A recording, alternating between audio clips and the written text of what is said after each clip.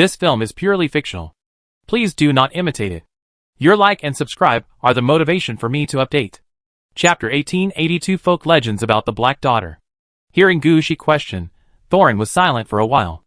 Finally, he explained to Gu-Shi, in the 7 towns of the Kingdom of Wintermirror, all the people living are dwarves. There are 7 dwarf races in total. The 9 villages are inhabited by humans. In the villages and towns, there are corresponding treasures, which maintain the vitality of the villages and towns. Relying on these treasures, we can survive in this snowstorm. But as the wind and snow got stronger, the effects of these treasures became less and less. We had to bring the treasures out from time to time, replenish the energy for the treasures, and then return to our hiding place to find a way to survive for a few more decades. We have lived like this for an unknown period of time. After hearing what Thorin said, Gu-Shi understood what was going on. However, Gu-Shi soon heard something from Thorin later words.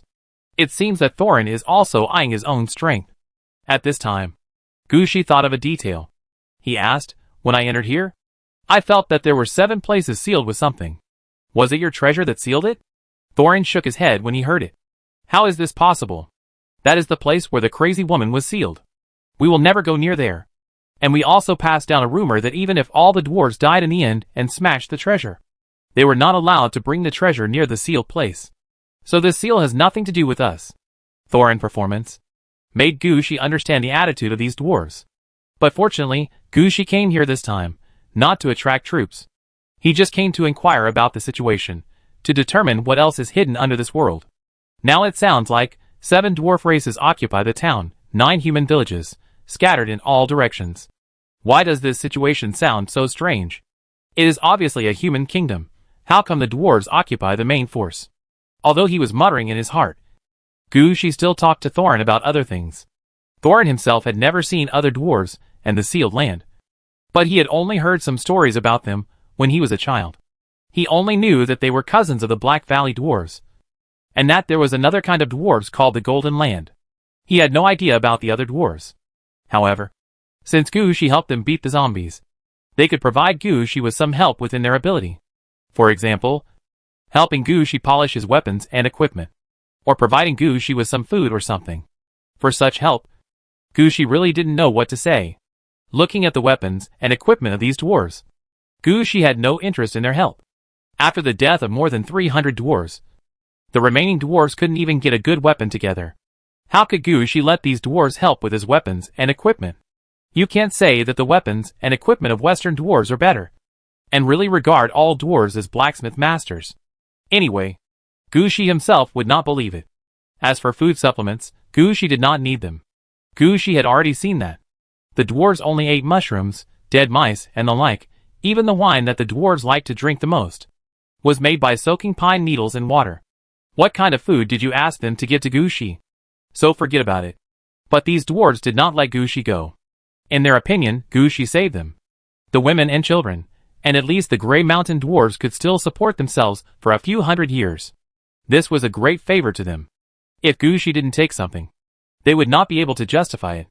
Facing such a thing, Gu-Shi thought about it and finally said, How about this? You have some skills. You can help me make a life-size statue. Gu-Shi actually wanted a dwarf. After all, when Gu-Shi came in, he also brought Suyuing task. But thinking about how these dwarves cherished their women and children, Gu-Shi was afraid that he would not be able to get a dwarf. So he simply asked for a statue. If this can't be done, then forget it. Gu-Shi doesn't need this much. Listening to Gu-Shi's request, Thorin and the others didn't say anything. Isn't it just making a statue? It was done. So they asked Gu-Shi to wait here for a day. Thorin accompanied him to drink the dwarf's unique conifer wine, eat the freshly made mouse and mushroom. And the rest of the dwarves did this. Seeing the dwarves busy, Gu-Shi relaxed. He took this opportunity to talk to Thorin about the Black Daughter. Why do you call that woman a mad woman? Is there any explanation for this? You are an outsider, you don't know. I heard from my grandfather that when the mad woman was born, the king actually wanted to get rid of her, but the queen hesitated, so she was raised. People thought that under the queen's education, the mad woman would gradually become better. But who would have thought that? This mad woman became so spoiled at the age of 5. Anyone she disliked would be locked in a cage. Sometimes she would push people into the sewer. At the same time, She would plant poisonous weeds on the hillside. Thorin kept talking about the Black Daughter. It turned out that because of the Black Daughter's skin problem, the kingdom wanted to execute the Black Daughter at first. But the queen thought she was not wrong, and that killing the Black Daughter would make her feel guilty. So she kept the Black Daughter. However, the kingdom did not like it, coupled with some of the Black Daughter's natural problems, and the fact that the queen had been trying to find out how her daughter became a black girl. For a while no one in the kingdom cared about the Black Daughter. This made the Black Daughter extremely arrogant and domineering. In the end, she became crazy and perverted. When the queen found out that something was wrong, the Black Daughter had already become a lunatic. However, the Black Daughter was not called a lunatic because of this, but because she spent 5 years walking through the entire castle and all the villages near the castle, pulling some hair from all the women, and weaving a very strange cloak for herself. The cloak had a smell that was hard to describe. This smell mixed with the original body odor of the Black Daughter, just like crawling out of a garbage dump. But the Black Daughter was quite happy to wear it, not only wearing it every day, but also wearing it in the castle hall to tease and provoke the soldiers. After the Black Daughter died, the smell was mixed with the smell of rotting corpses, and finally became the kind of strange smell that often floats in this world. And all the undead caused by her also have this smell. In short, in the legend, the Black Daughter is a lunatic with an abnormal mind. Chapter 1883. Su-Yoheng enters the world of advancement. While Thorin was talking about some legends of the Black Daughter's life, the dwarves had already made the statue that Gushi wanted. Because there was no suitable material, it was impossible to make a cast iron statue. As for the clay statue, it was really embarrassing for the dwarves. So it took nearly a day for the dwarves to make a life-size wooden statue. Because Gushi did not say what kind of statue he needed, he only said he needed a statue of a person. So the dwarves treated it in the image of Gushi. Make this statue in the image of Gushi. When the dwarves pushed the wooden statue in front of Gushi, Thorin also said to Gushi with a smile, "Mr. Gu, don't underestimate this wooden statue. The wood here is not ordinary wood. Because it is buried under the snow, it usually doesn't see the sun, so it grows slowly. Because of this kind of wood is very hard, and it is hard to be damaged by water and fire. I only got a small piece of wood before, and it can be used as a shield." Thorin was afraid that Gushi would look down on the wooden statue. So he explained the situation to Gushi. However, Gushi didn't care about it. At this time, Gushi took out the lens of the clone glasses and placed it on the right eye of the statue. After doing all this, Gushi stepped back and made some space. However, Gushi noticed that when the lens was placed on, the statue moved slightly. Then the lens disappeared directly on the statue. This situation shows that Su-Yoheng has used Gushi means to secretly enter the promotion world in front of him. The deal between him and Su-Yoheng has ended. Whatever Su-Yoheng wants to do here in the future, it has nothing to do with Gushi. Looking at the situation of the statue at this time, Gushi also nodded with satisfaction. After the matter was settled, Gushi had nothing to deal with. He said a few more words to Thorin, then jumped onto the evil coffin, ready to go to the direction of the Black Daughter's seal point mentioned by Thorin. The seal point that Gushi wanted to go to was not too far from here. At the speed of the zombies, it would take about a day to get there. But if Gushi drove a dump truck, it would take about 8 hours to get there. If Gushi was more ruthless, he would just put away all the dump trucks and drive the evil coffin at the highest speed, then the situation would be different, and in about 40 minutes, Gushi could get to where he wanted to go. At this time, Gushi was not so anxious.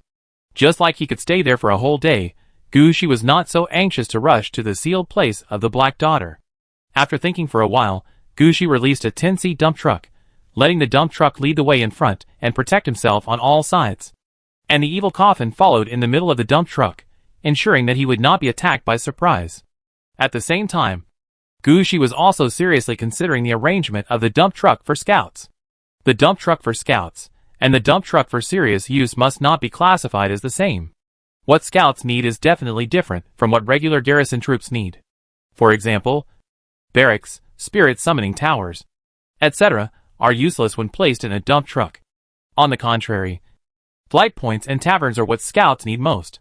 But how to deal with them, what to configure in the dump truck, how to maximize the role of scouts, and what arrangements should be made for scouts in the future, all of these require Gushi to consider seriously and experiment in battle. These are all things that Gushi could not learn in school. Only when he actually went to the battlefield, he could feel where it was inconvenient and make adjustments, and then he could change. The ideas that came to his mind at other times were all just talk on paper and closed-door thinking. It was better when he thought about it, but when he really went to the battlefield, there would always be problems of one kind or another.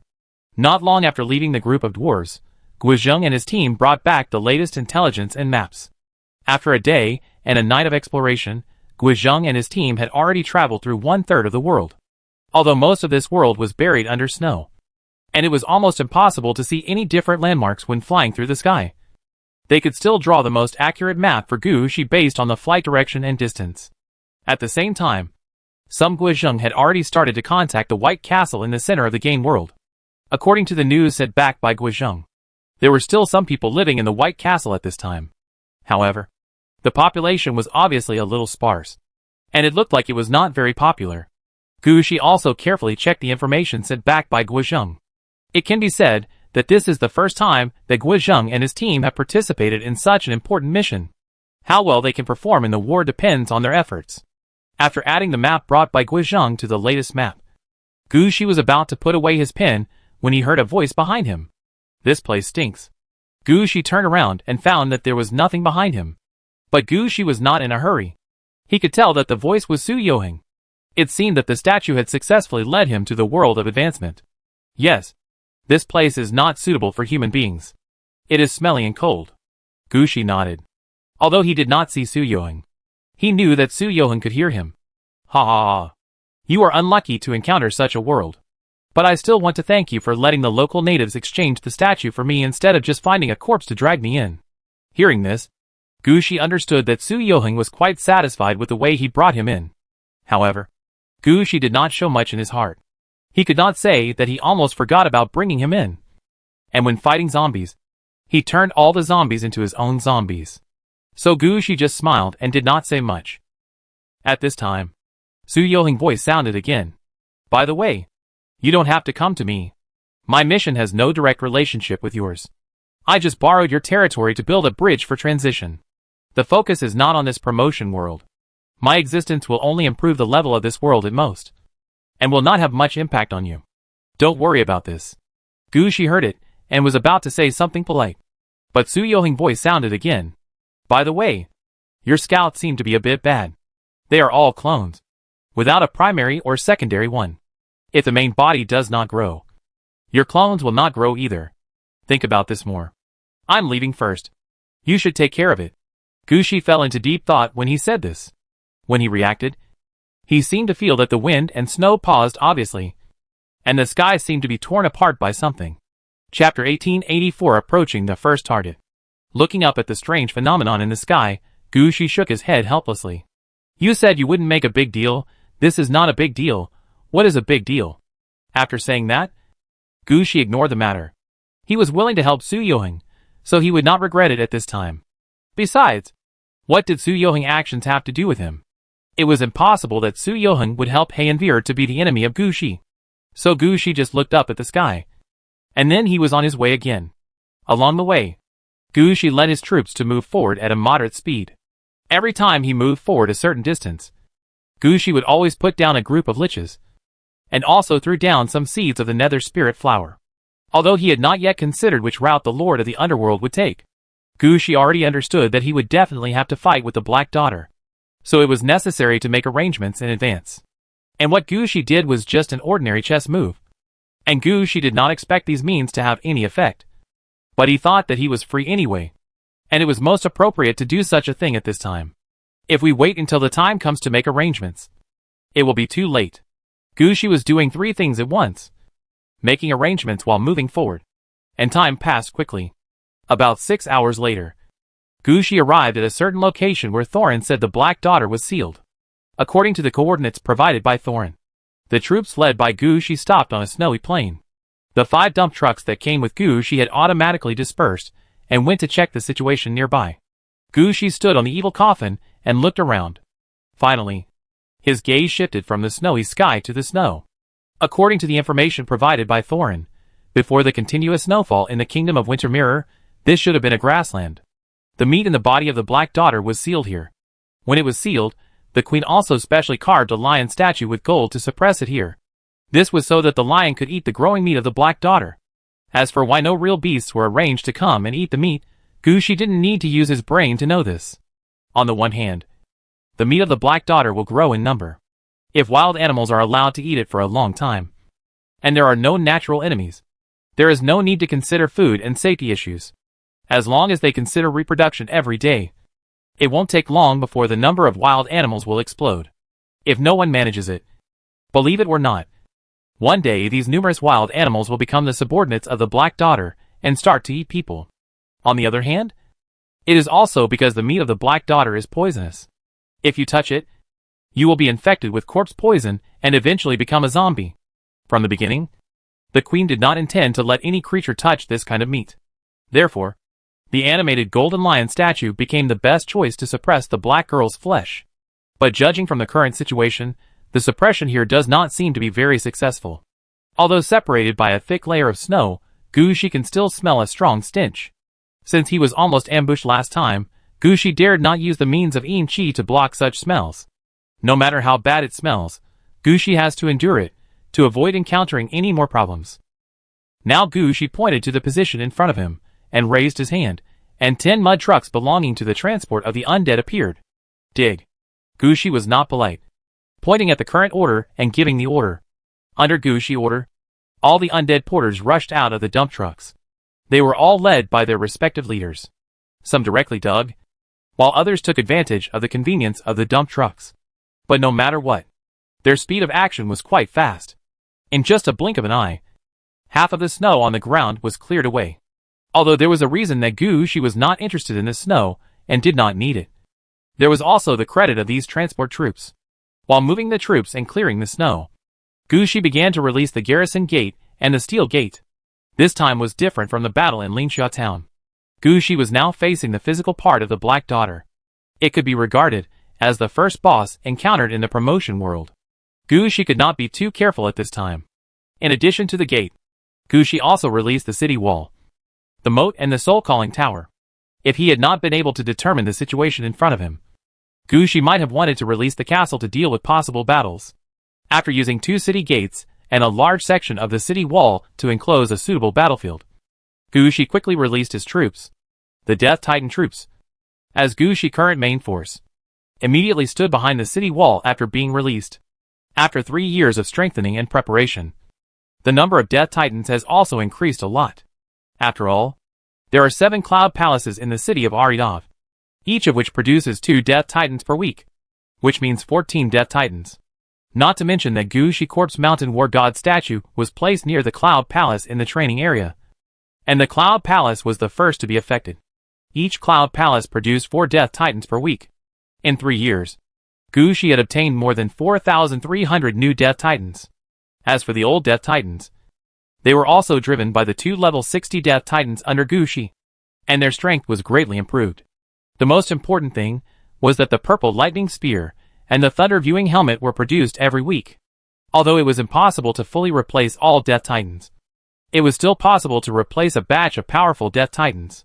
The number of Death Titans released this time was not actually that large. Gushi released only 3,000 Death Titans. However, they were all powerful Death Titans with a level of 18. Wearing Thunder Watching helmets and holding Purple Lightning Spears. They were led by 3 Death Titan leaders, one of whom sat inside the newly encircled city, and the other 2 stood behind the city wall, ready to attack at any time.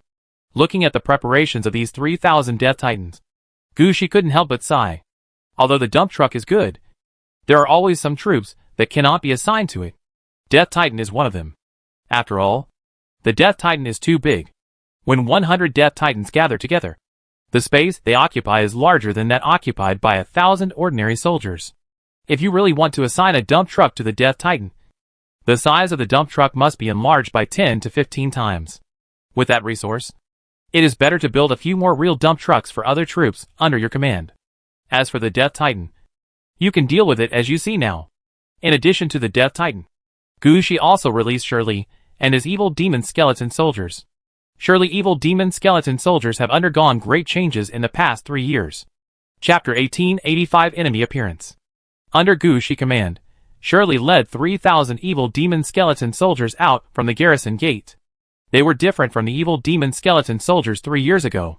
These evil demon skeleton soldiers in front of him were restrained, carrying shields, holding swords, wearing cloaks with blood on them, and a circle of battle auras under their feet. It can be seen that, in the past 3 years, the evil demon skeleton soldiers have participated in many battles.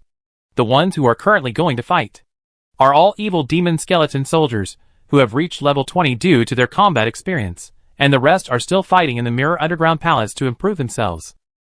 As soon as they walked out of the garrison gate, Shirley looked at the Death Titan not far away, and then their eyes turned to the location outside the city wall. 3 years ago, Gushi had discussed with Shirley that they wanted to load the evil skeleton soldiers into the dump truck. But after trying several times, both Gushi and Shirley gave up the idea. They all realized that not all troops were suitable for being put into the dump truck. The evil skeleton soldiers mainly attack in the field. Their main attack in the wild is free attack. Putting them in a dump truck is equivalent to putting the evil demon skeleton soldiers in a box. This is a waste for the evil demon skeleton soldiers. So in the end, Gushi gave up this plan and let Shirley take the evil demon skeleton soldiers to fight on his own. I have to admit that this choice is the most correct choice. In 3 years, Shirley relied on the few enemies in the Mirror Underground Palace to push the evil demon skeleton soldiers to the current level. If it weren't for the requirement of 40 levels to advance to the demigod level, Gushi even wanted to use his own method of advancing to the demigod level, to exchange for the chance for the evil demon skeleton soldiers to advance to the demigod level. When Shirley came out, Gushi nodded in Shirley's direction, and then pointed to the snow layer that was being excavated. Shirley understood what the mission was this time. He grinned, and waved the long sword in his hand at Gushi, to show that he understood what Gushi meant. Then Shirley led the evil skeleton soldiers to the city gate, waiting for the enemy to be dug out, and they would attack quickly. After Gushi arranged everything, he focused on the digging location. It has been a while since he came to this promotion world. Gushi has heard 2 versions of the story of the Black Daughter. He also wanted to see what the Black Daughter was like. As the transport team dug down, the strange stench under the snow became stronger and stronger. Gushi could even see a kind of black smoke rising from under the snow. Fortunately, Gushi used the dead to dig there. If he used ordinary creatures, it is possible that before the Black Daughter's body was dug out, most of the digging workers would be killed or injured. As the black smoke and stench rose, there were also waves of strange roars from under the snow. In the faint sound, Gushi also heard some chewing sounds. It's almost dug out. Gushi made a judgment in his mind. He raised the Secret Realm sword stick in his hand, and all the troops he sent out became serious. Roar! Just as Gushi was getting ready, there was a roar from underground. Then, there was an explosion from underground. After hearing this sound, the Death Titans didn't care if there were still undeads carrying troops below. They immediately threw thousands of lightning bolts from their hands. These lightning bolts gathered in a ball in the air, and finally turned into a thunder dragon composed of purple lightning bolts, and rushed directly into the ground. When these lightning bolts hit the ground, there was a bang in Gushi ears, following the sound of a huge explosion from underground. A smell of burnt flesh also emanated. The Black Blood Knights. As Gushi gave an order, the petals of the ghostly spirit flower flew out, and his Black Blood Knights and their undead servant rushed out along the Knight's Blood Road, and rushed into the location where the explosion had just occurred. At this moment, the ground also shook, and a large amount of snow collapsed nearby, allowing Gushi to see the situation in the deep pit that had just been dug out. Gushi, who was standing on the city gate tower, saw the golden lion that the queen used to suppress the Black Daughter's muscles at first sight. However, after so many years of erosion and influence, the situation of this golden lion was quite bad. On the golden lion's body, there were meat strips like sausages. These meat strips looked like tentacles, but they were not as energetic as tentacles. Instead, they looked more like rotten meat stuck on the golden lion. The golden lion kept biting the meat strips on its body, but its biting action was obviously not as fast as the speed of the meat strips, and it would soon be covered by these meat strips. At this time, the golden lion will emit a burning light, using the temperature of the flame to burn the meat strips wrapped around its body. The smell of burning muscles is coming from here. It's a pity that, even if these meat strips are burnt, they are still hanging on the golden lion's body, and the ice and snow falling nearby is suppressing the temperature of the golden lion's body, allowing the meat strips to maintain the last bit of activity. After so many years, the golden lion has been somewhat overwhelmed. The body left by the Black Daughter, however, had been trying to find a way to escape. Seeing the strange situation below, Gu Shi immediately ordered, Death Titan, attack with lightning. When Gu Shi gave the order, he also released 2 Death Incarnations Titans. This time, Gu Shi did not let these 2 Death Incarnations Titans strengthen Gu Shi defense system, but let them combine their strength with the Death Titans. These Death Titans were all carefully selected by Gu Shi. Let's not talk about the level. Just the 2 sets of orange clothes used by soldiers on them can increase their attack power many times. Under the guidance of the 2 Death Incarnations Titans, powerful lightning gathered again. Unlike the lightning chain that turned directly into a thunder dragon just now, the lightning gathered this time can all be regarded as the Death Titan showing his true ability. The evil thunder, the purple electric net, the purple thunder from the sky, the world of thunder, plus the battle aura of the Death Incarnation Titan, the ghost domain enhancement of the Death Incarnation Titan. Finally, various different forces gathered together, which formed the lightning effect that appeared in the sky before our eyes. Watching the lightning in the sky begin to shrink. Watching the color of the lightning change from the original bright purple to the current dark purple, and even slowly turning into black. Gu Shi couldn't help but feel his scalp tingling. At this time, Gu Shi was thinking in his heart whether to withdraw his troops a distance, so as not to be accidentally hurt. At this time, the golden lion also felt the abnormality in the air. It looked up at the lightning in the sky, and seemed to have made a decision. Chapter 1886, Heavenly Thunder Alchemy Lion. My lord, there is something wrong with that lion. Li Yufeng, who was watching the lightning gathering effect, suddenly found that something was wrong below. She quickly pointed at the bottom of the deep pit. At this time, Gu Shi was still observing the lightning gathering in the sky, estimating the power of this attack. After hearing what Li Yufeng said, Gu Shi also looked down curiously. But he found that the golden lion was trying to stand up straight, raising its front paws, as if trying to grab something. At the same time, its tail pierced the ground. If you look closely, you will find that the golden lion's tail actively entangled the flesh like sausage. Just by looking at the golden lion's movements, Gu Shi understood. The golden lion was using itself as a guide, wanting to guide the lightning to the Black Daughter's muscles. If someone else made such a guide, Gu Shi would not believe it at all.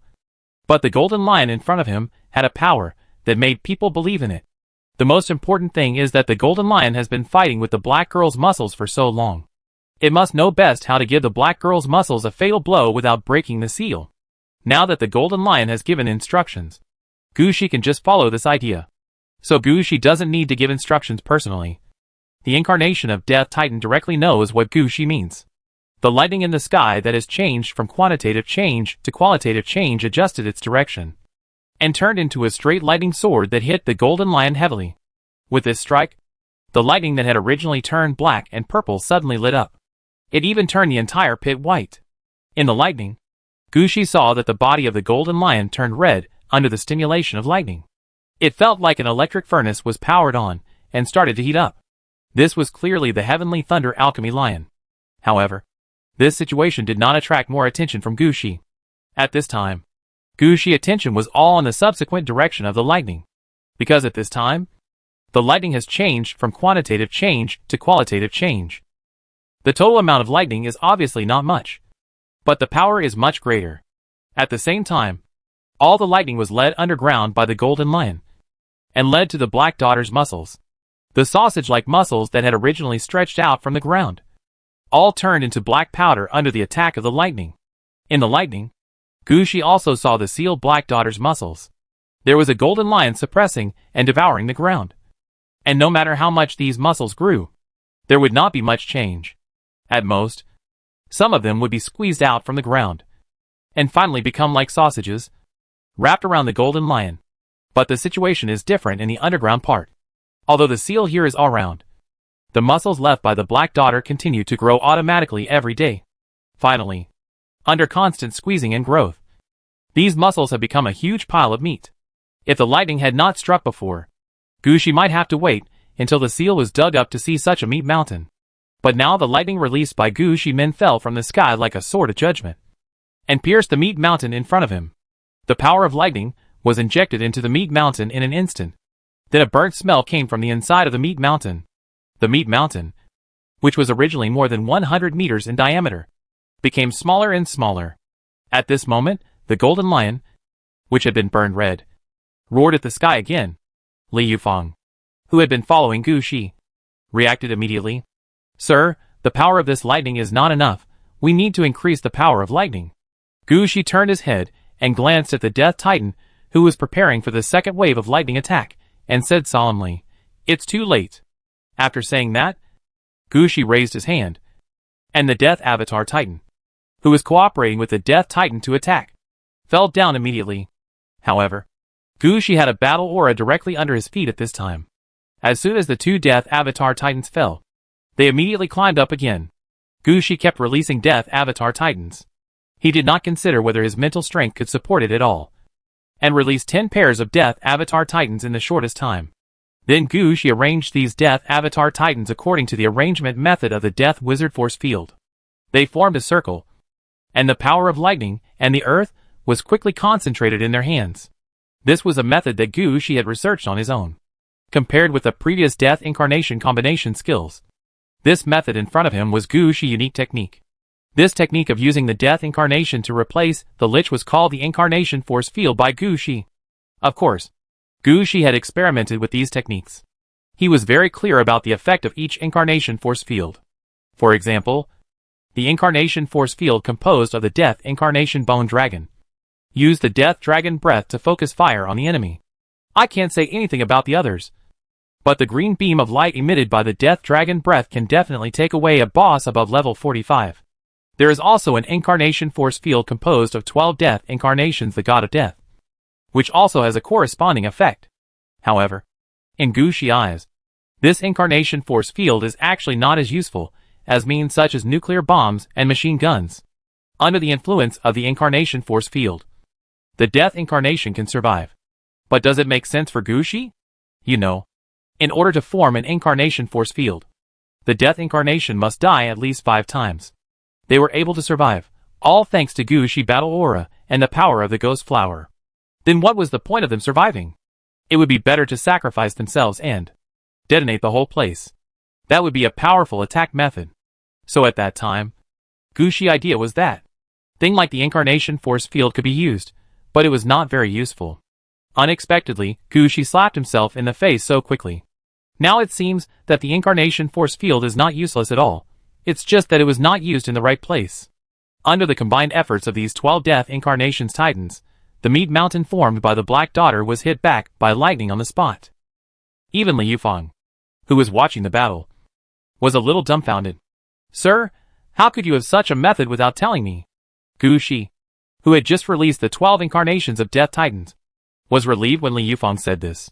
He also said helplessly, "This trick is just an experiment.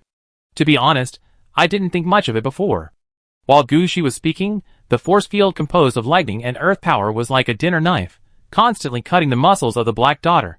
And every time a piece of muscle was cut off, these small pieces of muscle would be vaporized in the lightning, and no trace would be left. In just 7 or 8 seconds, the muscles that were originally like a meat mountain were directly reduced by half. And at this time, the counterattack of the Black Daughter's muscles finally appeared. Chapter 1887, Fighting on 2 fronts simultaneously. Bang, bang, bang. Under the attack of lightning, Black Daughter's muscles finally released her ultimate move. When the meat mountain was reduced by half, she sprayed a large number of things like cannonballs upwards. Each of these things sprayed out was the size of a human head. When these things were sprayed out, they flew directly into the air, then exploded on the spot, like spores, scattering layer after layer of red and black powder. These powders carried a strong smell of rotting flesh, and immediately covered Gushi troops. Shrouded by Yin Qi, Gushi looked up and understood the enemy's thoughts. He chose to fight them immediately. At the same time, the Black Blood Knights, who were rushing down, had already rushed to the meat mountain by stepping on the petals of the Ghost Flower. The Black Blood Knights and the Undead Servant were different from the other undead under Gushi. They were in the Knight's Blood Road, and were not affected by the outside world. In their eyes, the situation in front of them was nothing. Whether it was the lightning that fell from the sky or the powder that began to fall, they didn't care about it. The reason why they didn't rush down so quickly was because Gushi Night Blood Road was paved slowly. Now that the Night Blood Road has been paved in front of the meat mountain, these Black Blood Knights will naturally not stop. They keep stepping on the petals of the Ghost Flower to appear from a position, step on the meat mountain, and disappear quickly after stepping over the meat mountain. They looked like a steamroller repeatedly rolling over a piece of mud. no matter what the final effect was. When the white horses ridden by the Black Blood Knights stepped on the meat mountain, the already rotten and smelly meat mountain became even more rotten. At this time, the Death Titan's attack also arrived, because the preparation time was not enough. This attack did not achieve the qualitative effect just now. It could only be regarded as an ordinary lightning attack. However, the rotten meat trampled by the Black Blood Knights became quite charred under such lightning attacks. Then the Black Blood Knight rode back and forth again. Sometimes when the Black Blood Knight saw the lightning falling, he would raise his spear and lead the lightning to hit the meat mountain. Around the meat mountain, the 12 Death Incarnation's Titans were strengthening their incarnation force fields. This caused layers of electric currents of various colors to appear in the deep pit where the meat mountain was located. Gushi's mind was not on this at the moment. He was controlling the Yin Chi to block the powder falling from the sky. At this time, Gushi was more concerned about the powder. When he controlled the Yin Chi to touch the powder, Gushi found that the powder actually contained something that could turn living things into zombies. But this thing was alive. This was quite strange. For a moment, Gushi was also a little curious. If the situation was not wrong, he would have wanted to use these powders for experiments, to see what the powder was like. So Gushi was now using Yin Chi to wrap up the powder, and sent it to the ground little by little, preparing to let Eve do a few experiments after returning to see the situation. It takes a bit of energy to stop all these powders. For the battle below, Gushi was willing to trust his subordinates. So he just glanced down, added an order to dispatch 3,000 more Death Titans, and then focused all his attention on these powders. Seeing that most of the scattered powders were controlled by Gushi Yin Chi, an accident suddenly happened. Boom!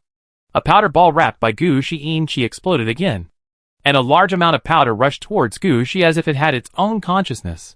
It was obvious that the powder was controlled by someone. But when Gushi chose to use the skill of Yin Chi to control the powder, he had already thought of everything.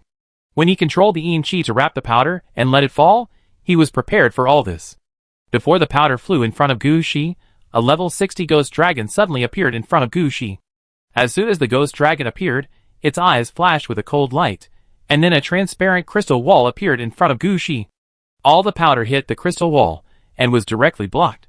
Gushi also took this opportunity to launch the wind magic on the powder, and control the wind to blow the powder back. This ghost dragon that suddenly appeared was actually the evil coffin guard in the evil coffin. It was one of the 6 level 60 corpses that Gushi got from Inji City. Gushi spent a lot of thought on the evil coffin guard. After all, when the Holy Silver Evil Coffin had not yet been upgraded to orange quality, he didn't know that the evil coffin could be played like this. When he found out that he needed level 60 corpses later, Gushi realized that all the level 60 corpses he had been given over the past 2 years had been used up by Gushi, and used in the city of Aridov. Even if there were 2 left, there was no way to make good use of the corpses. In order to gather these 6 level 60 corpses, Gushi tried every possible way he could think of, and finally gathered 6 suitable corpses. These 6 corpses were a human archer, an elf mage, a paladin, a minotaur shield guard, a golden dragon, and a behemoth. The ghost dragon in front of him was transformed from the corpse of a golden dragon, and his best skill is actually the control of natural forces such as wind and water. It can be said that this golden dragon is actually half a magic system. If Gushi hadn't spent a lot of money to ask Gong Lingyu and Mr. Feng to help mediate and buy it, this golden dragon corpse should have been taken away by Yinzadu to become a dragon lich. The attack that blocked the powder just now was completely the battle aura of the ghost dragon, the crystal maze force field. The function is to arrange a maze composed of crystal walls, with the ghost dragon as the center. Except for the ghost dragon, which can move freely, everything else in the entire palace spirit cannot pass through the crystal wall. Gushi has tried this crystal wall before. It can block the nuclear bomb attack of the Death Incarnation that Gushi shook 3 times. Although it is not known whether the nuclear bomb machine gun can withstand it. One thing is certain. As long as this ghost dragon is with Gushi, Gushi will have an extra layer of defense shield. After blowing the powder back, Gushi controlled the Yin Chi to wrap the powder up again. At the same time, the person holding the white bone obelisk appeared behind Gushi, raised the white bone obelisk and pressed it down heavily on the position where the powder was wrapped. The powder wrapped in the Yin Chi wanted to rush out and attack Gushi again. But after being pressed by the white bone obelisk, the powder was silent for a while. However, Gushi's eyes were fixed, because when the white bone obelisk fell, he heard a sharp scream from the meat mountain. Chapter 1888. The enemy in front of him, undead. Hearing this scream, Gushi immediately looked at the powder suppressed by the bone obelisk. It seems that half of the core of the meat mountain is on these powders. At this time, Li Yufeng also appeared behind Gushi, and her eyes looking at Gushi became more gentle. After all, the appearance of the level 60 ghost dragon just now has made Li Yufeng understand that her strength is not actually the strongest among Gushi's subordinates, and what she can show is actually her wisdom and experience.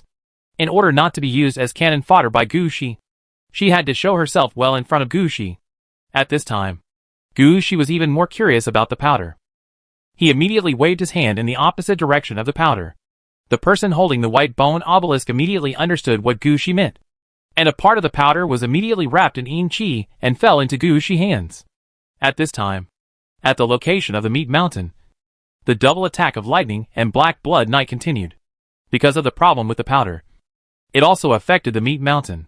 The condition of the meat mountain became visibly worse. A large number of muscles that were originally intact were now rotten beyond recognition.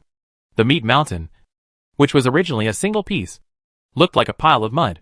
However, the more this happened, the more different conditions appeared in the meat mountain. Soon, the Black Blood Knights discovered that under the rotten meat mountain, there was a white jelly-like substance. It's strange to say, this thing is as white as snow, but it has a strange aura. Just one look at it will make people feel uneasy. As soon as the Black Blood Knights found the situation in front of them, they immediately guided the lightning to attack the white jelly. At the same time, they kept trampling on it, and attacked with spears or swords. However, the more the Black Blood Knights fought, the more strange objects appeared. In addition to the white jelly, there were some strange things, such as pink meat strips, some petal-like muscles, etc. These things were clean and pure, which was quite obvious in the rotten meat. But for some reason, people felt a sense of weirdness when they looked at them. The Black Blood Knights could obviously block anything, but when they looked at these things, they felt disgusted and wanted to burn them with fire. This feeling made the Black Blood Knights very uncomfortable. If Gushi had not given any other orders, they would have wanted to leave here and return to the snow layer. At this time, above the snow layer, Gushi had already got a small handful of powder. Gushi was wearing the nether spirit flower on both hands. This thing was red equipment. Even if Gushi grabbed the poison directly, it would not touch Gushi's body. He was wearing a death mask on his face. This mask directly covered Gushi's face, and the powder could not enter Gushi's body through breathing. Gushi spread the small piece of powder in his hand, carefully scratched it, and first identified himself. Then Gushi pointed to the side, and the orange guard, the origin of the undead, appeared beside Gushi. Take a look at what this is. The orange-clad guard undead origin stretched his head to take a look, then said to Gushi, "Sir, what's your judgment?" The orange-clad guard undead origin directly used the situation in front of him as a live teaching, just like before. Through experiments and teaching, let Gushi learn some knowledge of the undead system faster. Zombie spores. Gushi thought about it, and made a judgment in his mind. It seems that your level of poison has improved. Your judgment is half right. This is a spore, but it is not a zombie spore, but a kind of mental toxic spore. Sir, the reason why you guessed zombie spores is because you misunderstood the environment in front of you. You always thought that the things that would release such spores belonged to the undead. So you judged this as undead herbs. But in fact, sir, you didn't feel that this thing was full of vitality. And the more these spores gathered together, the stronger the vitality. This situation is obviously wrong. This is not the method of the undead. Speaking of this, the orange guard, the origin of the undead, looked directly at Gushi. After being reminded by the orange-clad guard origin of the undead, Gushi also reacted. Undead? Although there are thousands of subclasses, and tens of thousands of routes among the necromancers, the main ones are the undead and the dead. In the dead, the main thing is to control the dead to fight. In fact, according to the formal classification, Gushi should be considered a necromancer. The undead will have more bone, ice, poison, curse, and other things that the undead can play. They learn the skills of the undead from the undead, and turn them into their own things. Because there are more people in this system. And the undead system also controls the route of the undead's battle. Normal people rarely classify them. Most players of the undead system are called necromancers at the beginning. Even Gushi would not seriously distinguish them. However, the undead system is more unique, because both the undead and the dead are about getting power from the dead, and pursuing strength after death. As for the undead system, as soon as you hear the name, you know that they have only one goal, which is immortality. In order to remain immortal, they can transform themselves in various ways, and can also process their organs in different ways. Therefore, most of the necromancers who take the route of transformation and vampires are undead. Even liches can be considered part of the undead. However, due to the mixture of the three systems, there are relatively few pure undead routes. When explaining the origin of the Orange Guard undead, most of them will incorporate undead into the other two systems for explanation. There are few special explanations. This time, the Orange Guard origin of the undead pointed out the existence of the undead system, which made Gu Shi understand immediately. The world in front of him was a little different from what he imagined. Gu Shi was silent for a while, and thought seriously for a moment, and then called out the floating spirit Ika, and let it cross the world to contact Princess Anna, who was still in Eridavida. Princess Anna, I have something to ask you. Please tell me what you want to say. Is it because the troops are insufficient? I will mobilize the troops now. No. I just want to ask. Have you ever heard of the Golden Apple? I remember there were a few apples in your great-aunt's mausoleum. Those are not the legendary golden apples. They are just golden apples. They are also grown in the city of Aridov. You have also seen the fruits of that thing. Princess Anna answered immediately. Chapter 1889 Changes in Battlefields. Gu Shi certainly knew what the golden apple tree that Princess Anna was talking about was. That was the golden apple seed they got when they played the Westminster Abbey event copy. After 3 years of planting and cultivation, this thing has grown up completely, and it started to produce golden apples the year before last. 3,000 golden apples can be produced every year, and a total of 6,000 kilograms can be melted. It can be seen that, even if this thing is related to the golden apple, it will exist after dozens of generations. In other words, even if there is information related to the golden apple in Victoria City, it is unknown how many generations later. It seems that there is no way to ask Princess Anna. Unexpectedly, Gu Shi was silent, and Princess Anna asked, Sir, have you found any information related to the golden apple? If you want to know about the golden apple, I have some information here. Hearing this, Gu Shi was shocked. How do you have information about the golden apple? Your Excellency has forgotten that there is a golden apple forest on the side of the Grand Lord. When Gu Shi heard this, he remembered that there was information at the beginning that the Grand Lord's main line of defense was the Grand Lord's throne, the source of the void, and the golden apple forest. Although Gu Shi had never been there, but he knew what was produced there as soon as he heard the name of the golden apple forest. Even if it was just the golden apple tree in Gu Shi Aridavi City, it could be considered the descendant of the golden apple. In order to attack this place, Princess Anna looked up some information about the golden apple, which is quite reasonable. However, Gu Shi was not concerned about this. He asked seriously, Princess Anna, if you really have information about the golden apple, do you have the genealogy of the golden apple's descendants? Can you check if there is a fruit tree that can make people immortal and never die within 3 or 5 generations of the golden apple tree? After listening to the words of the Orange Guard, the origin of the undead, Gu Shi seriously suspected that the reason why this world and the Black Daughter became like this should be due to the influence of the descendants of the golden apple. The Black Daughter ate the fruit grown on the golden apple tree and became an immortal being. However, the way to be immortal is to become a strange undead. The bones and flesh of the body will become monsters that will never die. Regarding Gu Shi's request, Princess Anna was silent for a while. I will check it out. There should be results soon. My lord, don't worry. All golden apple trees within 6 generations will attract dragons to guard them. You don't have enough troops now. If it doesn't work, let more deal with those dragons. It's okay. The troops I have are enough to crush everything here. Gu Shi confidently cut off the connection with Princess Anna. Then Gu Shi turned his head to look at the meat mountain. The battle over there was not over yet. The new Death Titans joined the battle immediately, but their equipment was obviously not as good as those of the previous Death Titans. After all, Gu Shi has not yet reached the point where all the Death Titans are equipped with purple lightning spears and thunder helmets. Most of them are ordinary Death Titans. At the beginning, the Skeleton Titan followed Gu Shi and mixed in a team. There are also some special undead Titans in the team.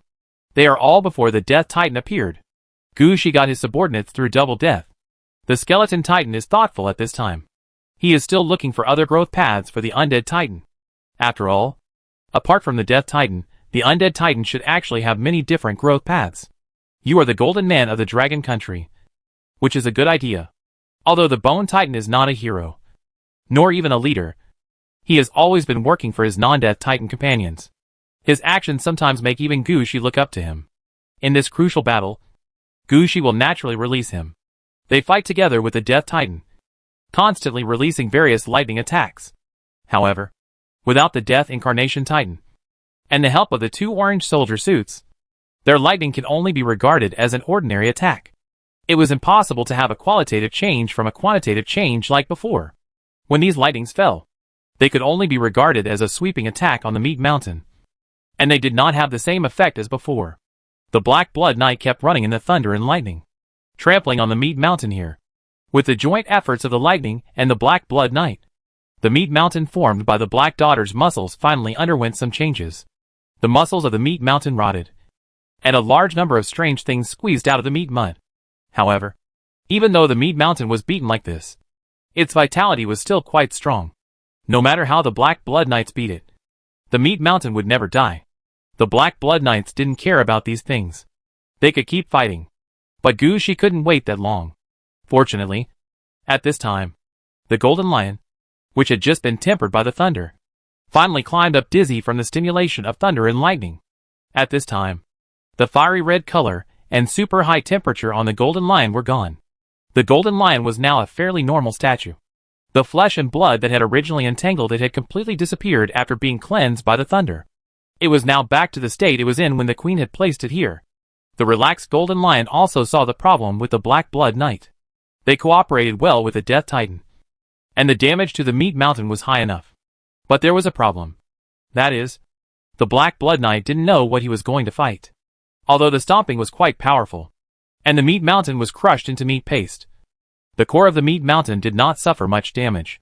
If it continued like this, once the Black Blood Knight left, it would not take long for the meat mountain to return to its original state.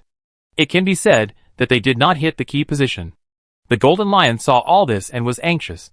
He knew that this was the best time to deal with the meat mountain. If he missed this opportunity, there might be a fool like Gushi coming next time. For this reason, the Golden Lion took a look at the situation in front of him, reached down with both hands, and began to dig in the rotten meat mud. After a while, the Golden Lion dug a big hole. The Golden Lion dug faster, and finally, under its digging, an incomplete body was dug out from under the meat mountain. At this time, Ryan, who was leading the team to attack back and forth, also noticed this situation. He immediately stopped the charge of the Black Blood Knight, then looked at the Golden Lion, and disappeared into the air without looking back, stepping on the petals of the Nether Spirit Flower.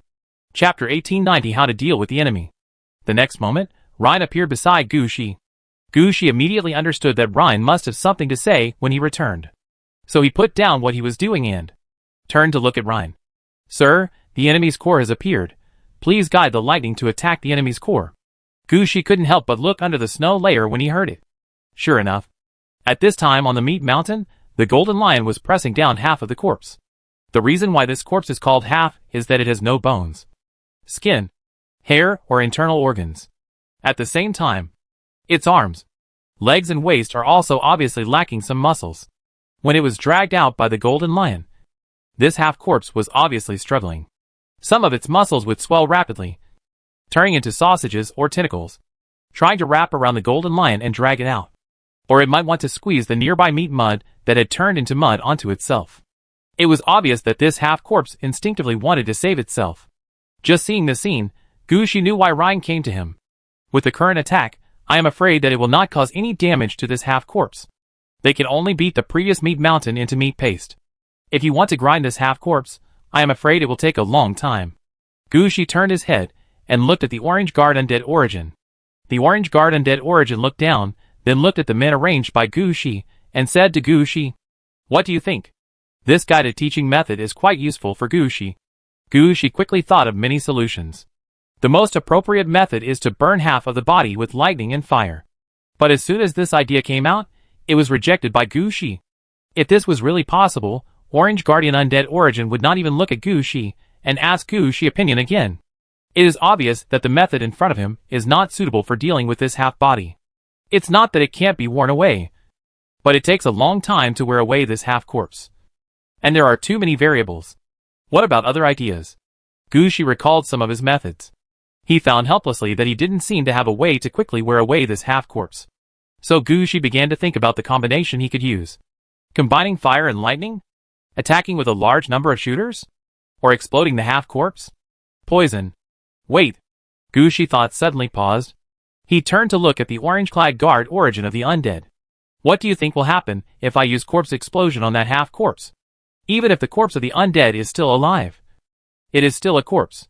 Gushi remembered that when the orange-clad guard origin of the undead was guiding and teaching corpse explosion. He said that corpse explosion is actually a conceptual skill. As long as it is considered a corpse in concept. The corpse explosion skill will recognize it as a corpse. The effect can be activated directly. At this time, the orange guard undead origin also nodded. Gushi did not expect that this problem could be solved with such a simple method. This made Gushi a little excited. He felt that his thinking was refreshed again. In the past, he only thought about new skills and big moves. Now it seems that he still has a lot to master. You can use corpse explosion, but for a corpse like this, corpse explosion also has many requirements. First, the power of the corpse explosion. If your corpse explosion skill level is not high, you may not be able to detonate the half-corpse below. When I was teaching adults before, I said that the reason why the corpse explosion is so simple and consumes so little is entirely because the corpse explosion is a cannon with a spark. The real explosive power is actually the corpse. Although this is like setting off firecrackers, you just need to light a fire, but the ignition must be correct. You can't use a cigarette, but to light a carrier rocket. That can't be lit. The same is true for the half-corpse in front of him. Although this thing is really a corpse, you still have to find a way to light it up. Gushi also understands the reason here. At the same time, there are some things that don't need orange guards and dead origins.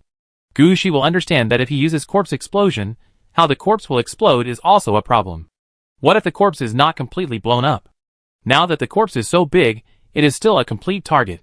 If it is blown into pieces, the palm-sized pieces of meat, how can Gushi find it in this mountain of meat? Finally, we can't set fire to this meat mountain again. Right? That would lead to the same problem as before. So there is a problem here. So Gushi started to think seriously again.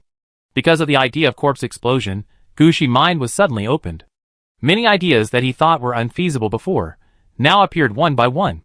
Not only the skills that Gushi himself mastered, but also the skills that his subordinates mastered, and even the skills on his equipment, all flashed through Gushi's mind. Some of these skills were almost forgotten by Gushi. After all, Gushi had too many equipments, and he had many subordinates, and they also had many orange and even powerful purple equipments. These equipments could always be used in some way. Now Gushi's mind was full of different ideas. Some of these ideas were targeted, and some were completely unrealistic. For example, this half-corpse was acting entirely on instinct, so let's seal the instincts of the half-corpse first. Or this half-body can be put into the evil coffin, using the function of the evil coffin, turn it into an undead first. If that doesn't work, plant flowers on the half-body. Gushi has many seeds in his hand. Even if he doesn't plant the ghost flower, Heavenly Dan can also be planted on it. If that doesn't work, there are many different seeds in the magic planting area. I believe it won't take long to drain the vitality in the half-body. Finally, if it really doesn't work, when the ghost gate opens, just throw this half-body in. Anyway, Gushi came here to deal with the current situation. And he didn't really need to leave this half-body behind. It would be most convenient to open the ghost gate and throw this thing out. To put it simply, it would be to exile it directly, and not let the other party find a way back. As for what the half-body thrown out will become in the end, it has nothing to do with Gushi. There are many other ways. It can be said that the worries in Gushi's heart were swept away. After having the idea of dealing with it, Gushi began to think about the best solution. Normally, as long as this half of the body is dealt with, there is nothing to worry about the meat mountain. However, the way to deal with it needs to be considered. If you just banish the half of the body, you will definitely not get any benefit in the end. But if you destroy this half of the body, the situation will be different. After thinking about it, Gushi quickly made a decision in his heart. Yes, let's do it. Chapter 1891 Successful Killing. After making the decision, Gushi acted quickly. After all, what Gushi was going to do this time was not big, but it was not small either. His idea was simple, but to really implement it, he needed to calculate it carefully. There couldn't be any mistakes, nor could he let the half-body run away. That's right, Gushi was going to destroy this half-body this time. It had come to this point, Gushi certainly couldn't get nothing. Right? Gushi, who had made up his mind, flew up immediately. He stood in midair holding the Sanshin stone mirror and looked at the half-corpse below. At the same time, 3 groups of liches appeared immediately and joined forces with the 12 Death Incarnations Titans to form a more complex force field. However, because the target had been determined, the range of the force field this time was not as large as imagined, but only targeted the half-corpse. As the force field was formed, the power of the 12 Death Incarnations Titans was also concentrated on this half-corpse. The earth was affected by the force field, forming a platform, which stuck the half-corpse tightly, and the lightning turned into an iron chain to wrap around the half-corpse. The golden lion, who was holding the half-corpse, also noticed the change in the environment. It understood that the reinforcements above knew its purpose and were trying to deal with it. Judging from the current actions, it was clear that they wanted to lock the half-corpse and prevent it from escaping. In this case, I would help them again. So the golden lion pressed forward with its front paws and pressed the half-corpse tightly to the ground. After these 3 methods, it was useless for the half-corpse to struggle. Everything was locked. Then Gushi made a direct move. He raised the Secret Realm sword staff and pointed at the half-corpse below. Soul-gathering magic. This was Gushi method. Soul-gathering magic. A rare blood-replenishing skill of the necromancer. As long as it is an undead, it can replenish all of them. But there is a condition. It has no effect on living creatures. Gushi had already discovered a problem when he was considering how to deal with it. Although the corpse of the undead was dead, its surface was still full of vitality. All these vitality are instincts. If these vitality are not dealt with, no matter how hard you fight, no matter how hard you grind, no matter how hard you burn, the opponent will not die. So Gushi used the magic of gathering spirits at the first time, in order to add some life to this half-corpse that belongs to the undead. Let it not look like a half-corpse, but like a complete undead. Only after this half-corpse is completed, can Gushi proceed to the next step. Under the stimulation of Gushi magic of gathering spirits, the undead part of this half-corpse really started to work automatically. After a while, the body twisted even more. If he said he was alive, people would believe him. The golden lion was confused. What was going on? Shouldn't he kill the body? Why did it seem like he had replenished his blood directly? But Gushi didn't want to explain this to him. Gushi pointed at the twisting body in the sky. Death luck. With Gushi's current level of death luck, he could directly reduce the attack range of death luck from 300 meters to 1 person. In this way, the death execution attack of death luck will change from the original 1 immortal, 1 out of 10, 1 out of 5, half dead, all dead, to a choice between 1 immortal and all dead. The main one is to gamble with the enemy. Either Gushi attack this time fails, and the enemy is not killed, or Gushi attack this time succeeds, and the enemy dies directly. Anyway, there is no third possibility. What Gushi has to do now is to kill this half-corpse. That's why Gushi had to replenish the blood of this half-corpse just now. If he didn't replenish it, this half-corpse would really be a corpse. Using the death luck on a dead body, that's a joke.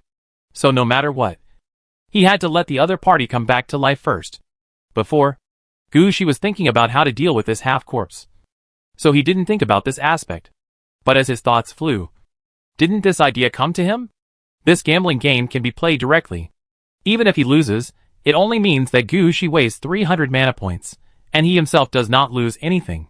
If he wins, it will be a huge profit. Why not gamble? Death luck is activated directly, and the half-body is bet on it on the spot. Does the half-body want to hide? Gushi guessed that the other party should want to. But now this half-body is only these things, and it is also suppressed by the triple power. Even if he wants to escape, where can he escape to? That was a direct gambling at gunpoint. When the death luck was launched, Gushi didn't even look at it, and the second death luck was already prepared. If he couldn't kill the half-corpse this time, then he would just do it again. Gushi didn't believe that he couldn't kill the other party 9 times in a row. If this half-corpse survived 9 times in a row, it really meant that the other party was not destined to die. Gushi would definitely respect this objective fact and change a method to deal with the half-corpse. For example, just open a ghost gate, throw the half-corpse in, and let the undead inside to replenish themselves. Anyway, The other party will not die. So let him live for a while in another place. For this reason, Gu Shi didn't worry about anything else, and just stared at the half-corpse in front of him, wanting to see how lucky he was. Unexpectedly, under this lucky death, the golden lion felt something was wrong at the first time. After all, it had been pressing this half-corpse for so long, and it had already studied what it would do with this half-corpse. It had never encountered such a shaking situation before. At this moment, the half-corpse was out of control. The golden lion wanted to stand up and run away immediately. But just as it was about to stand up, the golden lion lay down again. It knew that it was the last moment to deal with the half-corpse. If it ran away like this, the half-corpse might take this opportunity to escape. In order to ensure that the half-corpse was destroyed, the golden lion not only lay down again, but also roared, trying to press the shaking half-corpse back. At this moment, the shaking half of the body stopped shaking. The golden lion was about to breathe a sigh of relief. But the next moment, the half of the body expanded and exploded like popcorn. Countless Ganoderma lucidum, black tie sway, blood and flesh balls, and other things, poured out from the position of the half of the body like a tide, and instantly filled the deep pit in front of him. Chapter 1892 Endless Harvest. Standing in the air, Gu Shi, who was about to make a second death blow, was also stunned when he saw the situation below. He didn't expect that half of the body would become like this after it was blown up. In just a blink of an eye, all kinds of weird self-generated meat balls had completely filled the big pit, and began to flow out. Gu Shi, who was standing in the sky, looked at the situation below, just like standing in front of a popcorn machine, watching the popcorn popping out continuously. After a moment, Gu Shi finally reacted. Retreat. All of you retreat. Under Gu Shi order, the troops that had surrounded the pit at the beginning quickly retreated. However, the Black Blood Knights, who had been trampling the meat mountain in the pit before, as well as the liches and the titans of death surrounding the pit, were all pressed down by these strange meat-like things because they did not have time to retreat. Given the expansion speed of these meat-like things, the Black Blood Knights pressed down under the pit might not be able to get out.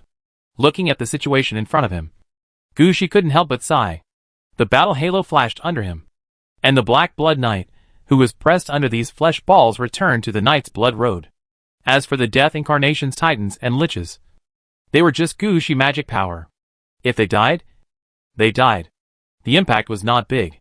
At most, Gu Shi would release another batch of Death Incarnation's titans. Now Gu Shi was more concerned about these flesh-like things. Although these flesh-like existences looked full of vitality, their essence was quite weird.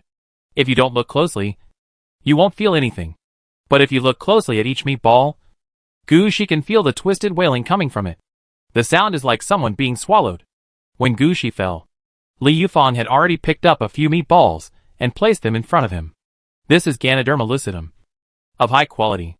This is Gui Tai Sui, of medium quality. It can be seen that these meatballs in front of him are just within Li Yufeng cognitive range. Even for Li Yufeng, these are all good things. Why? You recognize them all? Gu Shi took a look and asked curiously. Li Yufeng raised his head and nodded to Gu Shi affirmatively. Well, these are very similar to the special herbs we brought over there. I didn't expect to encounter so many here. The special herbs in Li Yufeng world? Gu Shi immediately thought of Chao Huandon. That kind of weird fruit with powerful effects.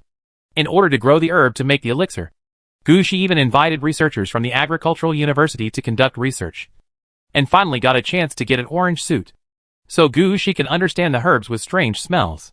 However, the ones in front of him are no longer strange. These meatballs are completely strange. Seeing Gu Shi looking over, Li Yufeng said with certainty, I recognize most of them. Only a few of them cannot be analyzed for their properties for the time being. Sir, you don't need these herbs. Do you? My level of magic potion, poison or alchemy is not very high. So, do you have a way to deal with it? Gu Shi asked curiously. Yes.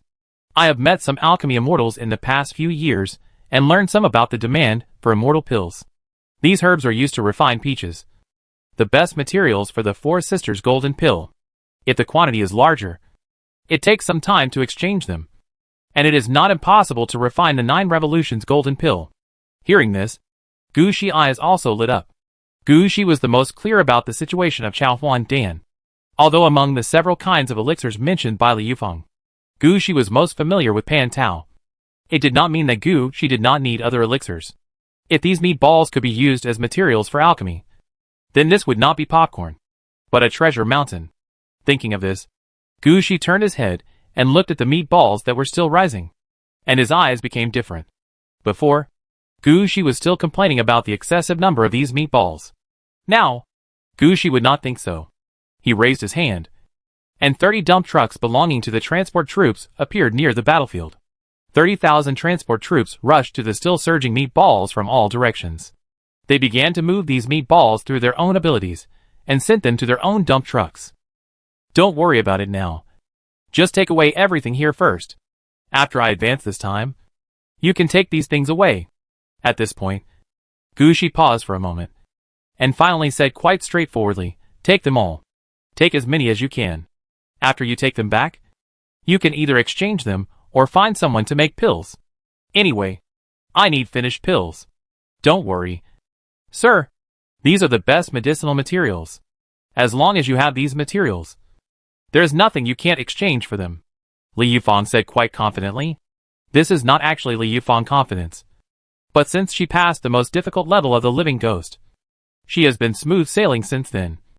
And with the recognition of the three immortals, her status in that world has actually improved a lot. Many times, Li Yufang's voice in that world has become louder, and when she makes friends with others, she is no longer oppressed like before. Before, Li Yufang almost lost herself for the sake of Chao Huandan. Now she doesn't have to do that at all. If she really wants a pill, as long as she provides the materials, there are people willing to exchange with her. And there is one thing Li Yufang didn't tell Gu Shi in detail. In the world she lives in, most people actually have the ability to make pills. With so many medicinal materials in hand, even a pig can be pushed to become an alchemy master. Li Yufang actually wanted to learn alchemy, but her level was not high, and she had no talent, and the materials were insufficient. So she kept putting off this idea. Now there are so many medicinal materials here, and judging from the current situation, the number of these medicinal materials will increase. How could Li Yufang not seize such a good opportunity?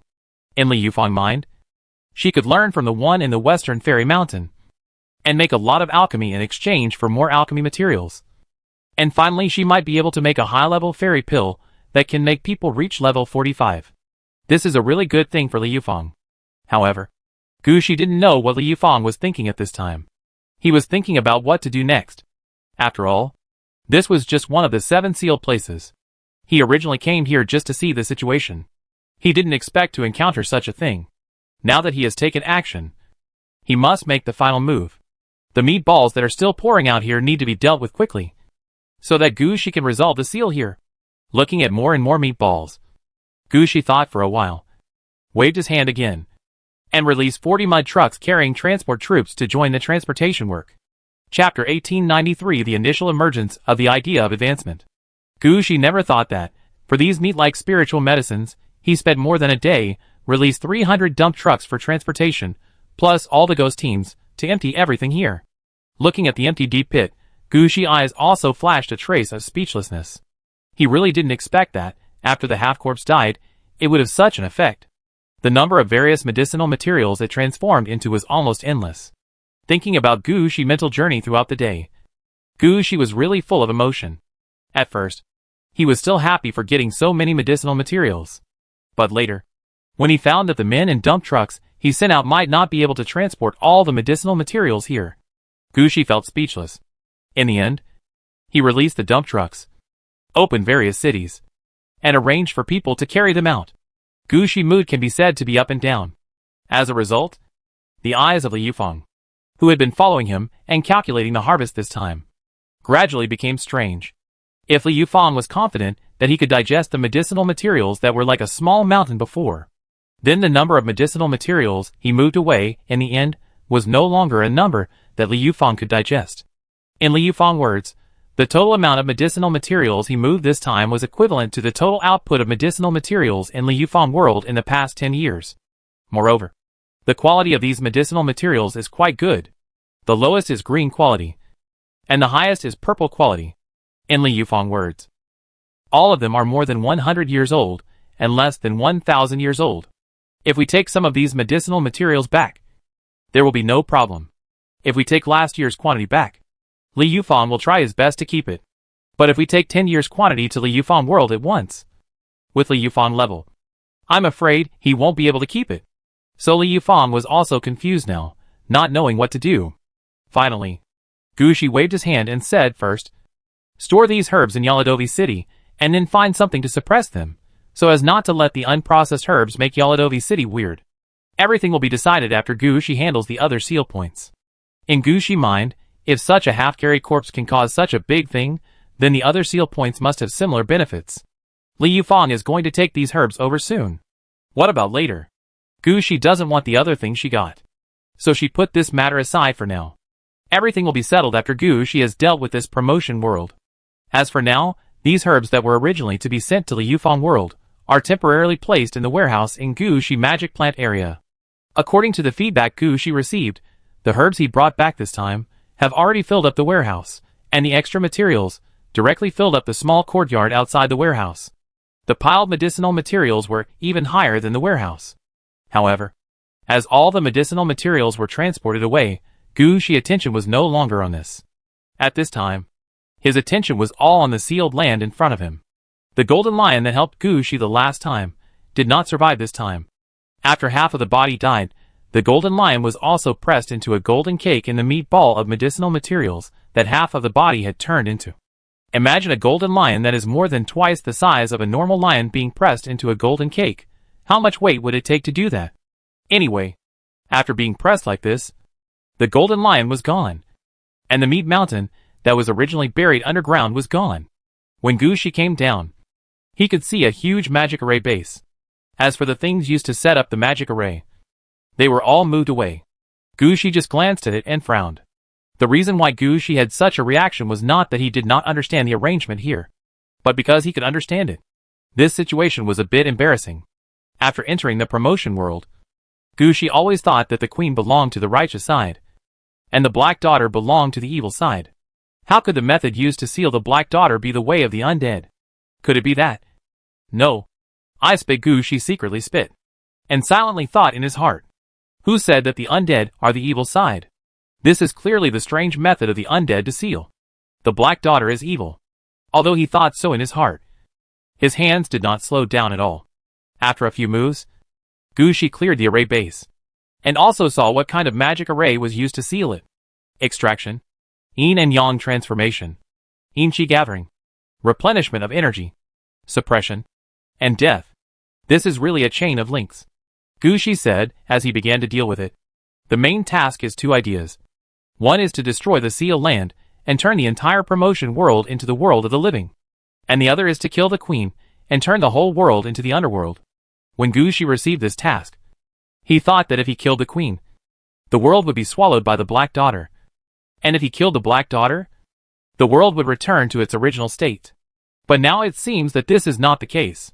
The whole situation has turned around. It turns out that the black daughter is on the side of the living world. Then Gu Shi has his own ideas.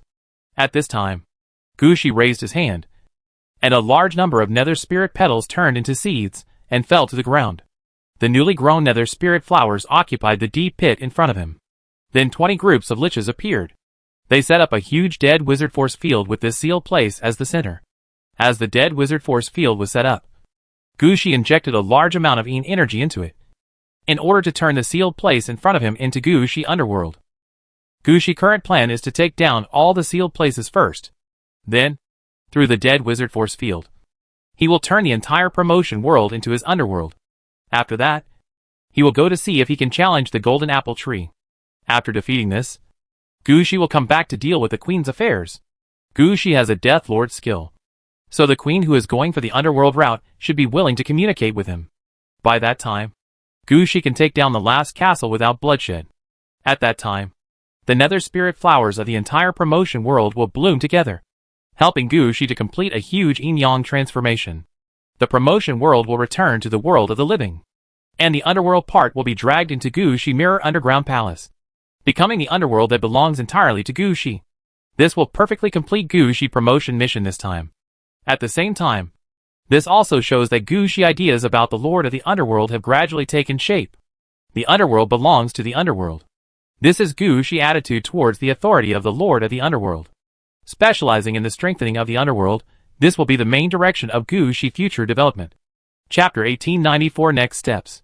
Compared to moving things, Gushi spent much less time on the transformation and processing of the sealing magic circle. In less than 3 hours, Gushi had handled everything. When Gushi started to take action, the orange guard origin of the undead had been observing Gushi's actions. Until Gushi completed all the arrangements, he nodded and said to Gushi, "Sir, in terms of yin and yang conversion, you have reached a very high level. Now you lack is to deal with it according to local conditions. There is no problem here." Hearing what the orange-clad guard origin of the undead said, Gushi also grinned. It seems that he finally has an advantage. But at this time, the orange-clad guard origin of the undead turned again. "But sir, your final idea of yin and yang conversion is on the ghost flower. Your sir actually touched the root of it from another aspect. It is not really up to the standard." Gushi also understood this, but who made him have red clothes? Hongzhuang is so confident that he can do whatever he wants. After arranging everything, Gushi walked around again.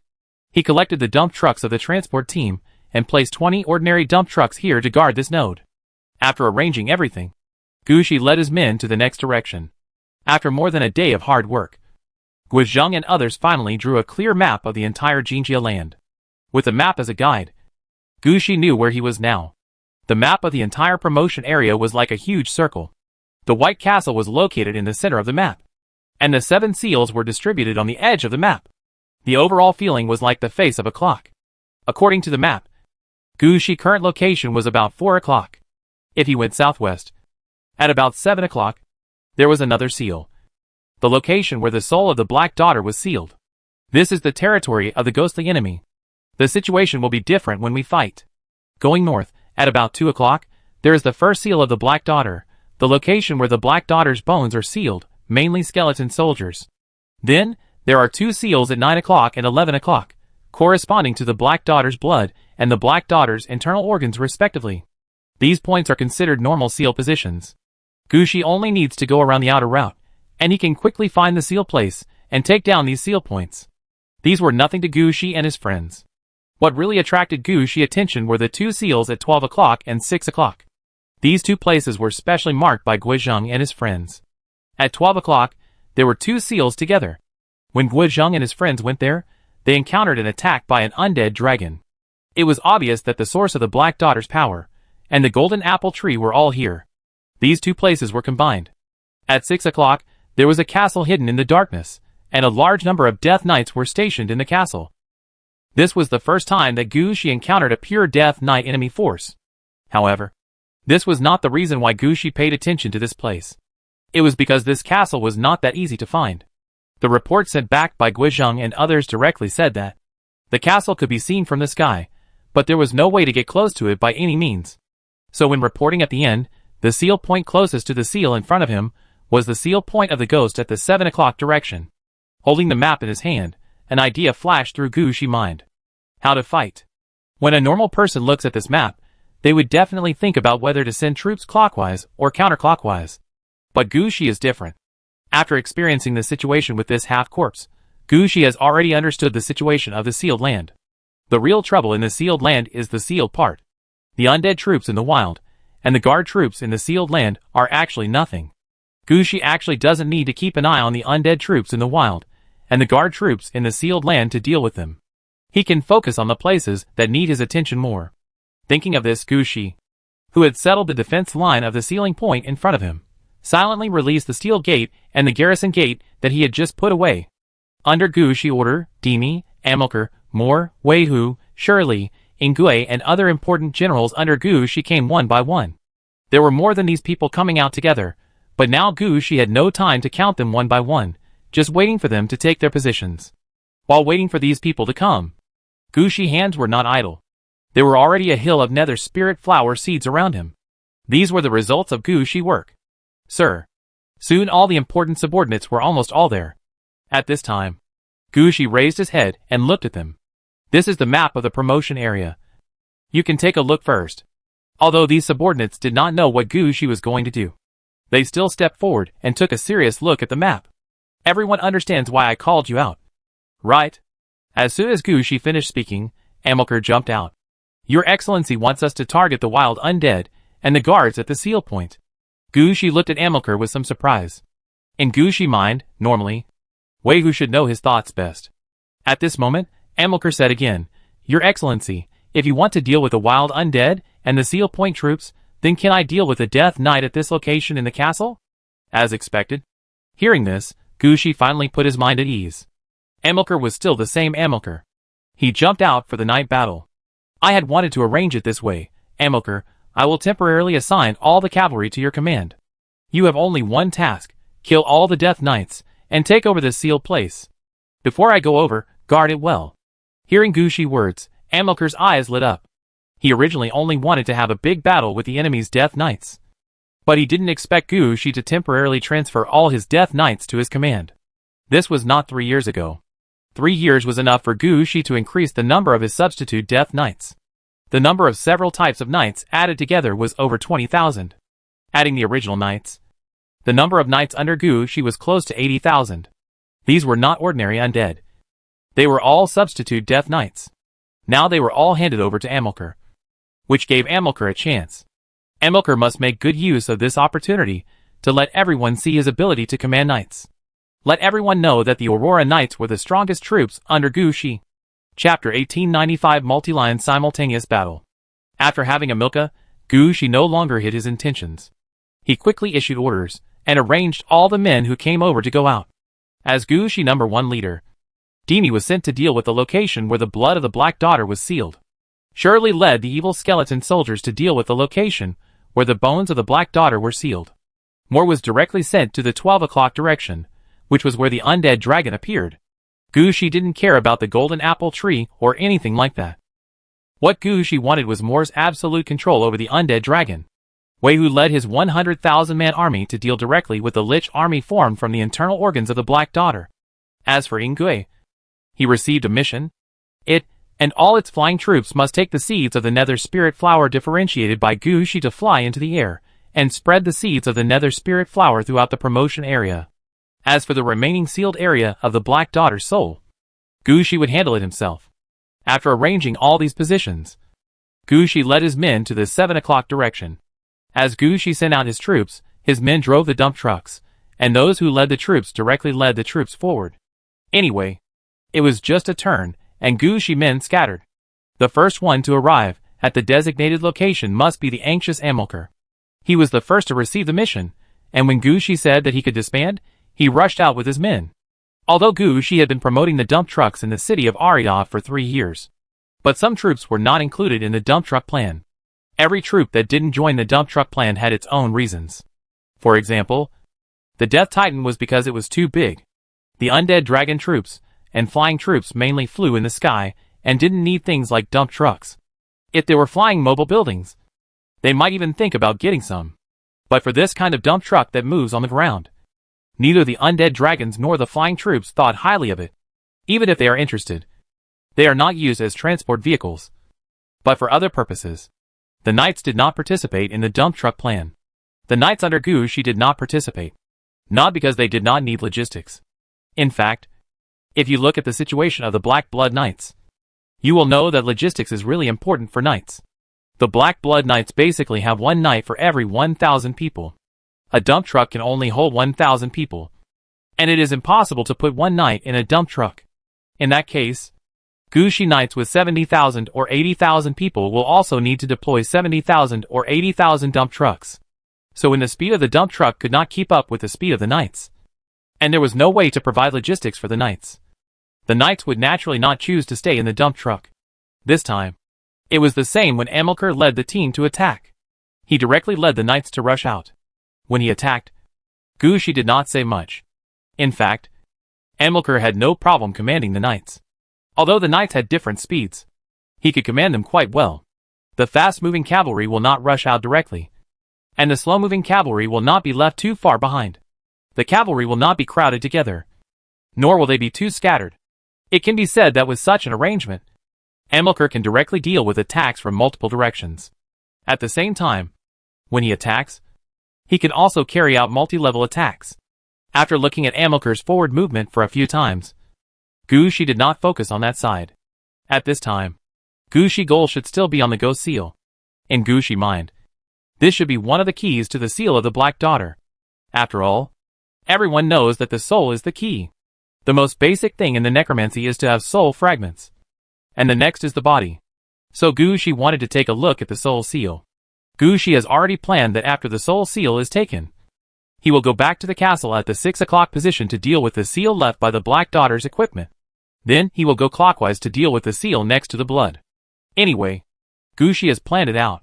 He will attack from all 6 directions. At most, he will be delayed at the golden apple tree. He doesn't have to worry about other places. Basically, when Gushi finishes dealing with the ghost, the battles in other places will be almost over. Some places may even be faster, and may end before Gushi finishes dealing with the ghost. In this case, some actions of Gushi will have to be accelerated. Some time may not be reduced, so the time spent on the road may have to be increased. So Gushi silently ordered his men to speed up their advance. Finally, in the shortest possible time, they arrived at the location where the soul of the Black Daughter was sealed. Before he even got close to here, Gushi saw ghosts all over the mountains. The blue ghosts walked on the white snowfield, directly dyeing the entire snowfield with a layer of blue light. Gushi looked at the situation in front of him, and his eyes changed. When he attacked the first sealed place before, he did not encounter many troops blocking him, and Gushi thought that there were not many undead guarding there. Now it seems that there are white zombies over there. But Gushi did not encounter them. Or Gushi himself did not encounter them. Before they could kill Gushi, they were flattened by the dump trucks that Gushi used to clear the way. Unlike what is happening now, all the ghosts are waiting on the snowy plain. After taking a look at these ghosts, Gushi calmly released 20 dump trucks. This time, in addition to the 15 dump trucks of the Ghost Army, there are also 5 dump trucks from the Magic Army. The Corpse Wizards of the Poison Mist Camp and the Blood Curse Camp are the owners of these 5 dump trucks. However, the Corpse Wizards in one of the dump trucks are a little special. These Corpse Wizards have 2 heads. They are the orange equipment used by Gushi soldiers. Double-headed white bones. In 3 years, Gushi has only collected 3,000 pieces of such soldier orange equipment. This time, he transferred one of the elite troops to ensure the success of this battle. After all, the characteristics of ghosts are different from those of other undead. Ghosts are highly immune to physical attacks. The 75% immunity to physical attacks is for players to see, but when players fight, there is a possibility that immunity will occur. So if you know you are going to fight a ghost, it is better to directly send out the ghost troops, or directly use the magic troops, and use elemental or other non-physical magic attacks to deal with the ghost in front of you. As the dump truck was in place, Gushi was ready for battle, and he stretched out his hand and pointed forward. Attack! Chapter 1896. Are you qualified to compete with Hongzhuang for business? Under Gushi order, his ghost troops attacked directly. This time, the 15 dump trucks were all from the Ghost Chi battalion of Gushi ghost troops, which were ghost troops with heavy energy and focused on their own combat direction. The combat style of this ghost troop is mainly close combat, and because of the special reasons of ghosts, they are not very afraid of physical attacks. At the same time, their attacks are also considered spiritual attacks, which can hit ghosts. Gushi values this point. When the ghosts under the Geeky camp rushed out in the dump trucks, the Corpse Wizards also took action immediately. The Corpse Wizards Gushi called this time were Blood Curse Corpse Wizards and Poison Fog Corpse Wizards. As soon as they attacked, they would use large-scale Poison Fog and Blood Curse. Poison Fog is not bad, as it is within the normal attack range of Corpse Wizards. Most Corpse Wizards will use Poison Fog at the beginning, but the route taken by the Poison Fog Corpse Wizard strengthens this skill. When the Poisonous Fog was released, the sky turned green. As for the Blood Curse, it was sent out silently. Normal people cannot see the attack effect of the Blood Curse, but they can see the enemy losing blood continuously. As soon as these 2 range attacks were launched, before the ghosts of both sides collided, the enemy's ghost obviously lost a lot of vitality. At this time, Gushi also raised his right hand and launched a mind-killing attack in the direction of the ghost. This is the attack effect from the Fox Eye Ring. With a mind-killing attack, even the rats underground will lose 10 points of life. Gushi attack directly attracted the attention of the enemy ghosts. All the ghosts saw Gushi standing on the evil coffin. Gushi was smiling at this time, and a hint of provocation flashed in his eyes. All the ghosts were enraged. They didn't care about the 15-seat dump truck in front of them, and rushed towards Gushi like a blue tide. At this time, the ghost of the geeky camp in the dump truck also rushed out with weapons raised. Unlike the enemy ghosts, the ghosts of the geeky camp were the traditional ghosts wearing black robes and showing their bones. Although they didn't hold weapons in their hands, they actually had equipment on them. The black robes and their bone claws were their equipment. The black robes could increase their defense and movement speed, and the bone claws could increase their attack power and attack speed, coupled with some other means. Even without a hero leading them, their combat effectiveness was greatly improved. Not to mention that Gushi selected all the ghosts of the ghost camp this time, just for the heroes of the ghost camp. When the enemy ghosts started charging, the ghosts of the geeky camp floated out of the dump truck and formed a line of defense in front of Gushi. At this time, the enemy ghosts also rushed in front of them. The ghosts of the geeky camp grabbed forward, and the two sides fought together. The ghost attack like a tide was interrupted directly. Gushi looked at the situation with disdain. That's it? But soon Gushi felt that there was something wrong with the enemy ghosts. When their own ghosts scratched the bodies of enemy ghosts, they would emit a stench that pierced the soul. Gushi didn't really care about the stench at first. In Gushi's opinion, there was no place in the world without stench. But Gushi soon felt something was wrong, because under the influence of the stench, the ghosts under his command slowly turned into a blue and translucent appearance. Although the ghosts under Gushi's command had not changed for the time being, Gushi could clearly see that the enemy ghosts were competing with him for his subordinates. There is no need for follow-up development. Just from the current situation, Gushi can see that when his ghosts die in battle, they will immediately become enemy ghosts. This is the killer move of those ghosts. But a trace of disdain flashed in Gushi's eyes. Why don't you play any other tricks with me? Gushi didn't even think about it. The battle aura was directly open to the maximum range, and the effect of the ghost flower was activated at the same time. Don't you want to grab the chance to revive?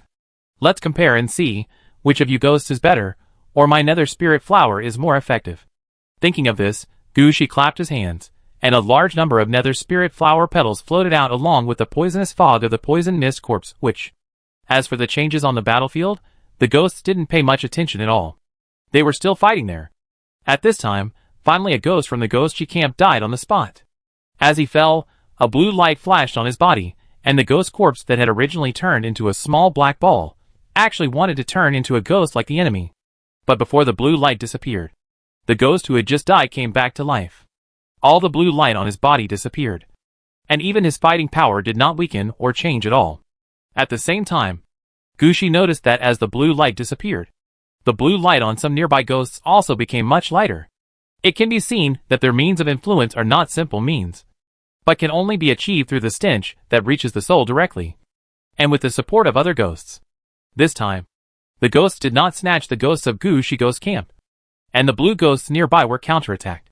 After the first situation happened, the same situation quickly happened in every corner of the battlefield.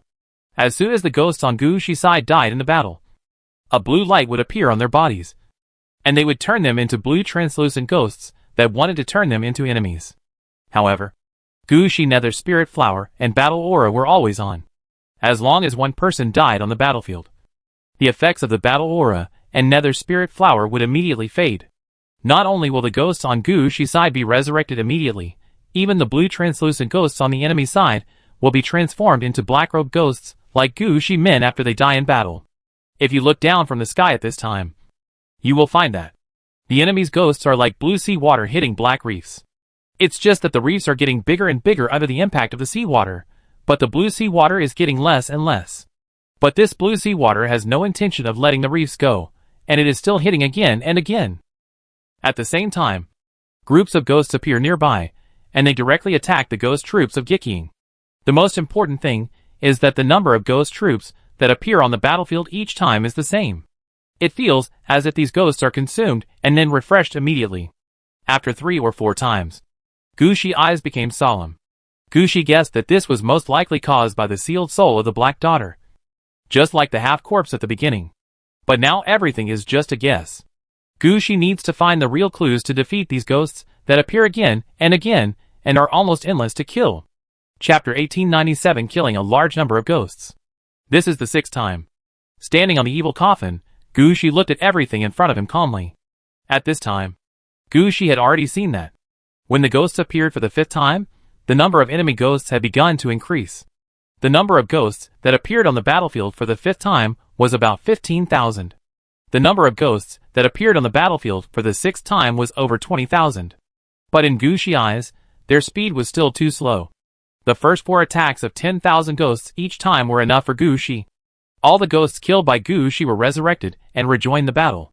The killed ghosts would immediately become Gu Shi troops and appear directly on the battlefield. Of course, this is only what can appear now. There are also those who appeared in the city of Aladovi through double death, and those who appeared in the Knight's Blood Road through the power of the Ghost Flower. Gu Shi has not released these 2 groups of ghosts to participate in the battle yet. However, the ghosts that were resurrected before are enough to crush all the enemies on the scene. When the 6th batch of ghosts appeared, Gu Shi did not let anyone wait any longer. Instead, he waved his hand and let his ghosts surround him from all directions. He changed from passive defense to active attack. All the ghosts pressed down from all directions. Although the enemy had 20,000 ghosts, the number of ghosts on Gu Shi's side was over 80,000. The situation on the battlefield was almost 4 against 1.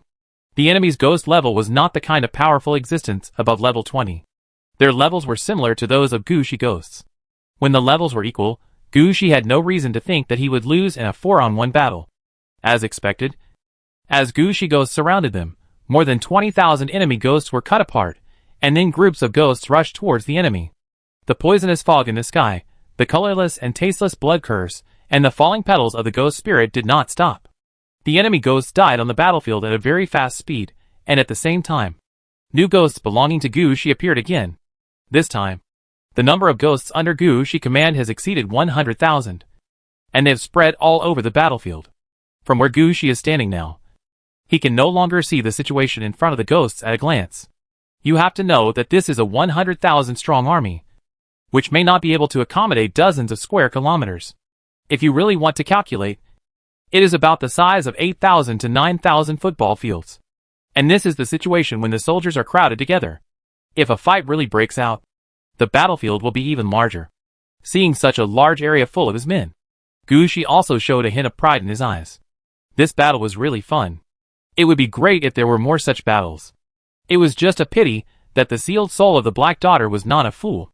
She should not arrange another batch of ghosts to die. Gu Shi was still thinking about this, but he did not expect that on the battlefield. A blue light flashed again, and the 7th batch of ghost troops appeared on the battlefield.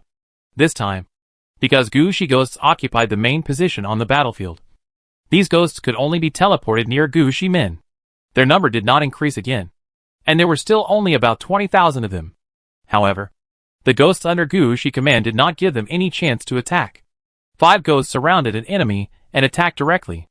Later, as long as the blue light came on, nearby ghosts would surround him, fearing that they would not be able to grab an enemy to fight. This situation made Gu Shi, who had made some miscalculations, smile. The happiness of the necromancer is so simple. As long as the snowball starts rolling, no one can stop the necromancer from being happy. Happy, really happy. After the ghosts fought for a while, the speed of the blue light on the battlefield became less and less, and it became fainter and fainter. Looking at this situation, Gu Shi also understood that the enemy that appeared for the 7th time just now should be the last wave of ghosts. The enemy will not send out new ghosts, and Gu Shi will not be too embarrassed because of miscalculation. After waiting for the last blue light to disappear, Gu Shi waited for a while, and after confirming that no new enemy ghosts appeared, Gu Shi nodded with satisfaction.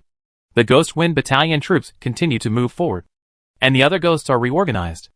After the city gate is opened, we will go directly to the city of Ridavi, where Princess Anna is already waiting.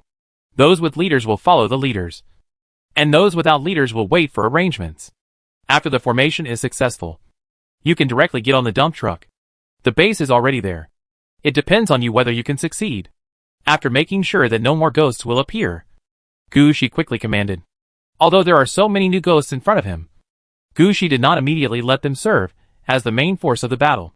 This is what he learned from Gong Lingyu. Gong Lingyu reminded Gu Shi when he was commanding the battle, using combat resurrection on the battlefield. There is no problem with summoning souls on the spot. This is a unique method of the necromancer. It would be a waste if it is not used. But after leaving the battlefield, the newly joined undead troops must be pulled out and reorganized. Just because they have participated in the battle, you can't ignore them and let them mix in the main battle troops. You have to know that the battlefield has its own rules. At that time, you can only use the troops that can be used first. But after leaving the battlefield, all the newly obtained undead need to be reorganized. This reorganization is not for the loyalty of the undead troops. Don't talk about loyalty with the undead, they will never betray. Such reorganization is actually to prevent the undead from fighting on instinct. You should know that the biggest weakness of the undead without organization is that when no one commands them, they will just follow the crowd and fight. If it is just the kind of undead mage who controls more than 1,000 people, he can naturally control everything. But who are Gu Shi and Gongling Yu? The troops under their command start at the level of 100,000 people. Gu Shi is okay. He has only fought a battle of tens of millions of people once. Gongling Yu is different. She doesn't know how many times she has fought a battle of tens of millions of people. She knew very well that she would not be able to pass the order to every undead. Even the leader-level undead might not be able to pass it to them. If the troops were not reorganized, the newly summoned undead would be scattered soldiers. That was why Gongling Yu reminded Gu Shi that, as soon as the battle was over, the newly recruited undead troops should be reorganized. If there were heroes, heroes should be arranged. If there were no heroes, leaders should be arranged. The new undead troops must not be left scattered. Gu Shi did the same. As soon as the battle was over, the new undead were arranged. At the same time, Gu Shi's strongest transport troops were quickly in place, ready to dig up the soul seal of the Black Daughter here. Chapter 1898 The simpler, the more difficult. Gu Shi transport troops dug very quickly. After a while, they had dug a huge deep pit. Standing on the snow layer of the deep pit and looking down, Gu Shi found that the seal that sealed the Black Daughter's soul did not form a meat mountain directly like the previous muscle seal. Here it was just like a black hole, and sharp screams would be heard from time to time in the black hole. Ordinary people might not have any idea, but Gu Shi saw it at the first sight. The black hole in front of him was clearly an unformed ghost gate. It turned out that the soul expanded infinitely and turned into this. In front of the black hole was a cross made up of many silver snakes, each snake biting a part of the dark blue soul. This was the first time Gu Shi saw the Black Daughter. Although her color was dark blue, normal people could tell at a glance that she was not white, but not pure black instead.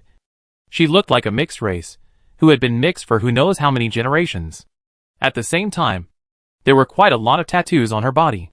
All of those tattoos were similar to words. Gu Shi thought they were some magical words at first, but after a closer look, Gu Shi found that these tattoos had no magical effect at all. They were just for the sake of beauty. This made Gu Shi speechless. After scanning the soul of the Black Daughter for a moment, Gu Shi began to think of a way to deal with it. Compared to the half-body with everything torn off on the muscle side, the soul of the Black Daughter was relatively intact. At most, the joints of the soul were stuck by the silver snake, and the overflowing part of the soul formed a black hole at the back. Because of this, it was not so easy to deal with it. Gu Shi quickly thought of several ways to deal with it. At the same time, the 3 live stone mirror and the Book of Life and Death also appeared in Gu Shi's hands, and various information also appeared in Gu Shi's eyes. Gu Shi could already see the situation of the soul in front of him. Like half of a corpse, it was half dead and half alive. The fact that the queen in the White Castle could not kill this soul did not mean that Gu Shi could not kill it. What Gu Shi was thinking about now was how to get more benefits from this attack, just like getting a lot of strange medicinal materials after killing half of a corpse. Such a complete soul, after killing it, you can definitely get more things. As for what it will be, Gu Shi doesn't know yet. But Gu Shi is sure to know. Soul Summoning Tower. As the information on the Sansheng stone mirror stopped, Gu Shi also had an idea in his mind. Under Gu Shi order, 3 main soul summoning towers appeared in a triangle arrangement nearby. These 3 soul summoning towers all came from Aladovi City, and the level of each soul summoning tower has reached above level 6. But all this is still not enough. Gu Shi raised his hand again, and 4 soul summoning towers from Poison Peach Mountain, Black Pole City, activated Giant Rock City, and Shun City appeared outside the previous 3 soul summoning towers, arranging a square battle formation. Gu Shi did not stop there. He released the 28-seat dump trucks. Gu Shi did not want to use the combat power of the troops in these dump trucks, but the soul-calling towers in the dump trucks. After all the soul-calling towers were set up, Gu Shi flew into the air with the power of the dragon scale boots. Then Gu Shi raised the Secret Realm sword stick and pointed at the soul of the Black Daughter. Extract. Compared with the previous treatment of the half-corpse, What Gushi did this time was much simpler. He didn't even use the most basic necromancy of the necromancer. He used the initial method of necromancy, soul extraction. Not to mention the necromancer, even the Death Knight can do this trick. Even players who want to go the necromancy route, all have to learn it, in order to ensure that the necromancer can pass the first level of employment. So this method is not difficult, does not consume mana, and most importantly, it is simple.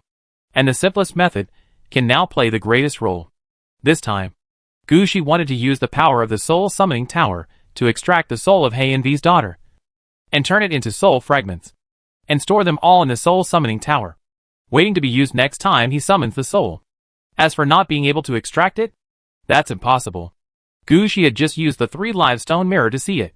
The soul in front of him was considered to have left the body, and was a dead part. If it hadn't been sealed by the silver snake cross, he might have turned into a black hole behind him. The most serious problem at the moment is that the extraction force is not enough. If Gushi is the only one extracting there, extracting a little at a time, it may take several years to extract all the souls here. It is even possible that Gushi extraction speed is not as fast as the speed of the Black Daughter soul recovery. So Gushi has to use the soul summoning towers in his hands. 7 real soul summoning towers, plus 28 soul summoning towers mounted on dump trucks. The extraction speed is fast enough. Gushi is just looking at the situation temporarily. If this speed is not enough, it's okay. Gushi doesn't have much other things on hand, but there are many dump trucks. In the past 3 years, Gushi has been building a lot of dump trucks. If some troops were not really unsuitable for dump trucks, he might be able to arrange all the undead under his command to get on the trucks. What he lacks now is not the soul-calling towers. If these soul-calling towers are not enough, Gushi can turn around and arrange 700 or 800 dump trucks to draw together. The speed of drawing will be enough. In fact, as Gushi started to take action, all the soul-calling towers started to take effect. Just as Gushi thought. Soul extraction is the best way to deal with the soul of the Black Daughter in front of him. After a while, the black hole-like thing behind the Black Daughter's soul began to shrink. However, Gushi's face was a little solemn at this time. He had already obtained the first batch of soul fragments. It's just that the thing in front of him should be called a soul crystal. What Gushi held in his hand was a pure black crystal, which exuded a strange breath. And the crystal itself also exuded a foul smell stained with soul. It is obvious that this thing is not a good thing. Weird soul crystal, blue. Rotten. Weird, a soul fragment extracted from a decayed soul. Since the soul itself has been rotten beyond recognition, this soul fragment has lost its proper function, and can no longer be used to summon souls. It can only be used as a material to forge weapons, or set up magic circles. Chapter 1899, Draining the Enemy's Soul. Although he had gained something useless, Gushi was not very angry. After all, he had found a way to deal with the Black Daughter's soul, and judging from the current situation, these soul summoning towers he had set up were enough. Based on the current speed of extracting souls, and transforming them, the black holes in front and behind the Black Daughter's soul could be drained in about an hour. As for the Black Daughter's soul, Gushi estimated that he could handle it within a day. Gushi can wait for this time. Gushi plans to add some more dump trucks to speed up the extraction. At the same time, he will rest here on the one hand, to prepare his troops on the other hand, to wait for news from other places. What Gushi wants to know most now is the battle situation in the Shadow Castle, which is the closest to here. After all, that place is relatively close to here, and the enemy is all Death Knight troops, similar to Amilcar's men. They will not engage in an attack and defense of Shershan Castle. If they do, it will definitely be a cavalry charge. Gushi believes that Amilcar can handle everything here, so he just waits for news. Of course, while waiting for news, Gushi is not idle. Although the soul summoning tower has started to run automatically, but Gushi still has a lot of things to do here. First, these strange soul crystals must be found somewhere. The amount of this thing is not small, and it must be placed somewhere. I also need to remind Eve to do some experiments to see what this thing can be used for. It's already in hand, and it would be a waste if it is not used.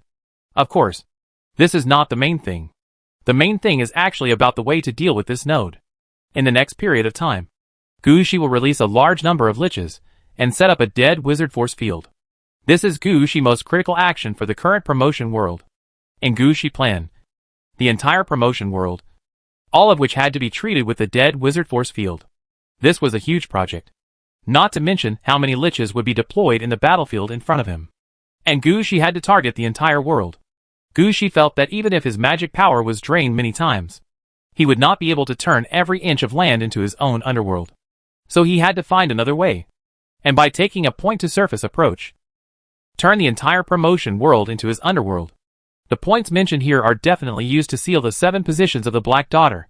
Only after these points are transformed can other ground veins be found along the nodes and transformed. In this way, even if other places are not affected by the dead witch force field, they will slowly become what Gushi wants. This is the kingly way. Occupying the entire world through a large number of liches will not work here. Gushi does not need to calculate it himself. He only needs to take a look to know how many liches he needs if he really wants to arrange so many dead witch force fields. So the more money you can save, the better. In Gushi estimation, as long as he can occupy all the important nodes of this promotion world, plus more than 70% of the earth veins, plus plant the ghost flowers all over the world, he can turn this world from yin to yang. Now, what Gushi has to do is to occupy the node in front of him first. After summoning the lich first, Gushi quickly switched to the side of Huangquan Dragon Robe, and began to arrange and instruct the positions occupied by the liches. At present, the soul of the Black Daughter has not been processed, so this node cannot be occupied for the time being, but the nearby ground veins can be processed first. Anyway, the action here will take some time. Gushi can use this time to properly arrange the dead witch force field, and even have time to find a place to rest. While Gushi was processing the node here, Gushi other subordinates had almost arrived at the corresponding positions. Among Gushi subordinates, the one with the least number of people was Shirley, who was sent to seal the location of the Black Daughter's bones. All of his evil demon skeleton soldiers were brought out this time, but the total number was only more than 5,000 but less than 6,000. This was the force accumulated over 3 years after she built a training camp for training evil demon skeleton soldiers. If there was no training camp, the number of evil demon skeleton soldiers would probably be more than 3,000.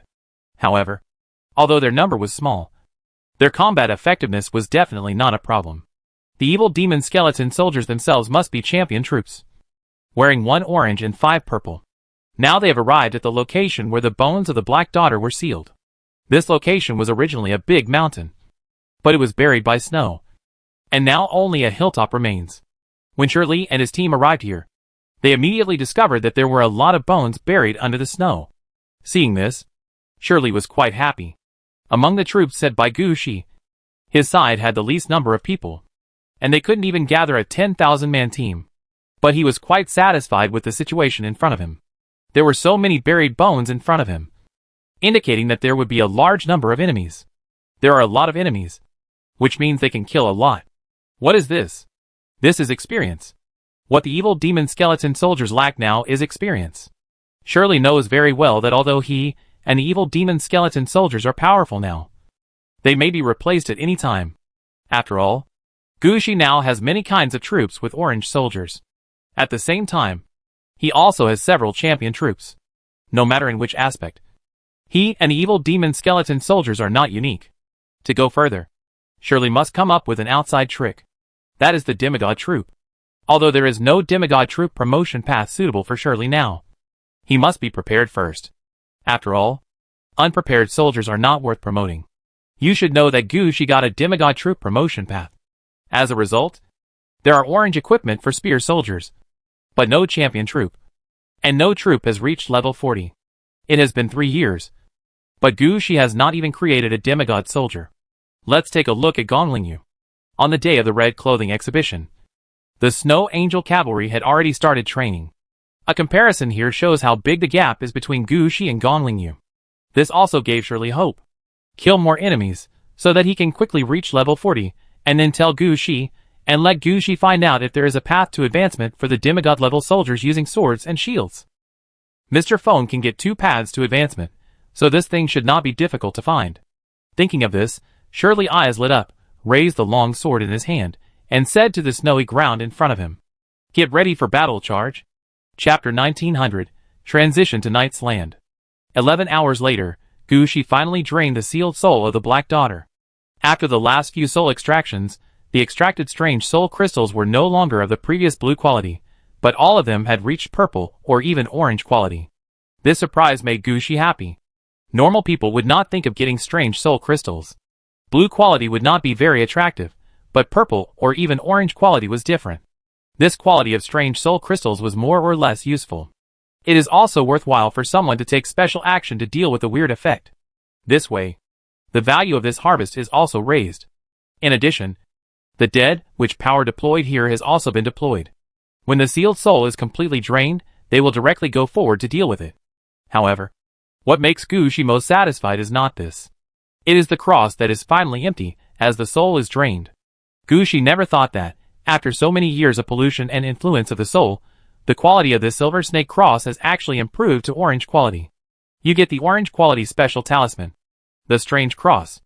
Strange cross, orange, talisman, a special cross used to suppress souls, can be used to suppress high-quality souls, can also be used to strengthen cities or buildings. Most importantly, this cross has an extraordinary effect on soul stitching.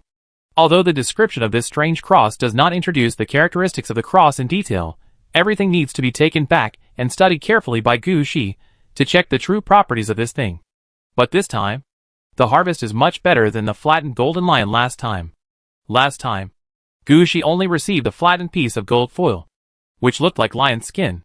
The quality was very high, but it could only be considered ordinary material.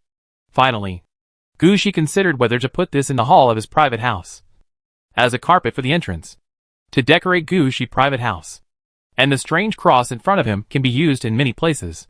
Without mentioning anything else, just put this in the city of Aridov, it can also be used. Yes, this harvest is really good. Gushi smiled happily. And at this time, good news from all directions came. First, from Amilcar's side, he has defeated the enemy's Death Knight troops, and occupied the castle that cannot be approached from the ground. Now he has sent the entrance route to the castle. Next, Dimi had also completed the battle at the Blood Seal of the Black Daughter. The enemy vampires faced Dimi's troops, although they had the advantage in numbers, but they could not stop Dimi's attack. Dimi had a deep understanding of zombies, ghosts and vampires. Especially vampires. If she said she ranked second among Gushi men, no one would dare to say that they ranked first. Facing the vampires at the Blood Seal, she was quite smart. She first used her ghosts as bait to lure the vampires together, and then used her vampires to attack from behind.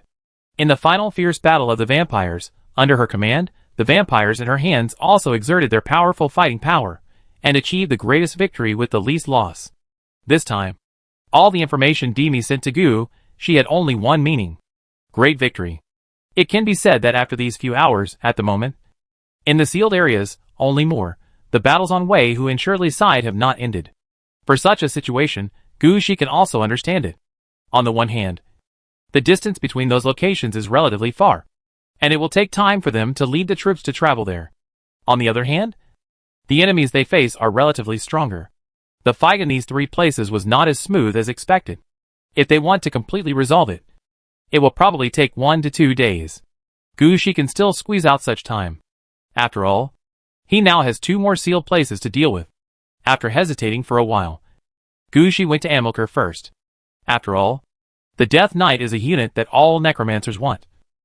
And its status in the hearts of necromancers is even higher than that of some ordinary bone dragons.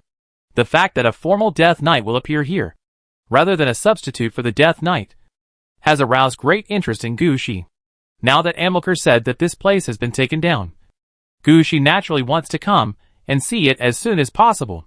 See if he can get another temple-like building. According to the map given by Amilcar, Gushi and his men followed the road and approached the battlefield where the knights fought before seeing the castle in the distance. Rhine and the Night Blood Road jumped out immediately. Behind him were 2 new-looking Black Blood Knights. Rhine, what's going on? In the previous battle, there were suddenly many more Black Blood Knights in the Night Blood Road. The number has exceeded the range of support. So I brought people out to see what's going on. Exceeded the range of support? Gushi understood it as soon as he heard it. It seems that in the previous battle between Amilcar and the Death Knight, the Death Knight, who died in the battle, was directly transformed into a Black Blood Knight and appeared in the Night Blood Road. Because these Death Knights are knights, they will not be transformed into undead servants or undead laborers. They will only be Black Blood Knights. In this way, the number of Black Blood Knights in the Night Blood Road will exceed the normal proportion. I am afraid that among the newly transformed Black Blood Knights, Many of them cannot even gather undead servants, let alone nearly 1,000 undead laborers. Gushi could understand this. After all, in this battle, Amilcar killed so many Death Knights. These Death Knights will be sent to the city of Aridov when they die twice, and they will also become part of Gushi's generation of Death Knights. There is no reason for them to become undead laborers in the Knight's Blood Road. This is very unreasonable. Gushi could only say, "It doesn't matter. We still have many battles to fight. There are still many undead in this world. As long as we win quickly, the undead missing in the Knight's Blood Road will definitely be replenished. Don't worry about that. By the way, you came at the right time. These two are the Death Knights who fought with Amilcar before. Right? Tell us about the situation at that time." Gushi was not curious, but he needed to know the details of each battle to ensure that he had a correct grasp of the situation of his subordinates. The two Black Blood Knights looked at each other, and then quickly explained. Chapter 1901 The Abnormality of the Death Knight. Amilcar's battle is actually nothing to say, it's just that the knights line up on the battlefield, and charge head-on, and finally compete to see whose armor is harder, and whose spear and sword are sharper. The battle between them does not involve any skills at all, it's all about strength. And the various generations of Death Knights under Amilcar and Gushi rely on strength. Charge after charge, all of them are head-on battles without any tricks. In every battle, Amilcar always won a large proportion of victory. Although the various generations of Death Knights under Amilcar also suffered losses, the Death Knights here suffered more and faster losses. When Gushi came over, he saw Amilcar and his men cleaning up the battlefield. Sir. Seeing Gushi rushing over at the first time, Amilcar was also very happy. In this battle, he played his own style, and the most important thing was that he fought a frontal battle of cavalry, which made him feel stimulated, and the whole person became a little different. Well done, I just read the battle report you sent over, and asked some details. You really tried hard this time. I don't know the situation of the undead transformed by the double death. I have to wait for Princess Anna to count them. But what do you think of these corpses in front of you? Which generation of Death Knight troops are more suitable for them to be transformed into? This sentence is actually a reward from Gushi to Amilcar. After all, Gushi has always understood Amilcar's thoughts, but Amilcar has always encountered various things. Every time he made a wrong choice, Gushi thought about whether to give up Amilcar. But every time Amilcar could stand up again. In the end, even Gushi had to admit that, apart from the problem of only being willing to bring knights, Amilcar was still a talent. This time Amilcar did not make a wrong choice. He immediately said, "Sir, I want to add the Blue Knights. Do you think it's okay?" Of course. The technology of making the next generation Death Knights in our temple is already very mature. As long as the corpse is suitable, any type of troops can be arranged. You did a good job this time. And I agree with your idea. In addition, after returning, the Pale Knights will also be assigned to you. If you perform well, it is not impossible for other knight troops to be assigned to you in the future. Listening to Gushi's words, Amilcar's eyes lit up. That feeling was even happier than when he defeated so many Death Knights this time. If Gushi was not in front of him, he would want to find a place to jump properly to vent his excitement. Gushi didn't say much, but just opened the horizontally openable school gate, and arranged for people to transport all the bodies of the Death Knights here back to the city of Aridov. As for Amilcar, it's up to him.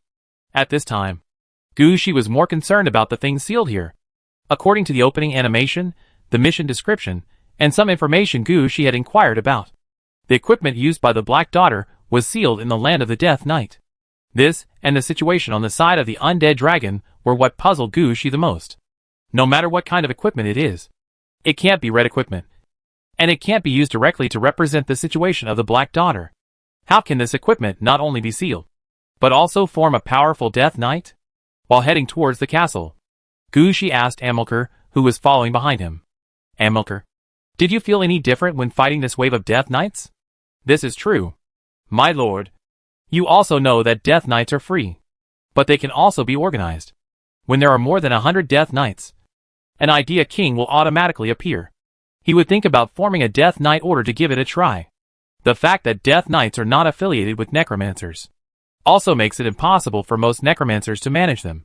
So most of the time, Death Knights will have their own banners. But the situation of these Death Knights in front of him seems to be different. There are already more than 30,000 of them. If there is no one to manage them, at least 3 to 5 different Death Knight orders can be formed. But there is none here. At the same time, I also found that they are very standard Death Knights. Hearing this, Gushi asked curiously, what does a very standard Death Knight mean? Because of the lack of Death Knights, the Necromancer does not know much about Death Knights. Even the Orange Guard, the origin of the undead, has not recorded much information about Death Knights. Sir, the standard Death Knight is an undead warhorse, a black knight, a machete, a full body of heavy armor, and a special belief. All of these are what players need to prepare before changing their job to Death Knight. The most important thing is faith. Without faith, the player can't even take the first step to become a Death Knight. Although he can't command Death Knights, as the leader of the Knights under Gushi, Amilcar knows Death Knights quite well. Just like a Necromancer must personally complete the summoning of the dead, before he can officially join the job, and can contract his own contracted undead. Death Knights also have a corresponding employment process. In addition to a full set of swords, warhorses and armor, there is also faith. Only when faith is strong enough, can the player not be led to death by the undead warhorse, but fight out of death wearing heavy armor. Before level 5, the routes of Death Knights are unified. What kind of Death Knight routes are ice, blood, filth, etc., are all things after level 5. And the more than 30,000 Death Knights fighting with Amilcar in front of them, their levels have all reached above level 13. Normally, they have gone through the first route selection at level 5, and the job change and enhancement at level 10. So the situation of the Death Knights will definitely change. But all the Death Knights who fought with Amilcar were the first type of Death Knights. And everything seemed to be mass-produced in a factory. If you have to say a situation, it is just like when Gushi killed the Yikshayushu king and got a level 19 zombie. Obviously, the level is so high, but it is still the most common zombie. There must be something wrong. Amilcar ended like this. Gushi also nodded in agreement with his opinion. If there are 1 or 2 Death Knights who have not chosen a route and have been hard enhanced among more than 30,000, this is understandable. But if all the more than 30,000 Death Knights are like this, it is incomprehensible. This made Gushi think of a possibility. These Death Knights were converted in batches. Chapter 1902, The Death Knight's Sudden Attack. Amilcar had already noticed these 2 abnormalities, but he didn't think there was anything wrong with them at the time. If Gushi hadn't asked, he wouldn't have thought of the situation here. But after being asked, Gushi and Amilcar found that there were more and more problems here. My lord. It's okay, now that this place has been cleared, it's okay. Gushi had figured out the situation.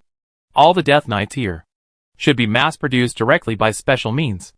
There is one advantage of Death Knights produced in this way, that is, they don't waste too much time to produce another batch of such Death Knights. Thinking of this, Gushi's eyes flashed with surprise at the first moment. Enemy attack. When Amilcar heard this, he didn't think about whether Gushi's guess was right or wrong, and immediately organized all his men. At this time, Gushi heard the heavy sound of horse hooves coming from all directions. Just as Gushi guessed, the Black Daughter's equipment sealed here still has a trick. A trace of apology flashed across Amilcar's face. After all, he did not sort out the enemies here clearly. But Gushi did not blame Amilcar. The battle aura around Gushi turned, and all the Death Knights who died in the battle stood up again. They quickly returned to the team and followed Amilcar. Sir, there are enemies on all sides. The total number is about 80,000. Sir, I will protect you and fight your way out first. Gushi shook his head. He had already seen that this time. It was the full force of the Black Daughter's equipment. With 20,000 Death Knights on each side, they could completely kill Amilcar, who had just fought a battle. However, they never expected that Gushi would appear here, and felt something was wrong, and discovered the enemy's ambush. Moreover, Gushi Battle Aura can immediately revive the dead Death Knights. In this way, the number of troops under Gushi is actually equal to the number of Death Knights here. However, Gushi did not stop there. He turned his hand again, and a large number of Nether Spirit Petals fell from the sky. The Black Blood Knights rushed out on the Nether Spirit Petals. Unlike the Aurora Knights commanded by Amilcar, the Black Blood Knights did not need Gushi command at all, and rushed directly in one direction. Seeing the appearance of the Black Blood Knight, Amilcar was also stunned. He had long known that Gushi had a knight unit under his command that would not be under his control. This knight unit had strong enough knights, a large number of attendants, and exclusive laborers. It can be said that the Black Blood Knight had a whole knight system. This was something that Amilcar and his men did not have. Amilcar looked quite jealous at this time. However, he also understood that he could not touch the Black Blood Knight, because the Black Blood Knight was only in the Night Blood Road arranged by the Nether Spirit Flower. Amilcar didn't even get an orange suit. So who would give him a red suit? Among Gushi's subordinates, the one who has the best chance of getting a red suit is Moore. However, the dragon blood bottle in Moore's hand is something she was born with. Even if someone is not convinced, they have to hold it in. As for the others, I'm sorry, I really don't see anyone who has a chance to get a red suit. Even the Griffin Black Throne in Gushi City only meets the standard of a quasi-red suit, and has missed the opportunity. So Amilcar is very self-aware. Getting an orange suit is his second dream after his dream of conquering all the Death Knights. As for the red suit, he would never dream of it. Now that he saw the Black Blood Knight rushing out on the petals of the Ghost Spirit and rushing towards the Death Knight, Amilcar understood Gushi's plan. Gushi had no intention of retreating. He wanted to kill all the Death Knights here directly. Gushi was so brave, Amilcar naturally would not have any intention of running away. Before, Amilcar wanted to protect Gushi and fight his way out. It was entirely because he was concerned about Gushi's safety. Now that Gushi had made his choice, he would naturally not object. So Amilcar led his men and rushed towards the Death Knights on one side. And Gushi didn't need him to do anything. Just in a moment, a large number of walls appeared around Gushi. Gushi armed men, the evil coffin guards, and the Death Incarnation immediately protected Gushi. It can be said directly that, even if those Death Knights rushed to Gushi, they couldn't hurt Gushi at all. After making good defense, Gushi looked at the battle nearby. Gushi found that even though the Black Blood Knights were fundamentally stronger than Amilcar's men, when the fight really started, Amilcar still had the upper hand. Amilcar was just suppressed a little too much before, and there was no battlefield suitable for him. Now he was like a chicken blood, and he was excited. All kinds of Death Knights of different generations could exert super strong combat power in his hands. The most important thing is that Amilcar knows how to make them cooperate. With the cooperation of these generations of Death Knights, their combat effectiveness is obviously improved a lot. It can be said that this point is much beyond the Black Blood Knight. Gushi nodded with satisfaction. It seems that Amilcar has been working hard. At the current speed of Amilcar's growth, it won't be long before he will reach the next level. At this time, Ryan also pointed his hand, and the Black Blood Knights actually took the initiative to split into 3 groups, and went in different directions. When these Black Blood Knights rushed out, they did not consider the question of whether to defend or not, and they directly exchanged 1-for-1 with the Death Knights. They knew their situation very well, and they also understood that in such a situation, killing one enemy would not be a loss, and killing 2 enemies would be a gain. So now they are fully exerting their combat power, and raising their strength to the highest level, killing from the front, killing from the back, and charging back and forth. The behavior of the Black Blood Knights also stimulated Amilcar, and he kept issuing orders, and each order could be accurately delivered to the first generation of Death Knights, and each order can just deal with all the current situations. At this time, Amilcar is no longer the leader who only shouts "follow me." Now he has a good grasp of the battlefield. Although he can't handle the battlefield like a scalpel, he can always find the key point to break the situation. After finding this key point, it's enough to make a strong move. After all, the most critical part of the battlefield is to clear the enemy's main force. As for the scattered soldiers who were charged, and the details of the battle, it's actually not important. Wherever the enemy's main force or key point is, just fight with all your strength. Chapter 1903. How about burning it? The enemy's Death Knights came quickly, and died quickly. In less than an hour, all the Death Knights who rushed over were killed. Gushi just resurrected his dead men through the battle aura, and then said to Amilcar, "You come to clean up the battlefield. All the corpses here, you can use them to become Blue Knights or Pale Knights, they are for you anyway." After saying that, Gushi went to the nearby castle. Gushi Black Blood Knight and undead servants were guarding him. Sitting on the evil coffin, Gushi's eyes fell on the castle hidden in the air. This castle is very strange. It can only be seen at a specified time and angle. Otherwise, even if you go directly to the castle, you can't find the castle. If there is no castle, then the place in front of you is a plain. Looking at the position where the castle had not yet appeared, Gushi finally understood what the castle was like. The castle was also like the Golden Lion and the Silver Snake Cross that Gushi had seen before, and they were all targeted sealing methods. But now Gushi was not sure what would happen to the things sealed in the castle. After all, Gushi had not seen the castle yet, and he still needed to wait here. After waiting for a while, at the position where the castle would appear. A castle with a foul odor slowly squeezed out from the distorted air. When the castle was squeezed out, Gushi felt at first that the castle in front of him might be a garbage dump in the corner of the underworld. He had never seen such a dirty castle before. From Gushi's perspective, he could no longer see what color the castle was originally. He could only see that the castle walls were stained with various bloody hairs, and the ground was piled with yellow and black dirt. Looking at everything in front of him, Gushi felt physically uncomfortable at first. If he hadn't suppressed his breath, he would have vomited. At this moment, Gushi had only one thought in his mind. He wanted to leave here. He didn't want to deal with such a disgusting place in front of him. Nor did he want his men to deal with it all. But Gushi knew that this was impossible. If he didn't deal with the castle in front of him, there would be no way to deal with the seal in front of him. Then Gushi's trip this time would be in vain. After thinking about it, Gushi finally recruited a group of transport troops to clean up everything in front of him. However, the transport troops sent by Gushi this time were not like the previous ones, which were mainly skeleton soldiers or zombies, but were rare ghost transport troops. This type of transport troops was relatively rare under Gushi. Their biggest role was to pass through some places that were inconvenient to dismantle, and to transport the materials behind. For ordinary necromancers, this might be considered a relatively good transport troops. But it was not the case for Gushi, because when he usually moves things, he usually moves everything away. Even if the dirt on the ground is stained with blood, Gushi will directly shovel away a layer. There are very few things that Gushi doesn't want, and there are very few things that he can't remove. Therefore, Gushi rarely uses this kind of ghost-type transport troops. For this reason, the number of ghost-type transport troops is not large. If Gushi hadn't been researching such ghost-type transport troops, these transport troops might not exist. But now, these ghost transporters have become popular.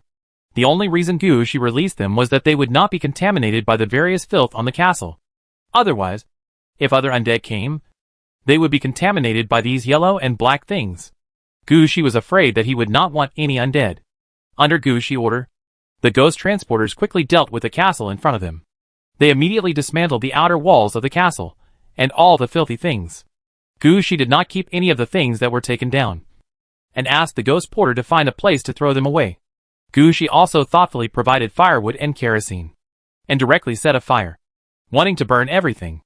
In order to burn everything here without polluting himself, Gushi even released his own flame field to control the direction of the flame, and used the wind magic to control the wind direction, so as not to let the unburned things blow in front of him.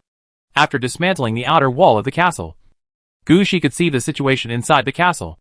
Like the castle's outer walls, the inside of the castle was also like a garbage dump, with all kinds of black and yellow things covering the walls and ceilings. In each room, there was no furniture or anything, but a mountain of garbage. Looking at the situation in front of him, Gushi was speechless. What kind of seal is this? Why not just burn it down? There is clearly nothing good here. Just as Gushi was considering whether to set fire to everything, he suddenly found that a large amount of garbage had poured out of a room in the castle. At this time, Gushi noticed that, in this room, there was a skirt with a blue upper body and a yellow lower body. It was just that because it had been in a garbage dump for a long time, and for various reasons, the color of the skirt had obviously turned black. If it weren't for Gushi's good eyesight, he couldn't see the original color of the skirt at all. Next to the skirt, there was also a cloak made of black hair. The hair on the cloak was twisting and twisting constantly, as if trying to turn the skirt into the same material as itself. Looking at the scene in front of him, Gushi was speechless.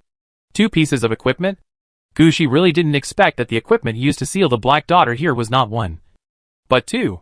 Judging from the current situation, the 2 pieces of equipment are not completely unified, and it seems that they are fighting for control of the equipment. This is interesting. I heard from Thorin before that the Black Daughter made a cloak with her hair. I think the cloak made of black hair should be this one. This should be what the Black Daughter wanted. And the blue on top and yellow on bottom skirt should be given to the Black Daughter by the Queen. Maybe it is a restraint for the Black Daughter, or it may have other functions, but it cannot be denied that this skirt is the Black Daughter's destiny. These 2 pieces of equipment can represent the Black Daughter, which has led to the current situation. However, no matter what changes are made here, it has nothing to do with Gushi. Gushi came here this time, just to destroy the Black Daughter's equipment. No matter which of the 2 pieces of equipment is the key, in the end, they can't escape the fate of being destroyed. Just looking at the filthy interior of the castle in front of him, an idea flashed through Gushi's mind. Why not just burn it down? Chapter 1904 Armor-Piercing Electric Shock. The more Gushi thought about it, the more he thought it was feasible. He really didn't want this thing. And it was obviously not as hard to burn as the meat mountain.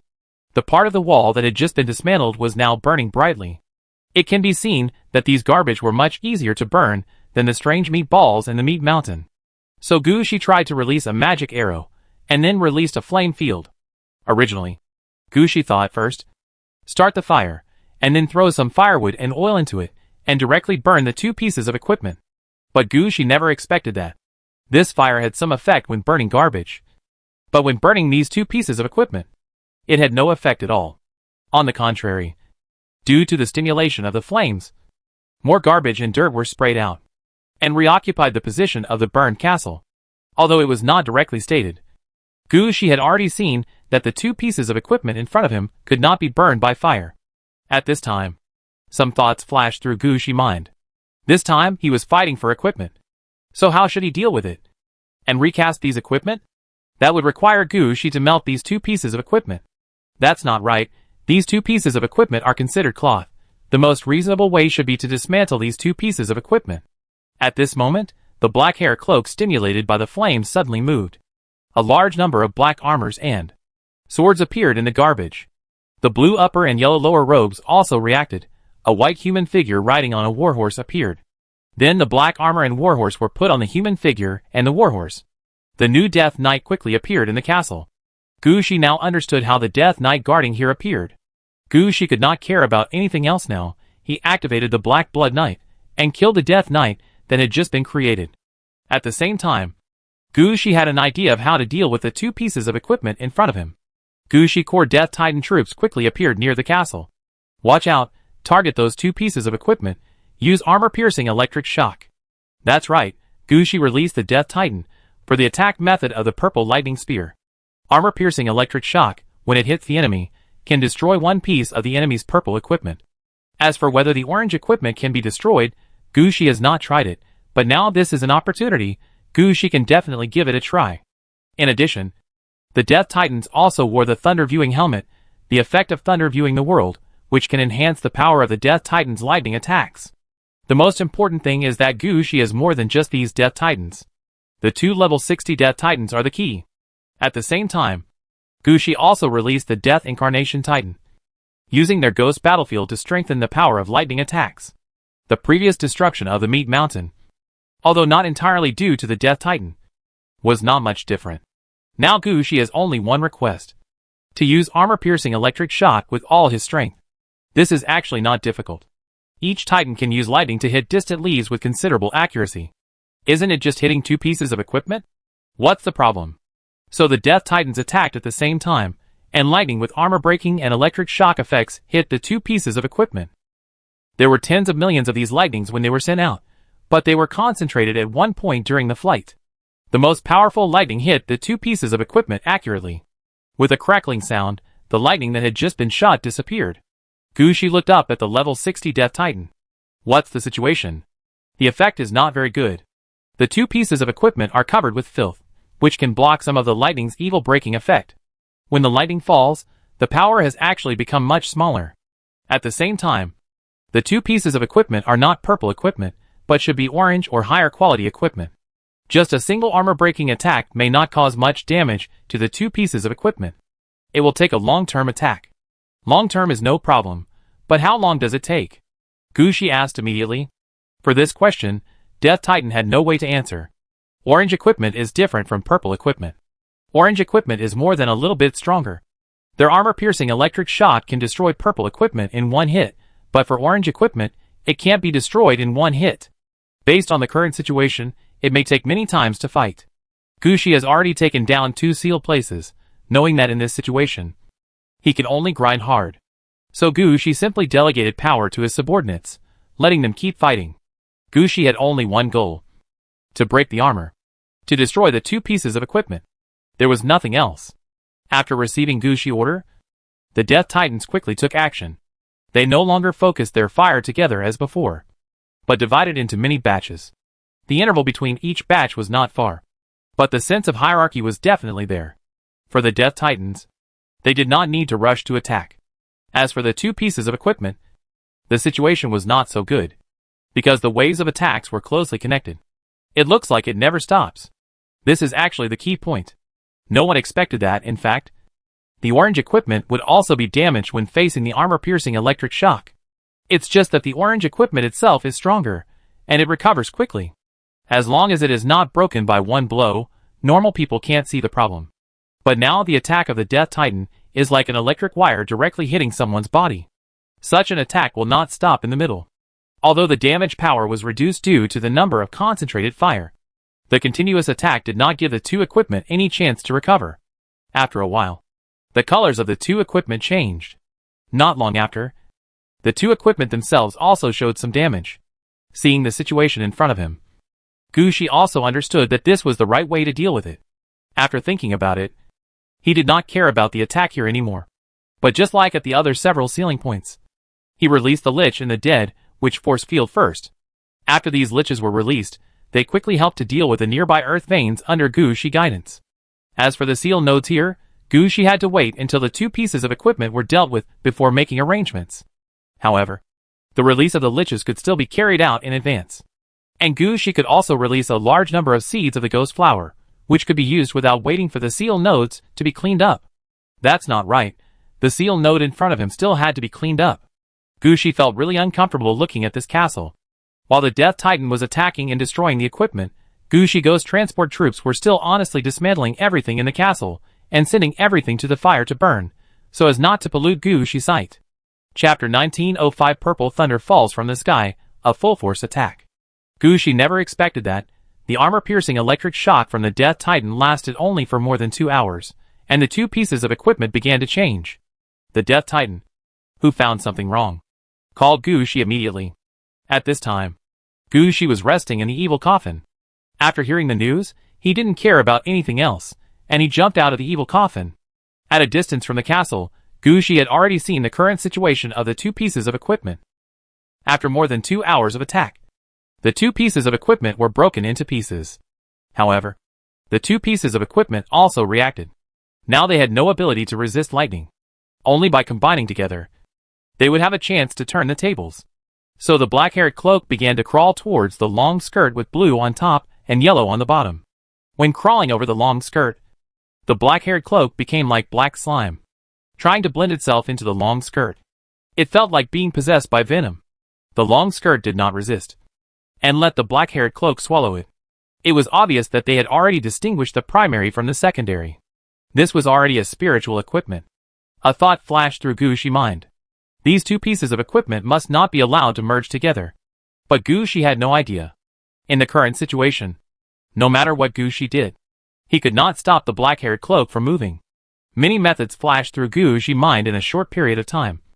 But each method was not suitable for the current situation. Gushi was a little anxious at this time. Without thinking, he raised his hand and threw a deep freeze. The deep freeze froze the long skirt. At the same time, Gushi used a telekinesis to send the long skirt a distance. Attack in 2 parts. Don't let them have the opportunity to combine. The black-haired cloak still wanted to move towards the long skirt, but its movement speed was too slow. And every time it moved, it would be hit by lightning. The black-haired cloak still wanted to struggle, but it was useless no matter how hard he struggled. The power of the armor-piercing electric shock was right there. And it was armor-piercing. After fighting for so long, this equipment had actually reached its limit. The black-haired cloak actually relied on its own quality to hold on. Originally, I wanted to swallow the long skirt, and there was still one chance. Now it seems that the situation is not suitable.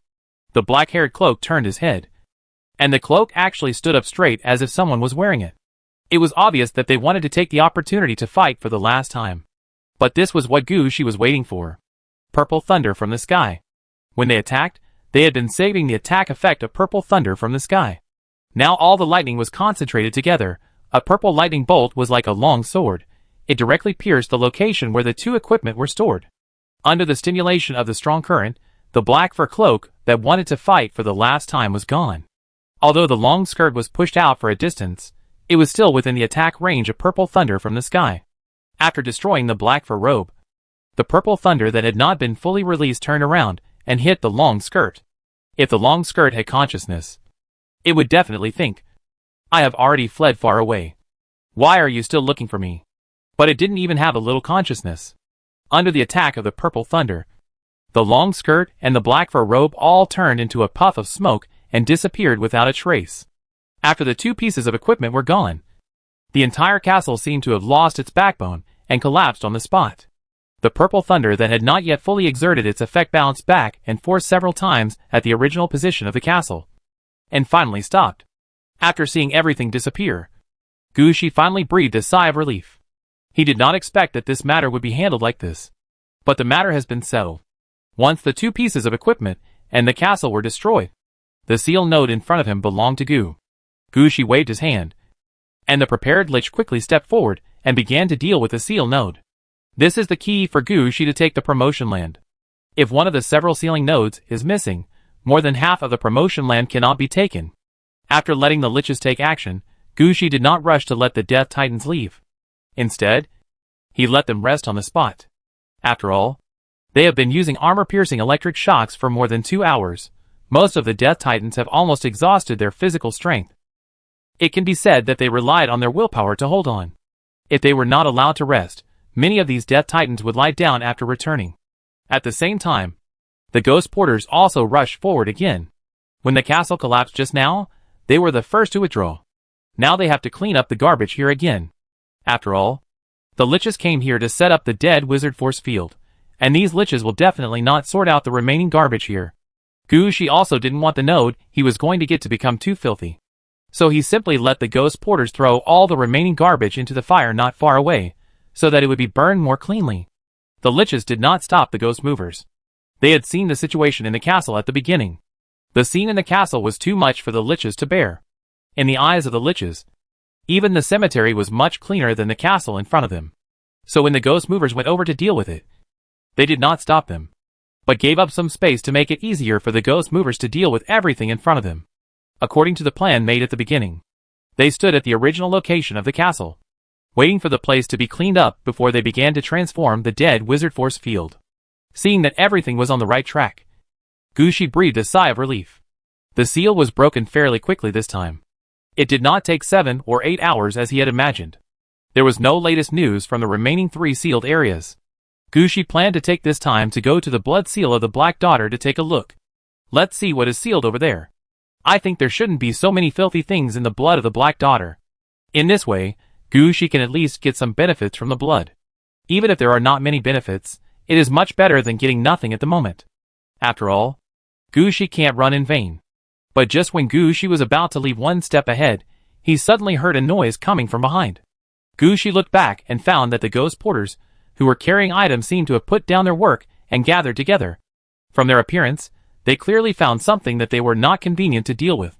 Facing the situation in front of him, Gushi hesitated for a moment, and finally flew in that direction. Get out of the way, get out of the way, did you find anything? Chapter 1906. What did I find? The sealed red suit. Standing in the air, Gushi resisted the urge to turn around and leave, watching the Ghost Porter dig something out of the mud. When looking at this thing, Gushi couldn't help but be stunned for a moment. Just now, he thought that the purple thunder didn't hit the right equipment, so that part of the equipment finally escaped.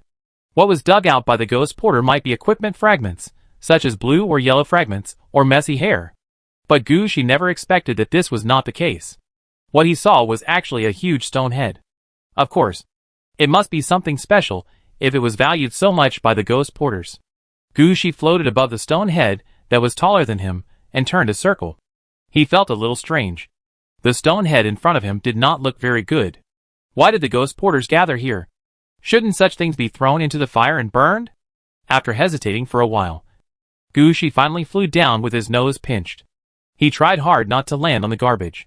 Before landing on the stone head, Gushi finally saw the thing in front of him clearly. It was a marble head, and the head style was female.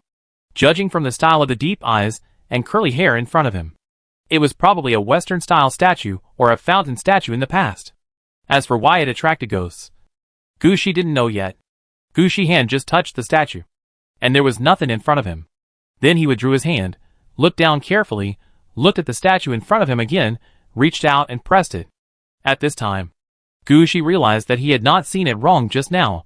The content displayed in front of him was true and credible. Head of the goddesses, red, unknown, sealed red equipment with 5 layers of seals, needs to complete the task. In order to remove the seal, when the seal is removed, you can enter the binding mode. The one who removes the seal will be the priority binding person. Looking at the line of text in front of him, Gushi looked up at the sky.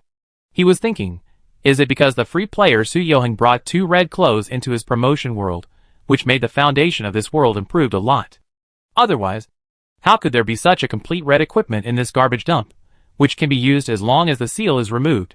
Gushi took a deep breath. He patted his heart calmly and said, I'm not in a hurry, it's just that I'm lucky, the thing jumped out in front of me by itself. I am very calm now, really calm. Resisting the urge to jump up and yell, Gushi then read on carefully. Head of the goddesses, first seal seeking the earth, wisdom, hunting, harvest, love, etc. 5 pieces of equipment, including hair, eyes, nose, lips and ears, installed on the head of the goddesses can be unsealed, and the next seal unsealing requirements are opened. Note, the quality of the parts must be orange. There is no clear requirement for the pairing of the 5 goddesses and the 5 parts, but different pairings will have different effects on the red equipment. Note, do not contact the queen, do not contact the queen. After reading the unblocking requirements, Gushi couldn't help but take a breath. Use 5 pieces of orange equipment, and the orange equipment in the specified direction to exchange for the unlocking of the first level of red equipment. Is this exchange worth it? It's really worth it. Gushi immediately thought, the hair cloak that Hei and V had made, could it be the orange equipment used for unblocking? If that's the case, then it's really a pity to destroy this just now. Otherwise, if we take it off, wouldn't the seal be opened a little? It's a pity. But Gushi didn't feel upset for long. Now Gushi didn't want anyone to know that he got this thing. He waved at the ghost porter. You all get out of the way. Go deal with other things. I move this. I move it. Gushi didn't care about the dirt on the stone sculpture's head at this time. He fell to the ground, switched to the clone state of the fitness technique, raised his hands forward, and lifted the whole stone sculpture's head. This stone sculpture bag is not actually heavy, it is just a little big, and it is covered with dirt. But now Gushi doesn't care. After lifting the stone sculpture head, a trace of flame comes out from Gushi hands. This flame quickly forms a flame field in Gushi hands, burning the dirt on the stone sculpture head on the spot. After the big fire, the stone sculpture head is clean, but Gushi doesn't plan to put it down again. He ran out with such a big head in his hand. After running a few steps, Gushi was released from the main city gate. Gushi took this opportunity to enter the city of Aridov. As soon as he returned to the city of Aridov, Gushi decisively ordered, Where is Luna? Let Luna come over. As soon as Gushi finished his order, the incarnation of the town appeared directly beside Gushi. Gushi glanced at him. You came at the right time. You will have something to do later. At this time, Luna, who received Gushi's order, also quickly appeared from the nearby mirror.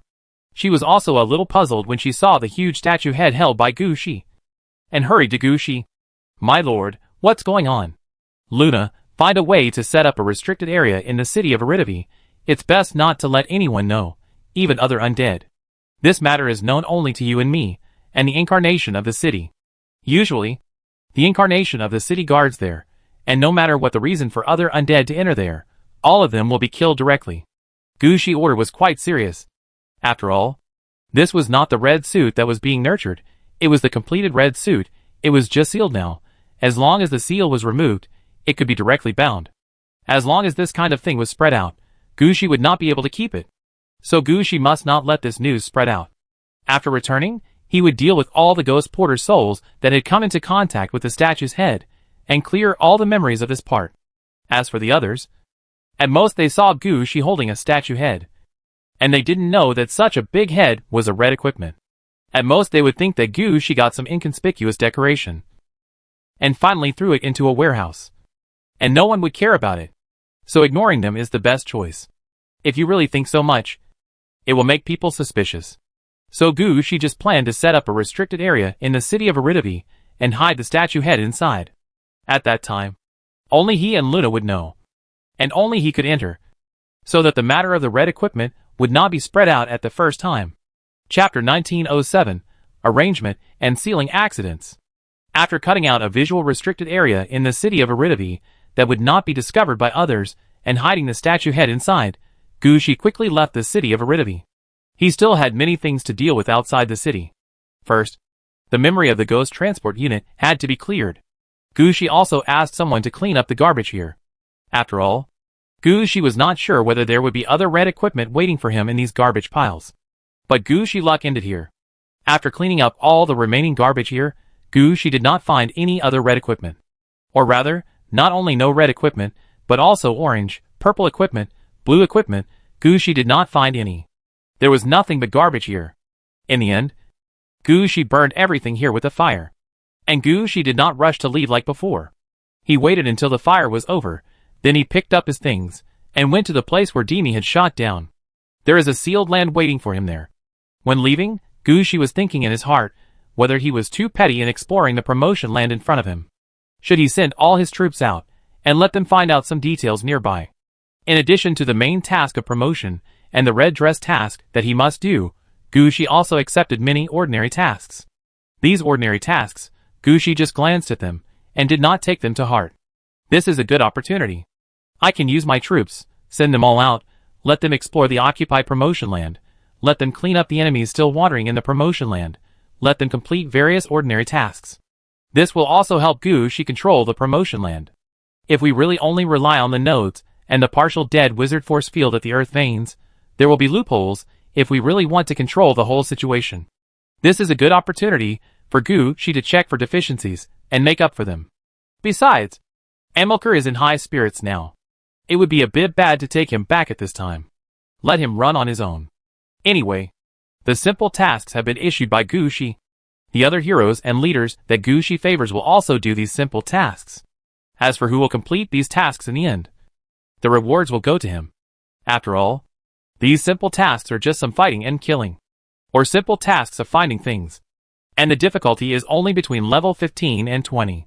If it was a player who was just passing through to advance, such a task might be just right, but for Gushi, the difficulty of these tasks was too low.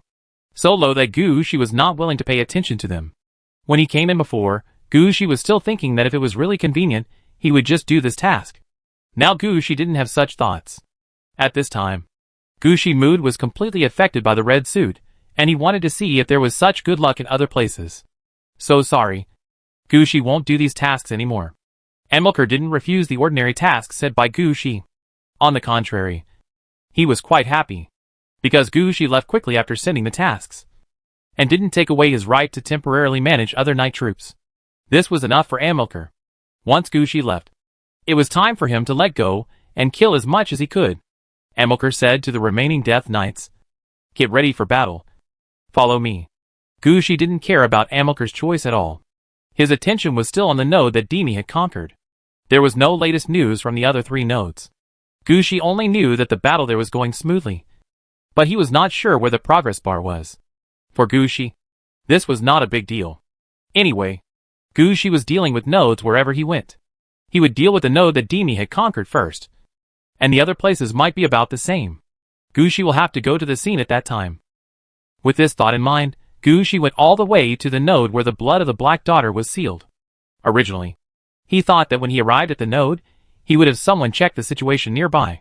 But now Gushi has not even approached the node yet, and he feels that something is obviously wrong. In the direction of the node where the blood of the Black Daughter was sealed, a bloody smoke was rising. The smoke was like a pillar of a passage, and it stood directly on the wilderness. From where Gushi was looking, the smoke was quite clear. According to the current distance and size ratio, the smoke was so thick that it might have directly covered the seal of the Black Daughter's blood. It was possible that Demi had done something wrong.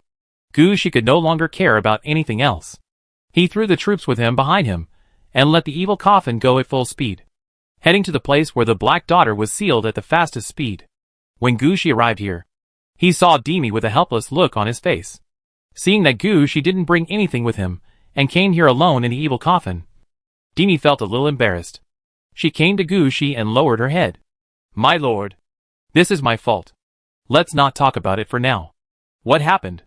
Gushi didn't blame Demi for this, but asked directly about the situation in front of him. What happened here? Why did it become like this? Seeing that Gushi didn't blame herself, Dimi felt relieved. Sir, it's like this. We have killed all the vampires here at the beginning. Since you didn't come here right away, we will deal with the vampire corpses first. After all, vampire corpses are too dangerous. Although they have become corpses now, they are not affected by our necromancy or other undead spells. As long as there is still a vampire in the enemy, drop a drop of blood on them, these vampires may be resurrected at any time. So I temporarily arrange them to my family's dump truck. Ignore other things for now, and store these things first. We can't let them suddenly jump up and destroy our victory. When we were cleaning up the battlefield, we really found a vampire who escaped. We were still happy at first, because we predicted all the situations in advance. There was no corpse next to the vampire that he could use. But after killing this vampire, we found that something was wrong. Because this vampire jumped out by himself for us to kill, he used his own blood, and with our power, he temporarily suppressed the seal on the Black Daughter's blood. Now the Black Daughter's blood is almost released. Chapter 1908. The blood smoke that was so strong that it was weird. Let's go and take a look. After listening to Dimi's description, Gushi said immediately. Gushi knew very well that this matter could not be blamed on Dimi. At this time, Gushi just wanted to go and take a look at the blood of the Black Daughter that had escaped from the seal, and think about how to deal with it here. When Dimi heard it, he hurriedly took Gushi to the location he had chosen at the beginning. Standing on a small hill, Gushi saw the blood that had been released in front of him. Just like the previous situations, the blood of the Black Daughter also had a pungent smell. However, there was nothing to see at the blood seal at this time. The blood rushed directly into the sky, and the thick blood directly blocked everyone's sight. Dimi, who was following behind Gushi, explained to Gushi as soon as possible. Sir, after the problem occurred, I also thought of a way. But we couldn't get close to the edge of the blood range of 30 meters. If we get close, even ghosts will be squeezed and swallowed by the blood there. Gushi didn't say much. He raised his hand, and 2 death incarnations bone dragons appeared beside him. Gushi didn't think much, and first created a death tornado. He wanted to see if there was a way to break the blood smoke in front of him. If there was, he would deal with it directly. If not, he would have to find another way. Under Gushi operation, the 2 death incarnations bone dragons turned into death tornadoes and blew into the blood smoke. Because the death tornado has strong fire and ice attributes, it is extremely destructive and penetrating. After rushing into the range of the wolf smoke, it really broke a thin gap for him. However, Gushi found that the viscosity of the blood wolf smoke in front of him was quite high. The death tornado in front had just broken a path out, and it was blocked directly behind it. Gushi only had time to see some of the conditions inside the blood wolf smoke, and everything returned to its original state. The most important thing is that Gushi death tornado did not pass through the blood wolf smoke, which means that the power of the death tornado was finally swallowed up by the blood wolf smoke. Fortunately, the death tornado is somewhat useful. At least when Gushi broke through the blood smoke just now, he had seen some of the situation inside. And Dimi, who was following behind Gushi, naturally saw all of this. My lord, did you see it just now? The long iron stick stuck in the ground and twisted in the blood was the prop used to seal the blood before. When we attacked before, the long iron stick was standing on the ground, and the blood is a piece of blood amber, which looks like a ruby appearing on the ice field. At this point, Dimi paused. We didn't do anything to the blood pool at that time. We just surrounded it from a distance. Gushi also believed in Dimi's judgment. If he really encountered such a thing, Dimi would definitely not do anything rash. If there hadn't been an accident this time, it wouldn't have turned out like this. It can be said that this matter cannot be blamed on Dimi. After thinking for a while, Gushi called out 2 of his death titans. Use lightning to test the quality over there. Gushi's idea was very simple. It would definitely not work if he attacked the blood close to it. Then Gushi could only try long-range attacks, and then see what the blood was afraid of, whether it was fire or lightning, or ice or something like that. As long as he could find the weakness of the blood, he would grind it down bit by bit through long-range means. Even if Gushi came here himself, he would deal with it in the same way. After all, when he dealt with several seals before, he also released the Flesh Mountain and the Soul to attack first. As soon as the 2 Death Titans attacked, 2 lightning bolts hit the blood smoke. However, after the 2 lightning bolts fell, Gushi found helplessly that it seemed to be useless. I don't know if the lightning bolts were too weak, or if the lightning bolts themselves could not restrain the blood smoke bolts. Anyway, the effect of the blood smoke bolts was not as good as the death tornado at the beginning. At least the death tornado could blow in a certain distance, although it was finally swallowed by the blood, but Gushi did not think that his attack just now was ineffective. Thinking of this, Gushi did not rush to attack again. Instead, he thought about what would happen if he did not attack the blood wolf smoke directly. Thinking of this, Gushi quickly jumped onto the evil coffin and circled around the blood wolf smoke in front of him. The blood wolf smoke occupies a large area. Judging from the range of the blood in front of him, it is not smaller than the castle used to seal the two equipment before, and the area is even obviously larger. At the same time, Gushi, who came back from a circle, also found another problem. That is, the range of the blood smoke is slowly and steadily expanding. If Gushi does not stop or destroy it, perhaps 1 or 2 days later, the place where Gushi and his team are standing now will be swallowed up by the blood smoke. And if this continues, there will always be a day when the entire promotion area will be swallowed up by the blood smoke. By then, no matter how hard Gushi racks his brains, he will not be able to get rid of the blood smoke. Unlike now, he still has time to think slowly. When the evil coffin circled around the blood smoke, Gushi had several ideas in his mind. The first one was naturally the power of the elements. Blood would always be restrained by something, whether it was frozen, burned, or even poured into it with a large amount of water, or directly sucked blood with yellow sand. No matter which method, it would always have a certain impact on the blood. Now it depends on what has a greater restraining effect on the blood in front of you, and use that method. The second is toxicity. When Gushi was circling around the blood smoke, he had considered a problem. Blood is related to the undead, but it is actually semi-independent. As a necromancer, Gushi also has some vampires under his command, but he only knows about the problem of vampires, which are restrained by bloodless puppets. At the same time, the speed of toxicity transmission is very fast. As long as one is poisoned, the other vampires will also be poisoned. Will the blood smoke in front of me have the same situation? If the blood smoke is poisonous, will it fight against the poison, or assimilate the poison? For Gushi, it doesn't matter whether the blood smoke is poisonous or not. If it is not poisonous, Gushi can't get close to it. If it is poisonous, Gushi can't get close to it either. And what if the poison is useful? Another idea is whether to find some vampires to try and see if they can suck out all the blood. However, this is the last idea. After all, let's not talk about whether Gushi can find so many vampires. Even if he does, Gushi can't guarantee whether the blood will have any adverse effects on the vampires. After returning to the original hill, Gushi said to Demi as soon as possible. Chapter 1909 Methods to Deal with Blood, Poison. Take your troops back a distance. I have opened the city gate at the back. You transport all the vampire corpses back. Also let Yondo bring his troops here. I need his help. Demi did not ask why. After receiving Gushi's order, she quickly retreated. At this time, Gushi was thinking about the poison he had mastered. Gushi was not originally a necromancer who took the toxic route. The few poison formulas he had in his hands were taught to him by the Orange Guard undead origin during class. The purpose was to let Gushi know what the main poison in the hands of the necromancer was, how to make it, and to prevent Gushi from being poisoned by accident, which would bring shame to the necromancer. But now Gushi never thought that some of the knowledge he had learned casually before could be used now. Septic poison. This is a poison that circulates in the blood. It was originally designed for vampires, but later it was found to be very useful against ordinary people. After being exposed to this septic poison, the blood will turn into a toxic liquid, losing the proper function of blood. If it lasts for a long time, it will corrode the body, making the body and blood rot together.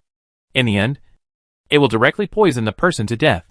As long as this poison is applied, the vampire can basically retreat. At this moment, Gushi thought about it and knew that septic poison was the better choice at the moment. If all of these blood smoke signals turned into septic poison, it would be interesting. Moreover, the effects and changes after the septic poisoning are recorded in detail. At the same time, there are certain methods for dealing with the blood stained with septic poison, whether to destroy or treat it. In this way, even if the septic poison is under Gushi control, it is better than facing the blood smoke in front of him without knowing anything.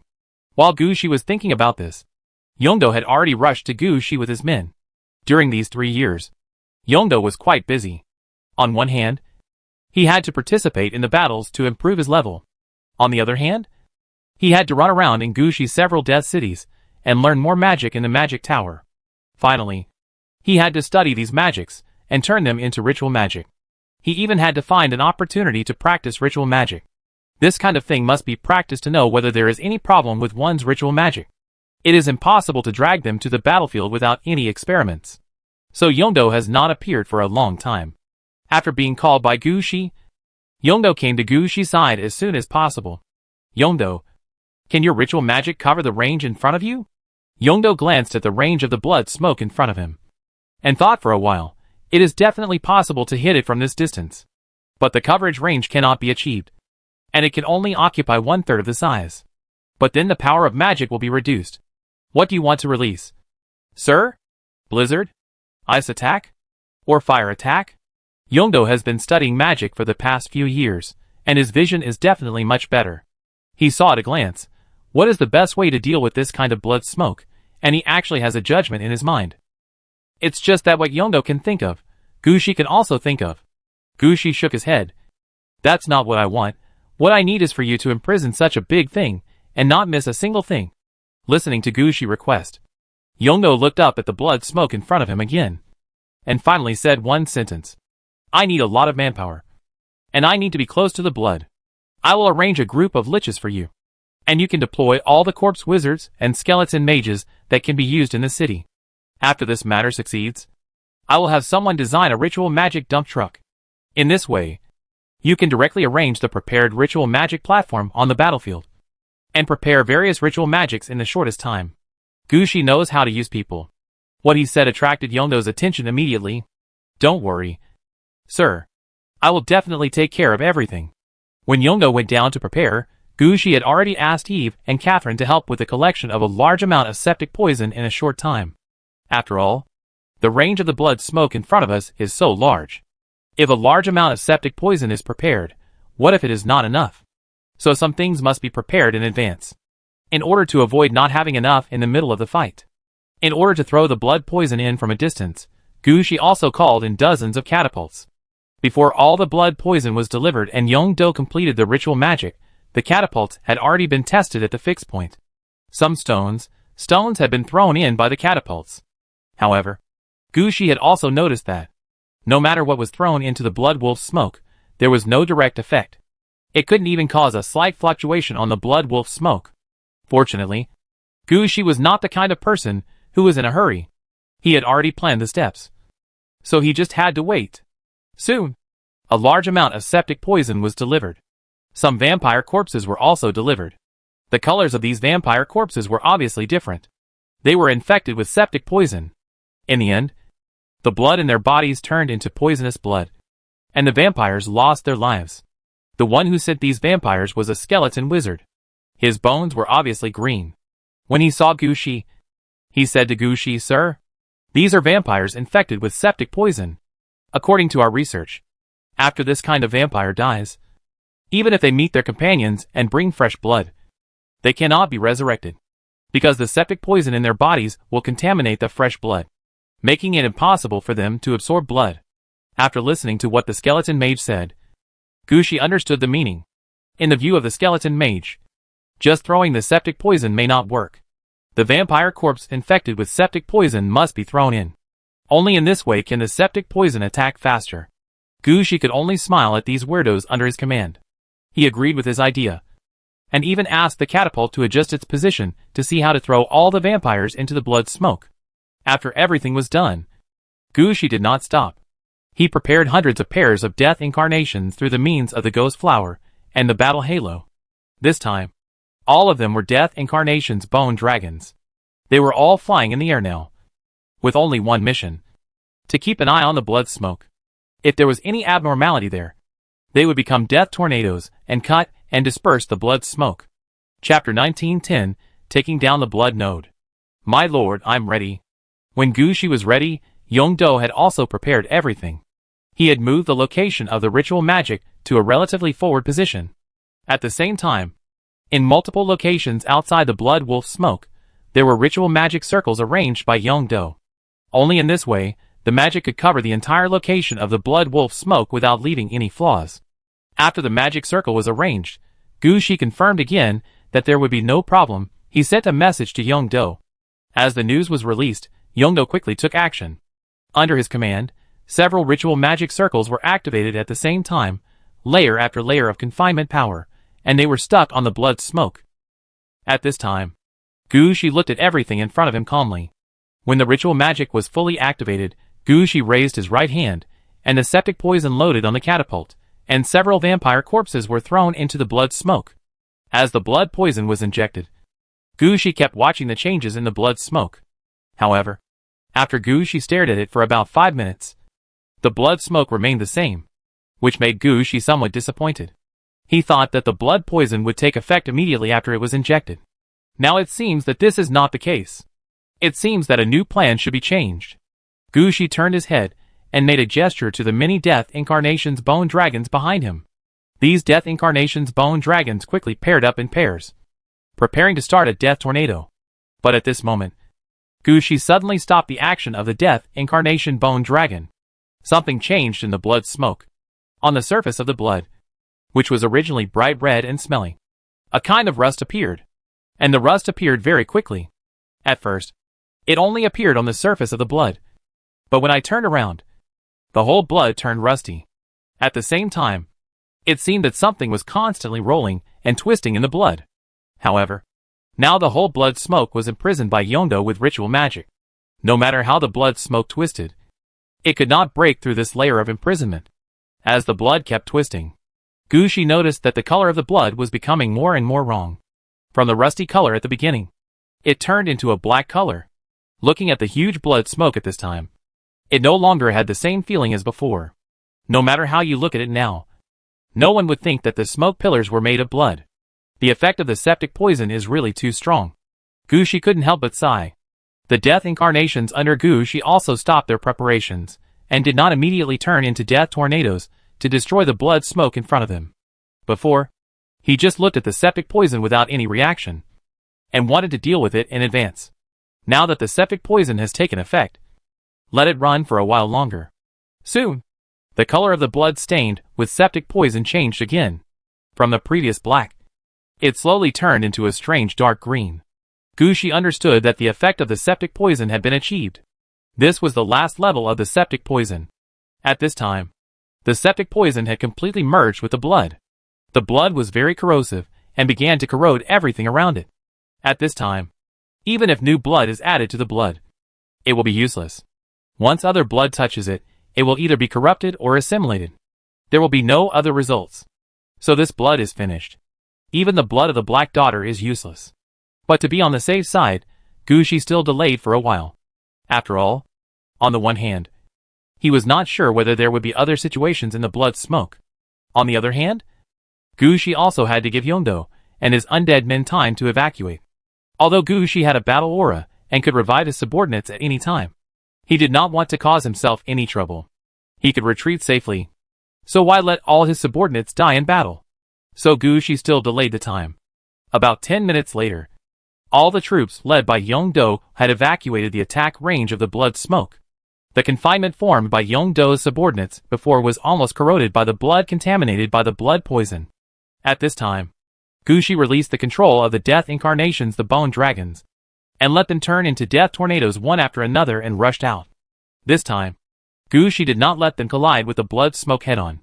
Instead, the death tornado started from the outside and began to cut the blood smoke layer by layer. Because there was no head-on impact this time, the death tornado naturally played a good role. A large area of blood smoke was taken away by the death tornado and flew away. When the death tornado flew away, the part of blood smoke that was swept away was quickly replenished. Looking at the blood smoke that had obviously become much lighter in front of him, Gu Shi smiled instead. It doesn't matter, he still has hundreds of death tornadoes here. If not, Gu Shi can release thousands of death tornadoes in the shortest possible time. He didn't believe how long the blood smoke that had been completely infected with septicemia could last. Didn't you see that the color of the blood smoke had faded a lot in just a moment? So Gu Shi raised his hand, and wave after wave of death tornadoes flew out. Each time, a large piece of the blood smoke would be cut off. At the beginning, the blood smoke would make up for the loss. But the speed of the death tornado was getting faster and faster. and the blood smoke could not keep up with the progress. The controllable range of the blood smoke was getting smaller and smaller. Faced with such a situation, Gushi could not care about anything else.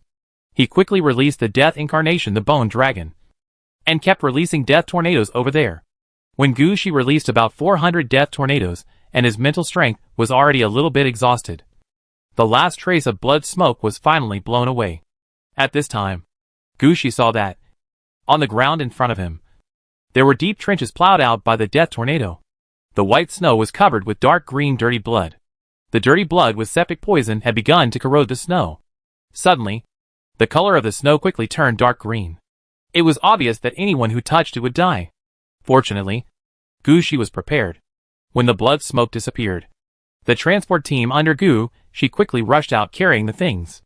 This was the first time they had taken things out of the city of Iridavi, since they had been the transport troops for so long. But there was nothing they could do about it. The septic poison was not only aimed at vampires.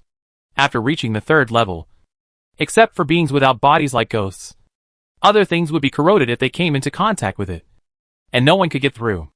Now the transport troops were carrying out the neutralizer of the septic poison prepared by Eve. Only by pouring this in, the node in front of them could be cleaned up. The dead witch force field could be arranged, and Gushi could complete the control of this node.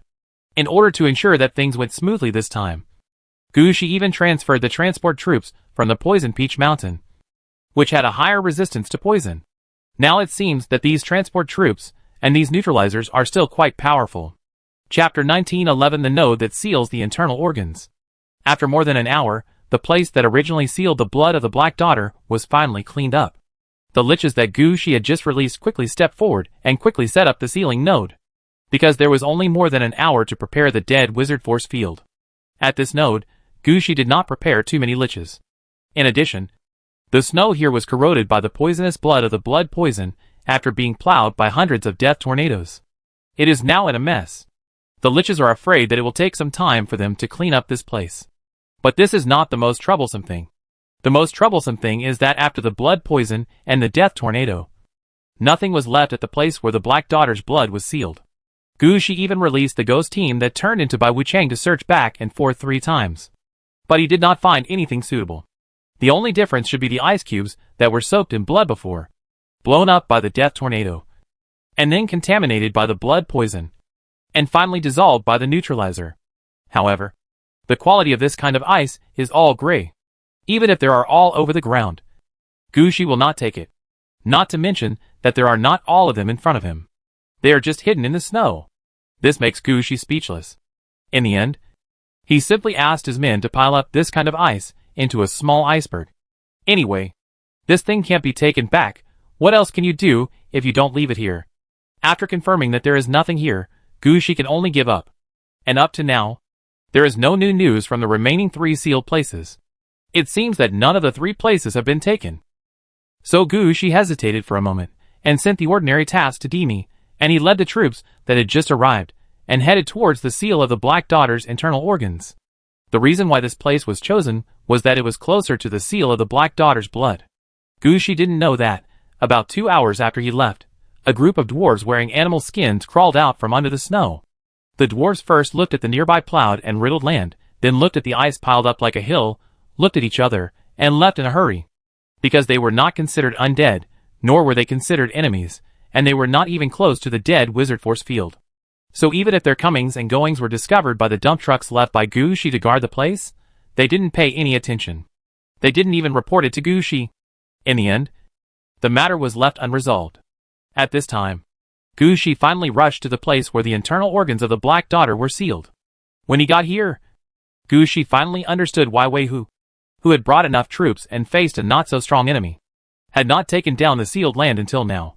It turned out that the sealed land here was somewhat different from other sealed lands. Other sealed lands sealed everything together, even the blood, which was not separated. But the sealed area in front of us clearly sealed all the internal organs separately. The 5 internal organs are fine, but what is speechless is that the hair, eyes, tongue, brain, skin, which are not considered as bones, nor as things in the muscles, are all considered as the sealed internal organs. And these things are also classified and despised. For example, The 5 internal organs directly despise the 6 internal organs, and the brain regards everyone present as garbage, etc. In the end, these internal organs were not sealed together, but were sealed separately. The sealing method is different from other places. All these seals were buried far away, and only a bronze tombstone was placed at the original location to serve as a seal. Later, because the range of the seal was relatively large, and some tombstones were covered by ice and snow, even the corpse witches here might not know where the internal organs were. The only thing that can prove that there is a seal is that the corpse witches' attributes are affected by the internal organs and also change. Wei Hu found that as long as these corpse witches stay on a certain seal point for a period of time, their appearance will undergo a qualitative change. If it is located at the position of the brain, then the skull of the corpse wizard will disappear, exposing the brain underneath. If it is located at the position of the heart, then there will be a beating heart under the skeleton of the corpse wizard. Of course, this is just an appearance. What really makes Wei Hu feel confused is that after adding some organs, the attributes of the corpse wizard will also change. At least the skills will be affected. For example, for a corpse wizard with a heart, the spell attack will tend to be fire spells. Although these spells definitely have the effects of the necromancer, it is obvious that there is a bias here. After Wei Hu cleared these corpse wizards, he realized that he had not found the sealed area. Or perhaps all of them were sealed areas. After discovering this situation, Wei Hu had no choice. He could only go back and look again, in order to find the seal point. He even specially found some corpse wizards from nearby, and let them wander around in this area. Those corpse witches had no idea what was going on. They tried to resist again and again, but were beaten half to death by Wei Hu and thrown out. Anyway, Wei Hu would not beat them to death. In the eyes of these corpse witches, Wei Hu was just playing there. But Wei Hu himself knew that he was observing. He was looking for the seal location. Didn't they see that the cartographers following behind Wei Hu had already drawn the map? This is called professionalism. In Wei Hu's mind, when Gu Shi came over, he would give the map to Gu Shi, which was both outstanding and generous. However, Wei Hu obviously underestimated the debris of the seal here. When Gu Shi arrived here, he still hadn't drawn the map completely. Listening to Wei Hu's explanation, Gu Shi was also a little speechless.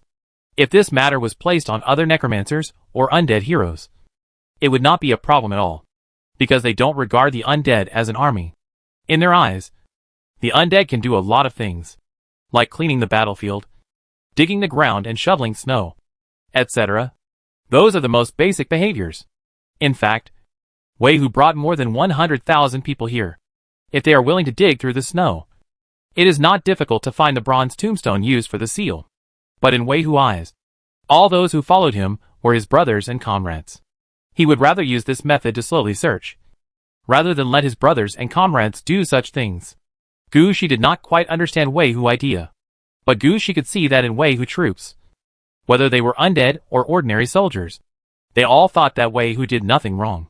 Even the creatures of various races who mixed with the undead did not lose morale because of the mixing with the undead. On the contrary, their morale was high, and they looked like a family with the undead. Gu Shi did not force Wei Hu to do anything, but just said to him, "Forget it. Let me take care of things here." Chapter 19:12 What? Wei Hu has already done everything. Oh, then you come. Sir, by the way, this is the map I drew. I always feel that it is still a little bit short. Wei Hu did not have any dissatisfaction with Gu Shi's words. Instead, he happily handed over the things in his hand. After that, he began to call his brothers to gather.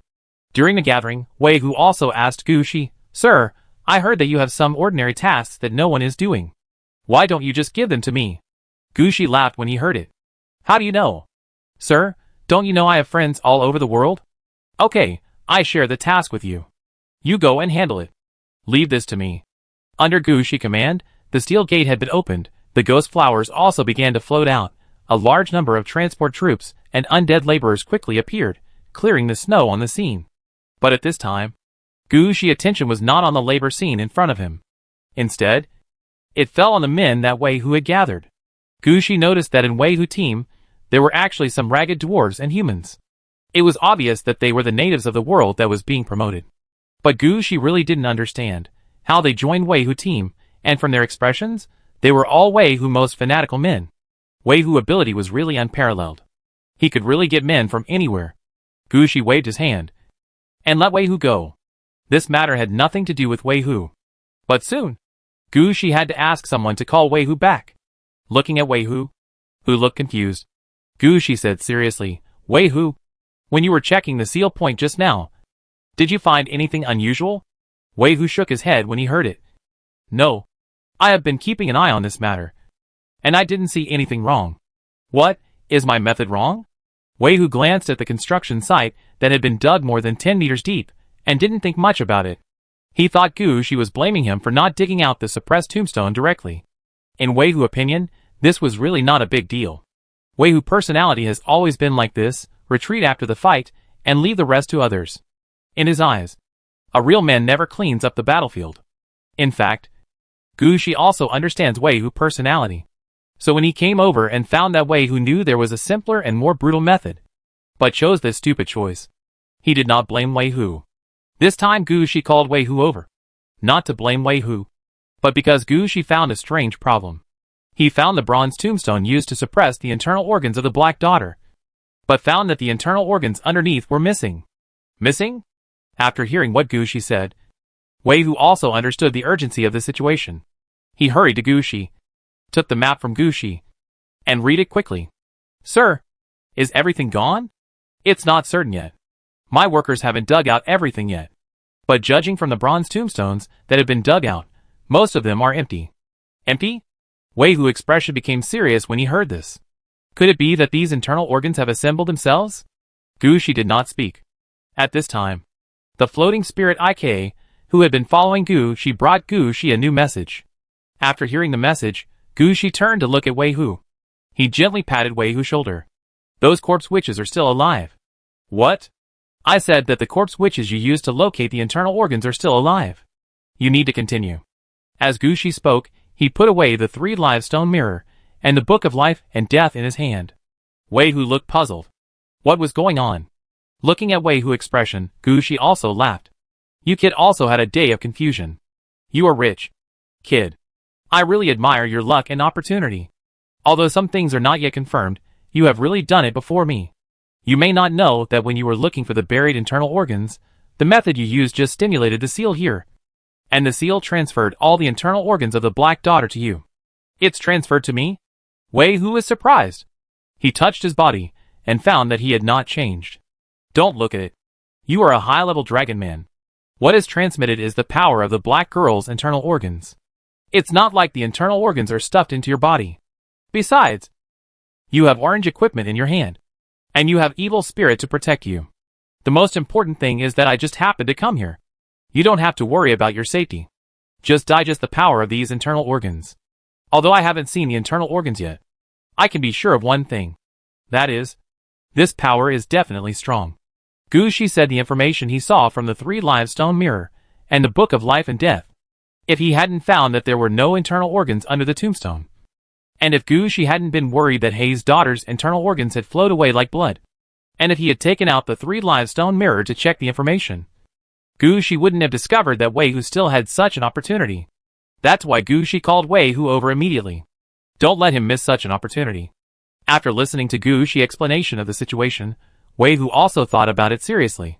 "Brother, I want to extract all these internal organs, you hear? Don't worry, I came here to deal with the internal organs of the Black Daughter that were sealed here. If you can deal with these internal organs, I will naturally not interfere. Wei Hu, you can go ahead and deal with the things here." Hearing Gu Shi's words, Wei Hu nodded affirmatively. However, he turned around and asked a question that Gu Shi couldn't answer. "Brother, I am now a high-level dragon man. After absorbing all this, can I reach the level of a dragon leader?" Gu Shi thought about it, and wanted to say that he was not sure. However, looking at Wei Hu's serious expression, Gu Shi finally said, "It is possible. I think if you absorb all the power here, your strength will definitely improve. And you also know that Hei Envy's vitality is probably infinite." Gu Shi glanced at Wei Hu after he finished speaking. Wei Hu certainly understood what Gu Shi meant. Hei Envy's strongest point is indeed her infinite and constantly increasing vitality. Under the stimulation of such vitality, ordinary muscles will turn into a mountain of meat, not to mention the key internal organs. As long as Wei Hu can control the powerful vitality of the internal organs and turn this power into his own power, it will not be a problem for him to go further. Chapter 1913 The Bone Seal. After handing all this over to Wei Hu, Gu Shi quickly started to do hard labor, and constantly released new dead wizard force fields, and released a large number of liches. These liches began to set up the places that were dug in front of him, and some liches even followed behind Wei Hu. Wherever Wei Hu dealt with it, they would lay out the dead wizard force fields.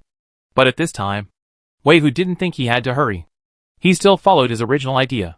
Just follow the lich behind you. It won't affect you anyway.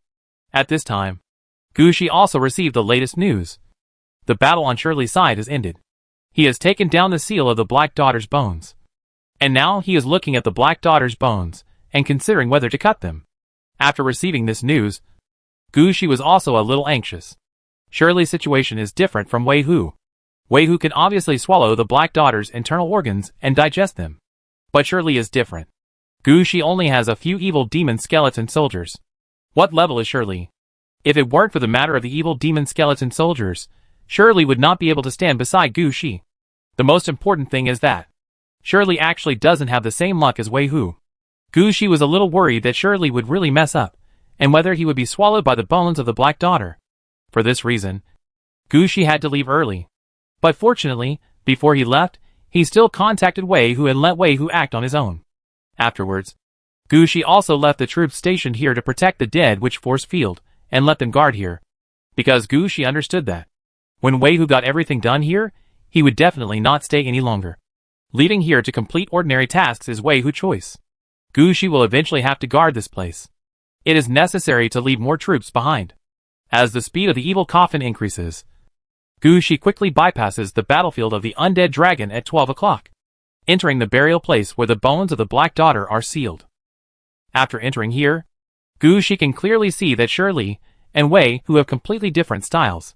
Shirley really led his men in a high-intensity battle. On the snow in front of him, a thick layer of bone fragments has been laid. From the situation of these bone fragments, it can be seen that at least hundreds of thousands of skeleton soldiers were here to intercept Shirley and his evil demon skeleton soldiers. However, the number of evil demon skeleton soldiers under Shirley was less than 6,000, facing a force more than 10 times their own. The evil demon skeleton soldiers not only did not retreat, but killed them all. When stepping on the bone fragments, Gu Shi could clearly feel that there were no corpses of evil demon skeleton soldiers among the broken bones in front of him. This means that Shirley has been controlling the battlefield since the beginning of the battle. As the evil coffin went deeper, Gu Shi noticed that there were 7 or 8 large battlefields with more than 100,000 people. There was no telling how many smaller battlefields there were.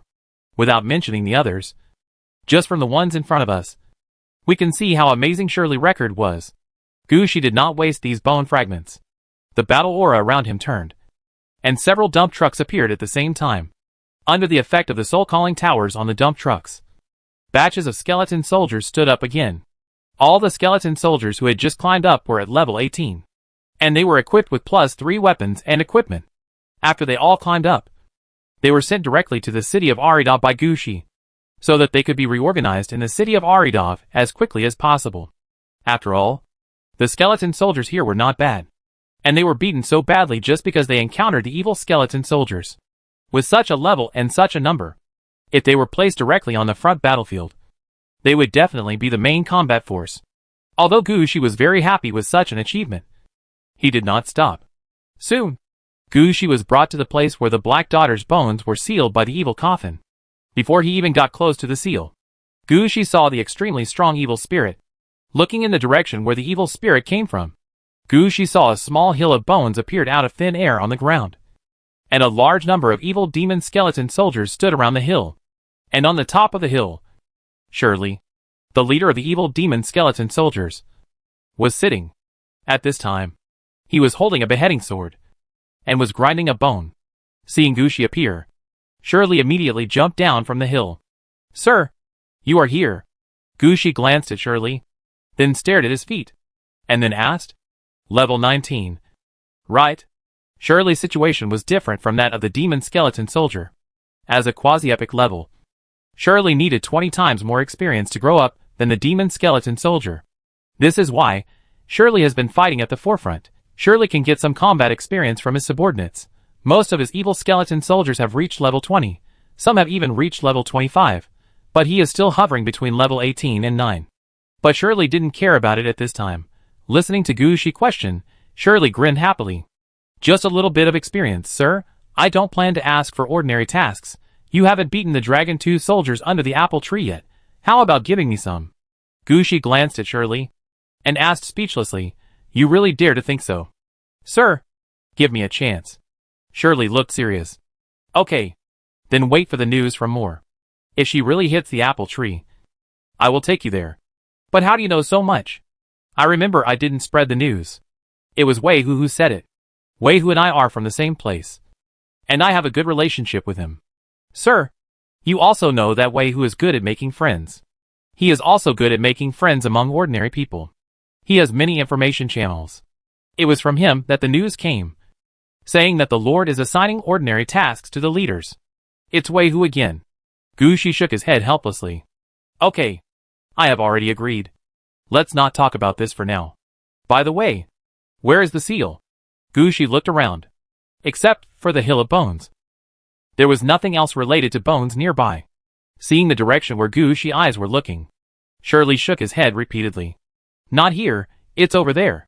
Shirley quickly pointed to a location about 2 kilometers away. Where is this? It's like this, that place is too friendly to bones. As long as you throw a bone fragment over there, it will immediately turn into a skeleton soldier. No matter how we clean it up, we can't get rid of it. In the end, we can only pile these bones here. Listening to Shirley's words, Gu's eyes couldn't help but turn to the location 2 kilometers away. Chapter 1914 A Pile of Valuable Skulls. After listening to Shirley's words, Gu casually picked up a bone fragment from the Hill of Bones, and threw it heavily to the position Shirley pointed to. Throwing. Although Gu had not practiced this for a long time, but once Gu got started with fitness techniques, he had no idea how much strength he had. In addition, his throwing skills were still there. Gu exerted force, and the bone fragment flew more than 1,000 meters, and was thrown to the position Shirley pointed to. Although it was not close to the center, but as the bone fragment landed, Gu saw that the bone fragment seemed to be stimulated, and quickly turned into bone threads, expanded, and then reassembled. With just a turn of the head, a skeleton soldier appeared at the original place. The level of this skeleton soldier was about 15. Although he didn't have a weapon in his hand, his eyes had already turned to Gu. Take another look, Gu said to Shirley. Shirley understood immediately, and without any instructions from him, a demon skeleton soldier rushed out. He ran to the skeleton in 2 steps, and with one sword, he cut the skeleton into 2 pieces. After that, the body of the fallen skeleton soldier split again, and 2 skeleton soldiers stood up again. Gu finally understood that, as long as he fought here, he would never be able to defeat all the skeleton soldiers. Interesting. While Gu was talking, the evil skeleton soldiers had already made a quick move, knocking down 2 skeleton soldiers again. Then the number of skeleton soldiers went from 2 to 4, 4 to 8, and 8 to 16. The enemy's number had increased. Alright. Gu did not let the evil skeleton soldiers continue to fight. After all, he did not intend to test the enemy's limit. I just want to see what's going on inside. Now that everything has been confirmed, Gu is not in a hurry anymore. After hearing Gu's order, the evil demon skeleton soldiers no longer fought with the skeleton soldiers, but led the skeleton soldiers back out. When they were near the Hill of Bones, the other evil demon skeleton soldiers rushed forward and chopped the skeleton soldiers into pieces. You should step aside first. Won't this cause a reaction in the bones? Then don't use the bones first. As Gu spoke, he released the ghost transport troops. At this time, Gu was still sighing in his heart. He never thought that in the promotion area, the ghost transport troops that he had almost looked down upon before would have the highest chance of appearing. As these ghost transporters flew towards the sealed area, Gu also stood on the top of the bone hill and looked carefully at the situation 2 kilometers away. With Gu's current eyesight, a distance of 2 kilometers is about the same as sitting in front of a computer and looking at the monitor. Gu could see all the details. As the snow layer at the seal point was dug up, Gu also noticed some situations under the snow. Before coming, Gu had thought about various situations at the seal point of the Black Daughter's bones. But he never expected that this seal point would be so gorgeous. Under the snow layer were many complete skeletons, some of which were human-shaped. Some were animal-shaped. The largest was a large dragon, and the smallest were some mice. However, each skeleton was not made of bone, but had turned into various metals or crystals. The one that attracted Gushi's attention the most was a giant dragon skeleton that was shining with diamonds. And the rest were also shining with gold. The skeleton belonging to the Black Daughter was hidden among these skeletons. Gushi looked back and forth here, but could not see where the Black Daughter's skeleton was. The ghost porters did not care so much, and they carried these skeletons out one by one. Gushi and Shirley quickly stepped forward to check. Gushi immediately found something different. Although all the skeletons have turned into crystals or metals, they are still bones in essence. The aura of the undead on them cannot deceive people. However, these skeletons have now turned into metal or crystals, and even Gushi's nether spirit flower cannot revive them. Of course, this is not because the nether spirit flower is not powerful. With the infinite resurrection ability of the nether spirit flower, even if the bones are ground into pieces, they can be directly resurrected into ghosts. Gushi just couldn't bear to part with it, because the skeletons here are really high-quality materials. Those skeletons that have become metal can be directly made into weapons, as long as they are taken back. The most important thing is that the weapons made have the strength of metal, the weight of bones, and the characteristics of bones. In the hands of the undead army, it is not considered as ordinary weapons, but bone weapons.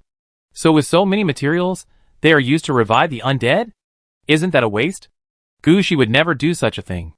As his ghost porters carried away a large number of crystallized or metallized skeletons, Gushi also slowly found the location of the Black Daughter's skeleton. The reason why Gushi was so sure was entirely because of the style of this skeleton. Gushi felt that he had seen it before. Thinking about it carefully, you will find that this skeleton is similar to the half-body pressed by the Golden Lion, clearly a whole. With Gushi's eyesight, he could directly put the skeleton and the half of the body together, and almost restore the appearance of the Black Daughter. Of course, the most important thing is that the seal is stuck on this skeleton. Like the half of the body, there is also a seal here to suppress everything. It is a kind of crystal head and metal body. There are 8 spears in total, which look like the pointed feet of spiders. These spears are stuck in the skull, shoulders, waist, and limbs of the Black Daughter's skeleton. As soon as he saw this kind of spear, Gushi's eyes lit up. Gushi felt that this thing looked like the orange equipment used by soldiers. If this was true, there would be one more orange equipment for soldiers with spears. Then, he would be one step closer to becoming a demigod-level soldier. As the ghost porters carried the corpses away from the skeleton began to move. Gushi noticed that some powder actually fell out of the gap in the Black Daughter's skeleton. Once the powder fell to the ground, it became a new skeleton. Gushi took a look, and at first, he didn't quite understand why the Black Daughter's bones would behave like this. But he reacted immediately. He had moved too many crystallized or metallized bone racks, and he almost forgot the characteristics of the Black Daughter's skeleton. As long as they were touched with a little bone powder, the Black Daughter's bones could turn them into skeletons. With a turn of the head, these skeletons would crawl up from the ground and join the battle. Looking at the situation in front of him, Gushi narrowed his eyes. And it was finally time to start. Lead them over here. And don't let those broken skeleton soldiers disrupt the movement of the transport troops. Chapter 1915. Take a gamble. An attack method with a high success rate. Gushi gave the order while taking out the 3-life stone mirror and shining it on the skeleton of the Black Daughter. No matter what kind of war you are fighting, you must have comprehensive information first. Comparing the information on the 3-life stone mirror, Gushi's mind quickly flashed through all the methods he had mastered, and he was thinking about how to deal with the skeleton of the Black Daughter this time. Unlike the half-corpse that turned into a mountain of flesh, the skeleton is the most difficult to attack. The Sansheng stone mirror has already reminded that if you want to attack the skeleton, it is best to destroy the entire skeleton with one blow, because the characteristics of the skeleton make it have different troubles. That is, if the bones are broken, they will immediately become skeleton soldiers. And the larger the bone fragments, the stronger the skeleton soldiers will be. The most important thing is that if a small part of the skeleton runs away, it is equivalent to escaping completely for the skeleton. Don't think that the skeleton can only move slightly now, because the 8 key positions of his body are all nailed. If there were no 8 spears, let's see if the skeleton would escape immediately.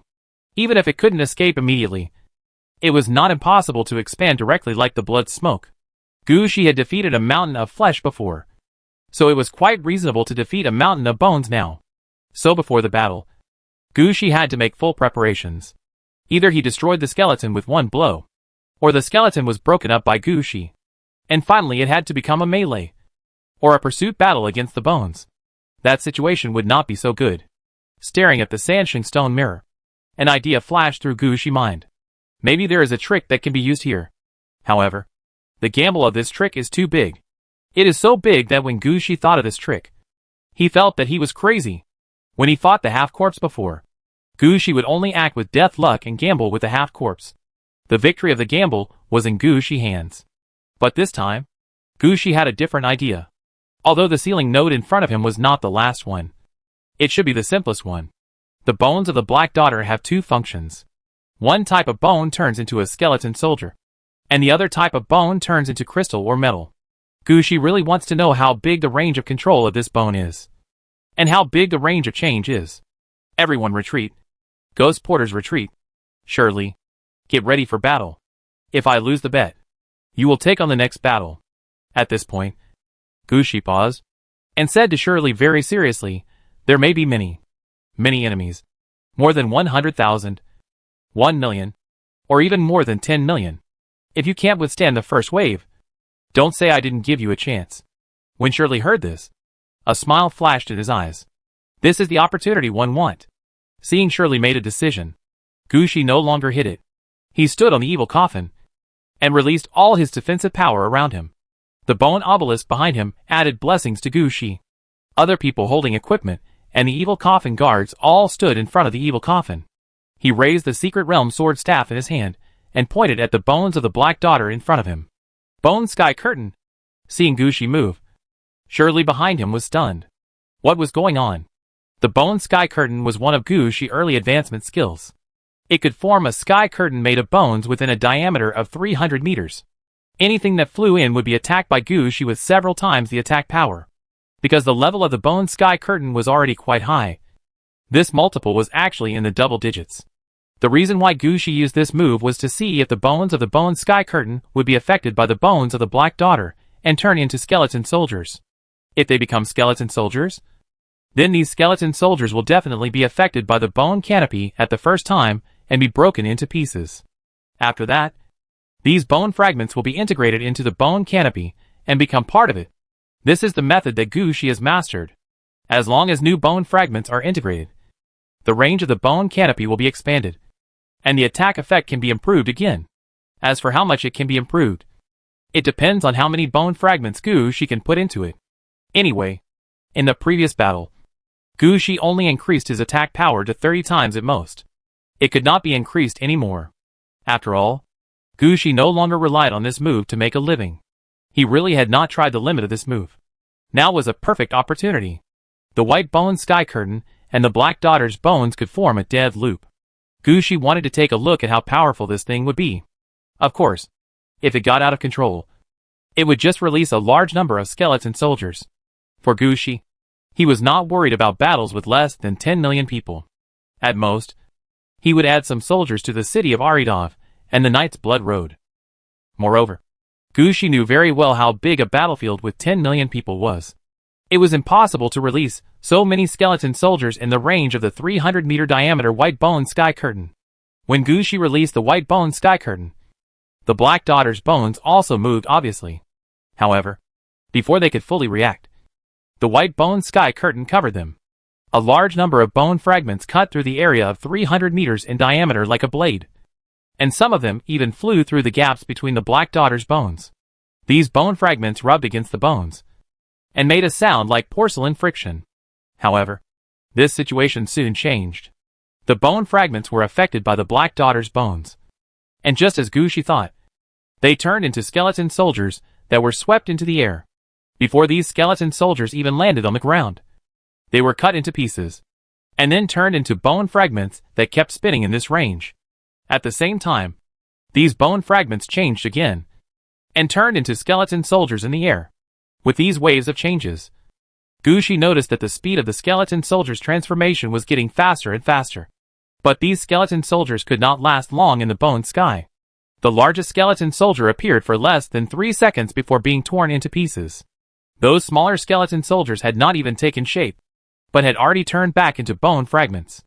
The attack power of the bone curtain was getting stronger and stronger. Before, when the bone fragments hit the Black Daughter's bones, they only made a friction sound. But now it was different. Scratches began to appear on the bone frame. It was obvious that the bone fragments were now able to hurt the Black Daughter's bones. The bet was won. Looking at this scene, Gu's eyes also flashed with a hint of pride. Now all he had to do was wait. Wait for the power of the bone curtain to continue to increase. And wait for the Black Daughter's bones to be torn into pieces. Chapter 1916 Metal Treasure Mountain and Orange Equipment. Gu waited for an hour and a half. During this hour and a half, Gu was not idle. In addition to releasing the Lich to prepare for the dead, which force field behind, he also continuously released the white bone sky curtain to the location of the Black Daughter's bones.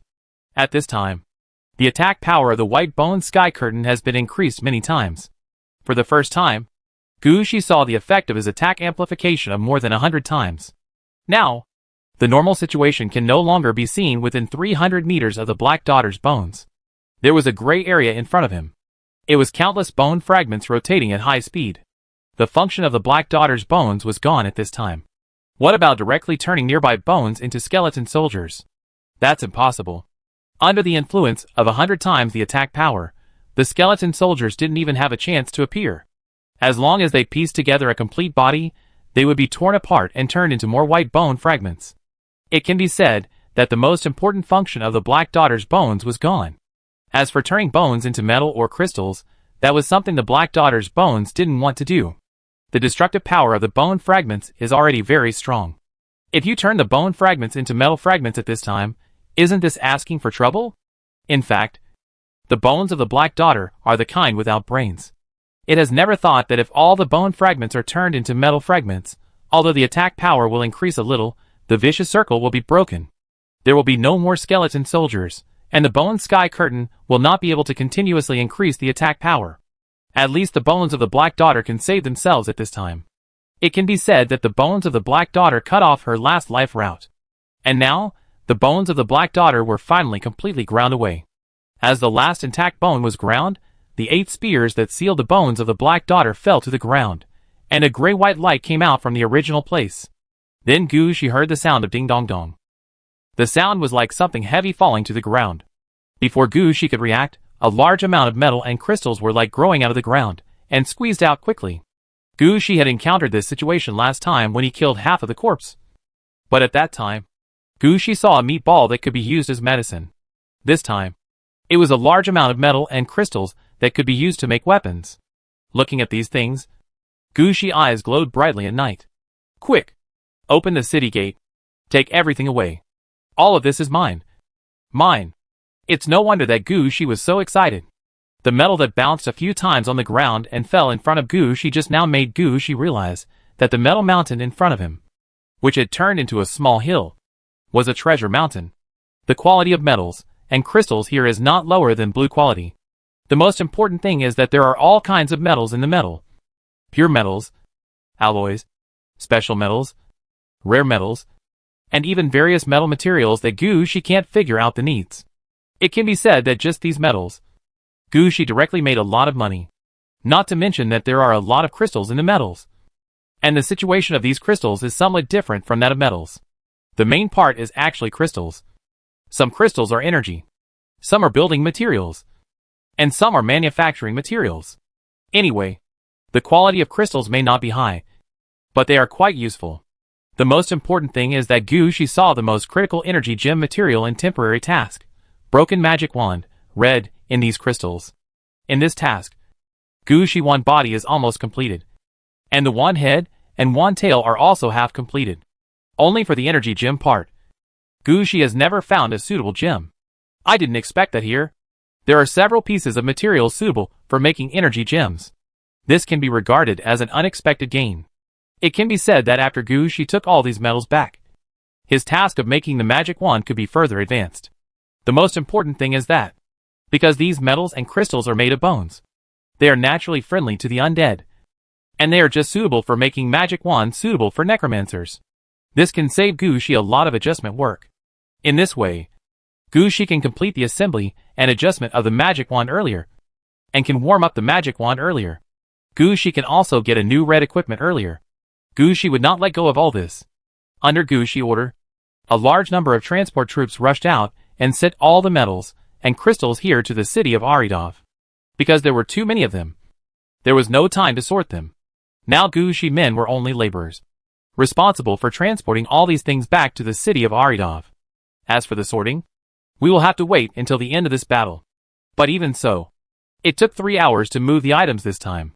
It can be said that even if Gu Shi beat his daughter's bones, it would take less time. This is because Gu Shi has not yet completely arranged the dead witch force field. He still needs to arrange the dead witch force field here and release new liches here. If there were no delays, Gu Shi would have left earlier and would not have watched the metal and crystals here being moved away. In addition to these crystals and metals, the 8 spears were also left behind. These 8 spears are somewhat different from what Gu Shi had guessed. These 8 spears are orange equipment, but they are not the soldier suits that Gu Shi thought of, but normal orange equipment, and it is noted that this thing can only be used by one person, and each spear is a dual-wielded long-handled weapon. In other words, if you want to equip the spears in front of you, then I'm sorry, you must have more than 16 arms. This situation made Gu Shi speechless. Which good person has more than 16 arms? And there are so many arms. Wouldn't it be better for you to take different equipment? You must take a set of spears, and the attributes of this spear are not the best. It is called orange equipment, but it can only be regarded as ordinary, not the best. Alienated dry foot thorn, orange, long spear, unbound. After equipping, attack plus 150, attack power plus 50 for each additional spear of the same type, up to 8. Equipment requirements, strength 20, constitution 20, dual-wielded long-handled weapons, used by one person. Special 1, seal and stab when attacking. The alienated dry foot thorns can nail the enemy to the ground, and before pulling them out, the enemy can be sealed and controlled, depending on the number of alienated dry foot thorns. The time to seal the enemy is from 1 hour to forever, up to 8. Special 2, unified stab. When 8 alienated withered foot thorns are stabbed out at the same time, you can arrange a special attack battle formation. When you stab them with all your strength, you can destroy the defense effect of the orange equipment, and directly hit the orange equipment holder. Special 3, tear. Reverse the 8 alienated withered foot thorns. You can ignore the enemy's defense, and tear the stabbed enemy into 8 pieces. Special 4, orange. Temporarily give up the right to use the alienated withered foot thorns, and temporarily upgrade the 8 purple equipment to orange quality, lasting about an hour, after which the purple equipment is destroyed. Explanation 1. No one knows where the alienated withered foot thorns came from. People only know that these 8 spears are a set, and they are useless if separated. Explanation 2. Be sealed or die, you can choose one. Chapter 1917, the second orange armored guard. Gu Shi didn't need to think too much about the alienated dry foot thorn. He knew at a glance that none of his subordinates could use it. On the other hand, the corpse mounting god of war statue, the evil coffin, and the ghost squad that Gu Shi's subordinates had transformed into by Wu Chang could all be equipped with the alienated dry foot thorn. The ghost squad had enough ghosts, not to mention 16 arms. Even 160 arms could be assembled. However, among Gu Shi ghost squad, only the ghost squad member, who was transformed into a ghost messenger by Gu Shi, had such rights. The rest of the ghost squad members were all soldiers. And the alienated withered foot thorn was not a soldier's equipment, so they could not be equipped with it. Therefore, only the ghost messenger had the opportunity to get this equipment. However, the cost-effectiveness of the ghost squad transformed into a ghost messenger was not high. Gu Shi immediately rejected this idea. The next step was to put the orange equipment into the corpse mountain war god statue, or the evil coffin. Everything can be done directly at the corpse mountain god of war statue. Isn't it just 16 arms? No problem with more. The evil coffin is also a good choice. There are 12 equipment slots in the evil coffin. Naturally, one orange equipment can be placed, and after the equipment is placed in, the effect can be exerted immediately. There is no need to worry about not being able to exert the effect of the equipment, nor do you need to look for 16 arms. Faced with these two choices, Gu Shi was silent for a while.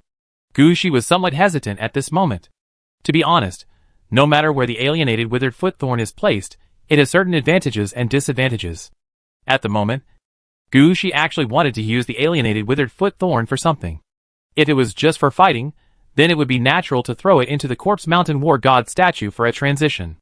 The corpse mountain war god statue would definitely be able to bring out the full effect of the alienated withered foot thorn. If you want to bring out some of its characteristics, then put it in the evil coffin. The evil coffin does not need to consider the problem of the arm. Between these two options, Gu Shi was silent for a moment. And finally, he opened the gate of the Death City, and took the initiative to enter the Aridov city. Seeing Gushi take the initiative to come in, the contracted undead under Gushi were quite surprised. Luna was the first to come forward and looked at Gushi seriously. She thought Gushi had brought back another red equipment. Fortunately, Gushi did not make any request for the restricted area this time, and he used the fastest means to transfer to the training area.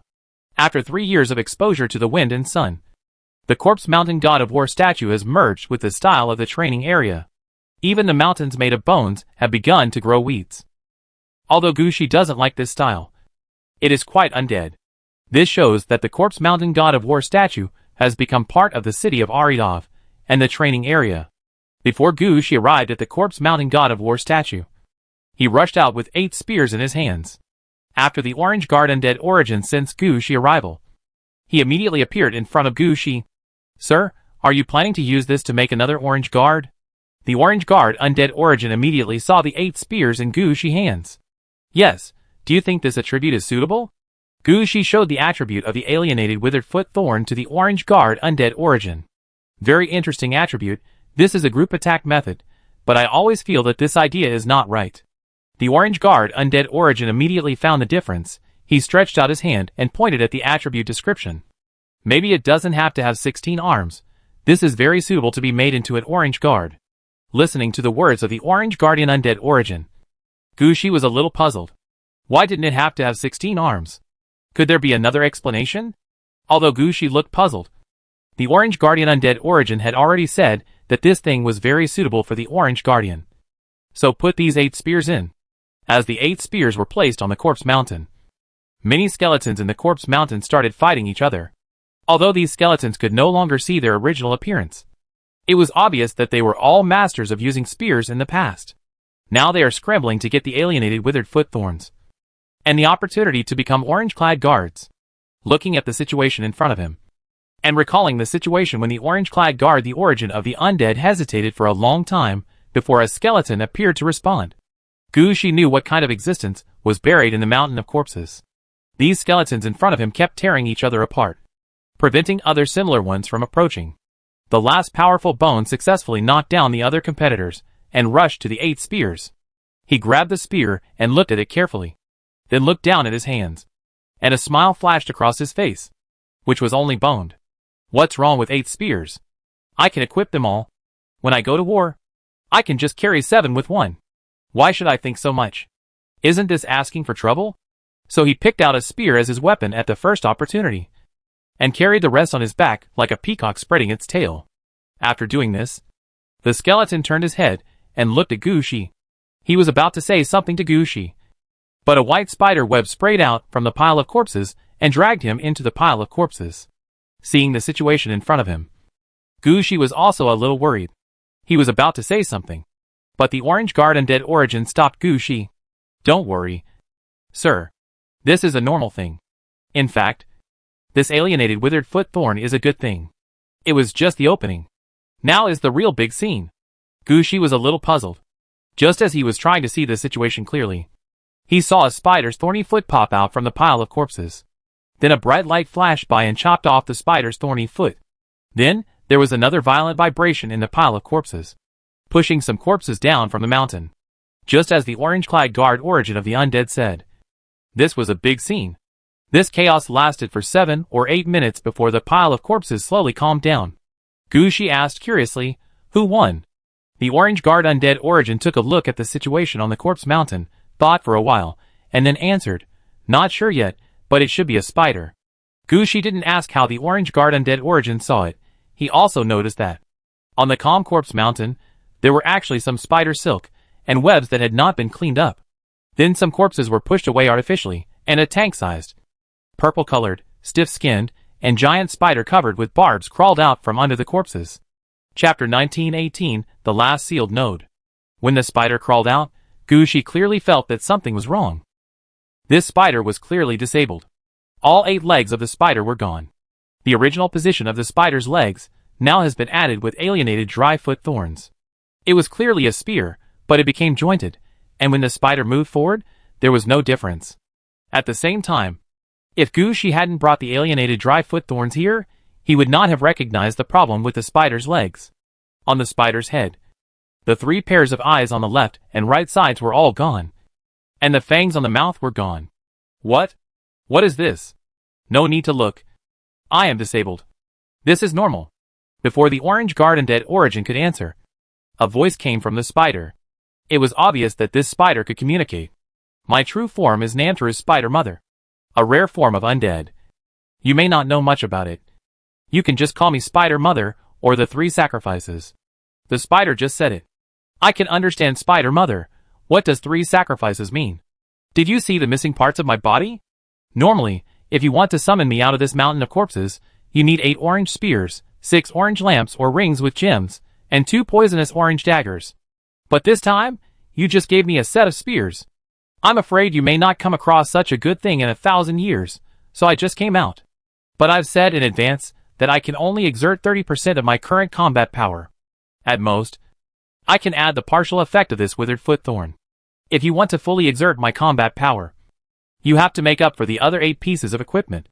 Spider didn't hide anything and directly told his situation. That was to explain to Gushi that I must have come out anyway. So you can use it or not. Even if you don't use it, I won't return it. Gushi didn't care about this situation. He asked seriously, then the 3rd sacrifice. What is your ability? High-speed movement, toxic attack, control and kill. Just think of me as an assassin with strong melee ability and control ability. The Orange Guard 3 sacrifices directly talked about their characteristics. This is also the advantage of these Orange Guards. They say everything directly.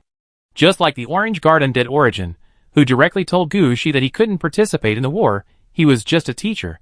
The Orange Guard 3 sacrifices in front of him also directly told Gushi that his current situation was incomplete. How to use it if you want to exert your combat power. This is much better than Gushi Flame Light 6-path lamp holders. How to use the Flame Light 6-path lamp holders. Gushi has to study it himself. If Gushi is not lucky, there is no way to discover its unique function. But the 2 orange-clad guards in front of him are different. They will directly tell their situation.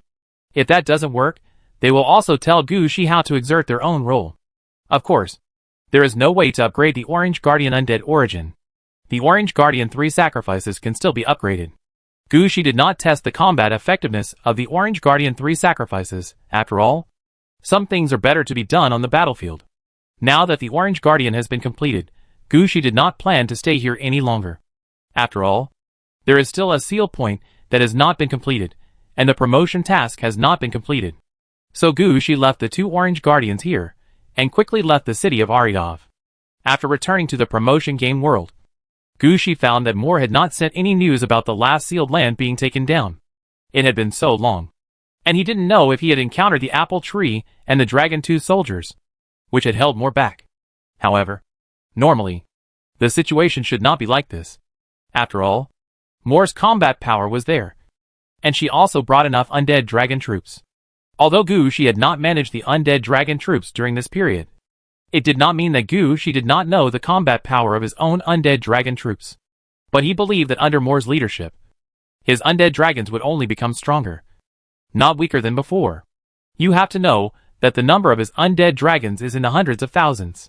Even if Gushi is now fully committed to improving the status of the Death Titan, compared with the undead dragon, the Death Titan is still far behind. This time when Gushi asked Moore to attack, he asked Moore to bring all the undead dragons. In Gushi mind, even if the undead dragon at the last seal point is stronger, with more strength and the troops under her command, it would not be difficult to capture the seal point. Now Moore has not sent back any news. I am afraid that he has encountered a situation that Gushi least wants to encounter.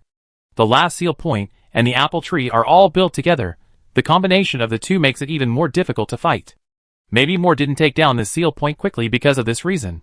Gushi thought about it seriously, and he had already considered a lot for Moore in his heart. Now this is the last seal point. Gushi made a decision immediately, and went to help Moore.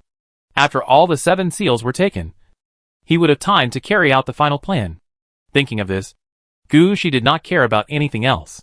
He jumped on the evil coffin and left first. As for this place, there were naturally people left by Gushi to deal with it. Shirley, who was originally fighting here, had already left in advance when Gushi set up the dead witch force field. Shirley knew the weaknesses of his evil demon skeleton soldiers very well. They were good in other aspects, but their movement speed was a little slow. After all, They had no mounts, nor any dump trucks, and could only run on their own. No matter how hard they ran, it was useless, as their speed was just like that. In order to ensure that they could catch up with the battle this time, they left the seal point of the Black Daughter's bones one step ahead and headed for the last seal point. However, even if they ran a few hours ahead, they were still not as good as Gushi. Gushi even arranged for the guards here, and then set off with the evil coffin. As a result, it only took a few minutes to catch up with Shirley, who had left earlier. Gushi really didn't plan to say anything about the speed of Shirley and the evil skeleton soldiers. And he didn't even think about taking Shirley with him, because more was still waiting for him. He just glanced at Shirley and passed by him. About 7 or 8 minutes later, Gushi approached the last seal. When he approached here, Gushi saw the corpses on the ground at the first time. A corpse road composed of the corpses of undead dragons stretched all the way to the distance. Chapter 1919, The Missing Moorish Army. Looking at the corpse road made of dragon corpses in front of him, Gushi's eyes also flashed a trace of solemnity. It can't be that scary. There are quite a lot of dragon corpses here. You should know that when Amilcar fought the Death Knight outside the castle before, the other side only sent out about 20,000 soldiers at a time. But here, there are at least 300,000 dragon corpses that died on this corpse road. Among these dragon corpses, there are dragon corpses of undead dragons, and dragon corpses of giant dragons. Gushi was sure that the corpses of dragons of different species should come from the last sealed place. The corpses of undead dragons might come from Moor's men. Of course, they might also come from the changes in the sealed place. After all, these undead dragons have also become corpses. And Gushi was not sure whether they were his men. However, looking at the situation in front of him, Gushi's face became solemn. If the battle intensity was this high, Moor might be in danger. Thinking of this, Gushi directly activated the battle aura, the dead soul protection effect. Among the routes of the ghost flower, Gushi studied this route the least. Although this route has the ability and effect of constantly resurrecting subordinates, Gushi really can't always follow his subordinates. In a situation like this, Gushi must see the corpse before he can revive his subordinates. If he doesn't see it, his subordinates may die. At most, after the battle is over, Gushi will return to the city of Aridov and use other means to revive the important troops. As for the ordinary troops, if Gushi saw them, he would revive them. If he didn't see them, they might really be forgotten. Now the most Gushi can do in terms of dead soul protection is to classify the corpses on the battlefield. Just like what happened before his eyes, when Gushi activated the battle aura, an idea flashed through his mind. Resurrect our dead undead dragon troops. This is the keyword that Gushi gave to this battle aura. As soon as Gushi battle aura was activated, some undead dragon corpses on the corpse road were affected, and flew up from the corpse road again. Watching these undead dragons fly again, Gushi finally felt relieved. The situation this time was not as bad as he imagined. The number of flying undead only accounted for 1% of the dragon corpses on the corpse road. Regardless of the situation of the corpse road, at least one thing can be confirmed. Moor's undead dragon troops did not suffer serious losses. At least from the current situation, they were not seriously injured. This made Gushi feel much better. At least, he was not as nervous as before. However, to be on the safe side, Gushi still contacted Moor and asked about her situation. Moor was a little surprised to receive the message from Gushi, but she immediately realized that the battle on her side had been delayed for some time, and there was no response yet. It was normal for Gushi to be anxious. So Moor quickly responded, "We are fighting. Please rest assured, sir, I have almost defeated the enemy." Listening to the response message said back by Moor, Gushi's other half was relieved. "Let's go," Gushi said loudly.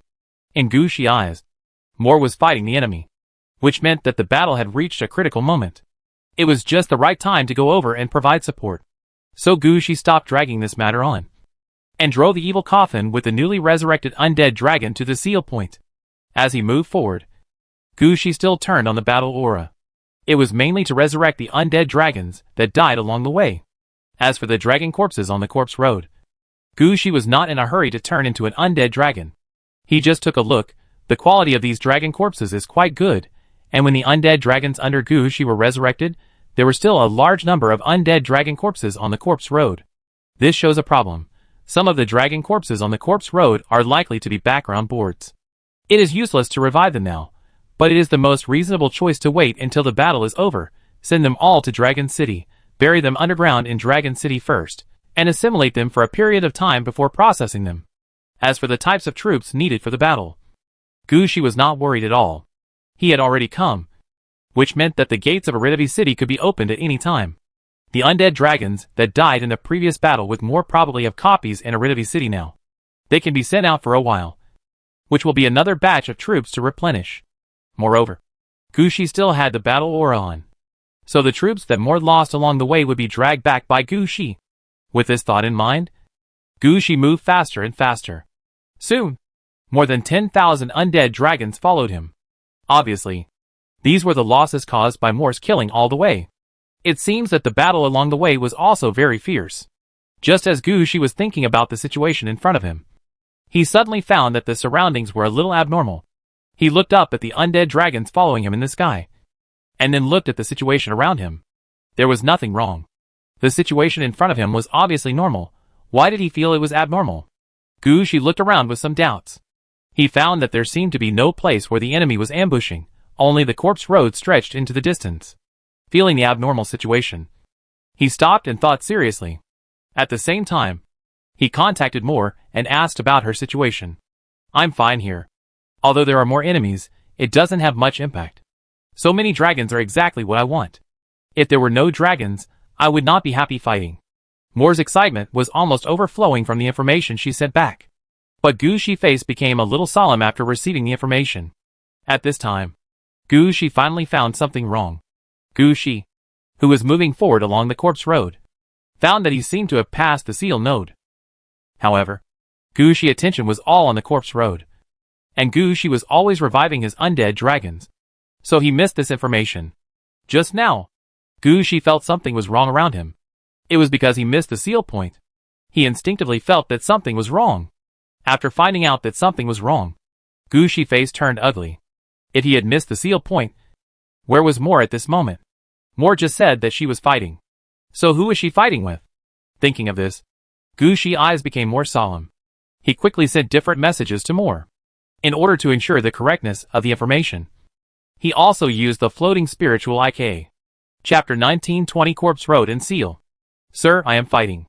Although he didn't know why Gu Shi sent messages from multiple channels, Mor still replied seriously. After receiving the message, Gu Shi turned around and returned to the location where the seal node should have been. After stopping here, Gu Shi flew up from the evil coffin, standing in the air and looking around. The 3-life stone mirror quickly appeared in Gu Shi's hand, and at the same time, Gu Shi's sight switched to the Huangquan dragon robe mode. When no abnormality was found, Gu Shi quickly switched to the side of destiny. This time, Gu Shi finally found something different. This is really the node of the seal. But Gu Shi never thought that the seal and the seal things at this time were so random.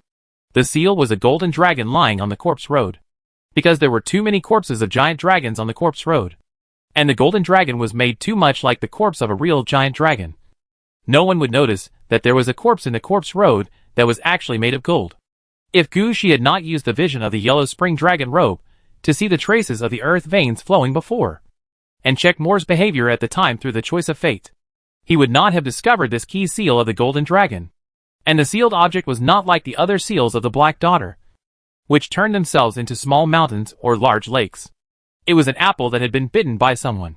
There was not even a trace of gold on this apple. It was like an ordinary and inconspicuous apple placed in the mouth of the golden dragon. Normal people would not notice this apple even if they passed by. But no one knew what Mor was thinking. After defeating the enemy undead dragon here, she stopped to rest. As a result, Mor, who usually didn't eat much, took the apple that had been bitten by someone and ate it. After eating the apple, Mor didn't think about why there was an apple here, but walked forward with the undead dragon. As for where Mor went last, it was naturally along the corpse road to the distance. This is exactly why Mor has not found the seal point, and is still fighting. That is because she does not know that she has already dealt with the seal.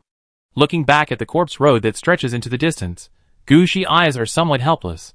He already knows the situation in front of him, and even figured out the situation behind it. Mor did not realize that the seal had been dealt with, and she was still attacking. And now the direction in which Mor is moving is no longer the location where the apple is sealed. The one who is fighting with Mor now is most likely the apple tree. This is Gu Shi Red mission this time. There will be 2 possible demigod-level soldiers there in the end. This is a troublesome matter. You should know that there are several basic conditions that must be met for demigod-level soldiers. The first is that demigod-level soldiers must reach level 40. There are no demigod-level soldiers below level 40. This is why Gu Shi got the demigod-level promotion method, but did not have demigod-level soldiers. Another is that the demigod-level soldiers will have at least 1 piece of orange equipment. And this orange equipment will definitely match the attributes of the demigod level. As for how many orange equipment the demigod-level soldiers have in their hands, it depends on the situation of the demigod-level soldiers.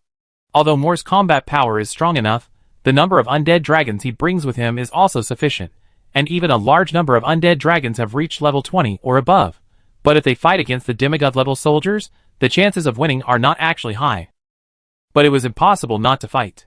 Judging from Moore's reply, Moore was quite happy this time. At least he had no intention of coming back now. So Gu Shi could only follow the road to find Moore. Thinking of this, Gu Shi had also swelled and hurt. He really didn't expect that he would encounter such a thing. The seals in other places were handled well. How come here, the seal things disappeared directly? Although he was somewhat unhappy, Gu Shi still made a quick decision. Gu Shi opened several city gates, and all the Death Titans quickly walked out of the city gates and went forward along the corpse road. At the same time, a large number of dump trucks appeared directly on both sides of the corpse road. This time, Gu Shi had begun to release regular troops. After all, the enemy they would face in the end would be demigod-level soldiers. Although the number of enemies was still uncertain, it was always better to prepare more troops. After releasing the main force and letting them go along the corpse road, Gu Shi was not idle. He quickly placed the Death Wizard force field and let the Lich handle the last node. Gu Shi remembered clearly what he came to this world for.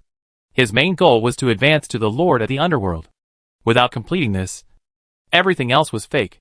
Gu Shi needed to occupy the node in front of him, and through the point-to-surface approach, turn the entire promotion world into the underworld. Then, through the yin-yang transformation, cut out the underworld part, and let this world return to the world of the living. Fighting the enemy at the seal is just a matter of convenience. Gu Shi would not be ignorant of priorities. Gu Shi already knew where Moore went, so he was not so anxious. So he immediately dealt with the seal node in front of him. As for supporting Moore, he would leave it to his regular troops. Gu Shi action speed was also very fast. After all, he had done it many times before. In just 3 hours, Gu Shi mana was completely drained, and he released a sufficient number of liches. The liches directly used the corpse road in front of them as the transformation point, and started the transformation of the dead witch force field. Unlike other places, Gu Shi also released many seeds of the ghost flower in these 3 hours. He asked his men to scatter them on the corpse road, and at the same time, Gu Shi transport troops were also released. They immediately began to transport all the dragon corpses on the corpse road, and buried the seeds of the ghost flower in the ground. After 3 hours of hard work, the first half of the corpse road had become a flower road, and all the dragon corpses had been transported back to the Mirror Underground Palace and sent to Dragon City. Now, the workers who were moving corpses and planting flowers were moving forward along the corpse road. However, at this moment, Gu Shi received a piece of news that made him feel dissatisfied. The troops said by Gu Shi had reached the end of the corpse road, which was also the edge of this world. But they did not find more shadow, as if Moore had disappeared directly. Hearing this news, Gu Shi was shocked. The road was clearly here, and Moore was just talking to him.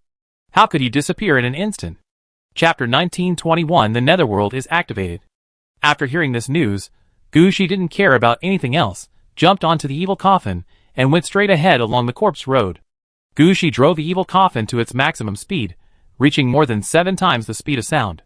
It took his men 3 hours to reach the place. Gu Shi, led by the evil coffin, reached in less than 10 minutes.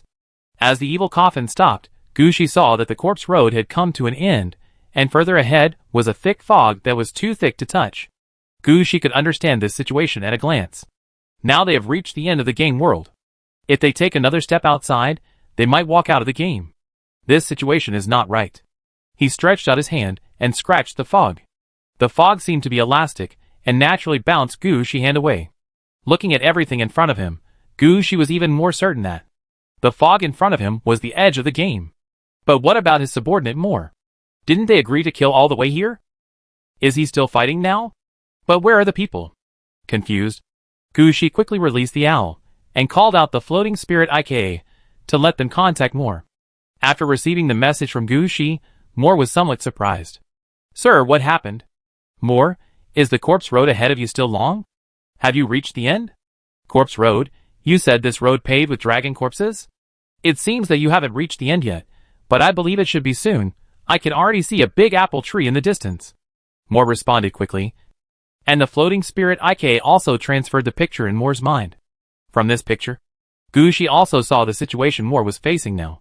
On both sides of her were barren wilderness, with only a corpse road paved by giant dragon corpses stretching into the distance. At the end of the corpse road, there was a huge apple tree that reached the sky directly. Looking at the apple tree from where Moore was, Gushi could barely estimate that the height of this apple tree was about 6,000 meters. Is this height still called an apple tree? However, Gushi immediately put this idea of complaining behind his head. He knew very well how he got here. Gushi asked quickly, Moore, when you were on the road, did you feel anything wrong? Wrong? No, I fought quite smoothly all the way here. Did something happen to the Lord? Moore said directly. We followed the corpse road all the way, and ended up being blocked at the edge of the world. It seems that we have encountered some strange situations. How many troops do you have now? More than 110,000 undead dragons. Moore said quickly. There are no losses of high-level and special undead dragons, and their combat effectiveness is still good. Then you stay where you are and rest. I will check what is going on. No matter what, I will send troops there. After hearing what Gushi said, Moore hesitated for a moment, and finally agreed. This is not a difficult task. It is just to let her and the undead dragon army stay in place to rest. This is a good thing. So Moore gave an order to let the troops stay. If Gushi was not here, she would even ask Gushi to deploy the dragon city nearby. After cutting off the connection with Moore, Gushi thought about it, and jumped onto the evil coffin again. The situation in front of him was a bit confusing. Gushi had to figure out everything first. Now Gushi could only think of one way, which was the White Castle in the center of the promotion world. The queen there must know something. Maybe Gushi needed to talk to her. While Gushi was thinking about this situation, the evil coffin started running again. In just a blink of an eye, the speed of the evil coffin increased to 7 times the speed of sound. But this time Gushi didn't care about it at all. At this time, he was holding the 3-life stone mirror in one hand, and the book of life and death in the other, flipping through the records on it. The Sansheng stone mirror can record all kinds of things that are illuminated, and the book of life and death will record the growth of the undead under Gushi. From the book of life and death, Gushi saw some of the things he wanted to find. Moore swallowed the apple that was only bitten by the Black Daughter. He should have been affected by the apple like the Black Daughter. However, the dragon blood bottle in Moore's hand saved Moore, and supplemented Moore's strength to a certain extent. It even caused a resonance between Moore and the dragon blood bottle.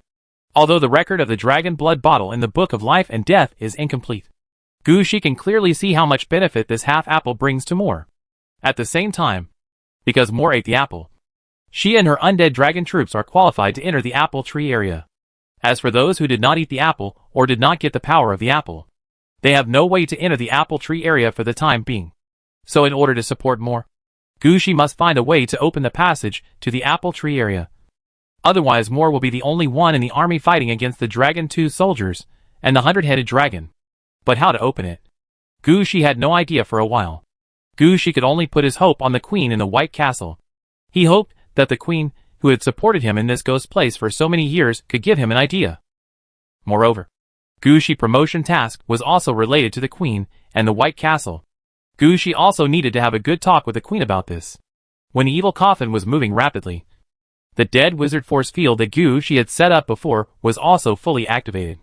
All 7 sealing nodes were occupied by Gushi, and the plan of the dead, which force field to spread from point to surface, was officially launched. The whole world began to become the netherworld. The snowflakes that had been falling continuously in the sky were now slowly stopping. At the same time, a large number of ghost flowers were growing from the ground in the snow on the ground. Around the ghost flowers, the snow was slowly melting. The melted snow water, carrying the power of the ghost flowers, and some even carrying the seeds of the ghost flowers, flowed to every corner of this world. Where the snow water flows, the ground is slowly stained with Gushi attributes.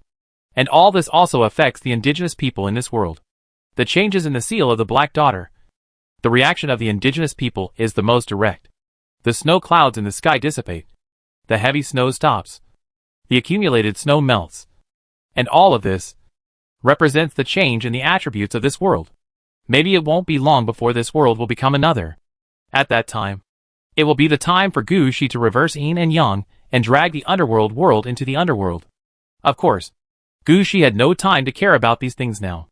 It took less than 20 minutes for Gu Shi, riding the evil coffin, to cross a long distance and rush to the bottom of the White Castle. At this time, the White Castle also slowly revealed its original color due to the disappearance of the snow. A black color like the starry sky. Chapter 1922. An old acquaintance in the castle. Looking at the castle that was slowly changing from white to black, Gu Shi was speechless. You have to know that the name of the White Castle was originally passed down by the local aborigines. There is no reason for them to pass down the wrong name of such a large castle. According to this reason, such a large castle in front of us, originally black, but named White Castle. Gu Shi shook his head and turned his gaze back. He looked at the White Castle in front of him again. This White Castle is a castle located on a mountain. Its style is somewhat like a tower castle. There are many spires around the city walls. The highest spire is in the center of the castle. The high tower plus the height of the mountain directly pushes the spire to the sky. After getting off the evil coffin, Gu Shi looked up at the position of the spire in the center of the castle. At this time, in the spire, there was also a person who slowly walked to the window and took a look outside. This look scared Gu Shi. This was not because the other person was ugly or anything, but because Gu Shi actually knew the person in front of him. This was a woman in a black robe, but she had a sense of heroism. When standing at the window, it gave people the feeling that they saw the general, the witch and the queen. Isn't this the Black Queen that Gu Shi met in the library when he was still relatively weak? Gu Shi also got a drop of the real queen's blood from the Black Queen at that time, and learned ritual magic, potion making and divination knowledge from her. Gu Shi never thought that he would meet her here. At this time, the Black Queen also noticed Gu Shi's expression. I don't know what she thought of, but she took another step forward, took off the hood of her black robe, and smiled at Gu Shi. It's you. I didn't expect that in just a few years. You have grown up. Welcome to you, my prince. The Black Queen smiled at Gu Shi, and regardless of whether Gu Shi heard what she said, she waved her right hand, and the gate of the castle opened automatically. Although the ice and snow on the castle had begun to melt, many things were still made of ice and snow, such as the open city gates and the lower drawbridge. Gu Shi did not hesitate, and put away the evil coffin and headed towards the castle. Although Gu Shi came alone at this time, he was guarded by the people wearing the 6-lane flame lamps. If he encountered an attack, Gu Shi could definitely hold on for a few seconds, and during this time, he could release the evil coffin and let the evil coffin guards take action. If all else fails, Gu Shi still has the Black Blood Knight in the Night Blood Road, and the orange-clad guards. At worst, he can also build a city gate and send out troops at any time. So even if Gu Shi is alone, he can still show the momentum of becoming with a large army. The Black Queen was not surprised at all by Gu Shi's reaction. She knew Gu Shi a long time ago. Although she did not leave the library at that time, she could definitely see that Gu Shi had a city in his hands. Now that so many years have passed, Gu Shi's strength has improved so much, the number and strength of the troops around him are definitely not weak. You have to know that although the Black Queen has been trapped in the castle for these years, it does not mean that she knows nothing about the situation outside the castle. In the past few days, Gu Shi's treatment of the seal of the Black Daughter, she has sensed everything. Whether it is the battle commanded by Gu Shi himself, or the troops of his leaders. Whether it is the treatment of the 7 node positions, or the troops completing ordinary tasks in this world, even the seeds of the nether spirit flower that Gu Shi has been sowing in the sky, are all in the eyes of the Black Queen. Gu Shi's attitude was normal in the eyes of the Black Queen. When Gu Shi stepped onto the castle drawbridge, the Black Queen, who usually stayed on the spire, had come to the main gate of the castle to greet him in person. When the Black Queen came down, Gu Shi noticed that the ice and snow in the inner courtyard of the castle had melted a lot, and some troops that were originally frozen under the ice and snow were slowly waking up. Gu Shi walked along and found that in addition to humans and dwarves, there were also some troops that only appeared in fairy tales, like elves, centaurs, Pegasus, unicorns, etc. They could all be seen in the castle in front of him. Looking at the current situation, Gushi's mind was confused. It seemed that Gushi's previous guess was about to be overturned. Which one of the Black Queen and the Black Daughter was the undead Ralph? Judging from the situation here, it was clearly the troops from the elf barrier. When the Black Queen arrived here, she just happened to see Gushi's puzzled eyes sweeping over the creatures that had just resurrected here. At this time, the Black Queen also smiled at Gushi, and said to Gushi again, "Long time no see. I didn't expect you to grow so fast. It's only been a few years, and your strength is close to mine." Gushi didn't say anything, and looked at the Black Queen again. As the biggest boss in the promotion world, the Black Queen's strength is actually quite good. Her level is the upper limit of this world. 19th level. Of course, the Black Daughter is also at this level. When Gushi dealt with the Black Daughter sealed part before, no matter how she was, she didn't show a battle aura. From this point, we can see the situation here. It was obvious that this was a world of advancement, not a world where players would die. However, Gushi could see the vicissitudes and wisdom in the eyes of the Black Queen. It was obvious that the Black Queen was at level 19. Because this world was only level 19. Not because she could only reach level 19. Her praise was also an affirmation of Gushi. After all, when she first met Gushi, Gushi didn't even know ritual magic, had only 2 contracted undeads, and didn't even have an orange outfit. Now Gushi is about to reach level 15. He has learned almost all the abilities of the undead. He has tens of millions of troops. He has 1 red suit, not to mention orange suits. This is a huge improvement. Gushi laughed when he heard the Black Queen's praise. "Thank you. If you hadn't guided me, I wouldn't be able to reach my current level." What Gushi said was not wrong. If she hadn't received some knowledge and ritual magic from the Black Queen, Princess Anna would not have been able to become a contracted undead.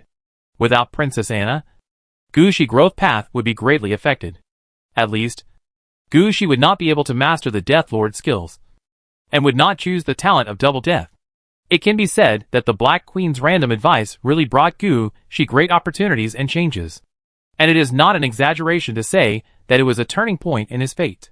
Chapter 1923. The story behind the Kingdom of Winter Mirror and the Black Queen. Because of their previous relationship, Gushi and the Black Queen only exchanged a few words, and quickly became familiar with each other. Gushi told the Black Queen about his situation, including his promotion mission here, including his plan to turn the whole world into the underworld first, and then use the ability of Yin and Yang conversion to cut out the underworld and take it away. Of course, there is also the red mission about the apple tree. It can be said that apart from bringing Su Yohing in, Gushi described in detail what he did when he entered the promotion area. The Black Queen talked about some situations about the Black Daughter, compared with the version Gushi heard in the opening animation and the version heard from the native dwarves. The Black Queen's version in front of him was more real. The plot at the beginning was actually the same. The Queen gave birth to a Black Daughter. But there was a situation here that was different from the picture Gushi saw. That is, the Queen intended to kill the Black Daughter. Since the Black Daughter was born, the killing intention has not stopped. Why? Listening to the Black Queen's words, Gushi was a little curious.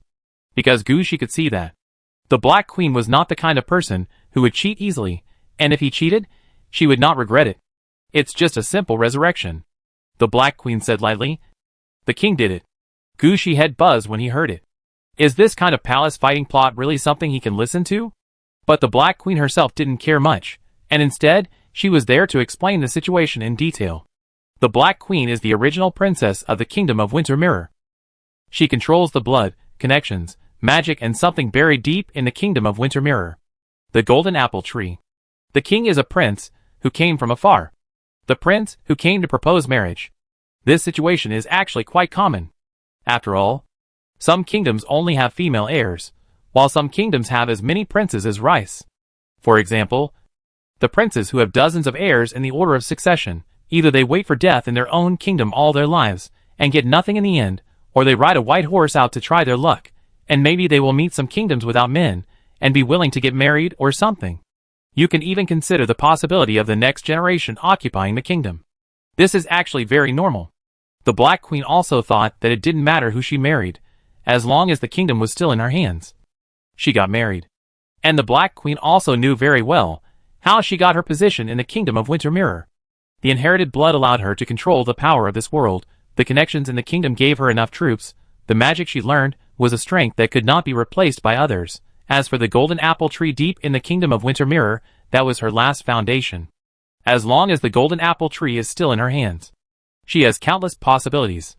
So in this marriage, the Black Queen has always been the one who holds the initiative. At the same time, the Black Queen also knows that she will live for a long time and will have enough power. So she has never planned to have children, but sits on the throne and controls everything in the kingdom of Winter Mirror. At that time, the prince was not qualified to be called the king, but could only be called the prince. This made the ambitious prince very unhappy. You know, when the prince got married, his goal was to become the king. But the prince's strength was not that good, and he could not compare with the powerful Black Queen who had the power of blood and magic. So the prince went from youth to middle age, and he was still just a prince. On the contrary, the Black Queen remained young. But the prince was also a capable person. He found out the characteristics of the kingdom of Winter Mirror. The most important thing here was not the blood of the kingdom of Winter Mirror, nor the connections. As for the power of magic, in the prince's opinion, anyone who is not a fool can learn it. What really affects the kingdom of Winter Mirror is the apple tree hidden deep inside. As long as you pick an apple from the apple tree and eat it, you can get the power strong enough to fight against the Black Queen. But the problem is that the prince doesn't know where the apple tree is, and there are Dragon 2 soldiers and a 100-headed dragon guarding under the apple tree. It is impossible for the prince to find the apple tree and get powerful power. At least it is impossible now. As for the future, the prince is now 40 years old, and the end of his life is in sight. It was not possible when he was 20, nor when he was 40. It is impossible to say that it will be possible when he is 60. The prince himself understands this, so he can only use some extraordinary means. The prince, using his status as the prince of the kingdom, sent the treasures he made to 9 human villages, 7 dwarf towns, and 3 forests that trained elves, including elf archers, Pegasus knights, unicorns, and other types of soldiers. It is said that these treasures can protect these places from being invaded by strange forces. But for everyone, this is just a means for the prince to fight for power and profit, who will take this matter seriously. The things said by the prince, just treat them as the welfare given by the prince, just accept them. Anyway, the Black Queen can live forever, and the prince can only live for another 40 years at most. At this time, no matter who you listen to, as long as you are not a fool, everyone will make the right choice. But no one expected that. What the prince wanted was for these people to accept the treasures he gave them. Because in addition to the 19 treasures, there was another treasure that could control everything. As long as he had this treasure, he could temporarily borrow the power of the 19 towns, sneak into the apple tree area, and steal an unripe apple. Because the apple was unripe, the prince's original idea of using the apple to improve his strength was shattered. The prince's mind turned, and he immediately thought of a more disgusting method. Since his strength could not be improved, he would find a way to weaken the Black Queen's strength. So he took the unripe apple, went to a witch, made a magic potion with the apple and some poison, and tricked the Black Queen into drinking it. This is what happened afterwards. The Black Queen became pregnant, and it was a strange dead fetus. All the weirdness in the kingdom of Winter Mirror wanted to be injected into the dead fetus, and snatched the opportunity to revive. Since the day the Black Queen became pregnant, she has always wanted to have an abortion. At the same time, she had to face all kinds of weirdness, and she had no time to pay attention to the prince's behavior. It was also in this year that the prince became the king of the kingdom of Winter Mirror, and was equal to the Black Queen in power, and almost killed her. If the Black Queen herself had not mastered the power of the dead, she might have died in that attack, because she was facing influences and pressures from 3 aspects at the same time. The Black Queen finally had problems. She failed to abort the fetus, and 10 months later, the Black Queen gave birth to a very troublesome child. The Black Daughter. Chapter 1924 Black Queen's Mission. Very troublesome?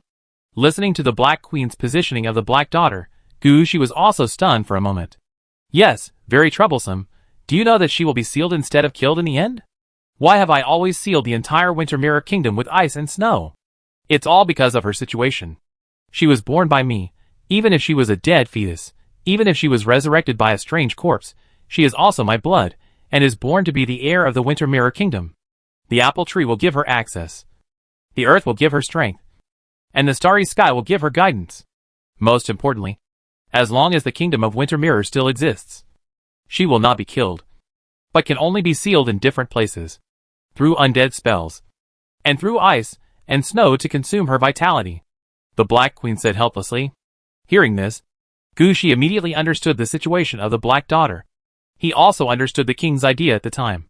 He had to admit that the king's idea was right. After having the Black Daughter, the Black Queen's power was weakened a lot. Even if the Black Queen and the Black Daughter fought head-on, they would both lose in the end, and the king would be the beneficiary. It was a pity that he underestimated the Black Queen's decisiveness. Before the Black Daughter grew up, the Black Queen directly killed the king. After all, the Black Queen married the prince at the beginning, but it was only because of the urging of various forces in the kingdom of Winter Mirror that she decided to do targeted poverty alleviation. Now she has a daughter, although it is a stillborn, but only the Black Queen knows about it. If she kills the king first, the domestic forces will not say anything. After the king died, the Black Queen had been dealing with the Black Daughter. The Black Queen wanted to get rid of the Black Daughter when she was young. However, although the Black Daughter was young, she had a strange creature that had lived for who knows how long. Some of the strange creatures were even monsters formed by the evil thoughts that had been circulating in the kingdom of Winter Mirror for a long time. They were quite familiar with some things in the kingdom of Winter Mirror. Some of the strange creatures even had the idea of taking advantage of the apple tree. As long as she stayed in the kingdom of Winter Mirror for one more day, the Black Daughter's power would be stronger. In order to deal with the Black Daughter, the Black Queen thought of countless ways, but she escaped again and again, and her strength became stronger and stronger.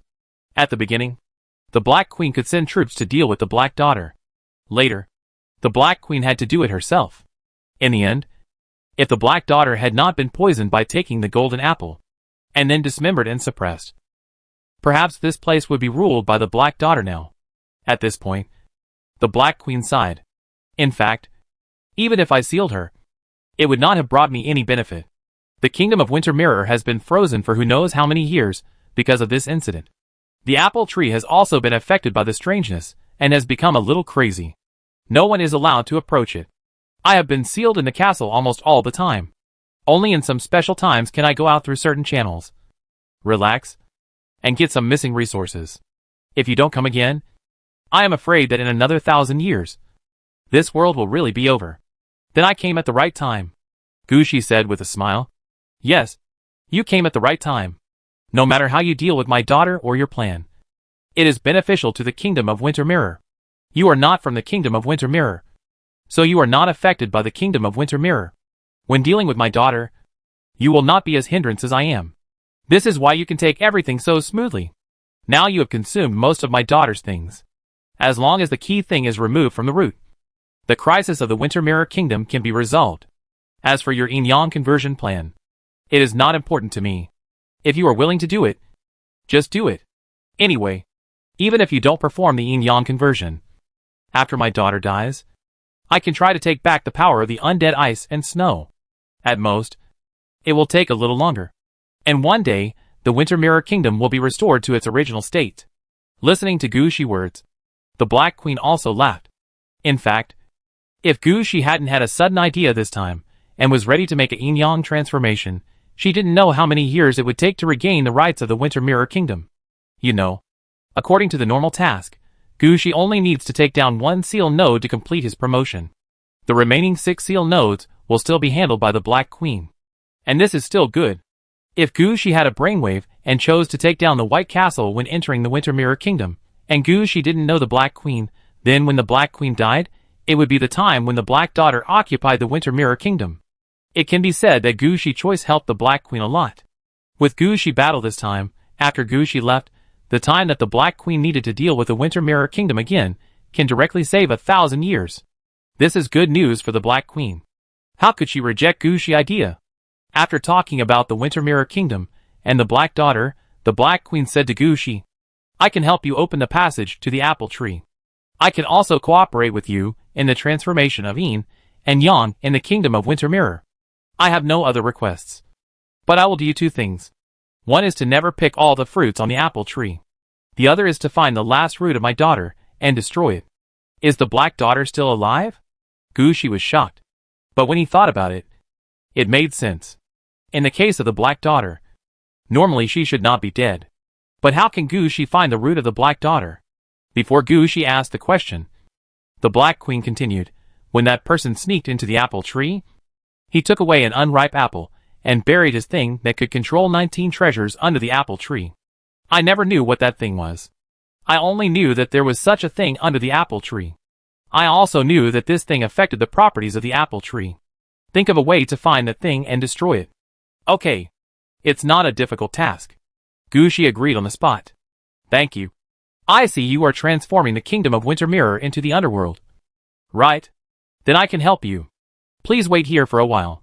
After saying that, the Black Queen left on her own, leaving Gushi alone facing the still warm red tea in front of him. Gushi was also a little surprised by the Black Queen's reaction. He didn't expect the Black Queen to be such a decisive person. In fact, Gushi didn't know that the Black Queen didn't have this attitude originally. She just didn't want to wait any longer. Chapter 1925 Yin and Yang Transformation. The First Prison Returns. Although he didn't know what the Black Queen was going to do, Gushi still suppressed his curiosity and didn't chase her out. But he took advantage of the Black Queen's absence to look around. At this time, Gushi was sitting in a living room in the castle. The main body of this living room was still in Western style, but apart from these, there were some small ornaments of unknown age or origin. But what attracted Gushi attention the most was a mirror on the wall facing the gate. Looking at this mirror, Gushi would be reminded of the opening animation he saw when he first entered the Kingdom of Winter Mirror. That was the mirror made up of the starry sky. And the mirror in front of him was so similar to the mirror made up of the starry sky. Standing in front of this mirror, Gushi could easily see everything in the Kingdom of Winter Mirror. It seemed that when there was no way to leave the castle, the Black Queen observed everything in the Kingdom of Winter Mirror through this mirror. Just as Gushi was looking at the situation in the mirror, he suddenly found that the sky that had originally cleared up was snowing again. The ground, which had already melted, began to turn white again. However, the white snow this time gave Gushi a very strange feeling. The snow was not pure white, but a mirror-like white with a mirror effect. If it was just a little bit, it might not be noticeable. But as the entire Winter Mirror Kingdom turned white, Gushi discovered that the white snow this time actually turned the Winter Mirror Kingdom into a mirror. This is why this kingdom is called the Winter Mirror Kingdom. Long ago, every winter, the entire kingdom would become like a mirror. But this kind of scenery has not appeared for many years. Just then, the voice of the Black Queen sounded behind Gushi. Gushi looked back and found that the Black Queen had changed her clothes. Her black robe had been taken off. But she did not put on any queen's robe, but wore a kind of armor made of golden leaves. This armor is a full-body armor, but it looks quite light. The helmet is made to look like an eagle's head, and there is a pair of wings on the back. It is obvious that this armor has the function of flying. Let's do the yin-yang conversion first. After the yin-yang conversion is completed, I can open the passage to the apple tree. I go out and take a look. Gushi knew what the Black Queen had done just now. She used her control over the Winter Mirror Kingdom to help Gushi complete the conversion part of the Winter Mirror Kingdom in advance, turning the Winter Mirror Kingdom into Gushi Underworld. It can be said that this is a trust in Gushi. If Gushi did not perform the yin-yang transformation at this time, then the Black Queen would have nothing. But the Black Queen did it directly out of trust in Gushi. This touched Gushi quite a lot. Faced with such trust, Gushi would not do anything reckless. Walking out of the castle, coming to the courtyard outside the castle, Gushi did not think much at all, and flew directly into the air.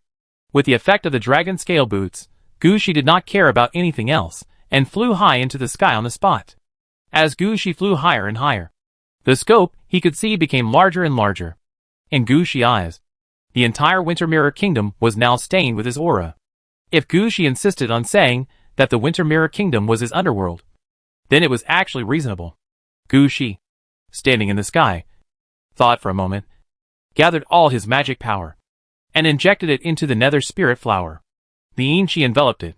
A large amount of yin chi sprayed out from Gushi's hands.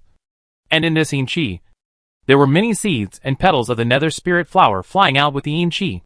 This time, the speed of the yin chi gushing out was quite fast. Gushi mixed the yin chi, seeds and petals in the heavy snow and blew them into the Winter Mirror Kingdom. Before long, the air of the Winter Mirror Kingdom was shrouded in a thick layer of yin chi, and new ghost flowers grew in the snow. Gushi's mental power also kept on releasing it. Even if he reached the limit of his mental power, he had no intention of stopping, until Gushi's mental power touched the edge of the entire world. Gushi saw how big the Winter Mirror Kingdom was. The entire kingdom of Winter Mirror covers an area of more than 40,000 square kilometers, which is about the size of Switzerland. In the kingdom of Winter Mirror, there are a large number of mountains, plains, grasslands, forests, lakes and other different environments. But now all of these are covered under the snow. In Gushi perception, at this time, these more than 40,000 square kilometers of land are all Gushi land. Gushi can use his own thoughts to deal with the land that has begun to turn into the underworld. Gushi could even feel that because of the netherworld of the land in front of him, the creatures that were barely alive were once again in dire straits, and were about to die. If Gushi did not take action, the creatures here would be extinct. Gushi did not stay for long at this time. He put away the secret sword staff and the six-path lamp of flame, freed his hands, and stood in the air and made a downward grabbing motion. Then Gushi had an idea in his mind. Take the surface of the snow mirror as the netherworld. Take away the netherworld, and return it to the living world.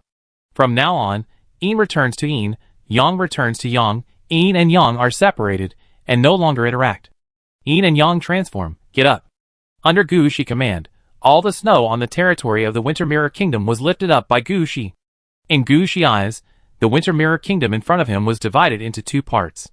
One part was the part covered with snow, and the other part was the part without snow. The two parts were opposite like a mirror.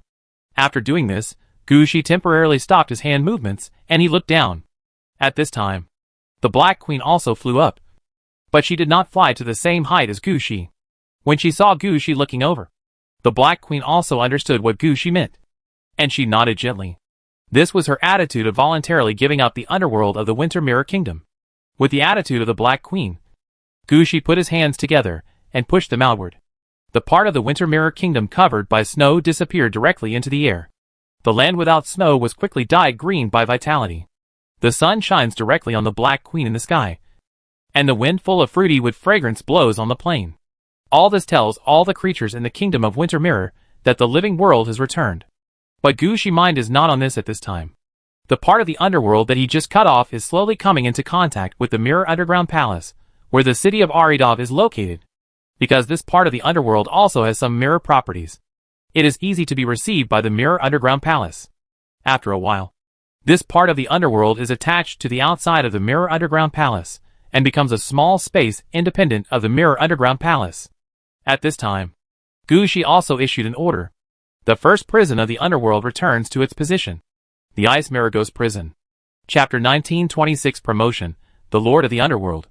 Under Gushi order, the new territory has been stationed at a fixed location.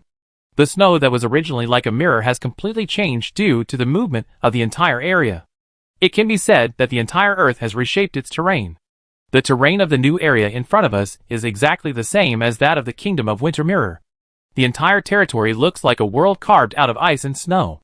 Every blade of grass, every tree, and every mountain and river are all carved out of ice and snow. In this white world, there are also a group of liches scattered in key locations.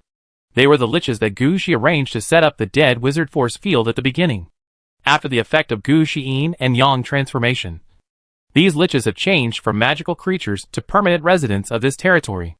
The color of their clothes has also changed. Their bodies are translucent like ice crystals, and they are covered with snow-white robes. Because this territory has completely become Gushi territory, they are not fixed in place like before, but can move freely. However, without Gushi order, they didn't know where to go, and finally relied on instinct to go to the center of the new territory. This center is where the White Castle was originally located. Gushi copied and moved the entire Winter Mirror Kingdom, but did not move the Winter Castle. There was only a lake left at this location. The frozen lake was like a mirror. At the same time, it became the entrance and exit point of the Ice Mirror Ghost Prison. So all the undead who wanted to enter here had to enter and exit from here. Even Gushi is the same. Unless Gushi can build a Death City here, he can come and go freely by his own means of entering and leaving the Death City. There are also many ghost flowers growing by the lake. However, the color of the ghost flowers in front of him has changed. It is not the most basic blue and white type, nor the golden and red type that has absorbed special spirituality, but a frozen type like ice crystal color. It can be seen that the ghost flowers are actually also affected by the Ice Mirror Ghost Prison and have merged with the attributes of this world. In the future, This ice mirror ghost prison will grow new ones, different from the ghost flowers in other places. Maybe it won't be long, these new ghost flowers will form a system of their own. But Gushi doesn't care about these things now. After the ice mirror ghost prison returned to its place, Gushi's main task was completed. A ding sound came in his ear. You have completed the career advancement task, Snow Queen and Black Daughter. Task requirements: destroy a gathering point of undead, disperse the energy of the gathering point, and transform it into the world of the living, 7/1. Task reward: Huangquan Lord promoted to the Lord of the Underworld. You have been promoted to the Lord of the Underworld, the level cap is opened, and your level is improved. Your level is increased to level 15, which will replenish life and magic, clear all unfavorable status, intelligence +1, and choose 2 of the following 5 skills as rewards. Mysterious Academy Reward Clone Activation. Please select the direction of the clone. The painting clone was selected successfully. As the prompt sounded one by one, Gushi's main mission in the Winter Mirror Kingdom this time was completed. He has completed his promotion. Not only reaching level 15, but also changing his job to become the Lord of the Underworld. The most important thing is that the last clone awarded by the Mysterious Academy has arrived. The painting clone. This is a special clone. Compared with the fitness and pathfinding skills that Gushi usually uses, painting is actually not bad at all. Painting is about the ability to use your hands and brain. As long as you master this, even if you have never learned anything, you can draw a very beautiful painting. It can be said that Gushi can now stand up and say, my abstract painting skills are saved. Of course, this is not just the real function of painting. Painting is actually related to spells. For example, magic circles and so on, painting can be used directly. At the same time, painting will also improve the player's intelligence and charm level, mainly charm. Although Gushi himself does not know what the charm is used for, but there is no fear of too many attributes, there will always be a day when it is useful. Oh! By the way, Gushi just checked and found that painting is related to makeup, and can also make skin, which is something Gushi had not thought of. He can learn this quickly. Gushi happily looked at the information about painting in front of him. His thoughts were so scattered that he didn't know where to go. At the same time, Gushi also noticed a situation. That is, the Mysterious Academy is not just at the current level. Now he has 3 clones. And after reaching level 20, the Mysterious Academy will give new rewards. But at that time, it was not a clone, but a halo related to the profession. The first halo was not a choice. It was the halo related to the necromancy of the Crow department established by Gushi. After that, there was also a combat halo every 5 levels, until level 35. After that, there was another idea for level 40. But Gushi couldn't see the final changes now. The only thing he knew was that the subsequent enhancements would definitely be stronger. Thinking that he had only reached level 15 so far, Gushi, who had a long time to wait for the future, quickly put this matter behind him and carefully checked the skill selection this time. Just by glancing at the 5 skills, Gushi found that mastering the basic skills well was indeed beneficial. Many skills with prerequisites could now be activated. Among the 5 skills in front of him, the basic skills had disappeared, replaced by a Netherworld Master skill, a Dead Witch Lord skill, a promotion skill, a combination skill, and a professional skill. If he wanted to choose a good skill from them, Gushi would have to waste a lot of brain cells. Naiha Bridge, exclusive skill of the Lord of the Underworld, upgradable, battlefield environment skill, consumes 1000 mana points, places a Naiha Bridge on the battlefield, with a Naiha Bridge as the center, changes the battlefield environment. Depending on the path chosen by the Lord of the Underworld, the Naiha Bridge will have 2 different changes. Route 1. With the Naiha Bridge as the center, the surrounding area becomes a direct land. Route 2. With the Naiha Bridge as the boundary, one end of the Naiha Bridge is the other end is yang. Dead Witch Core, exclusive skill of the Lord of the Dead Witch, upgradable, consumes 1000 mana points, releases a large number of necromancers, 500 people, at the designated location. All necromancers can participate in various tasks.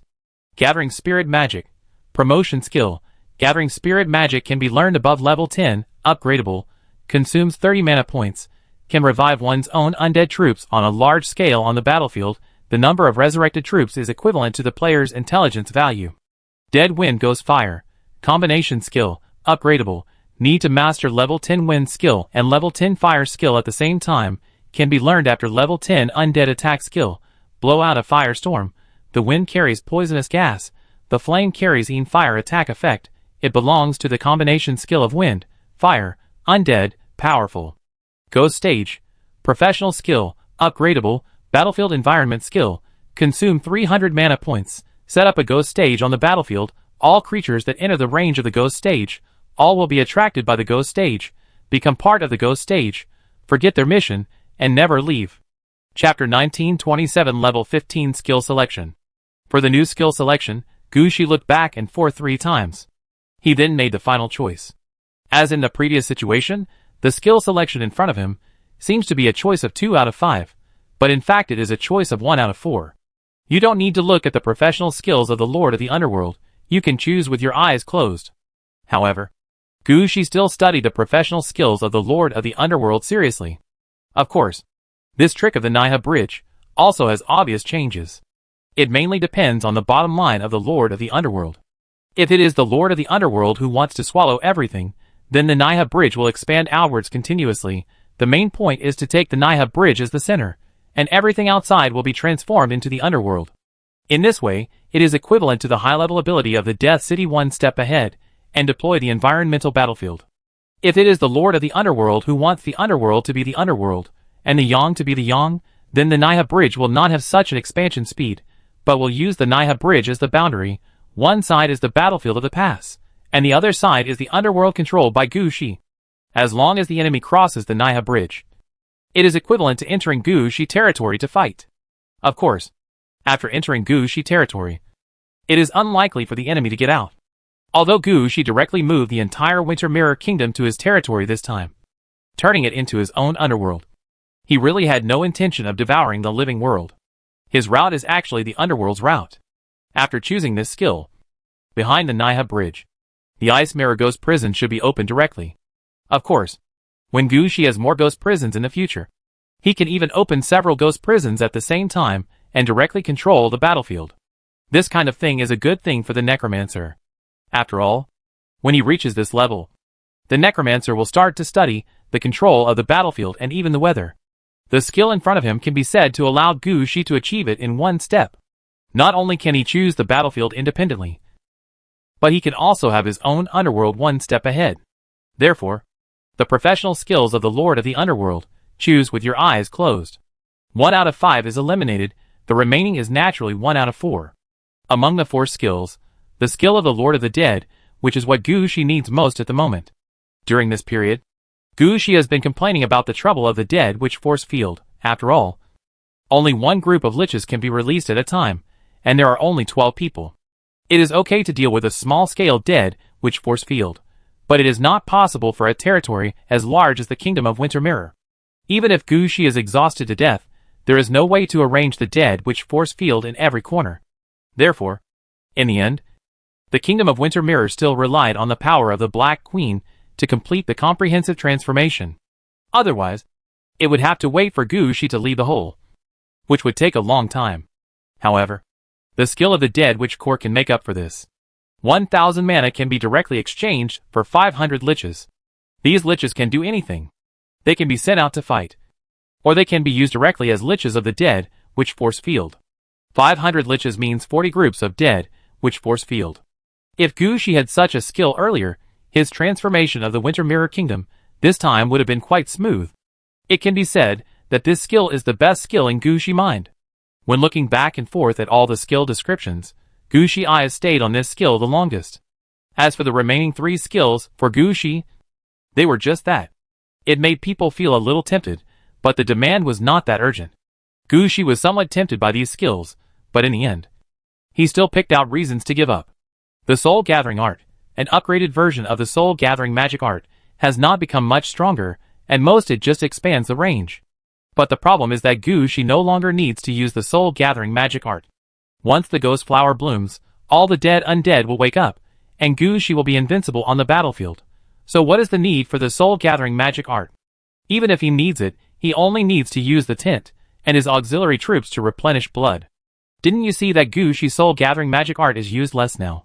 So the Soul Gathering Art will not be among Gushi options. Deathwind Will-o'-the-Wisp, this is an elemental ultimate move that can be used directly. Gushi has not chosen it yet. Just by looking at the instructions, You can see that this move should use wind to push flames for a range attack. If you want to attack the enemy directly, it is definitely the right choice. But the question is, does Gushi need it? Gushi is not without powerful attack methods. Let's not talk about other wind-related ones. Let's learn about the Death Tornado. That is a powerful storm that can tear everything apart directly.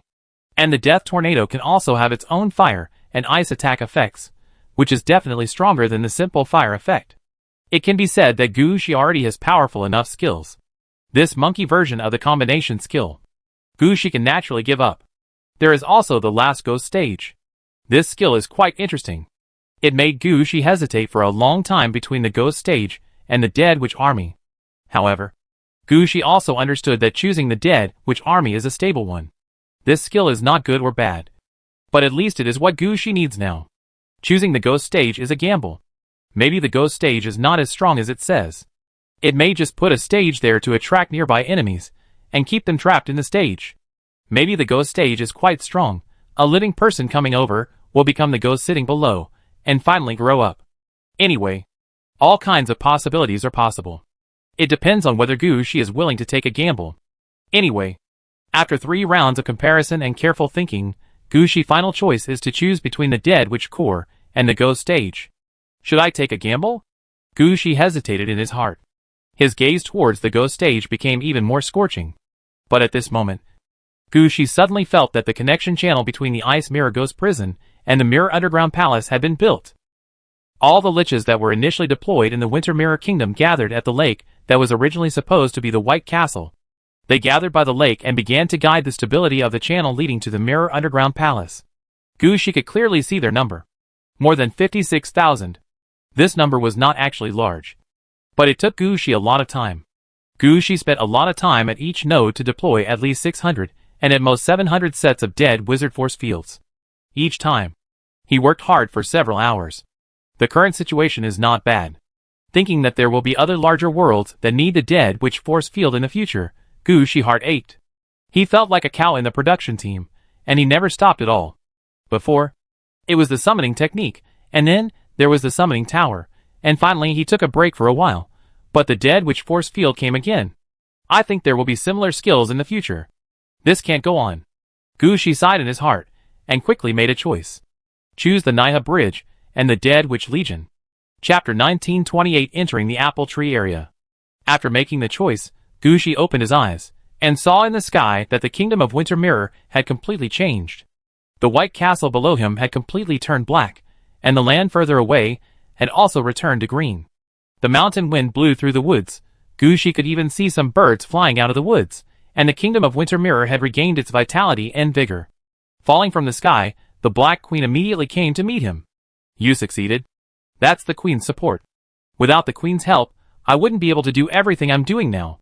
Gushi expressed his gratitude to the Black Queen. The Black Queen smiled.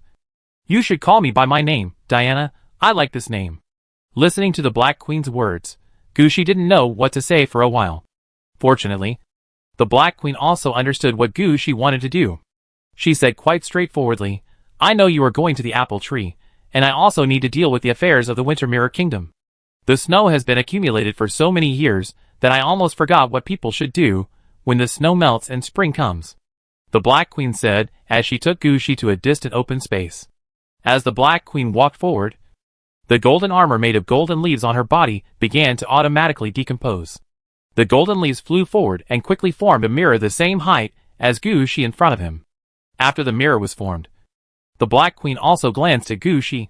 Do you need me to send you directly to the apple tree? Or somewhere else? Gushi thought for a while before saying, one of my men has entered the apple tree area, but I have stopped her advance. You can locate me there. By the way, I still have some men who need to be transferred here. I am afraid I will have to leave some passages for transfer here. It's okay, this is what I should do. I have seen the troops you left on the kingdom's land. Even if you don't take them now, you will need some means to withdraw later. The Black Queen knew Gushi's situation very well. After all, her control over the Kingdom of Winter Mirror far exceeded that of Gushi. Almost all the troops sent by Gushi were under her surveillance. The Black Queen knew exactly what Gushi troops were doing. Although she had just regained control of the Kingdom of Winter Mirror, the Black Queen was still not happy to have such a troop stationed or running around in her territory. Even if Gushi didn't say it, The Black Queen would have to use some means to get Gu Shi to take back these troops. Yes, it may take some time. And I need your help. Because the troops were scattered too far. If Gu Shi really wanted to hurry, he could only retrieve the dump truck directly. The remaining main force needed to rush to the designated location and return through the city gate. Either Gu Shi men would rush over, or Gu Shi would go find his own men. So Gu Shi only said this. And the Black Queen understood what Gu Shi wanted. Sure, I have a short-distance teleportation method. I can help you with this. The Black Queen laughed when she heard this. Gu Shi is willing to reclaim his troops, then she must support him in advance. Here's the time to help directly. What evil coffin? Directly send a portal to Gu Shi. Send Gu Shi to the front of his troops. Let him take away all the undead wandering in the land of the Winter Mirror Kingdom in the shortest time. Only in this way can the Black Queen restart everything in the Winter Mirror Kingdom.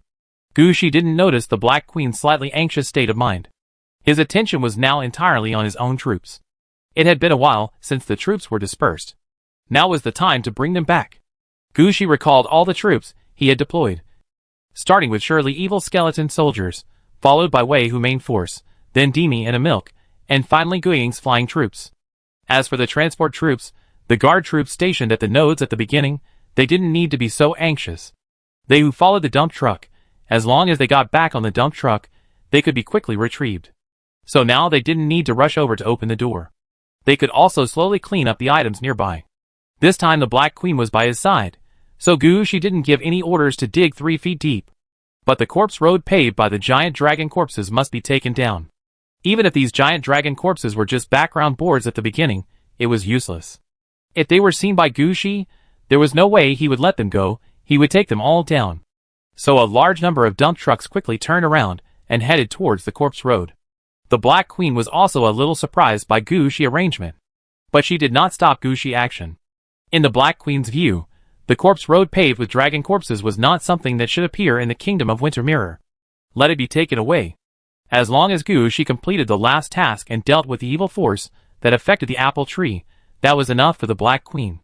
As for what Gu Shi troops would take away from the kingdom of Winter Mirror, that was all Gu Shi ability. The Black Queen was not a stingy person, she would not stop him. Gu Shi was also the kind of person who would treat others 100 times better if they treated him a little better. The Black Queen gave him enough support in these aspects, and Gu Shi was not the kind of person who would drag on and not leave. After arranging the things in the real world here, Gu Shi quickly entered the portal opened by the Black Queen. When he stepped into the portal, Gu Shi suddenly heard a sound of a. This voice seemed familiar. And Gu Shi must have heard it somewhere. He squinted his eyes and thought, isn't this voice Su Yohing's voice? Could it be that Su Yohing's mission is also carried out here at the apple tree? If so, then the situation is a bit troublesome. Gu Shi knew very well that Su Yohing had 2 red suits in his hands. Although he was not sure how well the 2 red suits were developed. The situation of 2 against 1 was definitely not something Gu Shi could handle now. At this moment, Gu Shi felt that he had brought trouble upon himself. Just when Gu Shi wanted to stop, the portal had already started, sending Gu Shi to Moore's side. Before Gu Shi could say anything, he turned around and saw that the portal that sent him here was gone. Looking at Moore standing on the huge bone dragon skull, Gu Shi's face became serious. Moore, did you find anything wrong here? No. Moore shook his head. Just when Gu Shi's heart was half relaxed, he was suddenly stunned and raised his head in disbelief. Because Gu Shi heard that. In the 3 words no said by Moore, there was a slight emphasis on yes. Chapter 1929 An old acquaintance on the corpse road.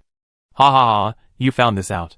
Just when Gu Shi wanted to say something, the corpse of a giant dragon on the corpse road laughed at this time. Then Gu Shi saw a giant dragon sitting up directly on the corpse road, pushing its eye sockets with its front paws, and a monocle appeared in the dragon's eye sockets. Mr. Gu, I didn't expect to meet you again. Hearing Su Yohing's voice, Gu Shi's eyes became solemn, and his hands clenched involuntarily. Don't get excited. I have no ill intentions.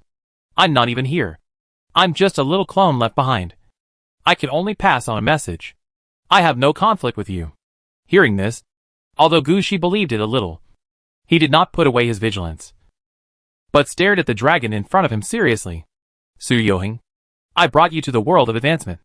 I hope you don't disrupt my advancement and the main task. Mr. Gu, don't be so nervous. I know I borrowed your power and opportunity this time, but I compensated you at the beginning. Didn't I? And we really don't have any conflicts. I have completed my mission in the promotion world, and I have used up the reward for completing the mission. My ultimate goal is to borrow away. The place I want to go is relatively special, and a special magic array must be set up in the promotion world to open the corresponding channel. As for the tools for setting up the magic array, you need to complete the corresponding tasks in the promotion world to get them. There is only one task, and there is only one chance to open the channel. If the world is wrong, the opening props are wrong. The opening will fail. So my task is not in conflict with yours. On the contrary, your appearance will really affect my plan. I originally thought that you would fight outside for more than 10 days, which is enough time. I just didn't expect that you would get here so soon. The dragon-like Su Yoheng explained the situation here to Gushi. Hearing this, Gushi felt relieved. But he still didn't believe that it would be such a coincidence. Besides, you can just leave by borrowing the road. Why jump out at this time? He deliberately let Gushi hear it, which was clearly to remind Gushi that he was here. At this time, the dragon-like Su Yoheng said again, Mr. Gu, can I trouble you for a favor? The passage I opened will be closed in 2 days. Can you stay here for 2 days before leaving? Hearing this, Gushi wanted to reply. Why? Unexpectedly, Su Yoheng said immediately, by the way, I won't let you do this in vain. My original body has left this time, and I don't have any good things left. Let's do this. I give you this as a small apology. Su Yoheng, who turned into a giant dragon, opened his mouth and a fist-sized red crystal was spit out. What do you mean? Am I someone who can be bribed so easily? Don't say you throw a crystal. Even if you bring a crystal mine, this thing is impossible. This is the most recognized trading equivalent among red equipment players, which can be used as 100 years of nurturing time for quasi-red equipment, or 30 years of strengthening time for red equipment. Gushi was stunned for a moment. There is such a thing. So Gushi stretched out his hand and grabbed it, and the red crystal fell into Gushi's hand. You got the Void Crystal Red? Void Crystal Red is special energy extracted from the game world or the real world by some special means by red equipment. When used on quasi-red equipment, it can replace the 100 years of nurturing time, and when used on red equipment, it can strengthen the red equipment. Looking at the information in front of him, Gushi's face changed quickly. You are really good at judging people. You are going to rest here, right? No problem. I am just planning to clean up the corpses here. Do you still plan to use these corpses? Oh, you don't need these corpses. You can deal with them as you like. Gushi laughed when he heard it. He waved his hand. More. Come here. Take a look at the corpses here. If you like any of them, we will deal with them first. Although Moore didn't know what happened, he realized that this was not the time to mess around when he saw Gushi's reaction. So Moore took a look at the dragon still wearing a monocle, and finally said to Gushi, My lord, the corpses here are rare special dragons. They have transformed from regular dragons to bone armor and multiple heads. Moore has a lot to say about dragons. Bone armor refers to the strengthening of the dragon's bones. This kind of dragon actually existed a long time ago. After reaching a certain level, this kind of bone armor dragon will often be strengthened in 3 directions. One is to strengthen the joints of the whole body and grow barbs on the joints, which can penetrate the dragon's skin. Another is to strengthen the exoskeleton, forming an exoskeleton covering the surface of the dragon's body. The last is to strengthen the bones of the whole body, making the dragon's body bigger. But no matter how it changes, the growth idea of this dragon is definitely all about bone strengthening. In Moore's words, after this dragon dies, it is the best material for transforming into a bone dragon. The multi-head transformation is simpler. For example, the 2-headed dragon in Gushi's hand is actually a direction of multi-head transformation. However, for a giant dragon, 2 heads are just the starting point. 3 heads are the standard for multi-head transformation. After that, the giant dragon has 6 heads, 9 heads, 18 heads. After 18 heads, multi-head transformation will have a certain impact on the giant dragon, such as the giant dragon cannot fly, and the wings disappear directly, which is normal. There are also changes in the body's giganticity, and the dragon's head has strange places. The most common multi-headed dragons nowadays are actually dragons with hundreds of heads. There may be more, but they are not dragons. Regarding the treatment of multi-headed dragons after their death, Moore believes that they are the best materials for turning into ghost dragons and ghost dragons. At the same time, 2-headed and 3-headed dragons can turn into single ghost dragons. But after 6 heads, the situation is no longer the case. Because multi-headed dragons have a problem. That is, each head has its own consciousness. When there are 2 or 3 heads, the main head can still control everything. However, as the number of dragon heads increases, the dragon heads will have more and more ideas. So although they are transformed into ghost dragons, they are not ordinary ghost dragons, but should be like the ghost team. Mutual cooperation, sharing of life, etc. will be the biggest characteristics of this kind of ghost dragon. Both dragons have different transformation directions. But if you really want to say which one is Moore's favorite, there is really no one. Moore also knows that Gushi just wants to delay time, so he introduces it to the best of his ability. Chapter 1930 The Secret of the Double Red Suit. Seeing Gushi pretending to study how to deal with these dragon corpses, Tsuyoing, who had transformed into a giant dragon, smiled embarrassedly. After all, he was not the kind of person who would burn bridges after crossing them. This time, his actions were so smooth, all thanks to Gushi's help. Even if he was a free player, he would not mess with Gushi. This time, he kept Gushi here for 2 days, completely wanting to clean up the traces he left when he left. Make sure no one will follow the transmission channel he opened to enter the special game world. I hope I won't offend Gushi too much this time. Otherwise, next time he communicates with Gushi, he will be too embarrassed to ask Gushi. Fortunately, Gushi doesn't mind this matter. He is really there to deal with the dragon corpses here. This time, Moore also took the initiative to join in. In Moore's opinion, there are too many dragon corpses here that are not suitable for making undead dragons. These dragon corpses are best used to nourish the dragon chi and corpse chi of Dragon City.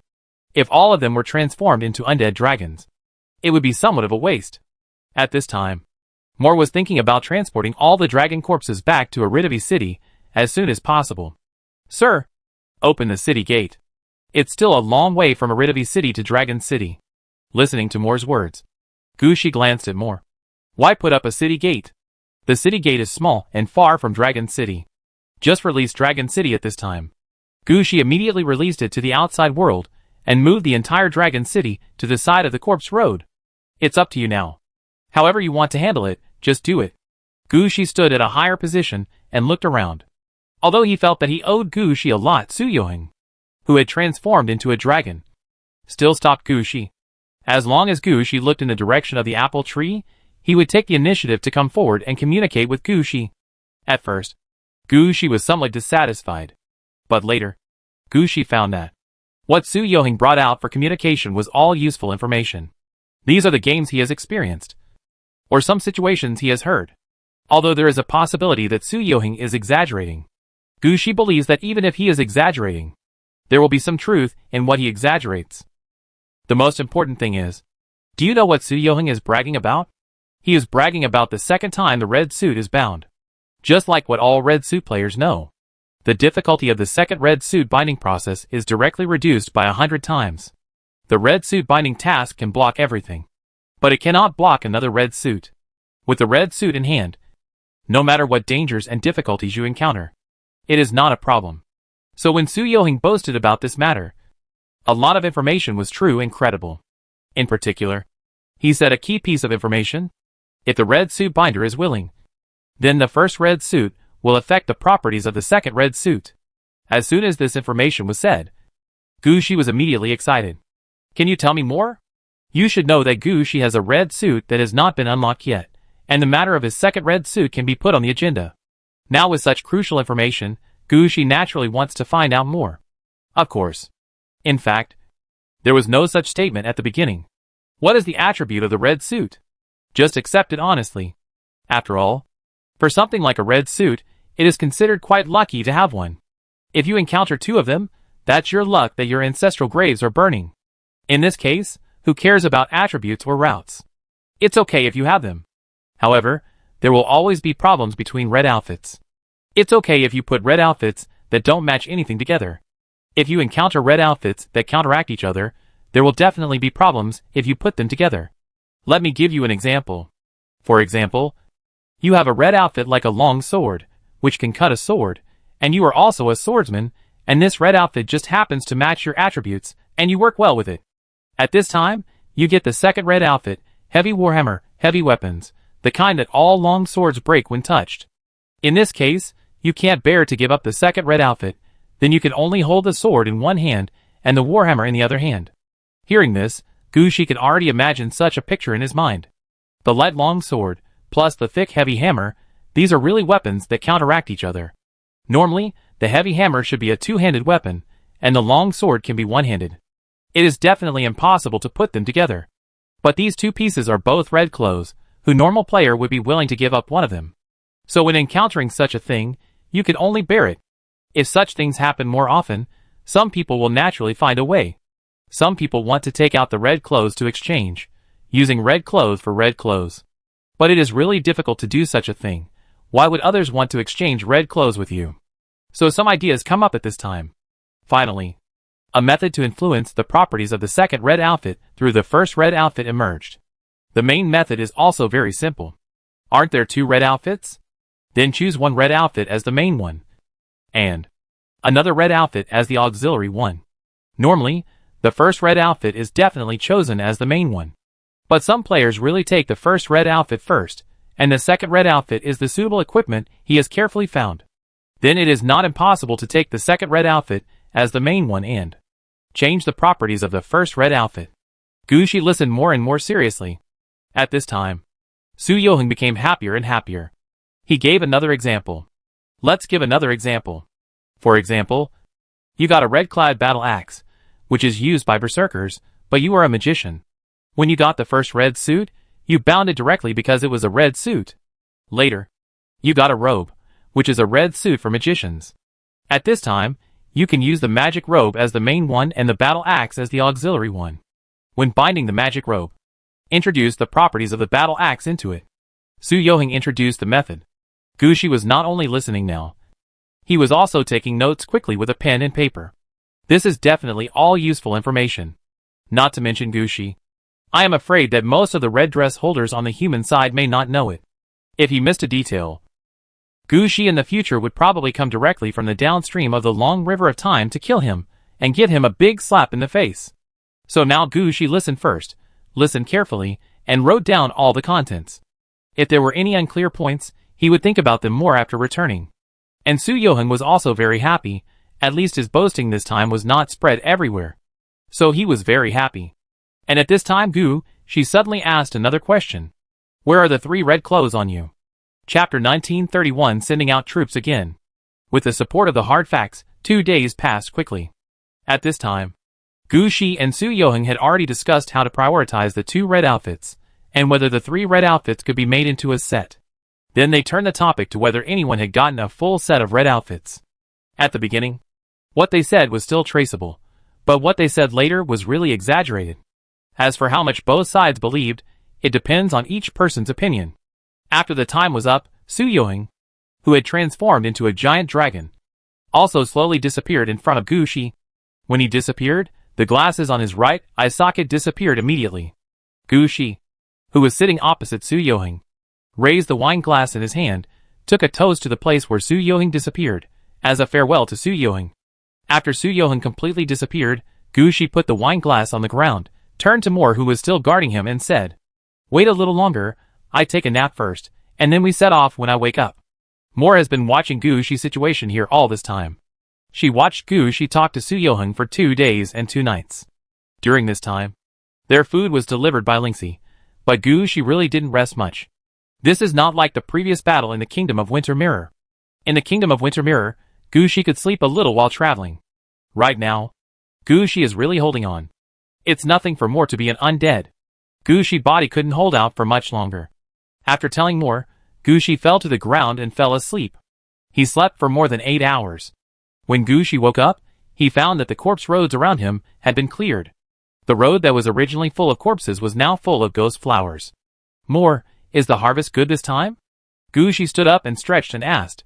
Yes, this time we have transported about 280,000 dragon corpses that can be made into undead dragons, and the number of dragon corpses that are not suitable for making undead dragons, but can be placed in the dragon city to increase dragon energy and energy is as high as about 600,000. This time, Dragon City is going to be filled up. Listening to what Moore said, Chin quickly estimated in his heart that the number of dragon corpses that Gushi had carried away in the Kingdom of Winter Mirror was about 120,000. In other words, This entire corpse road was paved with millions of dragon corpses.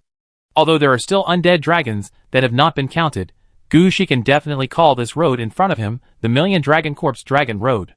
Although he didn't know how this corpse road appeared, Gushi had a feeling in his heart that this corpse road would be of great help to Dragon City.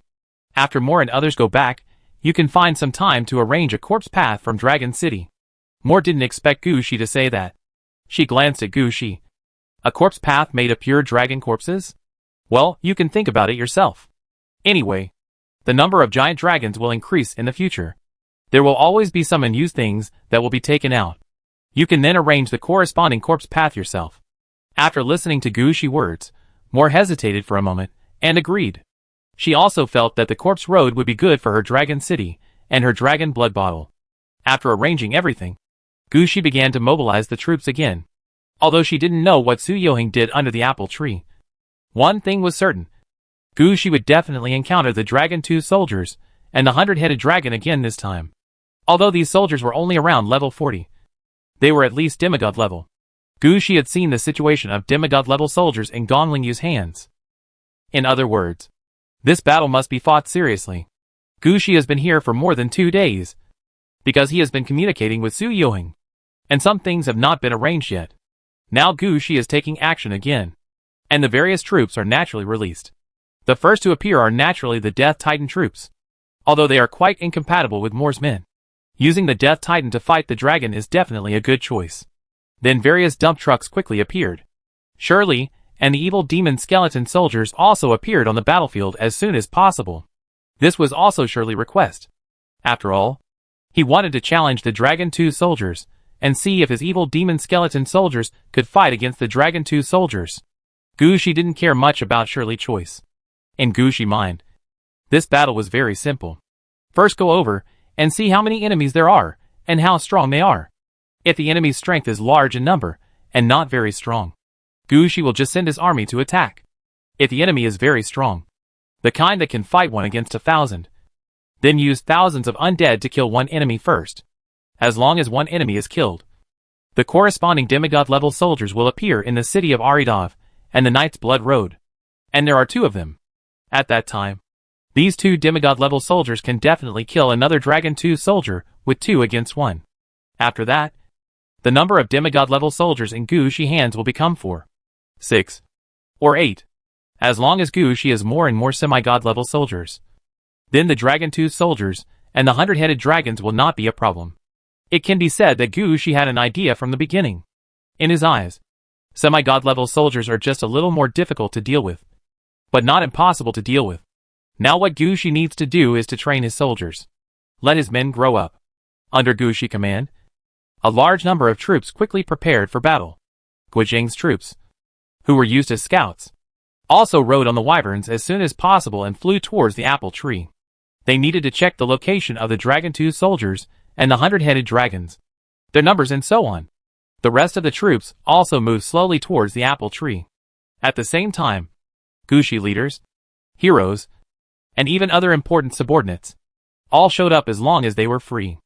After all, the goal this time was to fight with demigod level soldiers, which was the first time for Gushi. He also wanted his subordinates to come and see it. Maybe one of his subordinates would suddenly react and realize something in this battle, which would definitely be a good thing. Just like that, the whole army marched towards the apple tree. The whole army directly laid out many huge square formations. These square formations were either 10 dump trucks moving together, or 10,000 people moving in a square formation. Anyway, at this time, Gushi troops had already vaguely had the style of Gonlingyu's army. Gushi, who was standing on the evil coffin, also had a hint of pride in his eyes. He finally understood why Gonlingyu always liked to use the method of overwhelming the army when he took action. This feeling was really good. Chapter 1932. Before the war, the troops of both sides were deployed under the apple tree more than 6,000 meters high. The Dragon 2 soldiers and the 100-headed dragons guarding here had already received the news that Gushi's army was pressing in. The 100-headed dragons that had been able to stay awake for 50 heads, and 50 heads were all cleared out. The Dragon 2 soldiers that had been buried underground and had been hiding themselves as seeds also crawled out from underground. These demigod level soldiers were powerful and elite. There are a total of 20 stronger 100-headed dragons. They look like giant meatballs, tightly surrounding the trunk of the apple tree. On each meatball, there are 100 dragon heads of different styles. Some of these dragon heads have sharp teeth and beaks. Some have metallic lights flashing on their heads. And some have eyes of different colors. It is obvious that each dragon head has a different means of attack. Most importantly, there are 3 different battle halos under the feet of the 100-headed dragons. These 3 types of battle halos are to strengthen physical attack, strengthen magic attack, and strengthen the defense of the 100-headed dragon. It is obvious that the demigod-level soldiers will have one more halo than others. Now all these battle halos have been turned on. In addition to their feet, there are 2 halos on the neck of each dragon head. This is the control of the battle halo by the 100-headed dragon. One of these 2 halos is the halo corresponding to the dragon head. The physical dragon head strengthens physical attack. The magic dragon head strengthens magic attack. And the other is the battle halo that strengthens defense. It is obvious that the fighting style of the 100-headed dragon is the kind of comprehensive strengthening. The kind of fighting style that can do everything. But actually, if you think about it carefully, this is understandable. After all, it has 100 heads. And it can stay awake all the time. With such means, there is nothing it can't learn. Compared with the 100-headed dragon, the number of Dragon 2 soldiers is relatively larger. There are a total of 1,200 Dragon 2 soldiers under the apple tree. Some of them are like skeleton soldiers wearing bone armor.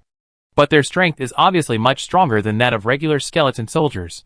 They were wearing pure white heavy armor made of bones, with a bone shield inlaid with 3 skulls in their left hand, and a 2-meter-long spear in their right hand.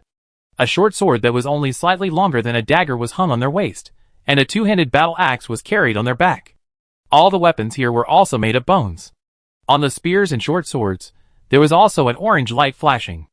It was obvious that the spears and short swords were orange equipment used by soldiers. This should be the confidence of the Dragon 2 soldiers to become demigod-level soldiers. There are also 3 different battle halos under the feet of the Dragon 2 soldiers. Unlike the battle halos of the 100-headed dragon, the battle halos of the Dragon 2 soldiers directly take the route of physical attack.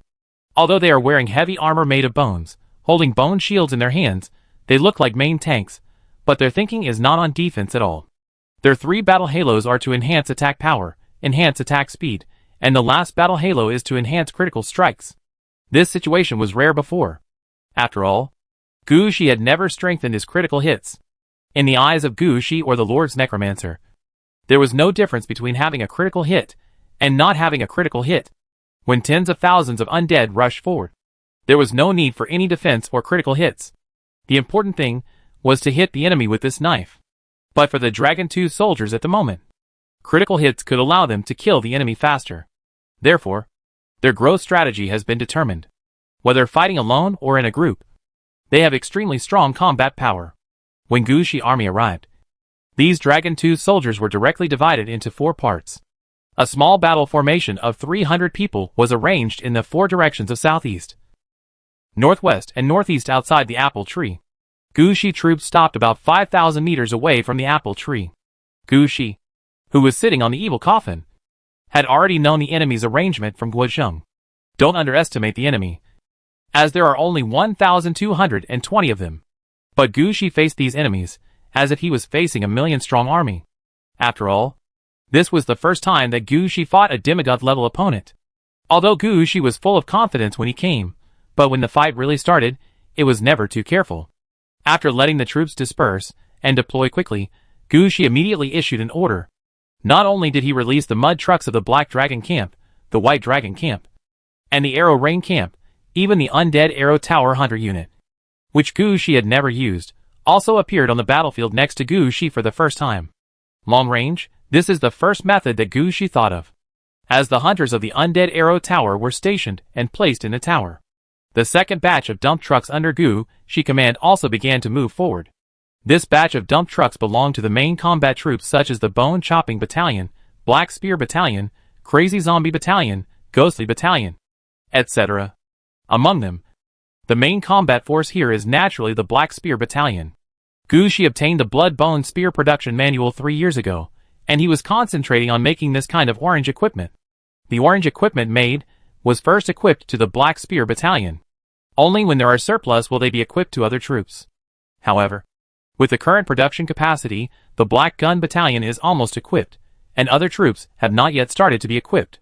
As for the Crazy Zombie Battalion and the Ghostly Battalion, they are mainly defensive, in order not to be killed by the enemy directly. After all, Gushi needs to ensure that the shooters behind have enough time to attack. The Dragon 2 soldiers cannot rush out at the first time. A little further behind the shooter troops is Gushi magic troops. Originally, Yongdo and his Demon Sacrifice Battalion were also going to show up. But Gushi was preparing a special mud truck for the Demon Sacrifice Battalion. Now the Demon Sacrifice Battalion was not available, so Gushi only transferred a few other troops composed of corpse witches. At the same time, Gushi Dead Witch Core's ability was used for the first time, and 1,000 liches were released by Gushi in just 2 breaths. This made Gushi very happy. He did not make a wrong choice this time. If it were not for the Dead Witch Core, he wanted to release so many liches, and he didn't know how exhausted he would be. Behind the lich released by the Death Witch Core, Amilcar and his knights were waiting there, because Gushi also handed over the Pale Knight to him. So he was quite proud now. In the past few days, he went directly back to Aridavi City, and turned all the corpses of the Death Knights sent back last time into Blue Knights and Pale Knights. Now the number of troops he has is over 100,000.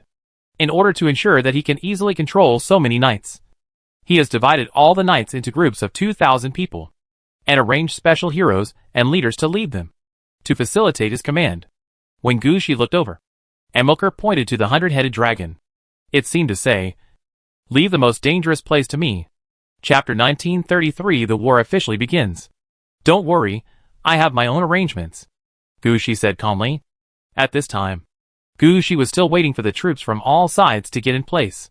After all, in this situation, the slowest thing is not the troops rushing to the battlefield, but how these troops are deployed on the battlefield.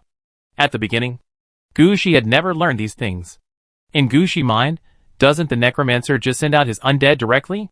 Later, Gushi learned to put the defense troops in front, the long-range troops in the back, and at most leave some reserve troops, and send his men out at the corresponding positions during the battle. But all that is based on the number of troops under his command exceeding 10,000. When the number of troops exceeds 10,000, it is not arranged in this way. A major battle is no longer as simple as gathering all together and charging forward. When an army of 100,000 people sets out, it is very likely that the front troops have already walked more than 10 miles, and the central army has not yet set out.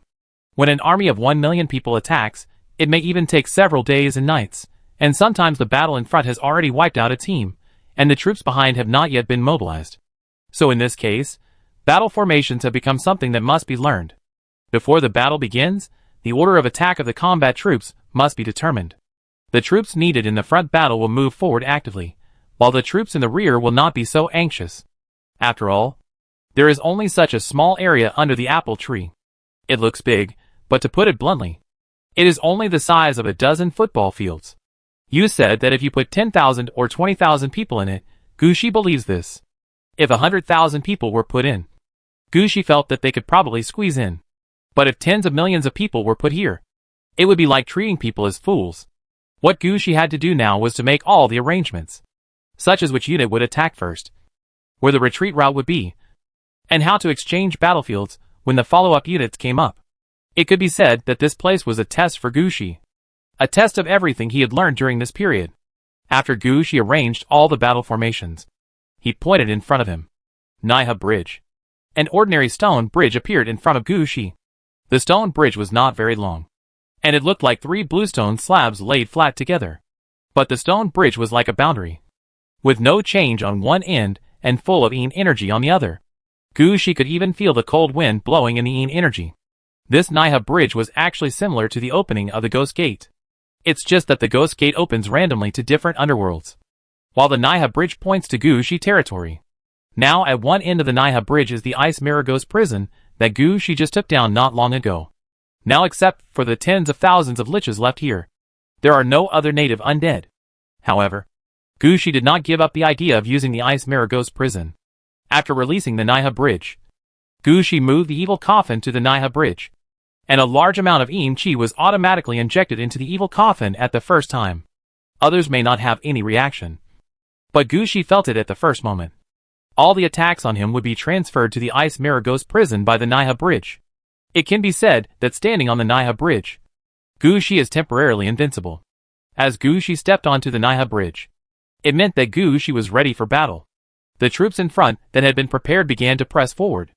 As the dump trucks moved forward side by side, Gushi raised hands also fell heavily, and the blessing effect of the Nether Spirit Flower was directly applied to all his soldiers. After 3 years of study and research, the blessing effect of Gushi Nether Spirit Flower is no longer as simple as it was 3 years ago. In addition to the original Infinite Resurrection and Fate Dodge, Gushi has many more corresponding blessing effects. You are temporarily affected by the Nether Spirit Flower. You and your subordinates are affected by the Nether Spirit Flower. When attacking the enemy, there is a 1% chance to send the enemy directly to the underworld. Discover the underworld that is exclusive to the user of the Nether Spirit Flower. When the enemy is sent to the underworld, it will be directly sent to this underworld and affected by the rules of the underworld, becoming a part of the underworld. You are temporarily affected by the Nether Spirit Flower. You and your subordinates are affected by the intersection of yin and yang. The bodies of the killed enemies will be sent to the underworld as soon as possible. You are temporarily affected by the Nether Spirit Flower. You and your subordinates are affected by the intersection of yin and yang. When attacking the enemy, part of the underworld power will fall directly near the enemy and attack the enemy with yin energy. You are temporarily affected by the Ghost Flower. You and your men are affected by the Ghost Flower. When you attack the enemy, there is a 3% chance of planting a new Ghost Flower on the enemy. With the blessing of the power of the Ghost Flower, the undead troops standing in the front rushed towards the enemy. At this time, the 300 Dragon 2 soldiers guarding this side also raised their heads at the same time. At this time, they were like the 300 Spartan warriors fighting against the 100,000 Persian army. They were not afraid of the undead troops rushing over.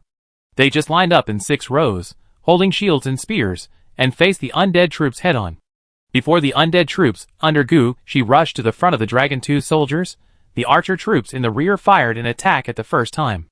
In addition to the Black Dragon Battalion, the White Dragon Battalion, and the Arrow Rain Battalion, the 3 main archer troops under Gushi each dispatched 3 mud trucks, forming a 9,000-man archer unit. All of them stood on the wall of the dump truck, or around the dump truck, to increase their range. The 3 main archer units also had different growth ideas. The Black Dragon Battalion was good at concentrated fire attack. The White Dragon Battalion was good at accurate shooting. And the characteristics of the Arrow Rain Battalion were known from the name. And they were used to using arrow rain to cover the shooting. Although the 3 main archer units were behind the undead army, their attacks arrived first. 9,000 arrows flew a long distance and fell directly to the position of the Dragon 2 soldiers. At this time, someone in the Dragon 2 soldiers shouted, "Raise the shield." Following this order, the Dragon 2 soldiers raised the bone shields in their hands. It was speechless to say that. The bone shields in their hands were originally only the size of a normal small round shield, but as they raised them, the bone shields turned into the size of door panels. These Dragon 2 soldiers could easily hide themselves behind the bone shields. The arrows that fell from the sky, nailed on the bone shields, did not cause any damage to the Dragon 2 soldiers.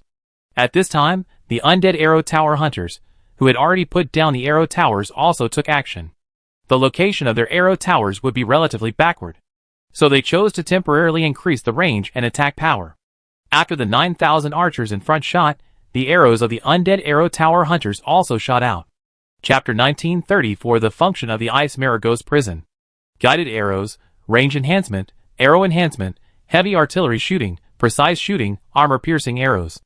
A large number of attack effects are all concentrated on one arrow, flying out from the arrow tower. The arrow shot out is like a meteor, flying towards the Dragon 2 soldiers.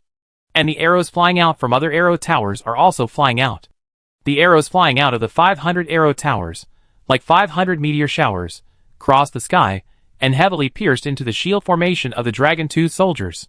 Boom! With an explosion, a Dragon 2 soldier holding a bone shield was pushed back a few steps by the arrow.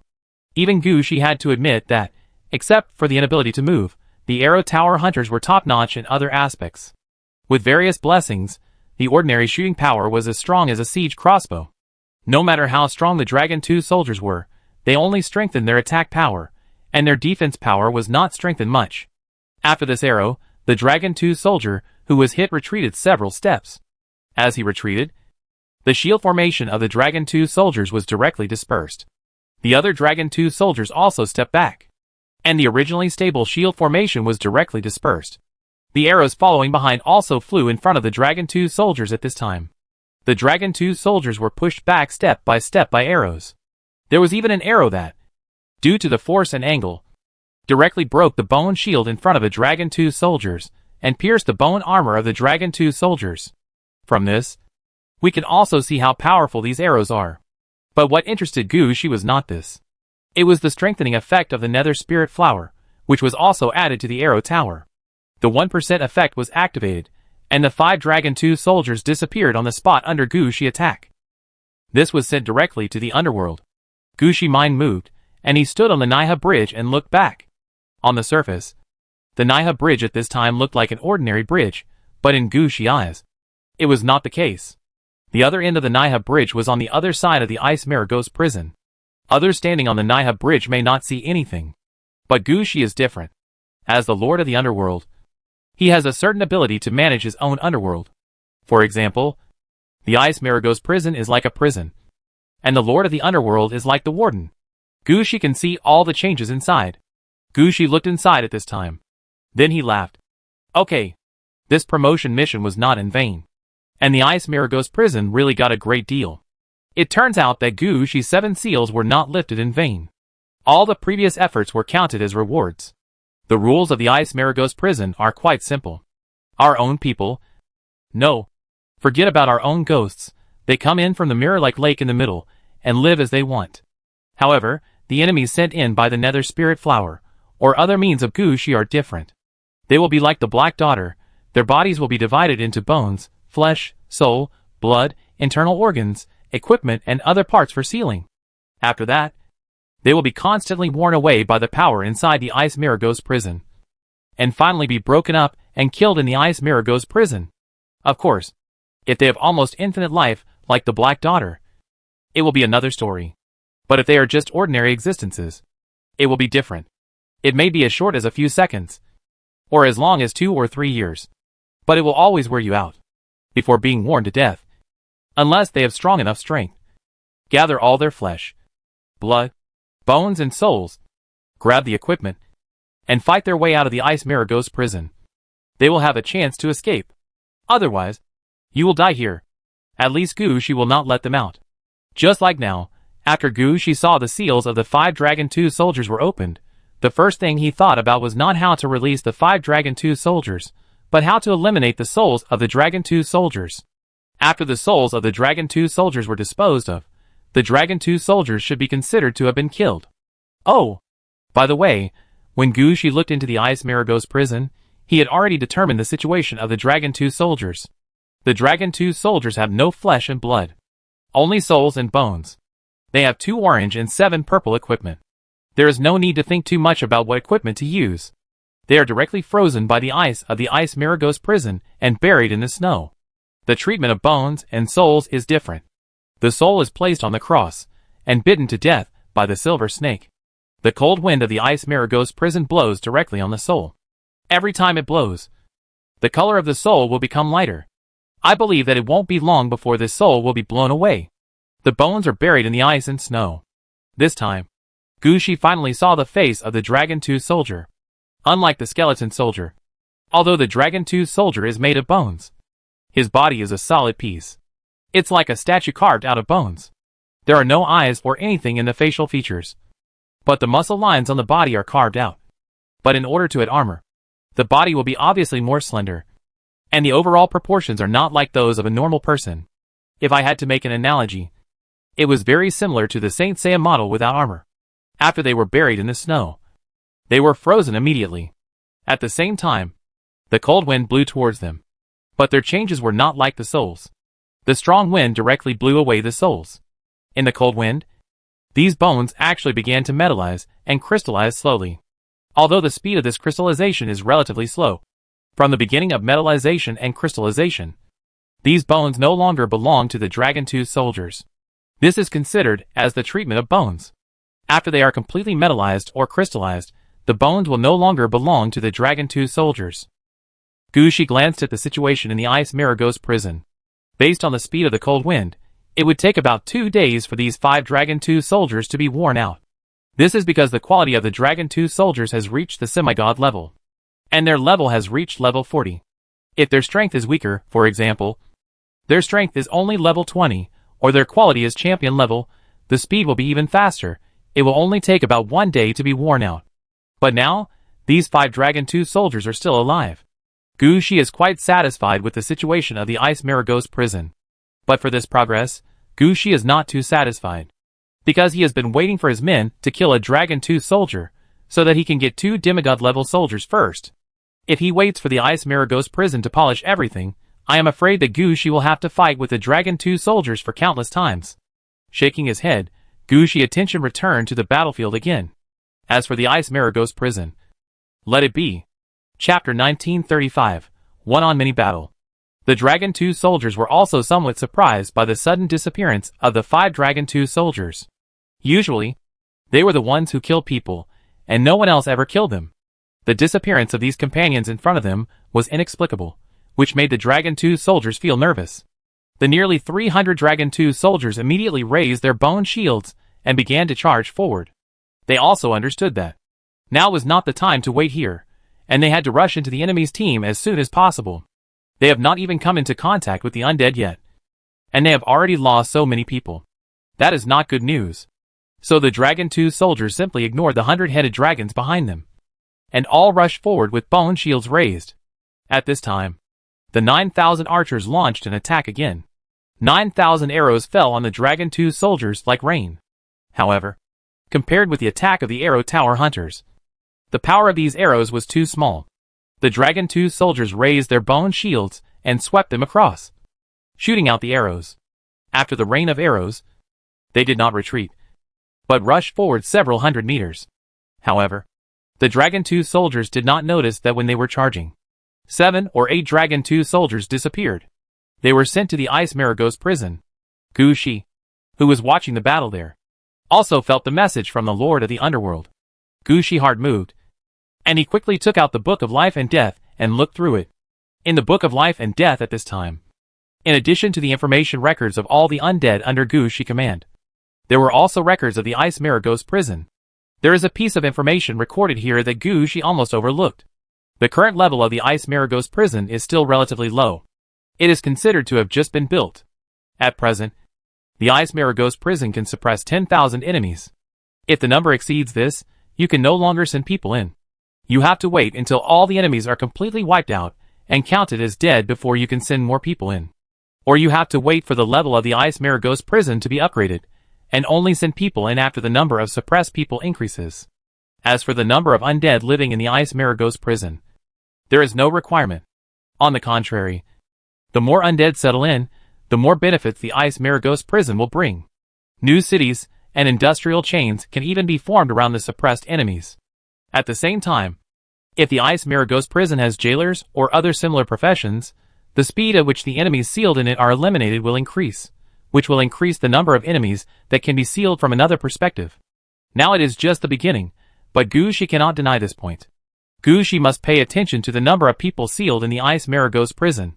When Gu Shi only has one underworld territory, the number of people cannot be exceeded at will. Otherwise, next time you want to seal the enemy, you don't know where to send the people. Silently putting away the Book of Life and Death, Gu Shi turned his attention to the battlefield again. At this time, the fastest Dragon 2 soldier finally rushed through the distance in front, and rushed into Gu Shi's undead army head-on. He faced the undead from the Black Gun camp head-on. Like other undead troops, the Black Spear Battalion also has its own mud truck. When the Dragon 2 soldiers rushed in front of the Black Spear Battalion, the Black Spear Battalion did not think twice, and launched the Blood Wave Stab at the Dragon 2 soldiers. The Blood Wave Stab has only one effect, which is unlimited. Although each stab can only increase the attack power by 1%. The effects of all nearby blood-bone spears are all counted in it. The spearmen of the Black Spear Battalion are all in teams of 1,000 and follow a small leader. That is to say, when he fired his first shot, his attack power had already increased by 10 times. No matter who it was, as long as he stabbed the enemy, it would be a big explosion. When the number of stabbings increased, it could form a super strong attack of 100 times, or even 1,000 times. By then, let alone the demigod level, even if a god came, he could destroy you. This was the situation in front of us. The Black Spear Battalion attacked head-on, and at least 7 blood-bone spears pierced a Dragon 2 soldier. The Dragon 2 soldier was injured dozens of times more than the spearman on the spot. But the Dragon 2 soldier withstood such an attack, and swept the spear in his hand. With the Dragon 2 soldier's attack, at least 100 spearmen were directly cut in half by the opponent's spear. Then the Dragon 2 soldier swung the bone shield in his left hand outward, and the 3 skulls on the bone shield opened their mouths, and bit around at the same time, and bit off the blood-bone spear that was stuck in the Dragon 2 soldier. Then the Dragon 2 soldier rushed forward again, and ignored the attack of the Black Spear Camp spearmen. From his actions, it can be seen that he wanted to kill the 1,000 Black Spear Battalion soldiers by himself. Faced with such a situation, the leader of the Black Spear Battalion did not retreat. He raised his blood-bone spear and stabbed outward. At the same time as he stabbed out, the Black Spear Battalion soldier, who had just been killed by the Dragon 2 soldier, got up again, raised his blood-bone spear again, and joined the battle. Even the blood-bone spear that was bitten off by the shield returned to its original shape. The soldiers of the Black Spear Battalion also changed from the original wave-style attack to an inner circle siege. All the soldiers were holding up their blood-bone spears and stabbing at the Dragon 2 soldiers. Every time they stabbed, a large number of soldiers would die at the hands of the Dragon 2 soldiers, but new soldiers would come in from behind immediately. The Dragon 2 soldiers only then understood that the soldiers under Gu Shi had the ability to revive infinitely. It was not good for him to fight like this. So the Dragon 2 soldiers turned around and wanted to fight back, ready to follow the other Dragon 2 soldiers and kill through Gu Shi battle formation. Now he had to withdraw. But the Dragon 2 soldier reacted too late. When he wanted to rush out, the attack power of the Black Spear Battalion had increased by 100 times. Most importantly, when the Dragon 2 soldier rushed out, he turned his back to the Black Spear Battalion spearmen. With one strike, at least 20 blood-bone spears pierced the Dragon 2 soldier's back. 20 blood-bone spears, 100 times the attack power, which is equivalent to 2,000 times the attack of an ordinary spearman. No matter how strong the Dragon 2 soldier was, he was nailed to the ground. After laying the Dragon 2 soldier flat, the remaining spearmen quickly stepped forward and kept stabbing the Dragon 2 soldier with the blood-bone spear. With each stab, the power of the blood-bone spear would increase a little. 150 times, 200 times, 300 times. As the attack power of the blood-bone spear increased, the Dragon 2 soldier's struggle became weaker and weaker. At first, he wanted to get up from the ground and attack everything around him. Later, he wanted to turn over and protect his body with a bone shield. Finally, he wanted to raise his hand and pull out the battle axe to chop the legs of the nearby spearmen. Finally, he thought about jumping up and taking away whoever he could. But in the end, he still couldn't stand Gu Shi's shameless tactics. Infinite resurrection, this is a matter of life and death everywhere. Even Dormammu was annoyed to death by such means. Not to mention the demigod-level Dragon 2 soldier in front of him. Facing waves of increasingly powerful attacks, this Dragon 2 soldier finally couldn't stand it. With a ding sound, a new prompt popped up in front of Gu Shi.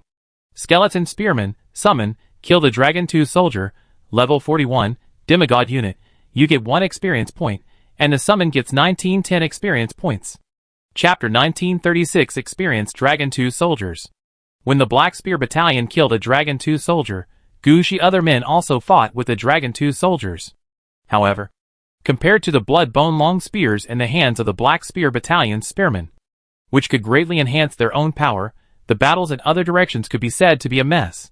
Although the skeleton two-handed swordsmen of the bone-chopping battalion were able to surround the Dragon 2 soldiers and chop them hard, they had no way to kill the Dragon 2 soldiers in a short time. More than 1,000 skeleton two-handed swordsmen attacked at the same time, and at most only more than 20 swords could chop the Dragon 2 soldiers. The Dragon 2 soldiers can easily kill at least 100 skeleton two-handed swordsmen with one strike. If it weren't for Gu Shi Dark Spirit Flower that kept resurrecting the skeleton two-handed swordsmen of the bone-cutting camp, they might have been killed by the Dragon 2 soldiers by now. The soldiers of the Crazy Zombie camp and the Ghostly Chi camp are similar. There are also Dragon 2 soldiers fighting 1 against 1,000, but the situation of the Ghostly Chi camp is better. Ghosts can be immune to more than 70% of physical attacks. In addition, ghosts can be crowded together, and more attacks will hit the Dragon 2 soldiers at the same time, so the Dragon 2 soldiers here are obviously suppressed. The Crazy Zombie camp was obviously not doing well. All the zombies in the Crazy Zombie camp were Berserker-style zombies. At most, they had more HP and moved slowly. They could not hit the Dragon 2 soldiers, Nor could they catch up with the Dragon 2 soldiers. The crazy zombie camp's position was actually directly penetrated by the Dragon 2 soldiers. It can be seen that the defense line arranged by Gushi at the front line could not stop the attack of the Dragon 2 soldiers at all. Until they encountered the demon skeleton soldiers in the rear, the Dragon 2 soldiers were stopped. However, it is not that easy for the evil skeleton soldiers to kill the Dragon 2 soldiers. The arrows flying from the arrow tower caused great trouble to the Dragon 2 soldiers. Although the Dragon 2 soldiers were not killed, the hunters in the undead arrow tower were adjusting the properties and characteristics of the next arrow. I believe that it will not take long to find a special arrow for the Dragon 2 soldiers. At this time, the Dragon 2 soldiers who broke through the front line did not stop. They rushed towards the archer troops on the other side. Looking at the current situation, Gushi's eyes also flashed with a hint of understanding. Dragon 2 soldiers are not actually difficult to fight. The real difficulty lies in their strong vitality. The attacks of Gushi troops cannot cause much damage to them.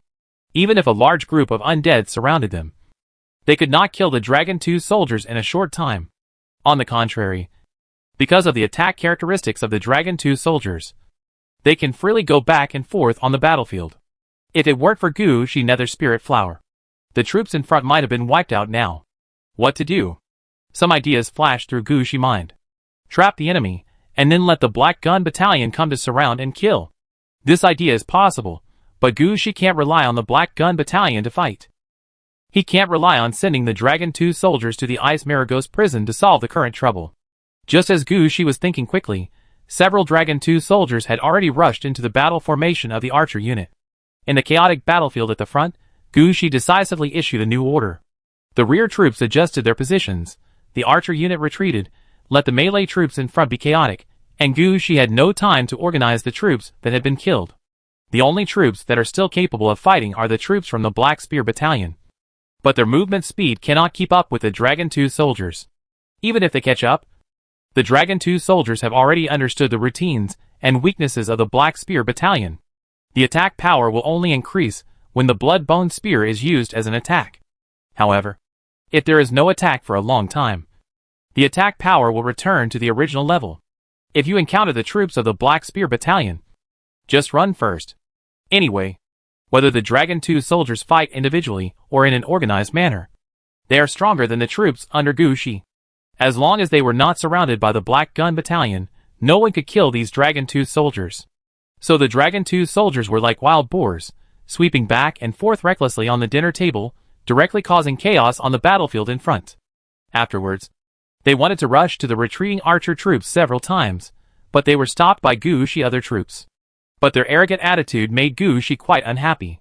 Wait a little longer, let them be more arrogant. Gushi stared at the position of the Dragon 2 soldiers. Gushi had already seen from the battles during this period that the Dragon 2 soldiers had extremely high vitality and extremely rich combat experience. Gushi's plan of turning 1 into 2 and 2 into 4 was feasible, but it would be more troublesome at the beginning, because Gushi needed to find an opportunity to kill a corresponding number of Dragon 2 soldiers in one fell swoop, before the snowball could start rolling. At the moment, the Dragon 2 soldiers were still quite vigilant. They clearly had enough strength, but when they encountered the soldiers of the Black Gun Battalion on the battlefield, they would immediately dodge to the side. It was obvious that they were shocked by the crazy tactics of the Black Gun Battalion. They all knew that the Black Gun Battalion would be their biggest enemy. They had no way to avoid the attack of the undead arrow tower hunter in the distance. As long as they suffered a loss from the Black Gun Battalion once, they would not rush in and be surrounded and beaten again. So the Dragon 2 soldiers are still quite vigilant now. Gushi is not yet able to kill a group of Dragon 2 soldiers in one fell swoop. So now we have to wait a little longer, until the Dragon 2 soldiers relax a little. Gushi comforted himself, while keeping a close eye on the Dragon 2 soldiers' every move. He was looking for a suitable opportunity to attack the Dragon 2 soldiers. Gushi really waited for this opportunity. He watched a group of more than 10 Dragon 2 soldiers kill another 1,000-man army, and were about to join up with another group of 30 Dragon 2 soldiers. Seeing that these Dragon 2 soldiers were about to come into contact, the more than 10 Dragon 2 soldiers finally breathed a sigh of relief. In their eyes, when they gathered together with their companions, they would be even more powerful. But at this moment, 8 spears stabbed out from the ground. The Orange Guard 3 sacrifices rushed out from the ground at the first time, and 8 spears stabbed into the body of a Dragon 2 soldier. and then pulled outward. And the body of the Dragon 2 soldier was torn into 8 pieces. The Dragon 2 soldiers reacted very quickly. And they turned around and wanted to attack the Orange Guard 3 sacrifices at the first time. But when the Orange Guard 3 sacrifices introduced themselves to Gushi at the beginning, they said that they were an assassin. And they also had the ability to control the situation. So his fighting style was to appear behind the enemy, kill with one strike, and then leave quickly. However, this time when the Orange-clad Guard 3 sacrifices left, they also took away the 8 Dragon 2 soldiers who were controlled. The Dragon 2 soldiers pierced by the spears could not move at all, and were taken underground by the Orange-clad Guard 3 sacrifices, and then brought to the vicinity of the Black Spear Battalion in the shortest time. The Black Spear Battalion soldiers, who had prepared early, surrounded them at the first time, and stabbed the Dragon 2 soldiers with their blood-bone spears. Chapter 1937 seized the opportunity. The sudden appearance and sudden departure of the 3 sacrifices of the Orange Guards really shocked the Dragon 2 soldiers, especially the more than 10 Dragon 2 soldiers who had gathered together just now. At this time, only 3 Dragon 2 soldiers were left. Looking at the current situation with some uncertainty, they really didn't expect that there would be such a sudden attack on the battlefield. This really shocked them. The Dragon 2 soldiers then realized that they were not invincible on the battlefield. Gushi still has powerful soldiers who can kill them. So the 3 Dragon 2 soldiers quickly ran forward. When a single soldier might be in danger, they would naturally gather together at the first time. But just when the 3 Dragon 2 soldiers started, the Undead Arrow Tower Hunter took action. This was the uncountable number of times the Undead Arrow Tower Hunter adjusted the means for the Dragon 2 soldiers. After each of their attacks, they would adjust according to the reaction of the Dragon 2 soldiers. I hope to develop some appropriate countermeasures for the Dragon 2 soldiers. Just like this time, they have developed a method to deal with the Dragon 2 soldiers. The arrows that flew over at the beginning were mother and child arrows. When they flew to a certain distance, they would automatically separate into 8 to 10 short arrows. These short arrows were followed by a large amount of iron wire, which could temporarily trap the Dragon 2 soldiers. The temporary mentioned here is really temporary. With the ability of the Dragon 2 soldiers, they can break free in just a few moves. But even with just a few moves, the attack behind them arrived. The Arrow Tower found that the Dragon 2 soldiers were strong, but they already had the attributes of dragons. The attack effect of slaughter was useful to them. At the same time, they were transformed from dragon teeth, so armor breaking was also useful to them. As long as their defense could be broken, it would be half successful. The other half was what the Arrow Tower Hunter did in the arrow. The explosive arrow. This was the way the Arrow Tower Hunter dealt with it. Technological means. Timed explosion. The power of the explosion might not be too great, but the explosion effect from the inside out was definitely good. Even if there is no way to blow the Dragon 2 soldier in half, you can explode inside the Dragon 2 soldier. The power of this explosion will be completely absorbed by the Dragon 2 soldier. No matter how strong the Dragon 2 soldier's vitality is, it will be useless. If they are seriously injured, they will be seriously injured. If they are dead, they will die. So the Arrow Tower Hunters are actually gambling that their attack will cause great damage to the Dragon 2 soldier. This time, all 500 arrow towers were staring at these 3 Dragon 2 soldiers. Under the attack of arrow after arrow, the 3 Dragon Arrow soldiers finally couldn't stand it. With an explosion, a Dragon 2 soldier was blown into 2 pieces. Then the remaining 2 Dragon 2 soldiers were blown away one after another, becoming one of the Dragon 2 soldiers killed in the explosion. Finally, more than 10 Dragon 2 soldiers died in the battle, which meant that Gushi had successfully mastered the method of dealing with the Dragon 2 soldiers. The initiative was already in Gushi's hands. At this time, the more than 30 Dragon 2 soldiers not far away were also stunned by the scene in front of them. They never thought that they would encounter such a thing. You know, they were quite confident at the beginning, thinking that as long as they gathered together, there would be no problems. What is the situation now? For a moment, the Dragon 2 soldiers lost their confidence. And this opportunity was seized by Gushi again. The petals of the Nether Spirit Flower appeared next to the Dragon 2 soldiers. These petals of the Nether Spirit Flower are almost invisible to normal people. These are the petals of the Night Blood Road. In the Night Blood Road, the Black Blood Knight, who is supposed to be the main force, did not appear directly. There were 43 ordinary undead servants here. Some of these undead servants held spears, some held swords and shields or battle axes. But the most important thing was not what weapons they held, but the 3 battle halos under their feet. It was obvious that they were demigod-level beings. However, they did not have cavalry, so in the Night Blood Road, they were nothing at all. They could only be regarded as undead servants. They did not even have any attributes. But even so, they have their own confidence. When the flowers of the ghost spirit fell, all the undead servant chose their targets. When the ghost spirit flower lit up, more than 40 undead servant appeared beside the Dragon 2 soldiers at the first time. The Dragon 2 soldiers did not expect to encounter such a thing. They immediately fought back against the undead servant after being attacked. In their minds, they were not afraid of anyone in single combat. Even the Black Spear Battalion soldiers, who they were most worried about, were not their opponents in a one-on-one situation. As long as they don't encounter the orange-clad guards 3 sacrifices, they will be fine. But when they fight with the undead servants, they find that this is not the case. The undead servants look weak, but they are also demigod level, and their levels are all above level 40. The most important thing is that the undead servants are really not like the Dragon 2 soldiers, with ever-changing growth ideas. They specialize in one weapon. Because of this, they will exert the strongest power of the weapons in their hands. After fighting with the Dragon 2 soldiers, the Dragon 2 soldiers understood that these undead servants were as powerful as them. If one of them was not careful, they might be killed instantly by the undead servant. Even if they responded properly, the undead servant could trade 1-for-1 with them in just over half an hour. And they also knew Gushi ability. After the 1-for-1 trade, the undead servant would get up again, but they would not be able to stand up again. So, kill them. The Dragon 2 soldiers had an idea immediately.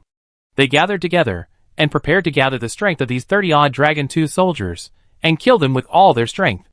There were still some scattered Dragon 2 soldiers nearby. As long as they could gather them together, they still had a chance to turn the tables. But they forgot that the current battlefield was Gushi home court. After sending out the semi-god level undead servants, Gushi would naturally not forget his other subordinates. A special city gate fell directly from the sky, and fell near these 30-odd Dragon 2 soldiers. With this blow, more than 30 Dragon 2 soldiers were all knocked to the ground. This move was learned by Gushi from Gonglingyu. I have to admit that sometimes the city gate is very useful to hit people. After the gate of the Death City was smashed down, 43 skeleton soldiers rushed out of the city gate. As soon as these 43 skeleton soldiers appeared, they attracted everyone's attention. They all stepped on 3 battle halos, wore metal armor, held swords and shields in their hands, and exuded a breath of "I am standing here," representing the ancient existence. This is the demigod-level troops in the city of Aridov after the Dragon 2 soldiers died in battle, and were transformed into the city of Aridov through double death. Unlike the undead servants, this group of demigod-level skeleton soldiers has their own name. Ancient Undead. Chapter 1938 Demigod Troops. Ancient Undead, Level 41, Demigod Troops Experience, 0/750000, Attack 85, Defense 70, Life 2500, Skills, Undead Creatures, Ancient Warriors, Orange Armament, with 2 orange equipment for soldiers, Long Sword and Shield, Time Aura, Death Battle Aura, Kill Aura, Fight to the End. Head-on collision, bloody battle time passes. Explanation. The ancient warriors who died on the battlefield, they were originally beyond the level of normal soldiers, because their reputation spread through time, and slowly mastered some abilities that were exaggerated by others. When the ancient undead appeared on the battlefield, they immediately raised their swords and shields. When they raised their swords and shields, everyone could see the frost on their bodies. The swords were dark red, and there was no telling how much blood and how many times they had been used. The shields were ordinary round iron shields, and there were 2 broken arrows stuck on them, which looked like they were damaged in battle. But when the swords and shields hit each other heavily, everyone felt that they would die if they were enemies. Even the Dragon 2 soldiers felt this way. It was the first time that the Dragon 2 soldiers felt that they would lose. The ancient undead didn't have too many ideas. They rushed to the Dragon 2 soldiers in front of them at the first time. Unlike the undead servants, the ancient undead had a stronger sense of combat. At the same time, they didn't think they were geniuses, and didn't have any idea of a one-on-one duel. They instinctively moved together, and when they found the enemy's flaws, they would take the initiative to rush forward and help their companions fight. As for why they did this, don't ask. The question is that they have practiced for many years, and finally became a member of a 100,000-man army to fight a monkey. They already know what the combat power ceiling is, and know that their ability is nothing. Grouping is their most suitable choice, so they can put down the shame. When facing the Dragon 2 soldiers, as long as the opponent shows a flaw, 3 to 5 ancient undeads will often chop them up. These ancient undeads do not hold back at all. They are people who have experienced wars, and they know very well what rookies, like themselves, can do on the battlefield. Being able to strike with a single blow is already quite remarkable. So when charging forward, shield yourself, and strike with all your strength after reaching the position. Even if you die, you must strike with a single blow. If the Dragon 2 soldier knew the thoughts of the ancient undead, he would definitely say, "Big brother, newbies. Don't mess with it. You really think too low of yourself. You are the big guys now." But the Dragon 2 soldier would never say these things. When facing the ancient undead, the Dragon 2 soldier's reaction is to strike back. This also aroused the reaction of the ancient undead. They thought they had encountered that kind of big boss again. So they fought. Yes, just like that, the Dragon 2 soldiers really fought. The ancient undead could not kill the Dragon 2 soldiers with one sword. So what about the ones that followed behind? Anyway, every time the ancient undead fought desperately, the Dragon 2 soldiers would be chopped to the ground. Even if they were not killed on the spot, they would be killed by the undead servants rushing from behind. At the same time, every time a Dragon 2 soldier died, a new ancient undead and a new undead servant would appear on the battlefield. In less than 20 minutes, all the more than 30 Dragon 2 soldiers on the scene were killed. The number of ancient undead and undead servants on the scene reached more than 70 each. This demigod army of more than 150 people was already a very strong force on the entire battlefield. After they killed the Dragon 2 soldiers in this area, Gushi immediately issued an order. Stop the Dragon 2 soldiers and drive them to the attack range of the Black Spear Battalion. Under Gushi order, the ancient undead immediately rushed towards the Dragon 2 soldiers closest to them. The undead attendants saw this and then chased after them. From their actions, it can be seen that, although they are also demigod-level beings, the ancient undead have more combat experience and are more autonomous. Although Gushi's order was to drive them away, the ancient undead did not think so. When they saw only 1 or 2 Dragon 2 soldiers, they did not drive the enemy into the attack range of the Black Gun camp, but went forward to kill them directly. Unless the enemy exceeds 50 people, they will change from attack to driving away. The Dragon 2 soldiers also discovered the actions of the ancient undead at the first time. So the Dragon 2 soldiers, who were originally scattered, began to gather in one direction at the first time. They wanted to gather together to fight the ancient undead head-on. However, there were only 300 Dragon 2 soldiers in this direction. Due to the influence of the Ghost Flower, more than 30 people were sent to the Ice Marigo's prison. Adding those killed by the Black Gun Battalion, those killed by the Orange Guard's 3 sacrifices, and those killed by the ancient undead, the Dragon 2 soldiers have lost more than 120 people. Among the remaining 180 or so, some are far away. So the number of people who can really gather together is not that large. When he and his men were ready to fight back against the ancient undead and their undead attendants, they only gathered a force of about 120 people. The Dragon 2 soldiers alone should be enough. In their eyes, more than 100 people are already a very powerful force. You know, all the Dragon 2 soldiers can fight against 1,000 people. Facing a battle formation of 1,000 people, they dared to charge alone. Now they have 120 people, so why would they not dare to face it? So after gathering enough people, the Dragon 2 soldiers raised their weapons and rushed towards the ancient undead. Looking at the Dragon 2 soldiers' rushing appearance, the ancient undead's eyes were red. Blood began to flow from their bodies, and blood mist began to rise from their bodies. The weapons in their hands flashed orange light. They didn't even need to signal with their eyes. They knew how to cooperate. With their strength improved, they chopped at the enemies with obvious weaknesses, regardless of other things, and killed a few enemies first. Gushi also noticed the reaction of the Dragon 2 soldiers at this time. After confirming that the ancient undead had no way to drive the Dragon 2 soldiers to the Black Spear Battalion, Gushi immediately ordered the Black Spear Battalion to kill in the direction of the Dragon 2 soldiers. The enemy had no way to get through, so Gushi led his troops to attack. Under Gushi's order, the Black Gun Battalion immediately changed direction. At the same time, the archers of the Undead Arrow Tower had already known the weakness of the Dragon 2 soldiers, and they also launched their attacks at this time. The 500 arrow towers only found 2 to 3 Dragon 2 soldiers each time. and they could guarantee that 2 to 3 Dragon 2 soldiers would be sent away each time. Chapter 1939. Destroy all the Dragon 2 soldiers. The hunters of the Undead Arrow Tower attacked first. The ancient undead and the undead servants fought head-on. The Black Spear Battalion surrounded them from behind. In addition, some nearby undead troops were pressing in from all directions. Facing attacks from 3 sides, the Dragon 2 soldiers wanted to kill as many as possible, but they were constantly suppressed. The most important thing is that the ancient undead and the undead servants were almost the same in level and quality. Even if the ancient undead and the undead servants could not take down the Dragon 2 soldiers in a short time, the Dragon 2 soldiers could not kill through the entire battle formation like before.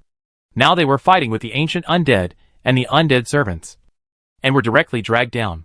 The Black Spear Battalion that surrounded them from behind also attacked the Dragon 2 soldiers head-on. This time, because the Dragon 2 soldiers gathered more closely, the Black Spear Battalion's attack on them was quite smooth. The most important thing was that most of the soldiers in the Black Spear Battalion could be assigned targets, and they didn't have to worry about being hacked to death. So they had enough time to attack. Under their attack, the Dragon 2 soldiers were in bad luck. They couldn't fight their way out from the front, and were beaten to death from the back. After a while, most of the Dragon 2 soldiers here were lost.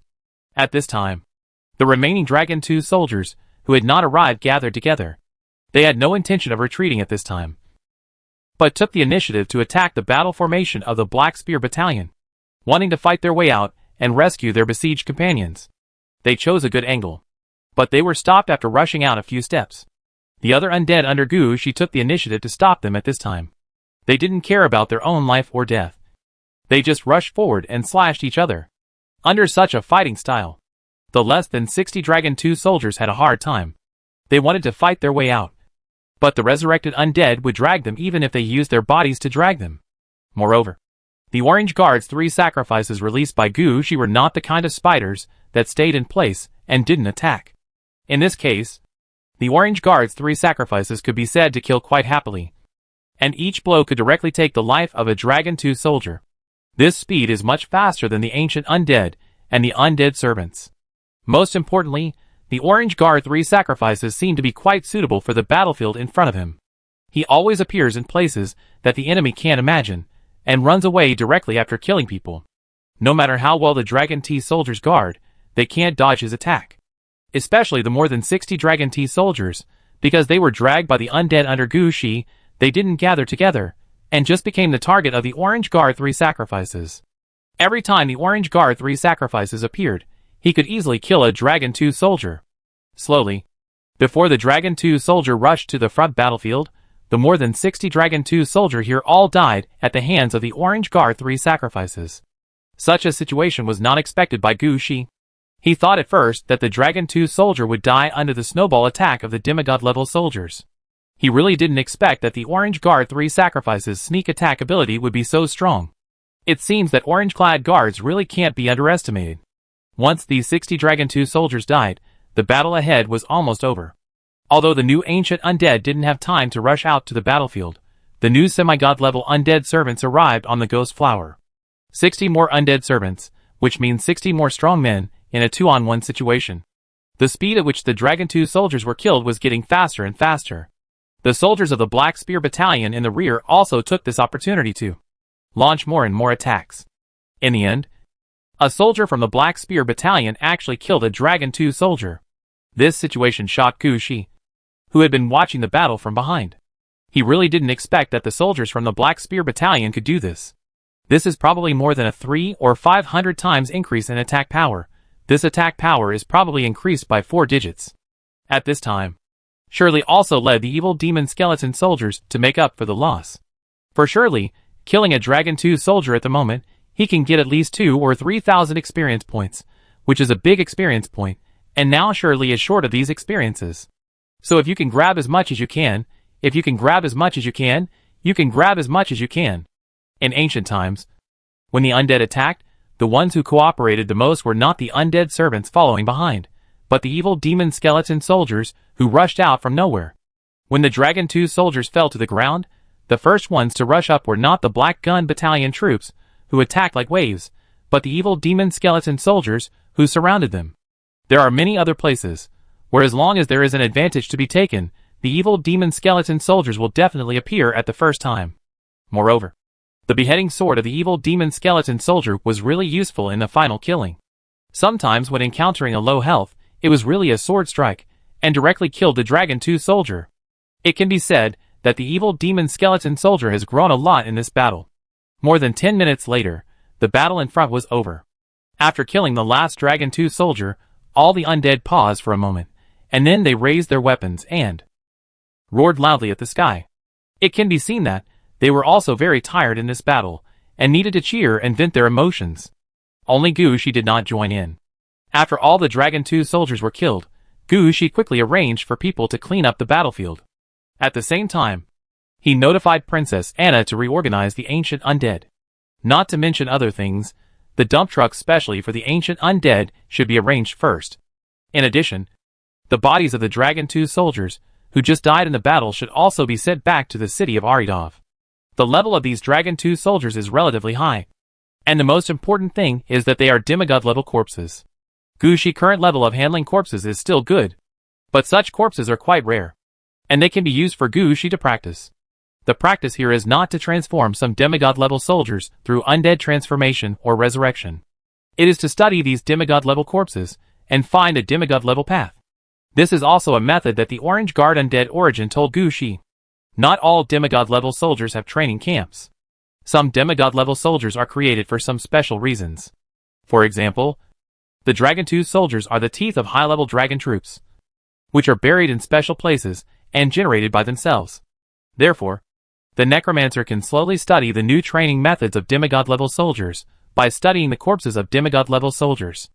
Although the corpses of so many Dragon 2 soldiers may not necessarily replicate the same Dragon 2 soldiers, they should be able to lay a solid foundation for other demigod level soldiers.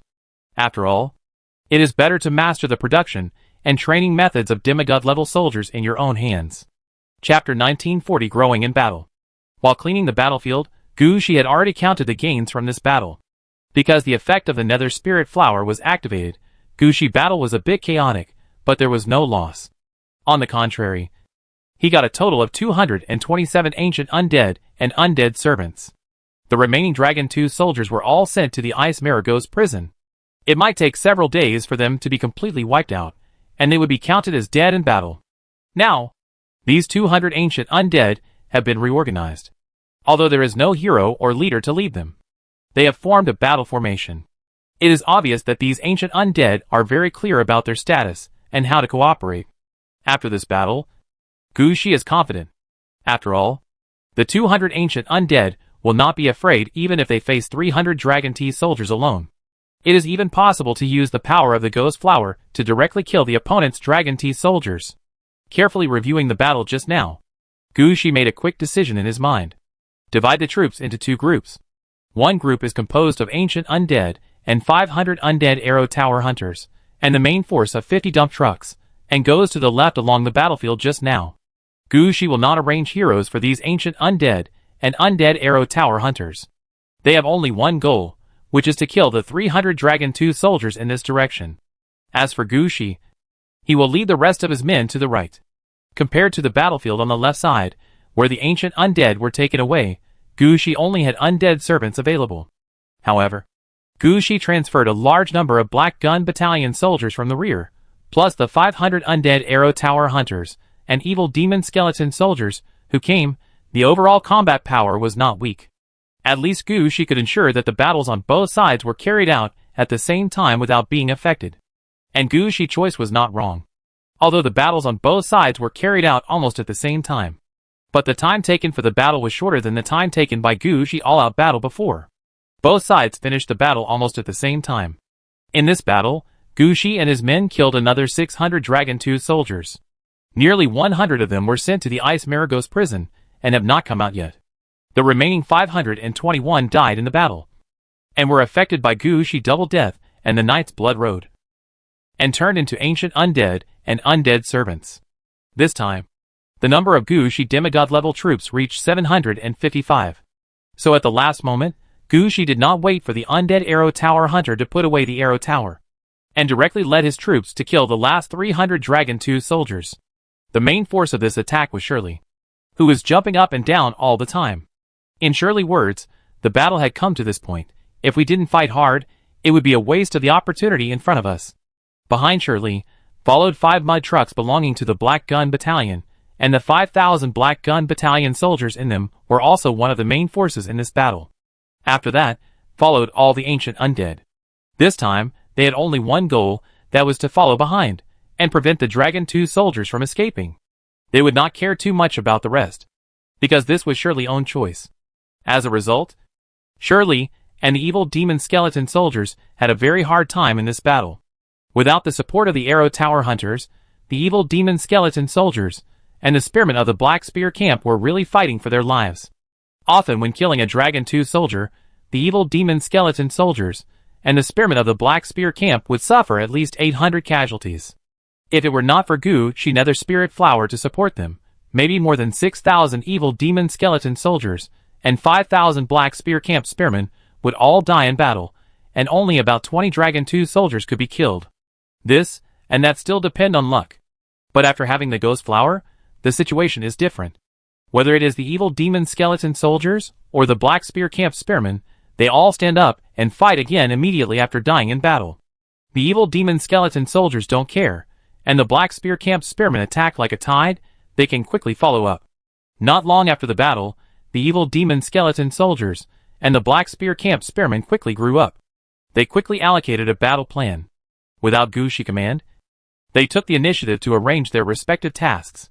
The evil skeletons dispersed and cut off the Dragon 2 soldiers. The spearmen of the Black Spear camp were divided into teams of thousands. They didn't care whether they were their own people or enemies in front of them. They just thrust their spears directly. The evil skeleton soldiers died very quickly because they were fighting desperately. Almost as soon as you turned your head, you could see dozens of evil skeleton soldiers being hacked to death. Because of this, they didn't care whether their companions attacked from behind. Even if there was, they would not think too much about it. In their opinion, they were going to die anyway. So what if their death was meaningful? Therefore, whenever the Black Spear Battalion spearmen rushed over, they would not only not give way to dodge, but would block the Dragon 2 soldiers' retreat. And their main goal was to send them into the attack range of the Black Spear Battalion together with the Dragon 2 soldiers. Such a good opportunity. The Black Spear Battalion soldiers would naturally not miss it. And the blood-bone spears were like a tide, stabbing forward wave after wave, and the attack power would become stronger with each stab. And the Dragon 2 soldiers could still withstand it at the beginning. But in the later stage, if the Dragon 2 soldiers were caught, they would be nailed to the ground. The Dragon 2 soldiers wanted to organize people to break up the battle formation in front of them several times. But the demon skeleton soldiers played a great role at this time. What these demon skeleton soldiers are least afraid of is the chaotic scene. They can calm the chaotic scene with their own fighting style. No matter how the Dragon 2 soldiers attack, the demon skeleton soldiers can stabilize the situation and prevent the enemy from causing more chaos. As the situation slowly stabilized, Gu-Shi, who had been watching the battle from behind, nodded with satisfaction. It seemed that the evil demon skeleton soldiers had grown up.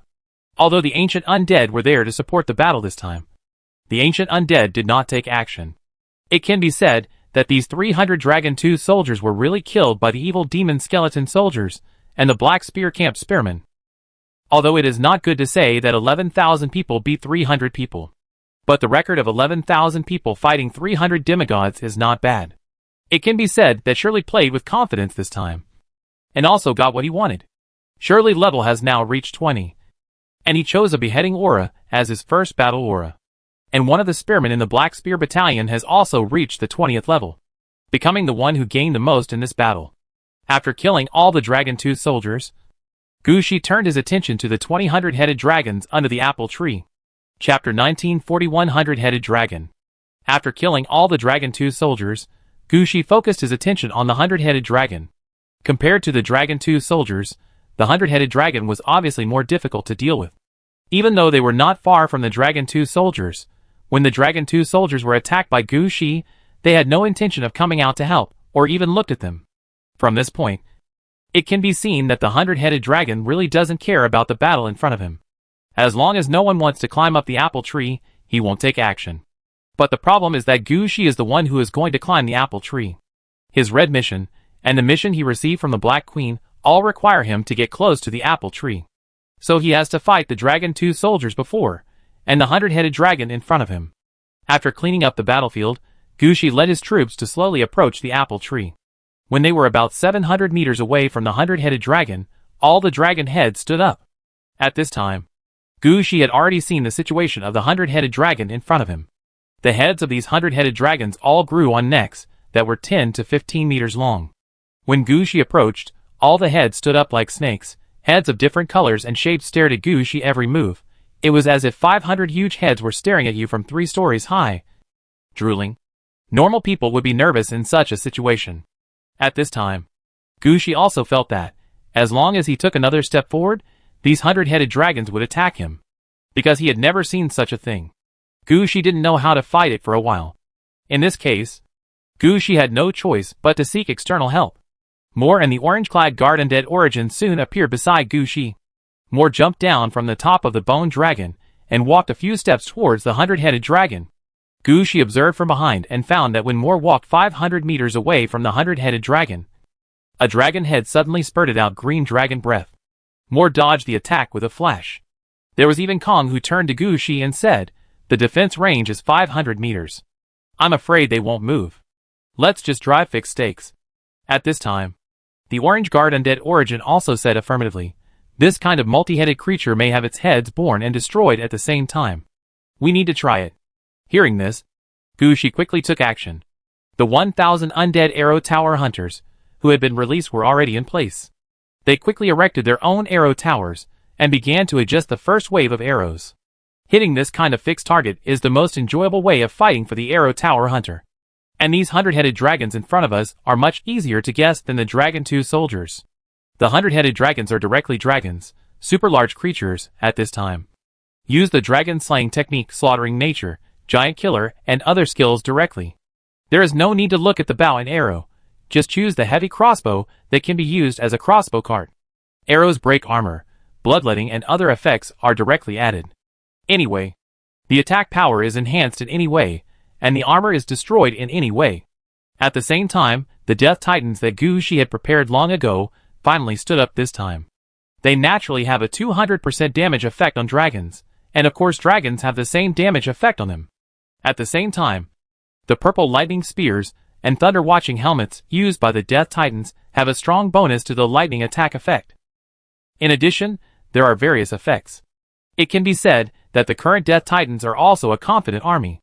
They stood a little in front of the arrow tower with purple lightning spears, waiting for the order to attack. Gushi moved the Naiha bridge to a position a little ahead, and took this opportunity to arrange the troops. Standing at the front of the team were the spearmen of the Black Spear Battalion. It would take them about half a minute to reach the 500-meter distance. Gushi was gambling by arranging them here, betting that they could reach the 100-headed dragon alive. At the same time, all the undead dragon troops under Moore rose into the air, ready to launch an attack at any time. Of course, the 2 death incarnations released by Gushi also flew up together, bone dragons. When they flew up, they immediately turned the 60 nearby undead dragons into death incarnations. Since Gushi got the death mask, he has studied this trick very well. Gushi had thought at first, turning the 60 undead dragons into death incarnations, and then using them to make nuclear bomb machine guns or 60 sets of death tornadoes. But later he found that this didn't seem to work. Undead dragons can temporarily transform into death incarnations, but they are not real death incarnations after all. Unlike Gushi, who used nuclear bomb machine guns, they are not death incarnations that are directly resurrected with the Nether Spirit Flower. These undead dragons are fake death incarnations. Even if they are resurrected with the Nether Spirit Flower, they will only transform into undead dragons again, not as Gushi planned at the beginning, resurrected as the death incarnation bone dragon. If there are only 1 or 2, it may be okay. If 60 of them die and resurrect together, it is not a problem. The Nether Spirit Flower can complete it in 1 rotation. But Gushi still had to turn them into death incarnations one by one. At that time, the machine gun had already fired so many rounds. So Gushi tried it a few times, and felt that the cost effectiveness was not high, so he did not consider using 60 death incarnations to launch a big move. At present, he used this move again, just to use the skills of the death incarnation bone dragon in more directions. If he just borrowed the immortality of the death incarnation, then Gushi would not have to do this. The effect of the ghost flower is much better than this. After Gushi prepared the battlefield, he did not rush to attack, but took a serious look at the 100-headed dragon in front of him. First experiment, Arrow Tower Hunters attack. Under Gushi command, 1,000 undead Arrow Tower Hunters attacked at the same time. They already had the power to strengthen arrow attacks, and now they used multiple methods. The most important thing is, in order to carry out a saturation attack, 1,000 undead Arrow Tower Hunters attacked a dragon head this time. This is more than just concentrated fire. This is clearly a targeted attack. The dragon head probably didn't think about it. He wasn't standing in the middle. He just lifted his body with his companions. How come he was targeted as soon as he turned his head? He didn't do anything. The dragon head didn't actually think that Gushi was really targeting any position he didn't like. After more than 1,000 arrows went down, not to mention the dragon head, even the neck of the dragon head was full of arrows. Then the dragon head shook around and fell heavily to the ground. Dead. Chapter 1942 The 100-Headed Dragon. What have you learned? One of the heads of the 100-headed dragon died, but not all of it died. The dragon head that was pierced by more than 1,000 arrows hung directly on the ground, unable to move at all, but the other heads seemed to have no reaction, not like their heads were shot off at all, but seemed not to care at all. Seeing this situation, Gushi would not drag it on any longer. For such an enemy, it was natural to fight hard. So the undead Arrow Tower Hunter attacked again. This time, the undead Arrow Tower Hunter's attack was divided into 10 parts. Each part was aimed at a dragon head. This was the data estimated by the undead Arrow Tower Hunter. In their opinion, the attack just now was really excessive. Normally, only more than 100 arrows are needed to kill a dragon head. When it comes to calculating attack power, they are very confident. But their confidence is not enough for the 100-headed dragon. After this wave of arrow rain, the dragon heads that were hit were fine, just like being hit by ordinary attacks. Although there was no way to counterattack the arrow tower because of the distance. All the heads that were hit roared to the sky, as if to say that they were fine, and that they could attack again. This situation made Gushi stunned. There was no reason.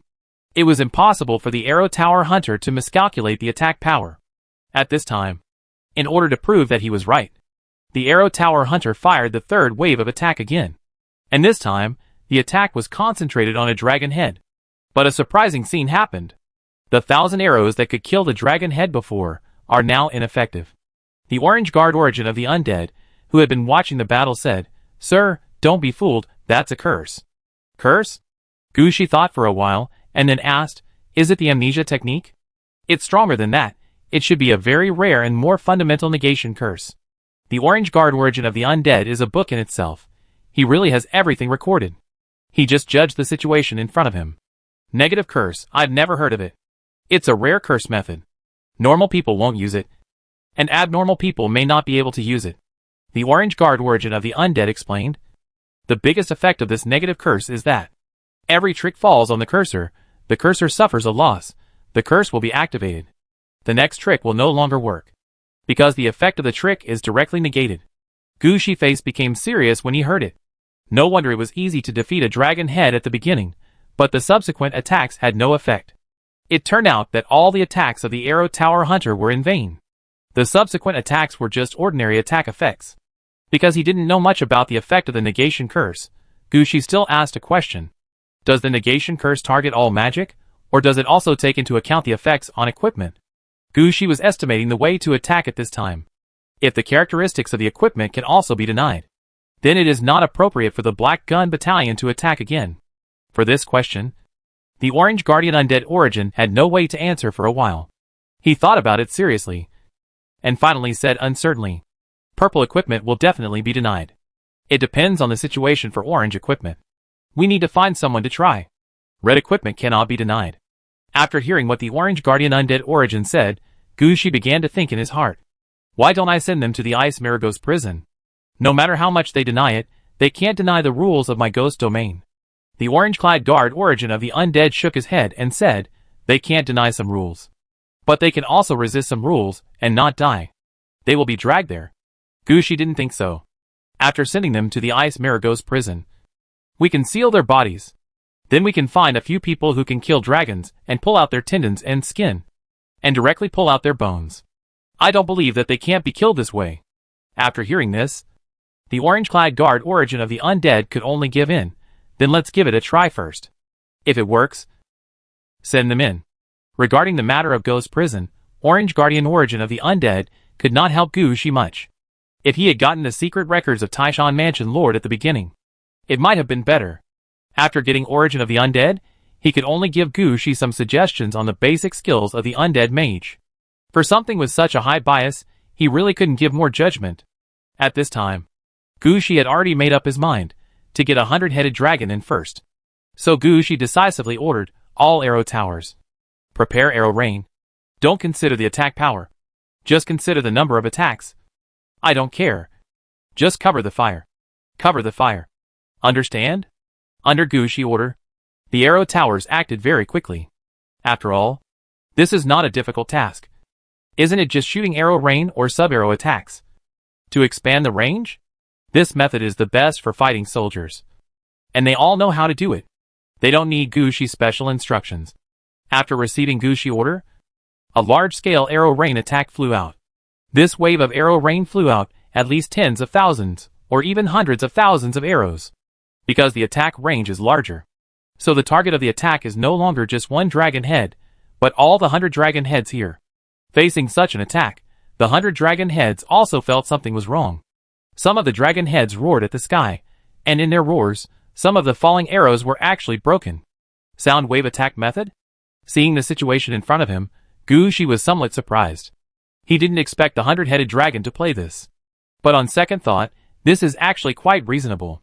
With so many heads and so much time, there is nothing that can't be learned. Don't worry about them. Shoot them with a rain of arrows.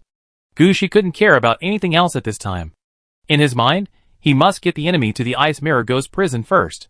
Once in the Ice Mirror Ghost Prison, the 100-headed dragon will be dismembered and sealed in different places. Doesn't the 100-headed dragon have many skills? Isn't it that even normal people can't master the negation curse? Then I want to see if you can survive in the Ice Mirror Ghost Prison. Under Gushi order, the Arrow Tower Hunter launched an arrow rain attack again, and even wave after wave of arrow rain attacks did not stop. The 100-headed dragon seemed to have sensed something at this time, and kept using various spitting to destroy the arrow rain, trying to stop the arrow rain from falling. This situation was somewhat unexpected to Gushi.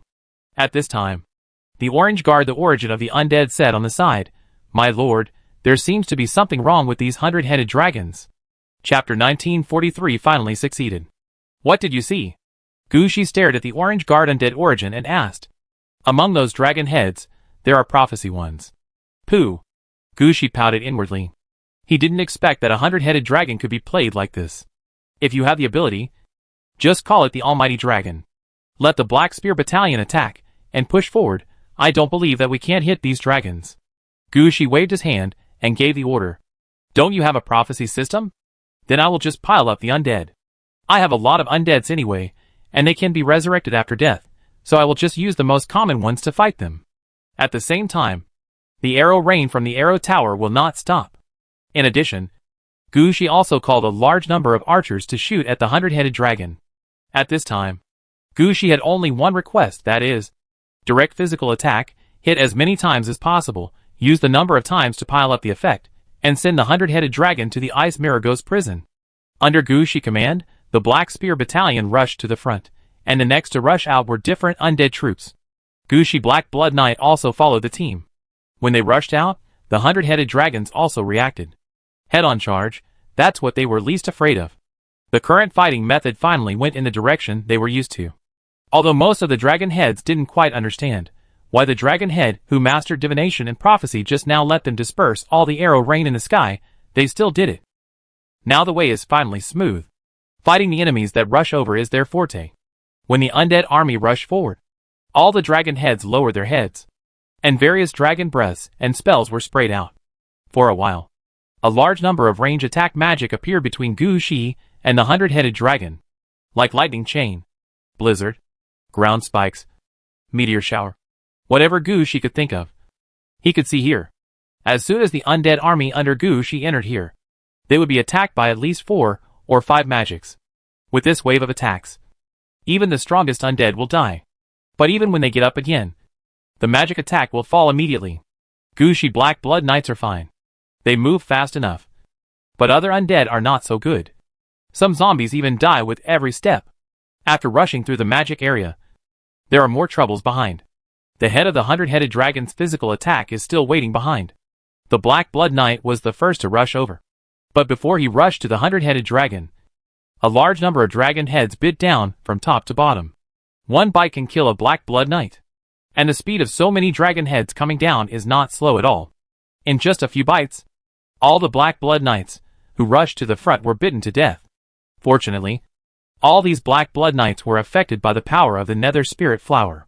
They could stand up again immediately after they died in battle.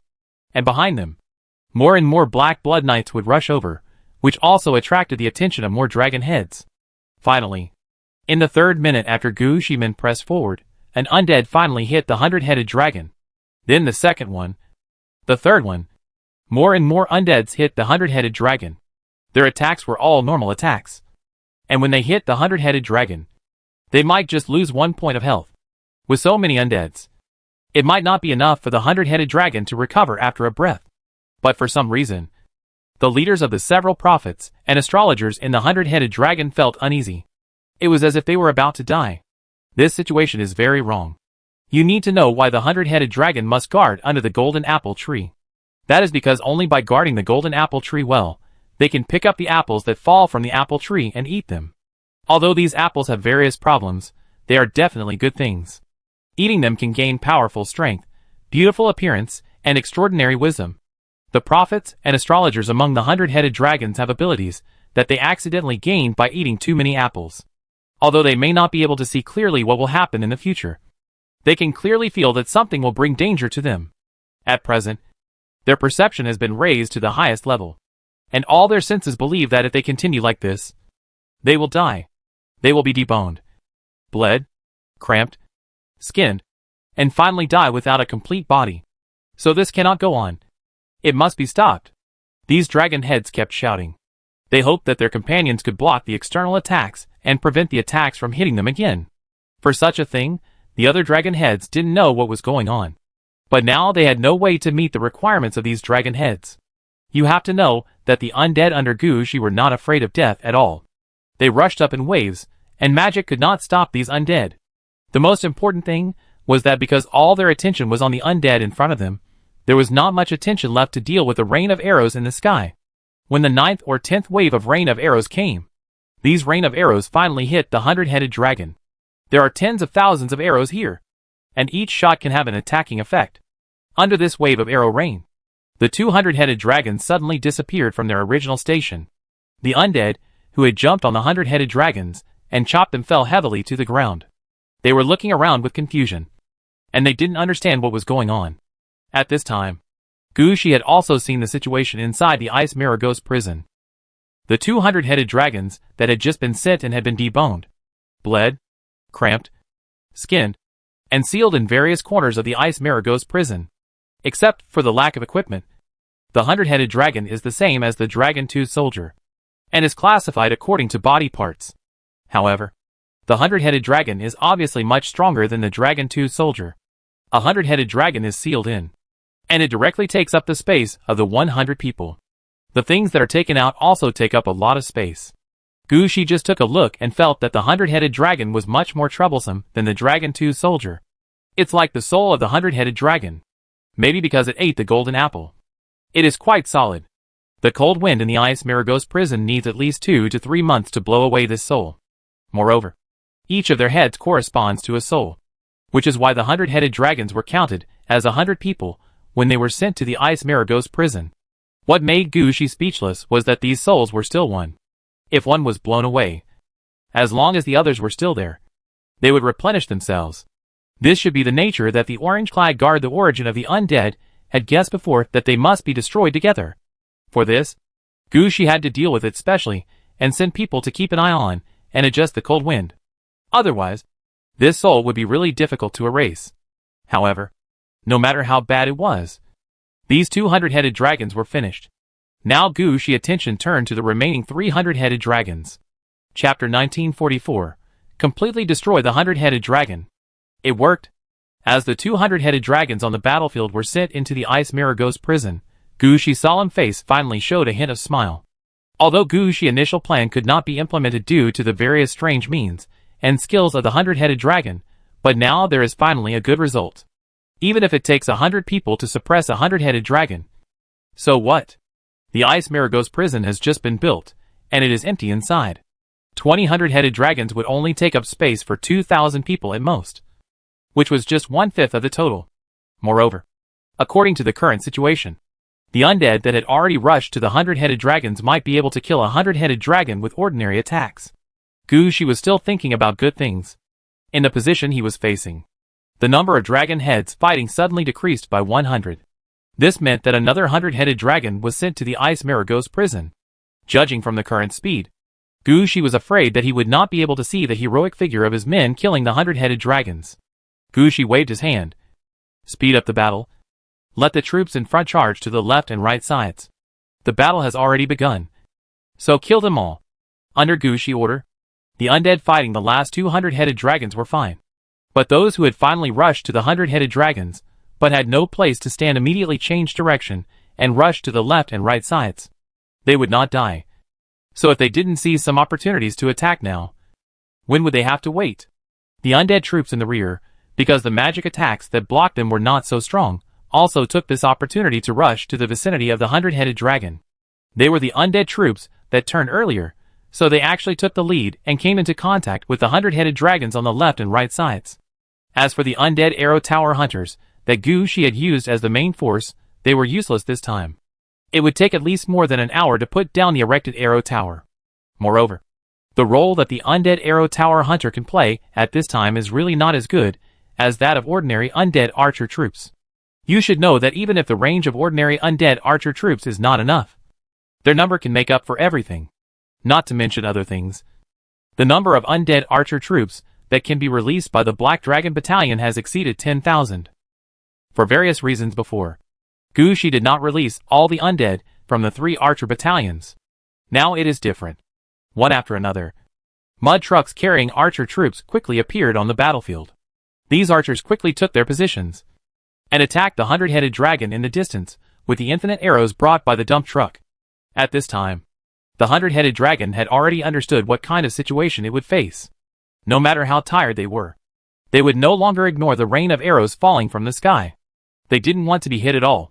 But the question was it possible? The 100-headed dragon was no longer as simple as a large creature like a dragon. They were considered supergiant creatures. With a body this size, even with eyes closed, you can hit it. It is extremely difficult for them to defend against the attack. What makes them speechless is that all the undead below level 20 can be resurrected infinitely in Gushi hands. Even if they are killed by them, the resurrected undead will continue to rush forward. This makes the 100-headed dragons quite helpless. They don't know how to drive these undead away. Some dragon heads are thinking of ways to deal with the undead under Gushi. It's not that they haven't thought about using means to control the undead. After all, the best way to deal with the undead is definitely the undead system. But they found that their means of controlling the undead were not as good as Gushi. This hit these 100-headed dragons hard. They have 100 heads, so much time, and golden apples to improve their intelligence. But they are not as good as an ordinary person. For the first time, the 100-headed dragons felt that they were a little stupid. At this time, more and more undead rushed to the 100-headed dragons on both sides. The method of the ghost flower could not be solved by the 100-headed dragon's denial curse. So the situation was the same every time. Seeing that the undead under Gushi had already rushed to the 100-headed dragon, a few more hits might cause damage. The 100-headed dragon was packed and sent to the Ice Maragos prison. It became a pile of materials that were sealed there. After about an hour and a half of fighting, after the last 100-headed dragon was sent to the Ice Maragos prison, Gushi finally sighed. After fighting for so long, he still got nothing. Sir, that's not necessarily true. The orange-clad guard, the origin of the undead, who was standing on the Naiha bridge with Gushi, said, since the 100-headed dragons were sent to the Ice Maragos prison one by one, the orange-clad guard, the origin of the undead, has been observing the situation in the Ice Maragos prison. At the beginning, the number of the 100-headed dragons was relatively small.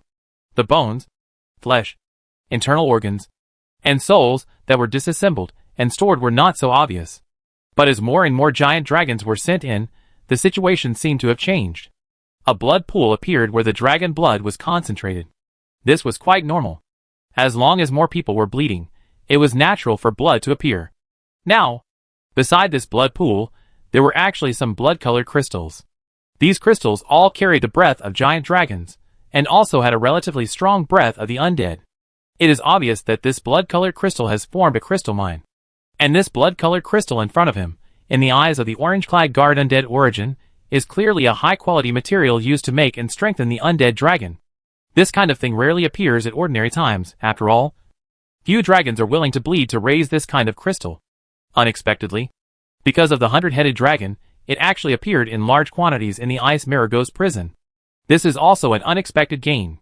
Similar to the situation on the dragon blood side, a large number of materials, with the breath of dragons also appeared in several other sealed places. For example, metal with dragon breath appeared on the bones. And a large number of medicinal herbs similar to dragon meat appeared on the flesh. In the eyes of the orange-clad guard, the origin of the undead. Although Gu's fight against the 100-headed dragon was not so smooth, it was not a loss. At least, he gained a lot at the moment. And after the dragon's soul was exhausted, Gu's could get at least 20 demigod-level soldiers. Judging from the current situation, the one in the knight's blood path must be an undead servant. But it is not certain that it was transformed through double death. Gu's guessed that it should be a special undead dragon of the team. Chapter 1945 Under the Golden Apple Tree. After the last 100-headed dragon was sent to the Ice Marigo's prison, Gu's drove the evil coffin towards the apple tree. The enemies in front had been cleared out, and Gu's came to the apple tree smoothly. Before, Gu's was standing a little far away, and when he saw the apple tree from afar, he didn't feel anything. But this time when Gu's came to the apple tree, Gu's really felt what a giant tree 6,000 meters high was like. Just any wrinkle on the bark could fit a Gu's inside. Standing under the tree, looking up, you can't see anything on the top of the tree. Gu's can only see that the branch closest to him is more than 2,000 meters in the air. There are a few normal-sized apples hanging on the branch.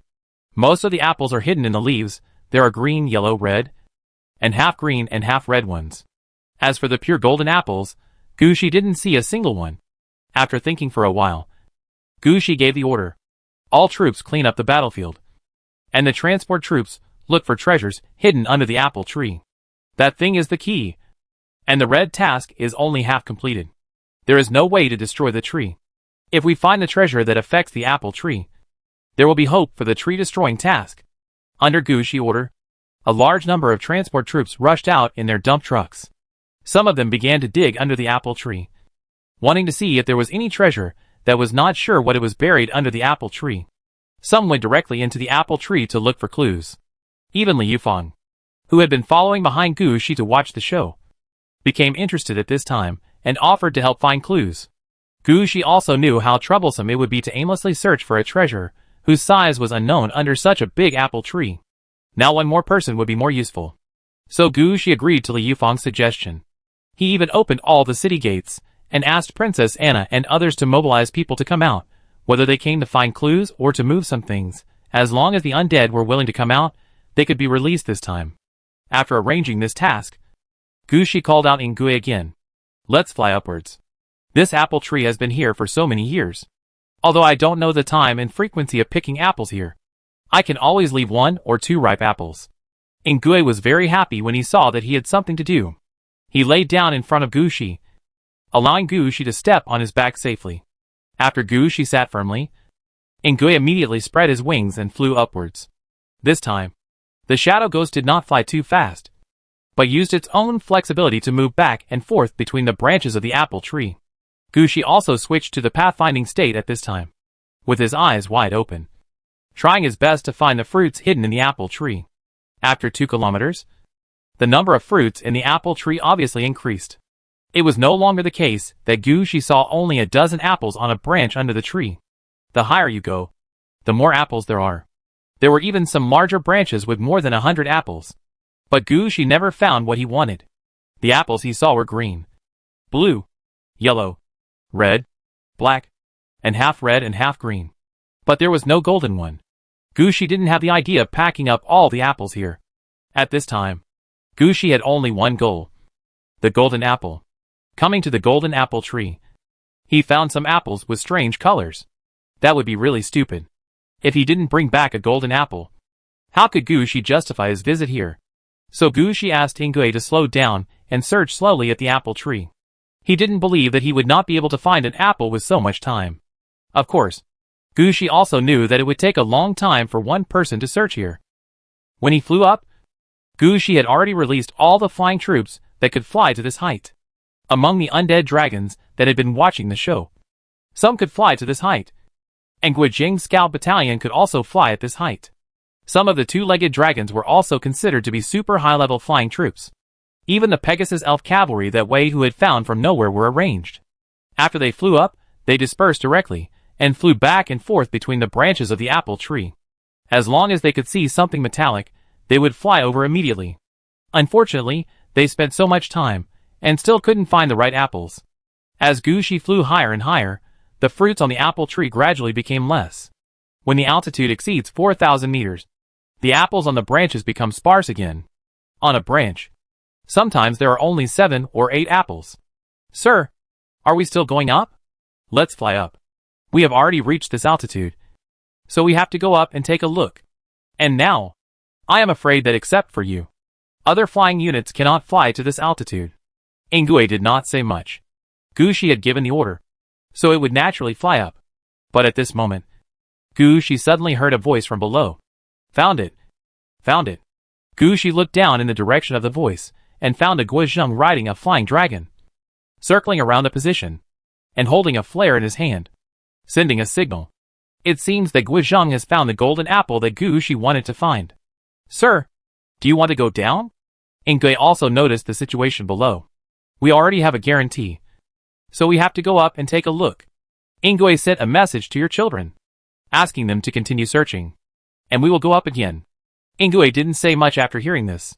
The golden apple that was found will not run away.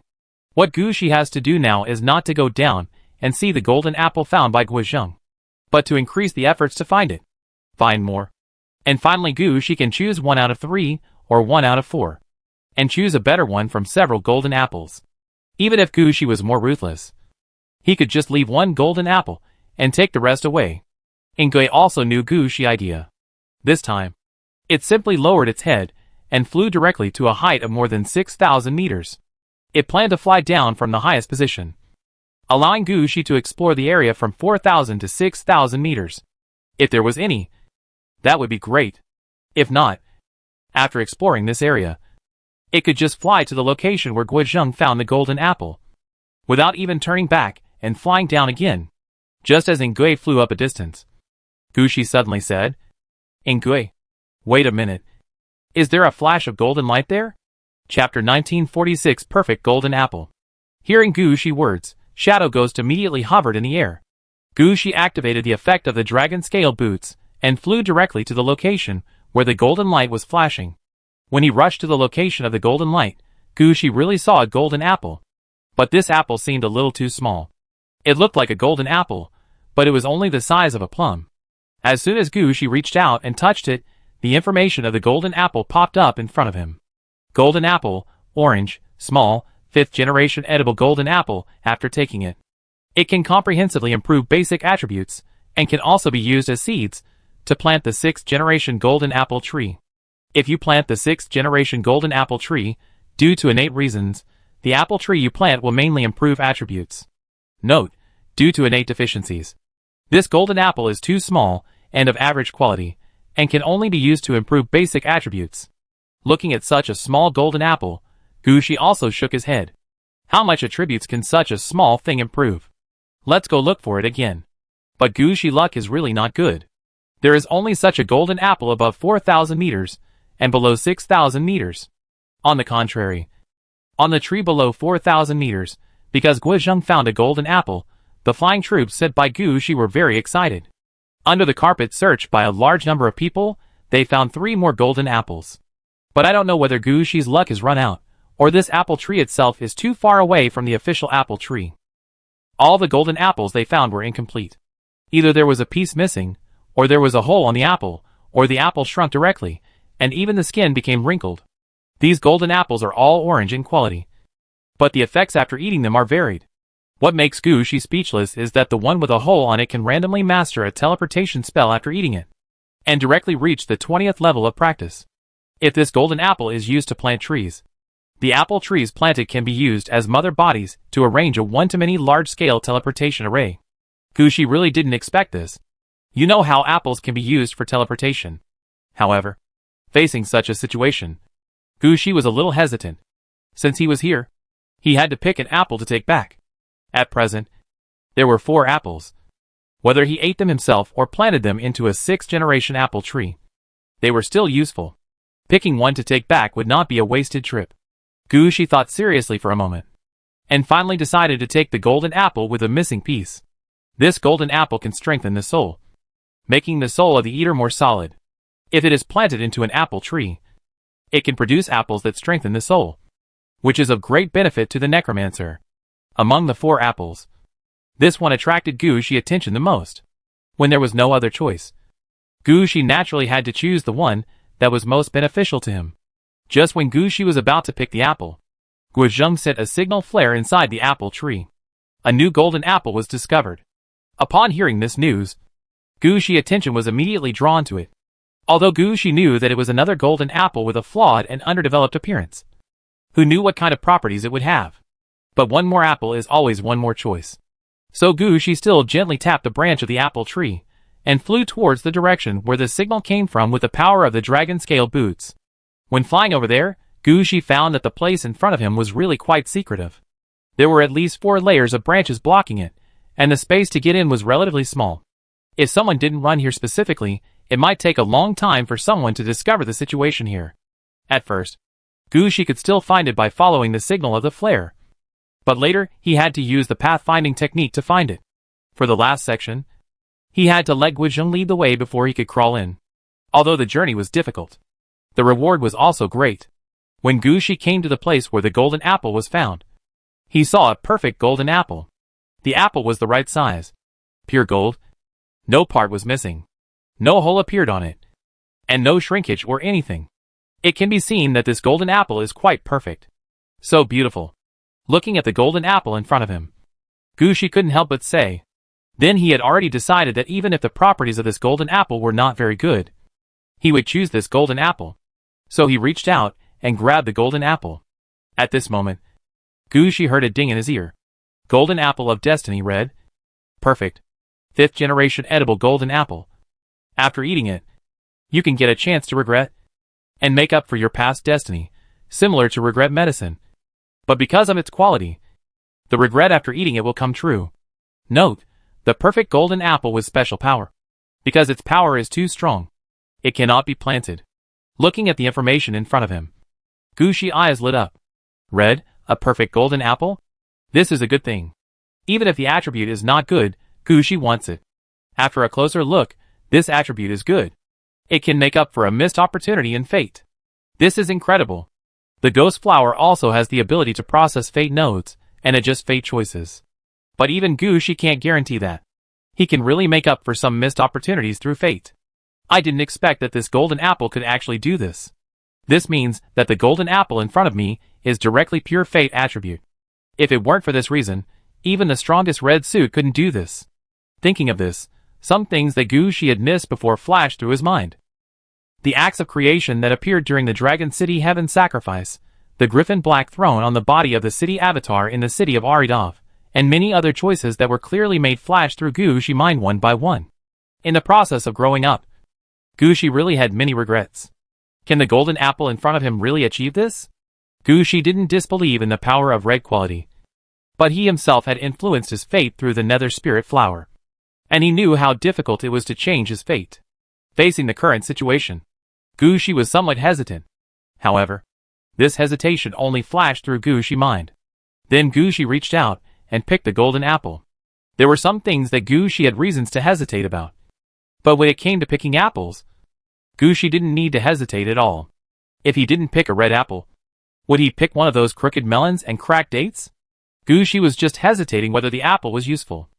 And he wasn't a fool. How could he do such a thing? So Gushi picked the golden apple as soon as possible. At this moment, a new prompt sound appeared in Gushi's ears. Chapter 1947. Find the last quest item. You have picked the special fruit golden apple, red. Please use red or mythical power to seal it. If it cannot be sealed, please eat it within 6 hours. Looking at the countdown in front of him, Gushi rolled his eyes speechlessly. There is such a situation. Doesn't this require Gushi to eat this golden apple in a short time? Gushi thought about it, but his hands did not stop moving. The petals of the spirit flower flew to the golden apple. Borrowing the power of fate and yin and yang transformation, the golden apple in his hand was temporarily sealed. However, it was only a temporary seal, which could only keep the golden apple fresh for 24 hours. After 24 hours, Gushi still needed to use the power of the spirit flower to seal it. If it was only sealed once a day, it would be fine, but each time it was sealed, the normal maintenance time of the golden apple would be reduced. No matter how powerful Gushi's sealing method was, it could only maintain its freshness for a week at most. The golden apple will eventually go bad. Of course, if Gushi doesn't want the golden apple, that's another story. With Gushi's current connections, it's not difficult to sell the golden apple. Unfortunately, Gushi never thought of not wanting the golden apple. The reason why he sealed the golden apple was that he just wanted to find a quiet place and seriously think about what fate he would change by eating the golden apple. After all, there is only one chance to choose, and he has several targets he wants most. After putting away the golden apple, Gushi flew down on the shadow ghost. After hanging on the apple tree for so long, Gushi didn't know how the search for the treasure left by the prince was going. Gushi remembered that when he first came here, he seemed to have forgotten to ask the Black Queen what the prince's treasure was. As a result, he didn't even have a clue now. Gushi muttered as he fell to the ground. As soon as he fell, Gushi was almost scared by the scene in front of him. He knew that his transport troops were powerful, but the situation of the apple tree in front of him was too much. He had only flown up there for a while. And how could it become like this? The soil under the apple tree had been dug down to a depth of 7 or 8 meters. And the roots and other things were dug out. Some of the soil was directly piled near the apple tree, and some of the soil disappeared nearby. It can be clearly seen from the transportation track on the ground that some of the soil was sent to the city of Aridov. This situation is quite normal. At the beginning, Gushi wanted the soil with blood. It was very common to transport some soil from under the apple tree back to Aridity City, and throw it into the magic plant area. What really surprised Gushi was that some of the soil was actually sent to the Poison Peach Mountain. When was the portal to the Poison Peach Mountain opened? How come Gushi didn't know anything about it? While Gushi was still wondering about this, Catherine, who was in charge of watching the transportation here, rushed over as soon as possible. Sir, Catherine came to supervise the transportation work, because she was the financial manager under Gushi, and had a strong level in calculation and appraisal. She could tell at a glance whether the things she dug out were useful or not. Even if she was transporting the soil back, she had to sort it out. She had to tell which soil to send to which place, and everything had to be under her command. As soon as Gushi came, Catherine naturally rushed over as soon as possible. How is the situation? You dug so much, this tree won't fall down. Right? Gushi asked somewhat worriedly. No, the soil here is affected by the apple tree, and its fertility is quite good, Catherine said, while explaining to Gushi why she had been looking for clues, but ended up digging the ground. There are too many golden apple tree leaves, the excrement of the 100-headed dragon, and the apple cores left over from eating. These things piled up together, and finally rotted and fermented, forming a very high-quality soil. It can be said that these things are quite useful to us now. With this, we don't have to import fertilizers and soil from other cities all the time. The most important thing is that these soils are extremely beneficial to the growth of Chao Huandan. So we dug a little too much. Hearing this, Gushi accepted it. But he was still quite curious. Does he also need soil from Poison Peach Mountain? It seemed so. Seeing Gushi curiously looking at the gate of Poison Peach Mountain, Catherine hurriedly said, when I came out, I saw the gate here. I thought the adults wanted to add some materials to Poison Peach Mountain. So I set all the soil mixed with apple tree roots over there. Gushi frowned. Could it be that he really opened the city gate himself? Well, after the number of death cities increased, the number of city gates also increased. When Gushi opened the city gates casually, he directly selected some more. This kind of thing has happened before. It is normal for Catherine to misunderstand. Gushi did not care much about how much soil was dug away. What he cared about now was whether he found the treasure buried by the prince. Yes, we found a few things that looked very strange. But what really makes us suspicious is that, Catherine said, while she brought Gushi to the apple tree. At this time, Gushi found that at the root of the apple tree, a black, mucus-like thing was stuck there. This thing seemed to be alive. Not only did it seem to breathe there, it even emitted a purple light with the frequency of breathing. How did you find this? Did you dig it out? Gushi took a look at the current situation. He felt that even if this was not a treasure buried by the prince, it would have a certain impact on the apple tree. No. It was discovered by the ghost porters. They entered the interior of the apple tree, and found that part of the juice transport pipeline carried juice with a strange and rotten smell. This smell was affecting the apple tree and even changing its properties. They followed the pipeline all the way down and finally found the roots of the tree and found these things. Have you tried to take these things down? Yes. But there is no way. Unless you cut down this part of the roots directly. But this is one of the taproots. It's okay for us to dig a little soil, but if we cut the taproot, the apple tree will definitely be in trouble. Gushi was silent for a while. Are there any other possible treasures buried by the prince? There are a few more places, my lord. I will take you there now. Catherine hurriedly took Gushi to several other places. Although Catherine also made reasonable arguments for the things that were discovered, Gushi always had a feeling that the black mucus was what the prince buried. Finally, Gushi returned to the root of the tree, took out the Sanshin stone mirror, and checked the information of this thing. Chapter 1948 Treasure. Prince's fate. It's really this thing. Under the inspection of the Sanshin stone mirror, Gushi found that the black thing in front of him was really the treasure that the prince buried under the apple tree. The treasure was not a black ball as it looked, but a ring-like thing. However, this ring was a little weird. It would absorb the weird, evil, and twisted thoughts of the entire Winter Mirror Kingdom, and finally form a black liquid. If these black liquids cannot be processed, they will accumulate for a long time and eventually turn into this black mucus, which will affect the properties of the apple tree and steal the power of the apple tree. The Black Daughter's black skin is caused by this power. It can be said that this thing in front of us is more troublesome than the disassembled body of the Black Daughter, because of the immortality of this thing. It cannot be destroyed even if the roots of the apple tree are cut off. Even if the apple tree is destroyed, this thing is still there. What a trouble. After seeing the characteristics of the black mucus in front of him from the Sanshin stone mirror, Gushi muttered in his heart. However, no matter how troublesome it is, this thing must be dealt with. Moreover, Gushi read task. Destroying the apple tree is probably also due to this black mucus. The part of the apple tree that has been stained with black mucus must be destroyed. This is equivalent to destroying the apple tree. This task is considered completed. The most critical point at the moment is how to deal with this almost immortal black mucus. You should know that in order to deal with the Black Daughter before, Gushi ran to 7 sealing points and used many methods. Here in front of him, Gushi looked up at the apple tree. Then a flame burned on the black mucus. As the flame hit, the black mucus immediately sprayed out a ball of black gas, and the flame released by Gushi had not flashed twice before it was extinguished. But just now, Gushi had already seen the situation in the middle of the black mucus. He found that a black iron nail was nailing a ring to the apple tree. This is it. Gushi's heart moved, and another ball of fire burned up. In this flame, there was also a petal of the nether spirit flower. As Gushi expected, the flame went out when it touched the black mucus. But the petal of the nether spirit flower took the opportunity to enter the black mucus at this time, and fell on the ring nailed to the root of the tree. As the fate selection effect of the ghost flower was activated, Gushi's eyes flashed. Time seemed to be going backwards. The soil that was dug up in front of him was filled back, and the 100-headed dragon that was sent to the ice mirror ghost prison appeared under the apple tree again. And in front of these 100-headed dragons, there stood a middle-aged man in his 30s. The man was wearing a gorgeous heavy armor, but he held the helmet in his hand, revealing a head of golden curly hair and a long face that looked like a horse's face. The most speechless thing is that his chin looks like 2 small buttocks. But he still thinks he is handsome enough. In order to show his appearance, he even raised his head, facing the gaze of the 100-headed dragon.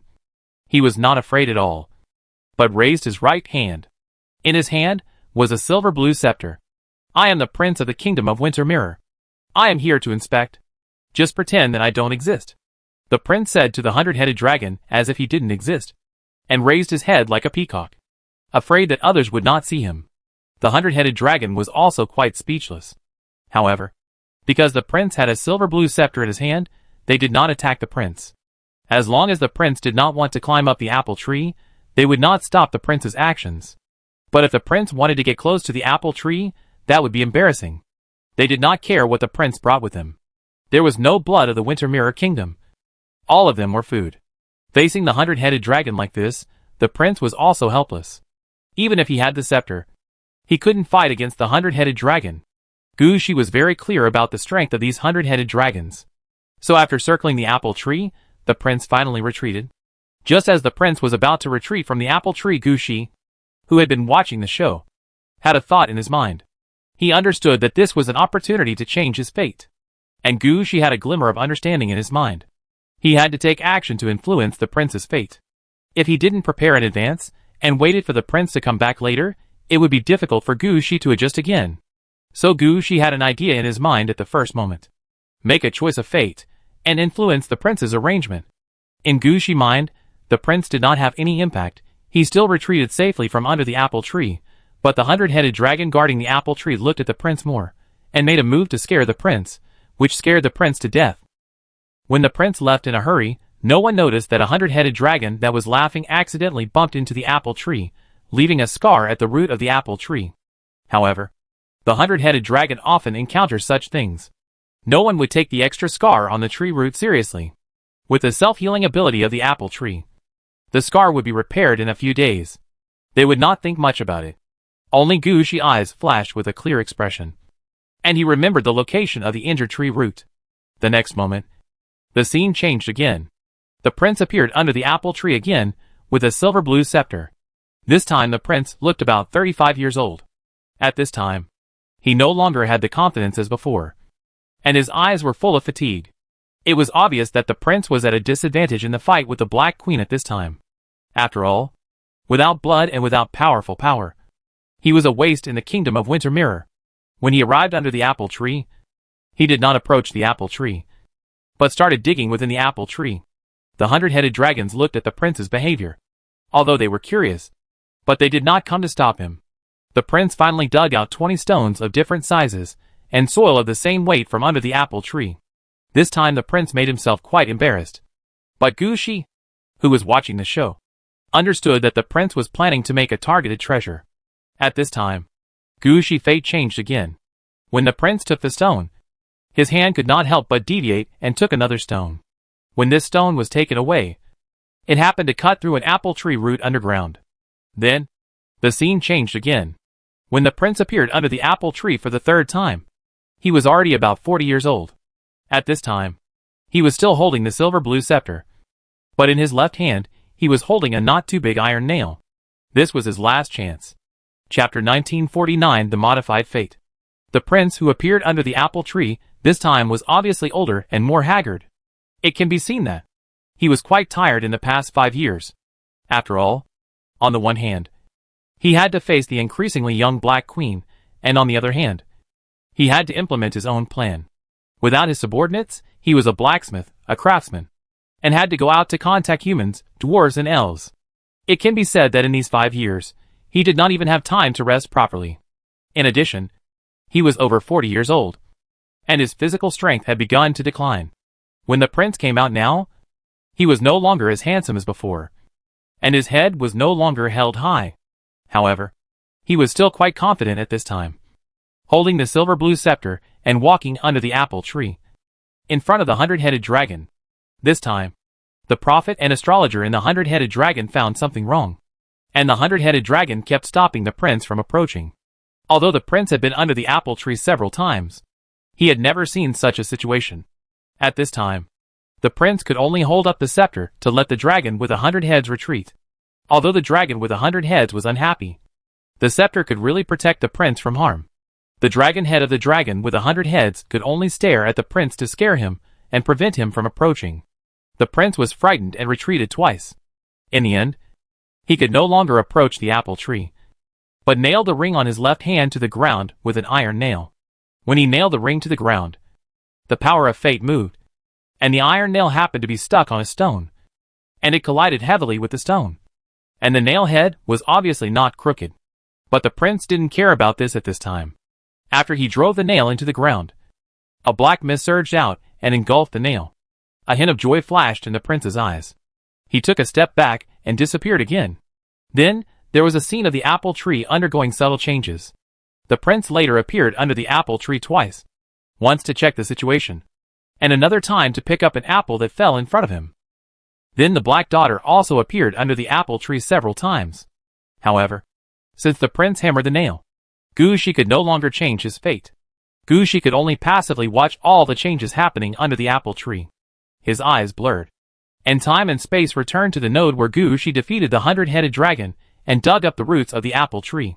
When Gushi looked up, he found that there was a fairly obvious scar above the tree roots covered with black mucus. Everything was right. Gushi now understood the way fate chose to deal with it. This fundamentally affects the treasure that the prince had arranged. The wound was cut at the root of the tree, the designated material was chosen when selecting materials, and when the treasure was finally activated, the direction was destroyed. On the surface, all this would not have any impact on the direction of fate. But for Gushi, this was enough. In Gushi's eyes at this time, the black mucus in front of him was no longer unmanageable. The black mucus here is obviously much more than before, and also much heavier. This is the strange and twisted power absorbed, which was not set into the apple tree in the first time, and finally accumulated together. This is exactly the effect of the wound on the root of the tree. Gushi took a step forward, and the person wearing the Vanguard Power Broken formation appeared behind Gushi. As soon as the person wearing the equipment appeared, he raised his long sword and stabbed the wound at the root of the tree. Charge and slash. The person holding the Vanguard Power Shattering Array hit this position at the first moment. The wound that had been healed now had an obvious crack. But this was not enough. The shattering knife attacked again. The person holding the Vanguard Power Shattering Array also broke apart. All attacks exploded from the crack. Finally, the tree roots actually exploded directly from here. A large number of tree roots below were cut off and fell heavily to the ground. As the tree roots separated from the apple tree, the iron nails that were originally nailed to the tree roots also shook. Gushi saw that the iron nail that had accidentally tilted its head before was not completely stuck in the tree root. Before, it was buried underground, and the tree root would not vibrate normally, so it had always remained stable. But now it was different. The noise caused by the tree root hitting the ground was too loud. Just like that, the iron nail broke out, and the ring nailed to the tree root also popped out. After the mucus wrapped around the ring fell to the ground, Gushi raised the Secret Realm sword staff upwards, and picked the ring out of the black mucus. This is exactly why the prince chose the wrong stone. Gushi knew that the prince would definitely make 20 treasures, so no matter what, Gushi could not stop all this from happening. But he could choose materials to replace the prince's selection targets. Gushi requirements for the nether flower were very simple, materials that were repelled by this twisted, chaotic, and weird black mucus. This material itself would have a certain repulsion with the twisted and chaotic weird power, and the nail nailed it to the roots of the apple tree. Because it could not break free, the ring made of this material could only inject the absorbed twisted and chaotic power into the roots of the apple tree. In this way, the speed at which the apple tree was injected with the twisted and strange power was just as the prince had calculated before, and no one would notice that there was something wrong with the fateful choice. But when the nail fell, the situation was different. The ring would automatically be expelled from the black mucus. Gushi took this opportunity to pick the ring out of the black mucus.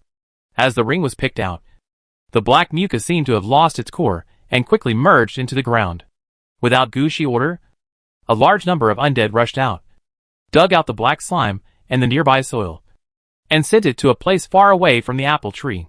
Gushi, who was holding the ring with the secret sword staff, turned his head at this time. Send it to the Poison Peach Mountain to see if it can be refined into poison. When the undead heard it, they quickly carried the soil with black slime and ran away. Gushi then turned his attention to the ring. When looking at the ring, Gushi had to admit that the prince had a talent for being a craftsman. This ring is just a ring, polished quite smoothly, and inside the ring is written with a magical word, where there is light, there is shadow. Under the light, this ring will gather and share the weird and evil power. It is obvious that the prince has written all his ambitions on this ring. And this ring is also made quite well. All the weird, distorted, and evil power of the Kingdom of Winter Mirror is absorbed and transmitted through 19 treasures, so as to pollute the current apple tree. This is the prince's treasure. Chapter 1950 Destroyed Treasures, Electricized Apple Tree. When the ring was picked out, Gushi actually got information about the ring. Supreme Ghost Ring, orange, a ring that can control 19 purple quality exclusive treasures, can absorb a large amount of weird, distorted, evil power. After wearing it, will be affected by weird, distorted, evil power, changing the attributes of the wearer. In addition to this information, There is no other information. Gu Shi saw at a glance that this ring was actually a receiver. Whoever touched it would be unlucky. But he also understood that this thing would be a bomb if it was placed here. The kingdom of Winter Mirror has now become the living world. But humans, dwarves and elves are still there. And the treasures in their hands are still there. The weird, twisted and evil power in the kingdom of Winter Mirror will continue to flow into the ring through the 19 treasures. No matter who gets the ring, they will be affected by this power. So this ring cannot be kept. Besides, Gu Shi still has to complete the task given to him by the Black Queen. He also has to destroy the apple tree in front of him. The red task cannot be forgotten. This ring must not be kept. Gu Shi thought about it, and then took the ring and retreated to a place some distance away from the apple tree. At this time, the undead under Gu Shi dragged out some of the cut tree roots. Gu Shi piled these tree roots together, and put the ring on the top, and directly called out a large number of Death Titans. There are 2 level 60 Death Titans inside. As soon as they appeared, Gu Shi gave a direct order. Armor-piercing electric shock. Under Gu Shi order, all the Death Titans launched the armor-piercing electric shock used by the purple lightning spear, and hit the ring one by one. This ring is not like the 2 equipments of Hay and Veer, which can automatically recover. After the lightning hits it, it just sprays a layer of black smoke for defense, and there is no other way of defense. After the lightning struck, the ring emitted relatively more black smoke at first. However, as the armor-piercing electric shocks fell, the black smoke became lighter and lighter. Finally, under a flash of lightning, the ring was broken into pieces. As the ring exploded, the current that had previously fallen on the ring suddenly appeared again, completely blowing up the tree root on which the ring was placed. This situation surprised Gu Shi. He never thought that such a thing would happen. But what surprised Gu Shi even more was yet to come. After destroying these tree roots, the lightning did not dissipate, but became even stronger. These lightnings actually jumped towards the apple tree. One strike hit the place where the apple tree root was broken. This strike directly blew out a large scorch mark on the trunk of the apple tree. Gu Shi noticed that this scorch mark directly hit a position more than 3,000 meters away. It can be seen that, with just this strike, more than half of the trunk inside the apple tree was directly knocked off. Gu Shi, who was standing at the back watching all this, thought about it seriously. It seemed that after destroying the ring, the lightning also destroyed the strange, evil, and twisted power that had gathered in the apple tree for these years.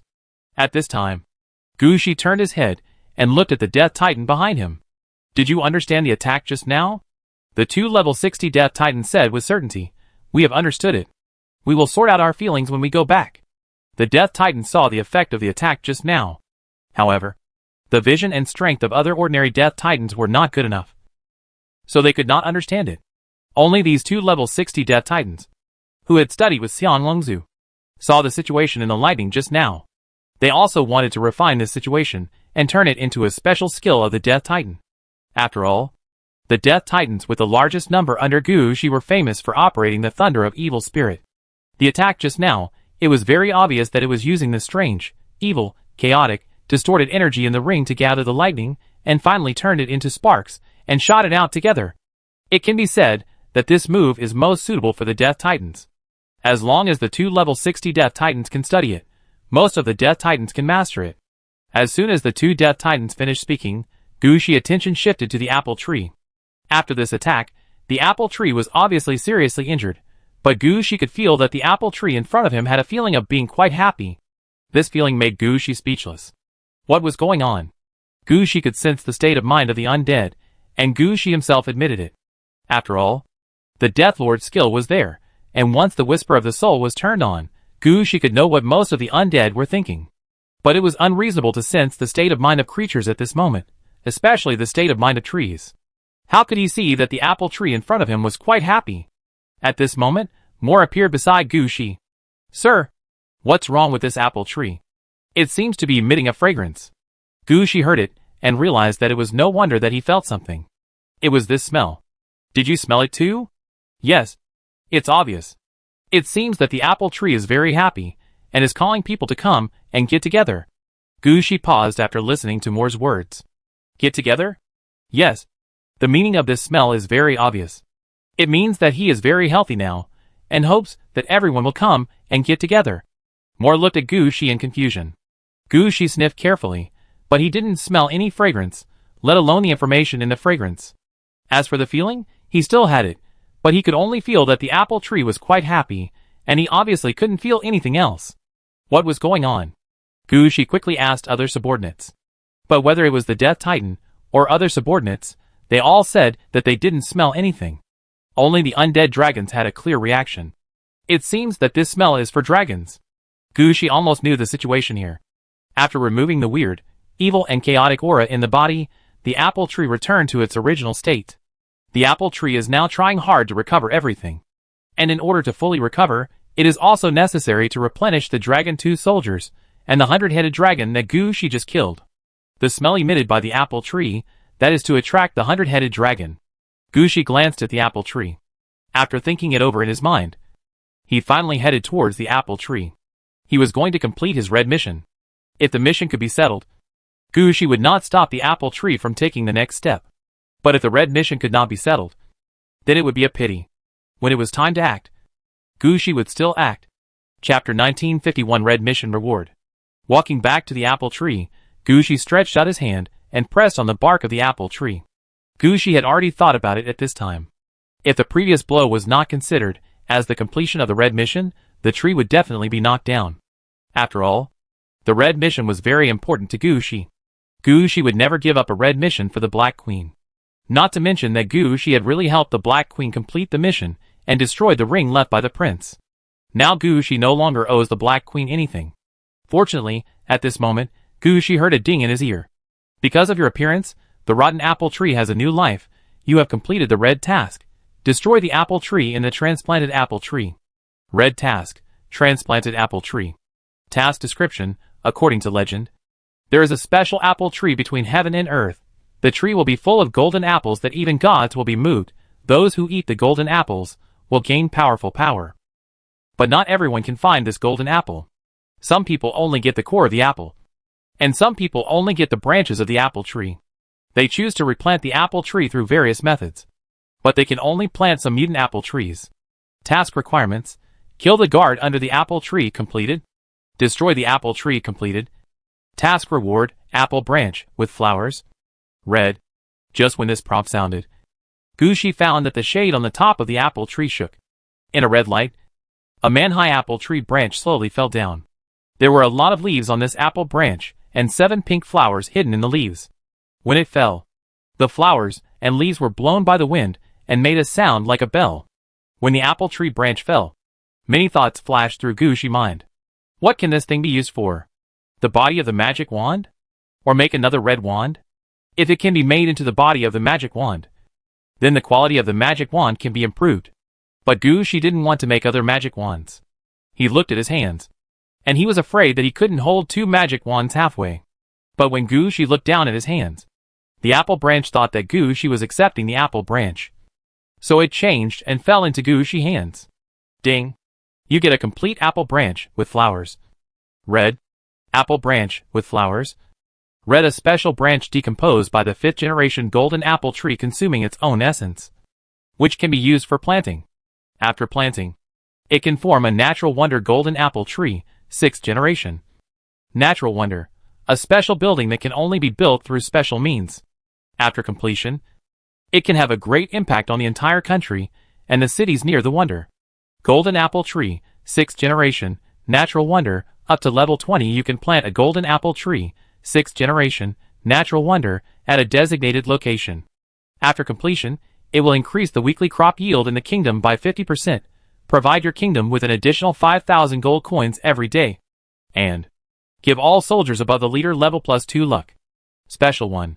Before the construction of the golden apple tree, you can inject the corresponding energy to change the properties of the golden apple tree, and according to the location of the arrangement, there will be different blessings and enhancements. Special 2.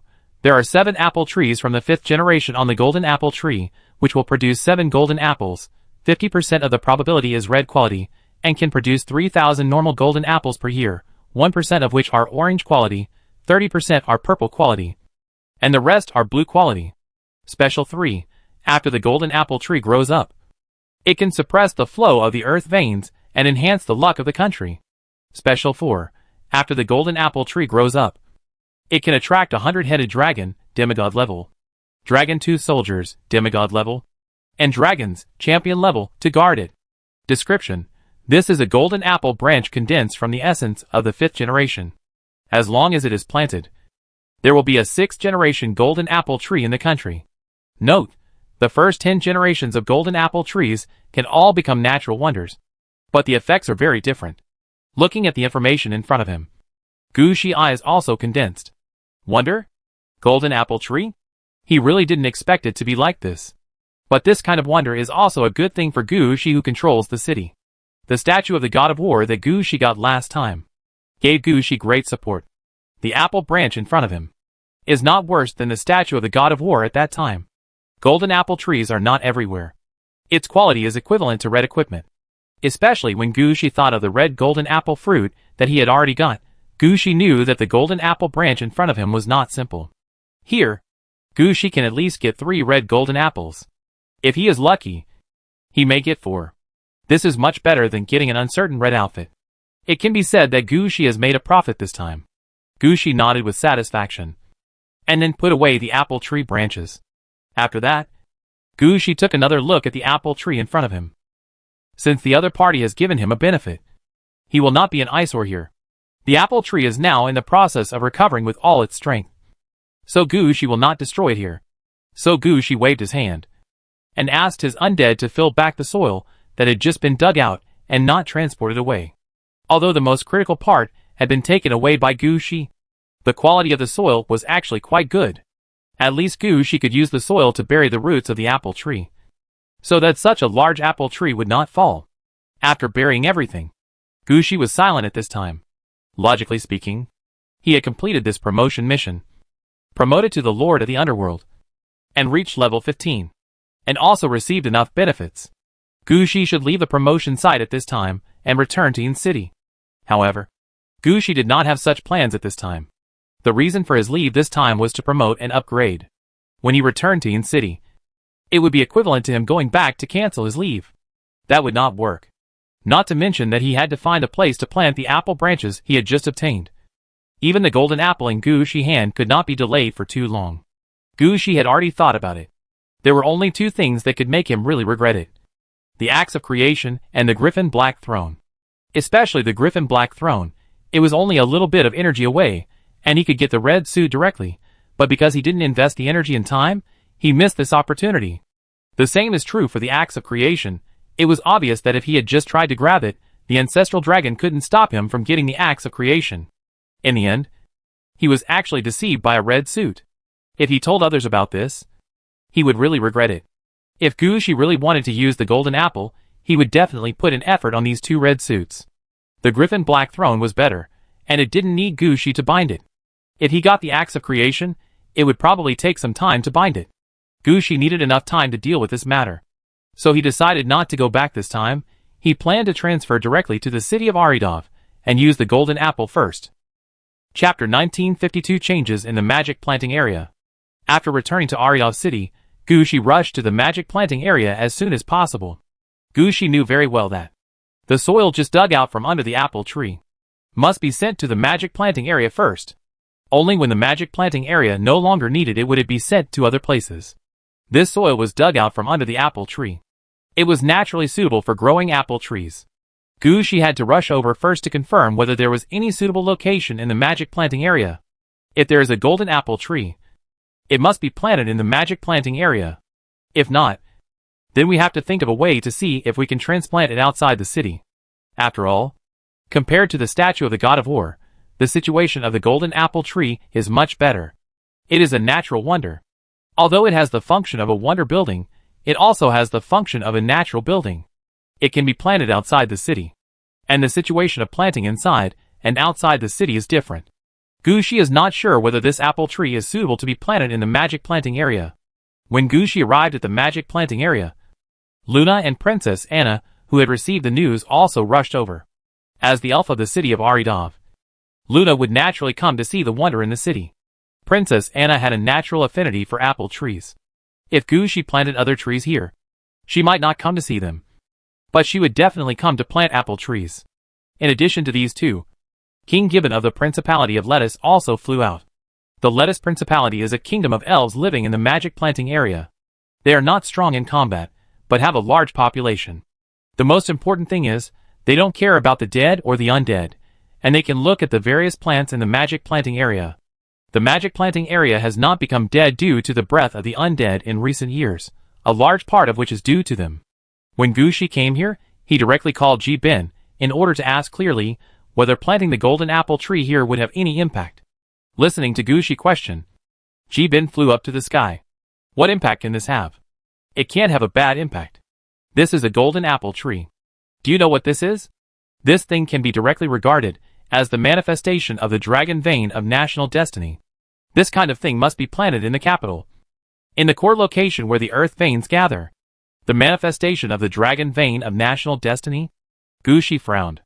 This is just a 6th-generation golden apple tree. How can it be praised so much? There was still grass rejuvenating pill in his magic planting area, but he didn't say anything. So what you mean is, it would be more appropriate to leave it in the magic planting area? Gushi still asked. Ji Bin nodded quickly at the first time, and said, Sir, I am not afraid to tell you directly, if the golden apple tree is planted in the magic planting area, the size of our magic planting area can be directly expanded by 5 to 10 times. Expand 5 to 10 times? Yes. Ji Bin quickly ordered his men to bring the map of the demon planting area. As the most important plantation in the city of Aridov, the demon planting area has actually been expanding over the years. In addition to the inner city, the main waters of Xiamu Lake and Yimo River are also located here. At the same time, Gushi has started to build the second Shatta mountain made of the soil he brought back from his foreign wars. These are constantly expanding the scope of the demon planting area. It is precisely because of the existence of these mountains, lakes and water systems, that there are no walls or other boundaries in the demon planting area. The city gate built here is mainly for the convenience of transporting some materials in. It seems that a large part of the soil dug this time was sent in through the city gate here. As the map was taken out, Gushi also clearly realized the expansion of the magic plant area in recent years. Various special trees are the main body of the magic plant area. Except for Shatta Mountain, Xiamu Lake, and Yimo River, Blood Maple, Grass Dan and other trees occupy most of the land in the magic plant area. Among the woods, there are a large number of farms, medicinal fields, gardens, farms, manors and other buildings. As for the Lettuce Principality, it is in the trees, ensuring the operation of the entire magic plant area. The information about farms, medicinal fields, and gardens is not too concerned. Every week, the magic plant area will report to Luna just about what new medicinal materials have been found, where to plant them, and hope to provide some resources. For such requests, Luna will at most ask Catherine and Eve whether these medicinal materials are useful, whether they can be used for experiments, or whether they can be sold. How many would be appropriate to plant? If there is profit, or even as long as it can quickly pay back, Luna will approve it, and send some undead with plant and collection talents to work there. As time goes by, the number of various buildings here increases. Apart from the map in Luna's hand, only the elves of the Lettuce Principality can figure out how many farms and medicinal fields there are here. Of course, in addition to these buildings, there are some public buildings in the Magic Plant District, such as the Magic Plant District Council Hall, warehouses, markets and transportation stations. In addition, water wheels and windmills are also common buildings in the magic planting area. Because the trees in the magic planting area are relatively precious, there are relatively few logging sites built in the magic planting area. There is only one professional logging site in the Blood Maple Forest. There is no plan to build a logging site in the remaining forests. At this time, Gushi and Luna's eyes are all focused on the southeast corner of the map. This location is considered the edge of the current magic planting area. It was originally an area outside the magic planting area and was just cleared out less than a year ago. The channel of the Yimo River was only dug here. Originally, this place was full of weeds and various plants. After it was occupied, the weeds here were cleared, the useful plants were collected, and the rest were flattened. According to the plan, a large amount of water will be poured in, making the land muddy, and the strange flesh and blood that Gushi got from the Black Girl Meat Mountain will be selected, and finally placed here for further cultivation. As a result, those black Tai Sui, meat Ganoderma lucidum, and other things have not been selected yet, and Gushi got apple branches. No matter who sees it, The golden apple tree is more important than these fleshy plants. So now this place is directly requisitioned. Whether it is Gushi or Luna, Princess Anna and Gibbon, they all have no problem with this choice. I will mobilize people now, and ask them to send all the soil they just dug over here, Luna said immediately. I will take people over to adjust the humidity, and so on over there. And I guarantee that it will be adjusted to a suitable environment for growing apple trees. Chapter 1953 Future Goals. After deciding the location for planting the golden apple tree, Gushi was not so quick to take out the apple branch and plant it. After all, this thing is not like the statue of the god of war, which can be placed anywhere. If you want to plant a golden apple tree, then at least the environment must be suitable for planting. Even if Luna and the others have confirmed the arrangement, it will take at least 3 days to sort it out. So after telling this matter, Gushi asked about the various things sent back this time. In addition to the soil, Gushi also transported a large number of items to the city of Aridavi for this war, such as the meat Ganoderma from the meat mountain, black tie sway, blood and flesh balls, and a large number of crystals and metals from the bones of the Black Daughter. All these things are now piled up in the warehouse in the city of Aridavi. Originally, it was planned to let Catherine and Eve sort them out, and then consider how to deal with them. Now it seems that it will take at least 10 days, or half a month to sort them out. Looking at Luna, who had gone down to work, Gushi turned to look at Princess Anna and asked casually, Princess Anna, what grade is the apple tree at Westminster Abbey? But Princess Anna had already seen what Gushi wanted to ask. Gushi was not asking about the apple tree at Westminster Abbey. He was asking what grade the apple tree in the hands of the prince was. After all, this time he encountered the golden apple tree, which made Gushi understand that this grade of plant has enough benefits. Maybe in Victoria City, in Westminster Abbey, the apple tree is not too big. But in the Mirror Underground Palace, the situation is different. As long as the seeds of the apple tree are good, it can grow as big as you want. After all, Gushi himself got the 7-in-1 Aladovi city. It can be seen that Gushi is really a little arrogant this time. He is planning to deal with the Grand Lord directly. But I like it. Princess Anna has also set her sights on the Grand Lord for a long time. In the mind of Grand Princess Anna, the Grand Duke can conquer Victoria City and Britain with his own power. Then why can't Gushi do the same? As long as the Mirror Palace is taken down, this will be Gushi territory. Then Grand Princess Anna can use the power of the Mirror Palace to oppose Victoria City. And Gushi can even use the Yin-Yang transformation to take Victoria City, and even the whole of Britain. So Grand Princess Anna has long been planning to attack the Grand Duke's territory. It's just that in the past few years, Gushi has been developing himself. His strength and military force have not been organized. So this matter has been dragged on. Now that Gushi suddenly made this request, Princess Anna must be ready to solve this matter as soon as possible. The apple tree over at Westminster Abbey is a hybrid of the golden apple branch. And it is not a complete golden apple tree. If you have to count it, it can only be regarded as a sublimated apple tree. At this point, Princess Anna paused for a moment. But the Grand Duke doesn't have such a problem. Every time he builds a new city in Victoria, he gets 1 or 2 apple trees back. And the Grand Duke has some tricks. After a long time, he may be able to extract the golden apple from the apple tree. When Princess Anna said this, Gushi couldn't help but think of the strange apple tree that was finally destroyed during the Westminster Abbey incident.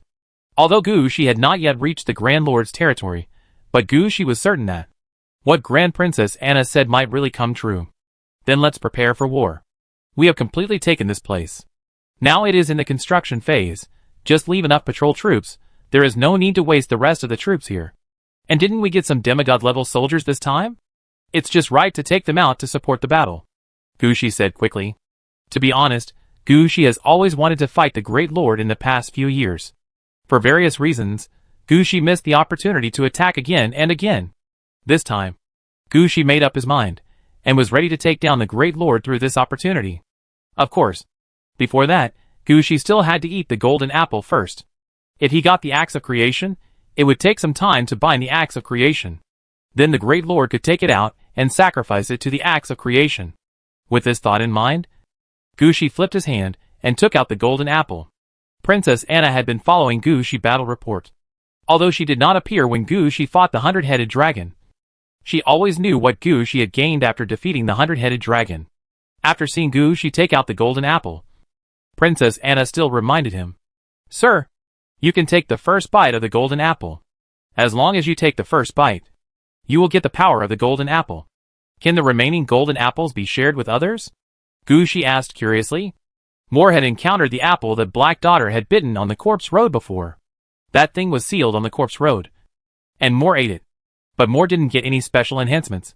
Did he? Princess Anna knew the situation of these apples best. And she asked the key point in one sentence. Gushi was silent for a while. And recalled Moore's situation. And finally said something. Really not. But why? Gushi was interrupted by Princess Anna before he finished speaking. Even if the golden apple is no longer useful, it is actually a good material. It still contains some energy. I think if Moore had not eaten the bitten apple directly, but put it into her dragon blood bottle, it might have had a better effect. Gushi thought for a while. Maybe after I take a bite of the golden apple, I can give the rest to Moore. Sir, you might as well bury it directly under the golden apple tree. Transform it into nutrients needed by the golden apple tree. Or send it to the poison peach mountain, and let it be used as poison material. Do you mean that the golden apple will become poisonous after the first bite? Gushi understood the meaning of Princess Anna's words. I'm not sure whether it is poisonous or not. But I have heard a proverb from my great-aunt that only the first bite of an apple is sweet. Princess Anna shrugged and said. Anyway, these things were also heard by her. But she believed that unless someone was the kind of person who could swallow the whole golden apple in one bite, others would not eat the apple again after taking a bite. Chapter 1954, Taking the Golden Apple. It turns out that, regardless of whether what Princess Anna said made sense or not, Gushi only took a bite of the golden apple and ignored the rest. It was not because the golden apple tasted bad, nor because it had no effect. It was simply because the golden apple was too effective. Gushi took a bite and directly entered the state of the golden apple. As for the bitten golden apple falling to the ground, no one noticed it. At this moment, Gushi's eyes were blurred. The obsession in his heart made him appear at the place where the dragon city of Gaifeng Grassland offered sacrifices to the sky. Zulong just killed Lu San, raising the axe of creation and roaring loudly. Creation. Open a bloody road to heaven for my dragon country. Kill. Then Lu San's luck flew towards the axe in Zulong's hand. This was the opportunity. Gushi immediately grabbed forward, and was about to grab the axe in Zulong's hand. As for who Zulong was, Gushi didn't recognize it. But before Gushi could make this move, the axe in Zulong's hand tilted downwards. Gushi immediately felt that the sky and the earth were split apart. After concentrating again, Gushi found that he seemed to have returned to the city of Aridov. Did he fail? No, Gushi immediately felt that something was wrong. He just didn't grab the axe of creation, was rejected by the axe of creation, and was directly sent out of the place of sacrifice. The effect of the golden apple did not fail. The place where Gushi was now was not the real Aridavi city. It was the Aridavi city before he got the nether flower. Standing in front of Gushi was the statue, the incarnation of death, which had not yet received its equipment. Gushi even saw another self, who threw away the 5 equipped equipment. It was at this moment Gushi's heart tightened. He missed the axe of creation, and he could not miss the Griffin Black Throne again. Gushi did not prepare enough energy at that time, and the Griffin Black Throne failed to attack the red equipment. Now that he finally got the power of the golden apple to try again, Gushi didn't want to fail again because of insufficient energy. Although when he bit off the golden apple, Gushi considered the Griffin Black Throne as a backup plan. But he had made all the preparations he should have made. Finding himself set to this time point, Gushi quickly took out a red crystal. This was the ethereal crystal given to him by Su Yoing, which contained energy that could be used to nourish the quasi-red suit and upgrade the red suit. Although Gushi didn't know how much energy was needed to upgrade the Griffin Black Throne from orange to red. But at the beginning, the Griffin Black Throne almost reached the red quality without any energy. At that time, it was just a little short, and had to return to the orange quality. So Gushi believed that the energy in the empty spirit crystal in his hand was enough. Even if it was not enough, Gushi also prepared a few other things. Although it was not as good as the abandoned game world, it was still a very powerful energy core. If the energy is really insufficient, Gushi will even demolish part of the city of Aridov, and use some of the energy of the dead city to replenish the Griffin Black Throne. Anyway, this time Gushi will not let the red suit escape from him. When Gushi was ready, the Griffin Black Throne had already reached the assembly stage. The obsidian griffin appeared in the sky. Gushi could see that the color of the griffin jumped from orange to red, and then fell from red Right now. Gushi raised his hand and threw the void crystal out. The void crystal flashed in the air, and the red energy inside was injected into the body of the obsidian griffin. At the same time, Gushi took out a variety of energy sources and kept watching them to prevent the energy in the void crystal from being insufficient and the situation of failure at the last moment. Fortunately, this time the incident did not react as much as the acts of creation. Maybe it was because the Griffin Black Throne itself did not reach the level of red equipment, or because the Griffin Black Throne was made by Gushi himself, but missed the opportunity to upgrade to red equipment. Therefore, the Griffin Black Throne did not reject his attack like the acts of creation. After all, on the one hand, this was good for the Griffin Black Throne, and on the other hand, even if this thing refused now, he did not have the strength to refuse. After the red energy was injected, the red light radiating from the surface of the obsidian griffin's body became brighter and brighter.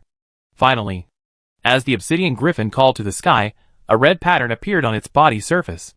This red pattern became more and more obvious, and even overlapped with the red light radiating from the inside out of the obsidian griffin's body, and this red pattern, under the effect of the red light, the obsidian griffin, whose body was still mostly black, gave people a reddish feeling. This alienation lasted less than 3 seconds. When the red light disappeared, Gushi took a special look. The red light disappeared directly into the obsidian griffin, instead of falling from red to orange like last time. When the red light disappeared, the obsidian griffin's eyes still had a hint of red. Obviously, this time Gushi finally made up for his regret, and turned the Griffin Black Throne into a red outfit. As for the acts of creation, if it doesn't work this time, I just try it next time. Gushi sighed, and the scene in front of him began to blur. At this time, Gushi's city guarding avatar was also affected. The city guarding avatar of Arida's city is the Statue of Death, which was originally dressed like a hunter. He and the Griffin Black Throne are considered one. For this reason, no matter what quality the Griffin Black Throne is, he does not need to bind it, because the Griffin Black Throne is promoted by the power combination of Arida's city after he equips it. Of course, as the quality of the Griffin Black Throne changed, the appearance of the city avatar also changed. Originally, he looked like a marble statue, wearing leather armor and fur, and holding a bow and arrow. Now, because the Griffin Black Throne maintained its red quality, the equipment on the city avatar was naturally affected. The longbow at his hand became a pure black one, and the leather armor on his body became black with gold edges. There were potion bottles, small hand axes, daggers and other small props on his waist, and a large number of wild animal furs and bones were carried on his back. And everything here is all black. At most pure black or black with gold edges. Black with blood-colored lines. When he stood out, he also looked in Gushi's direction. But Gushi smiled. The town incarnation's glance made Gushi realize that his trip was not in vain. His Griffin Black Throne finally maintained its red quality, and did not fall back from red to orange like before. Chapter 1955 Red Suit. Griffin Black Throne. As the scene in front of him slowly faded, Gushi felt something in his hand. The void crystal actually returned to Gushi's hand. Gushi looked down and found that not much void crystal was used this time. Only about 3 years of energy to nourish the quasi-red suit. This situation shows one thing. If Gushi had been smarter at the beginning, and had directly gone to the abandoned game world when he found that something was wrong, he would have gotten a red suit a long time ago. How could it be dragged to the nether spirit flower? Gushi sighed, and put away the void spirit crystal. When he looked up, Gushi found that Princess Anna was standing by the side holding the golden apple that had been bitten. At this time, the golden apple seemed to have lost all its vitality. It was still pure gold, but it no longer had the radiant feeling before. It can be seen that the special power in the golden apple is gone, and now this thing has begun to decay. Although some people would like the golden apple that has lost its power, Gushi can't use it. Eve, who had heard the news, came over at some point, and was staring at the golden apple that had lost its power. She was considering whether to take advantage of the fact that Celia from the Poison Peach Mountain couldn't come over, and snatch the golden apple first. Gushi didn't care much about Eve's idea. At this time, Gushi noticed that the incarnation of the town was standing not far away. It was different from the incarnation of the town that had just looked at Gushi at the Note of Fate. The incarnation of the town in front of him was naturally still wearing the white marble body with red clothes, and the color of black weapons and equipment. However, there were some traces of wind and sun on his body. At the same time, Gushi noticed that There were obviously a few new equipment around him. It didn't look like he was promoted because of Gushi influence on fate. It was clearly like he had red clothes at the beginning, and then he grew up by killing people all the way.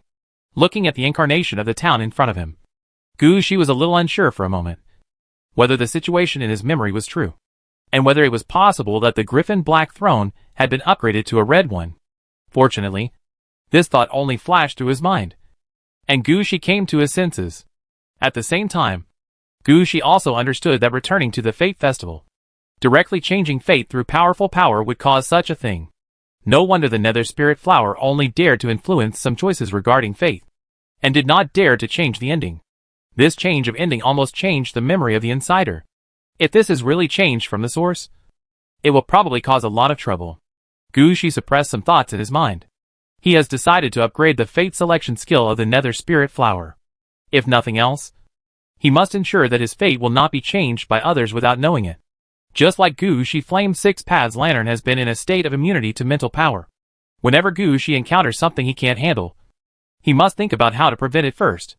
So Gushi heart moved, and a few petals of the Nether Spirit Flower fell on Gushi. Although he could not be immune to the influence of others on fate, if someone used fate or other means to deal with Gushi, the Nether Spirit Flower would definitely find it, and remind Gushi to deal with it. This was a guarantee for Gushi. After protecting himself, Gushi turned his head, and looked at the city guarding incarnation. Although this Griffin Black Throne was not bound to Gushi, this city guarding incarnation was the combination of the Eridovian city, and Gushi magic power. Gushi can also use the power of the Griffin Black Throne.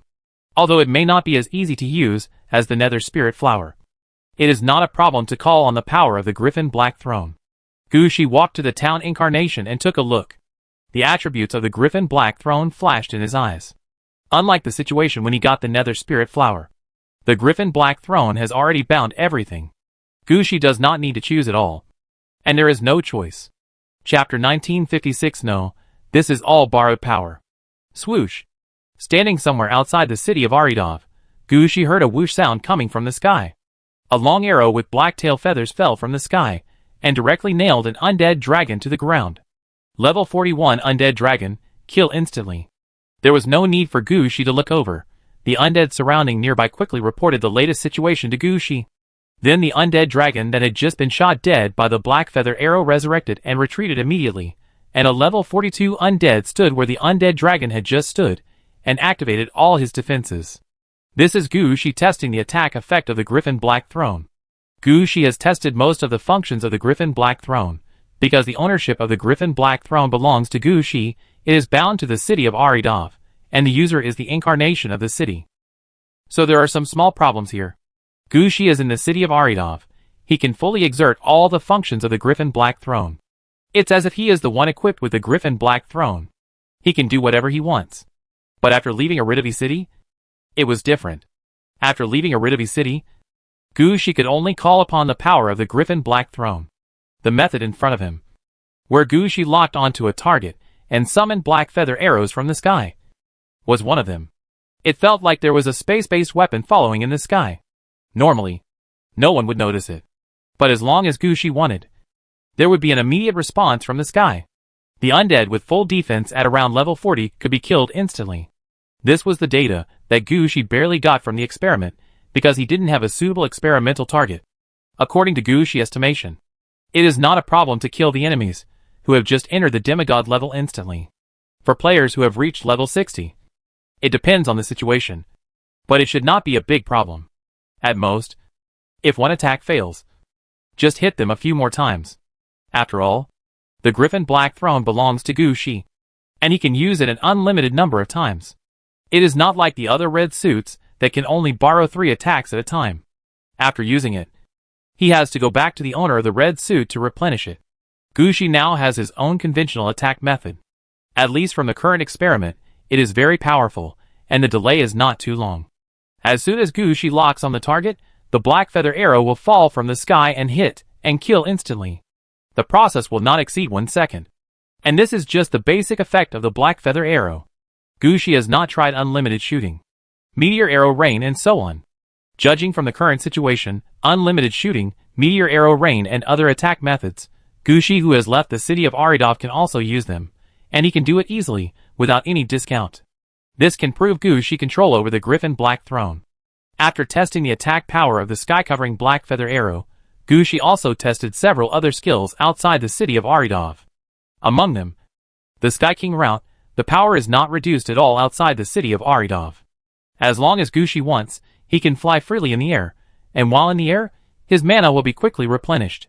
In addition, after using the power of the Sky King, Gushi felt like he had learned a lot of wind magic, and he could even use wind magic to flatten an army by himself.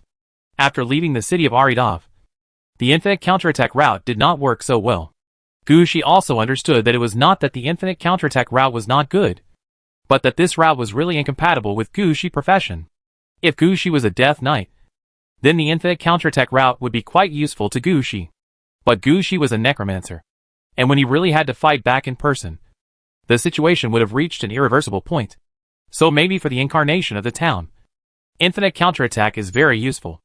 But for Gushi, infinite counterattack is really not as good as Curse Hunting Ground. At least Curse Hunting Ground is in Gushi hands, and can be used as a ranged skill. And Curse Hunting Ground is also in line with Gushi future growth direction. After reaching the level of the Lord of the Underworld, Gushi will start to learn to change the battlefield environment. Originally, Gushi planned to launch the Death City, or launch the Ice Mirror Ghost Prison through the Naiha Bridge. Now the Curse Hunting Ground skill has appeared, which is equivalent to giving Gushi a new choice. Changing the environment to place the Cursed Hunting Ground is also possible. Placing poison at the same time is also a good choice. It seems that I didn't come into contact with some things before, so my thinking was limited. Now it's different. As long as my thinking is open, many things will actually become quite simple. In this way, among the 4 routes of the Griffin Black Throne, Gushi can easily use 3 of them. This is enough for Gushi. The most important thing is that although he has the ownership of the Griffin Black Throne, he is not bound to it, and he is not the user. Even if Gushi uses the power of the Griffin Black Throne in the real world, others cannot see it. At most, they will think that Gushi borrowed the power of the red suit from somewhere. There are many such things, such as Gushi has the Nether Spirit Flower bound to his hand, but he still has a chance to use the Demon Sword.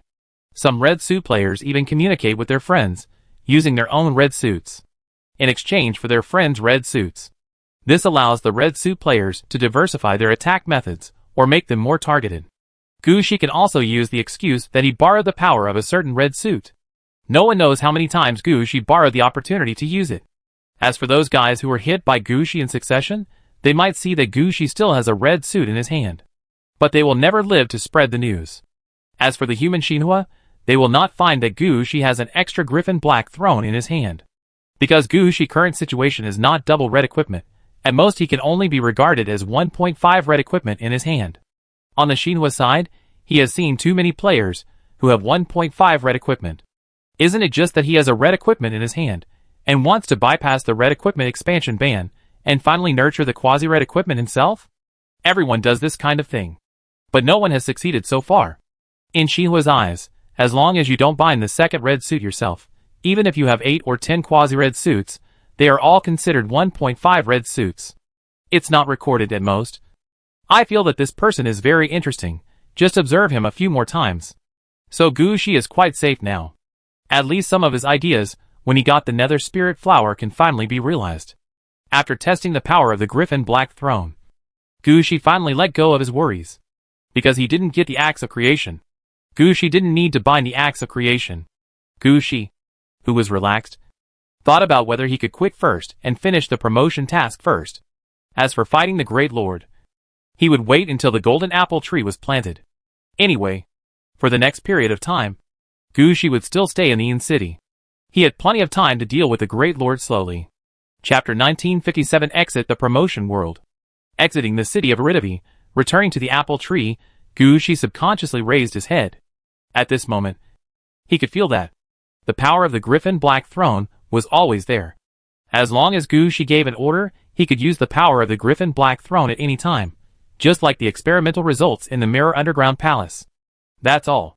With a smile, he withdrew his perception of the Griffin Black Throne. Gushi was about to leave the apple tree area and go to the White Castle to talk to the Black Queen before leaving the Winter Mirror Kingdom. But Gushi never expected that. Not long after he returned to Ariel City, there were already 2 new giant dragons with 100 heads under the apple tree. However, at this time, these 2 giant dragons with 100 heads had no intention of attacking Gushi. They just glanced at Gushi and put some of their heads on the ground. It was obvious that they were resting. Some of their heads were on guard. Some were resting. And some were learning their own things. If it was before, Gushi would have to send these 200-headed dragons to the Ice Marigo's prison. But now it is different. Gushi, who has just obtained the Griffin Black Throne, is no longer thinking about this. If he has that time, Gushi might as well think about how to unseal the first of the goddesses in his hand. This thing is not like the Griffin Black Throne, which is bound to the city of Aridov. This is a formal red dress. And it is the second red dress that Gushi has the most hope of displaying. If he could deal with the head of the goddesses, then Gushi could really walk sideways on the human side. When Gushi was about to leave the apple tree area, he saw a flash of golden light in the distance, and the Black Queen actually flew into the apple tree area.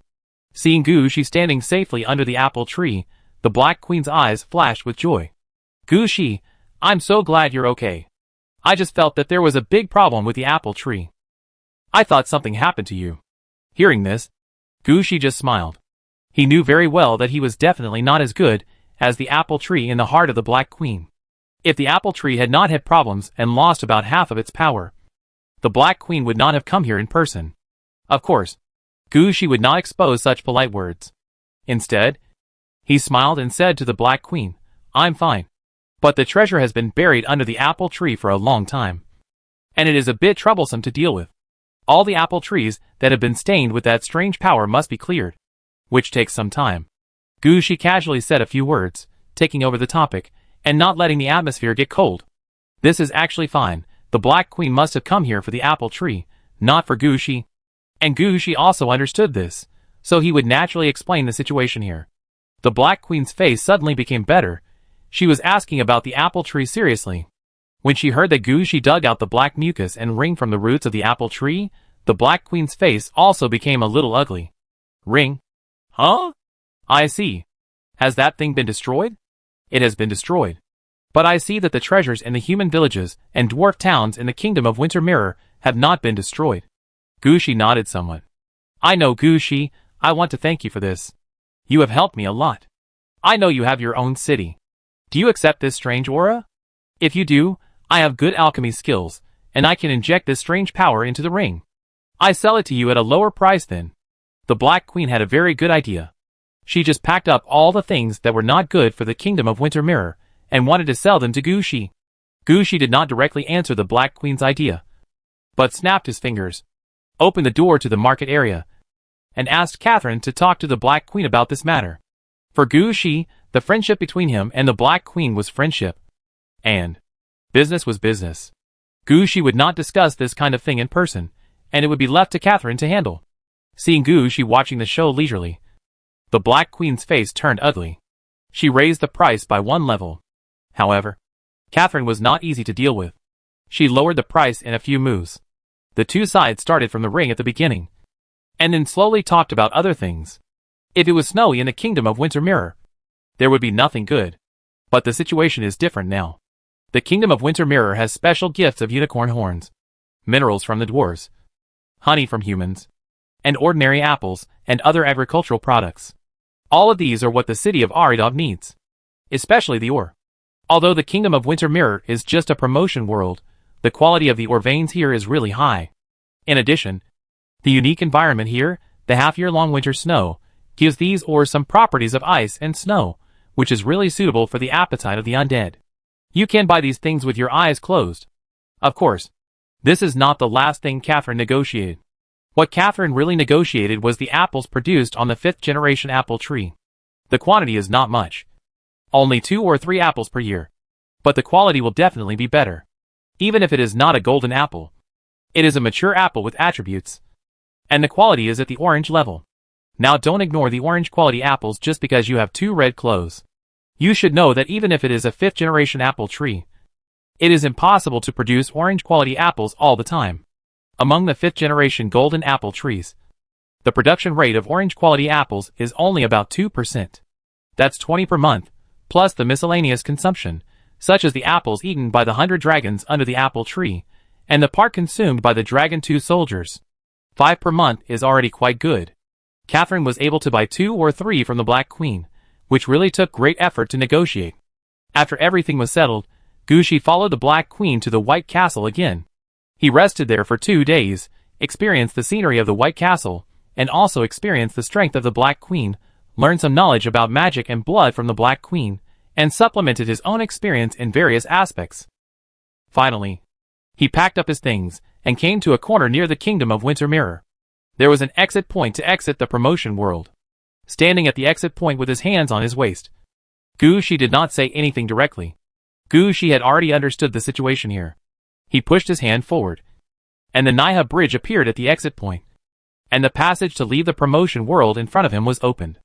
Chapter 1958 Encounter in Een City.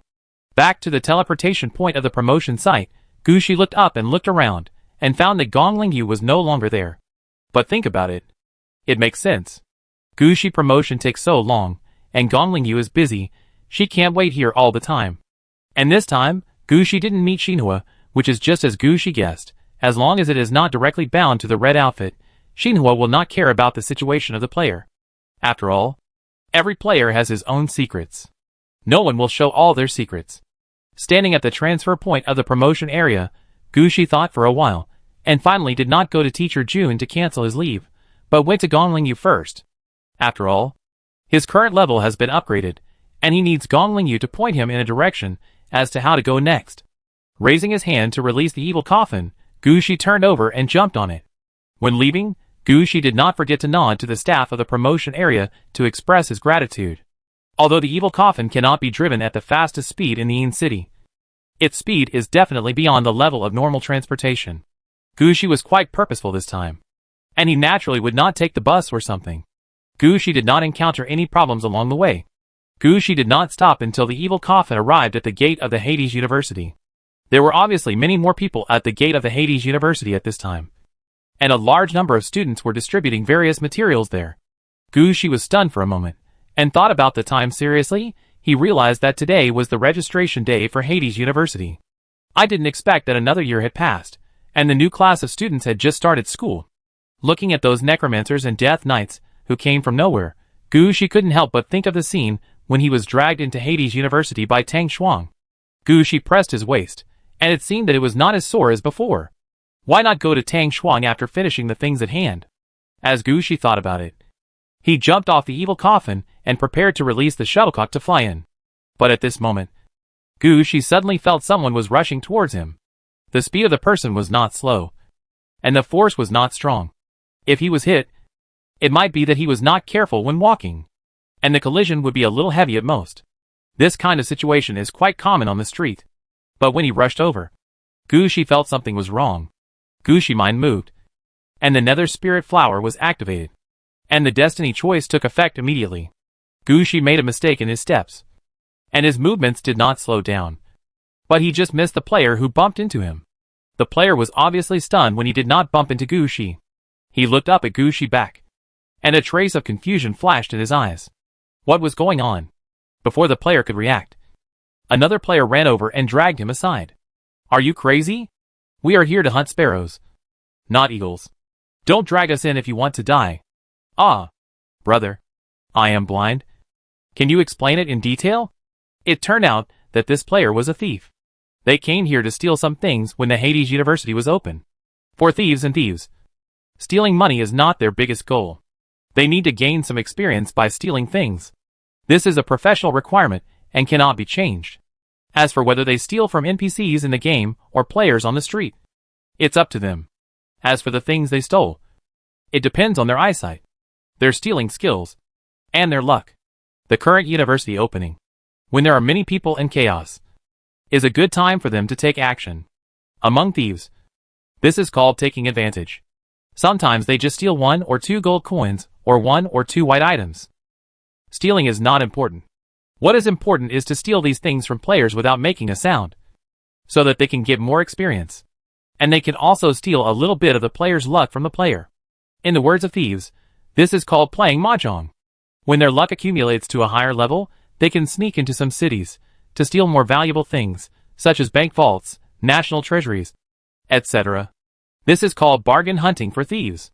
And falconry refers to the thieves who seek excitement and attack the powerful players on the street. This kind of thing is much more exciting than playing mahjong. As the player's level goes up, their perception will be improved to some extent.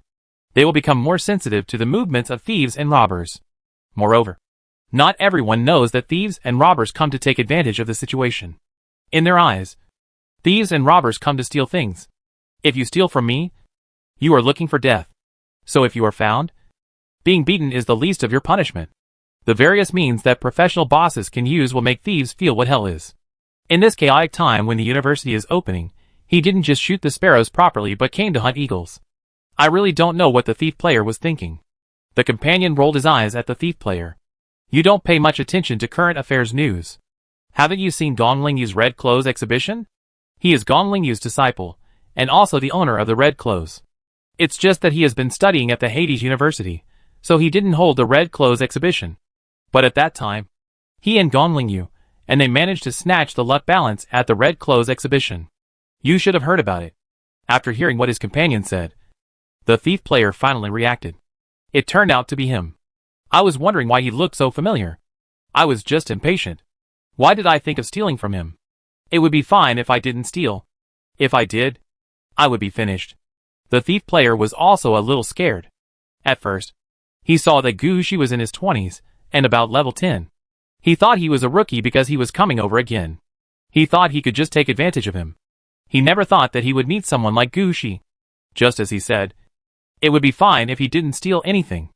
At most, he would be discovered and beaten. If he really stole something, the situation would be different, regardless of whether it was important or not. Gu Shi could do things like stealing the big rope. The thieves who came to take advantage of the situation might all be caught here. Brother, what should we do now? Should we? What are you thinking? You didn't steal anything. At most, you just passed by him. As long as you don't go over to Falcon again, it will be fine. The companion comforted the thief player, then turned around and squeezed into the crowd again. Chapter 1959 I Will Remember You, Thief. In Gong Lingyu's courtyard, Gu Shi also saw Gong Lingyu. Gong Lingyu looked at Gu Shi, and then nodded with satisfaction. You did a good job this time, but your route will be different from mine. I have only heard of the profession of the Lord of the Underworld, and it seems that at this time, you should start preparing your own underworld. Otherwise, when you advance to the 20th level of the Underworld King, you will not even be qualified for advancement. Of course, if you have your own underworld, you can prepare your own administrative system in advance. After becoming the king of the underworld, when you advance to the 25th level of the Underworld Ghost Saint, you can also be more relaxed. After all, your path is like this: first set the rules, determine the territory, then use the territory to establish an administrative system, and form your own underworld rules. The more complete the rules, the stronger the underworld, and finally the stronger the strength when you reach the Taishan Palace Lord. Gong Lingyu is on the path of the Ghost Emperor, although the starting point is similar to that of Gu Shi, but from the 15th level, the route has actually begun to change. What Gong Lingyu is talking about now is that after Gu Shi became her disciple, she specifically asked several professors who followed the path of Taishan Mansion Lord about what happened afterwards. Although she also knew about the situation of those professors, which might not be suitable for Gu Shi, it was better than not knowing what path Gu Shi would take in the future. As for the career advancement path of Taishan Mansion Lord, Gong Lingyu also asked about it, and it seemed that no one could take that step yet. It seemed that when Taishan Mansion Lord advanced to the next level, he needed to pass some kind of conferred god pass. No one can get past this point now. So Gu Shi has to find the way forward by himself. But the route taken by Taishan Mansion Lord before was different, and Gong Lingyu can still give some pointers. At least Gong Lingyu can let Gu Shi know what he should do first, what to do later, and what to study when he has the energy. Around these things, Gong Lingyu talked for a long time. Finally, Gong Lingyu said to Gu Shi, by the way, you are now at a high enough level, you can go and change your postgraduate ID card. In this way, the benefits of graduate students will be updated in time. Although you have received enough offerings in Yin City now, the benefits of graduate students are still a piece of meat. If you don't take it, you will suffer. In Gong Lingyu's place, Gu Shi's main point is to listen to advice. Okay, I go over now. Hey, what are you holding in your hand? Just as Gu Shi was about to turn around and leave, he suddenly found that Gushi was holding a jade piece the size of a thumbnail in his hand. Oh, just now when I entered Hades University, I seemed to encounter some situations, which affected the power of fate. Afterwards, I checked but couldn't find out what happened, and I didn't know which fate line was affected. In the end, I only saw this thing on the ground. Gushi briefly talked about what happened at the gate of Hades University. Gong Lingyu had heard about the thieves who would appear at the school gate every year at the beginning of the school year and take advantage of the situation. But she really didn't expect that someone would steal from Gushi. Don't these thieves watch the news? Even if they go to steal from the level 60 boss, it's better to steal from the red suit holder. After all, the level 60 boss has seen everything, and his strength has reached the top. They are thinking about big things. Even if they are stolen, they will not go too far. Red suit holders are different. There are red suit holders of all levels. Some of them are not so stable. After being stolen, they may go all out. Normally, these would not target the holders of red clothes. This time, someone actually attacked Gushi. This is really a rare thing. It seems that someone has suffered a loss at your hands. There are some thief players who are trying to upgrade. You don't have to worry about them. Gushi didn't ask more questions after hearing this. After all, there are too many professions among players. Thieves and thieves are not considered special professions. You know, Gushi also heard that there are two professions: raising pigs and herding cattle. There are thieves, and thieves are actually quite reasonable. Gushi did not care about the other party's special upgrade method. Anyway, he did not suffer any loss this time. Gushi put the jade piece in his hand between his fingers and turned it back and forth. I know. As long as they don't provoke me, I will naturally not trouble them. After saying that, Gushi left Gong Lingyu's courtyard and prepared to change his identity at the school office. It happened that these few days were the beginning of the school season, and the people in the school office were all there. It would be more convenient to ask them to deal with this matter. But just as Gushi climbed onto the flying carpet and prepared to fly toward the school office building, the mingling flower in Gushi hand gently released a petal and landed in Gushi palm. Gushi eyes condensed. The small jade piece that was just in his hand had disappeared. At the same time, in Gushi memory, his memory of picking up the small jade piece was also becoming blurred. Gushi sat on the flying carpet. Cold sweat kept dripping from his forehead. Gushi understood that someone had taken away the small jade piece that was just in Gushi's hand through the means of fate. It was just that Gushi was a little unsure. Was the other party influencing him from a certain point in the future, or was he directly nearby? But it was really uncomfortable to have one's fate changed by someone else. Those who were not exposed to fate were fine. They didn't know about it. But the mingling flower in Gushi's hand still had some traces of fate. Gushi had just changed his fate once before, and found that the consequences of changing his fate were quite terrifying, so he used the mingling flower to add a layer of protection to himself. It was this layer of protection that made Gushi realize that his fate had been changed again. Now Gushi became interested. He was not the kind of person who would not fight back if he was plotted against. Someone secretly changed his fate. If he did not fight back, how could he have the face to go out in the future? Thinking of this, Gushi wiped the cold sweat from his forehead carefully, and then stood up. Under Gushi operation, the flying carpet turned in a direction, and did not go to the school office building, but flew to the gate of Hades University. Returning to the place where he had picked up the small jade piece before, Gushi glanced around, and the vision of the soul lamp and the vision of destiny were turned on. The vision of the soul lamp was to see if anyone was watching him. The vision of destiny was the most important. Gushi needed to find the owner of the small jade piece. Soon Gushi saw something through the vision of destiny. It was the scene of him being stolen. However, the thief in the picture was still the original one, and Gushi's position was replaced by someone. A young man of 17 or 18 years old took Gushi's position. When the thief stole him, he also took the small jade piece from the thief. Just when he was feeling proud, he happened to see Gushi looking over. A trace of surprise and worry flashed across the young man's eyes. But he had already completed the modification of his fate, and his body was slowly fading away. Even Gushi couldn't hold him back, so he could only carefully remember every detail of the young man in front of him. I remember you. Thief. Chapter 1960. This breath must be vented. Standing at the gate of Hades University, Gushi's face was solemn. He could clearly feel that. His memory of the young man was fading rapidly. If it weren't for the protection of the Hades flower in the choice of fate, maybe just now, all the memories about this young man would be wiped out. The reason why Gushi hated the power of fate was because of this. The means to change fate were too easy, and the effect was really too strong. You said you changed the fate a little, but you also affected other people's memories. Isn't that a trap? Gushi, who was unhappy, remembered the young man again. When he had a chance to find the young man, Gushi must let him know what the anger from the Lord of the Underworld was. With this thought, Gushi turned around and rushed towards his apartment. Lingxi, who had received the news long ago, opened the window of the apartment as soon as possible, and Gushi turned over and entered the apartment.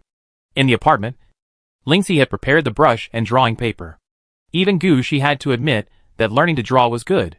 He simply switched to the clone who mastered the art of drawing, and the memory of the young man reappeared before his eyes.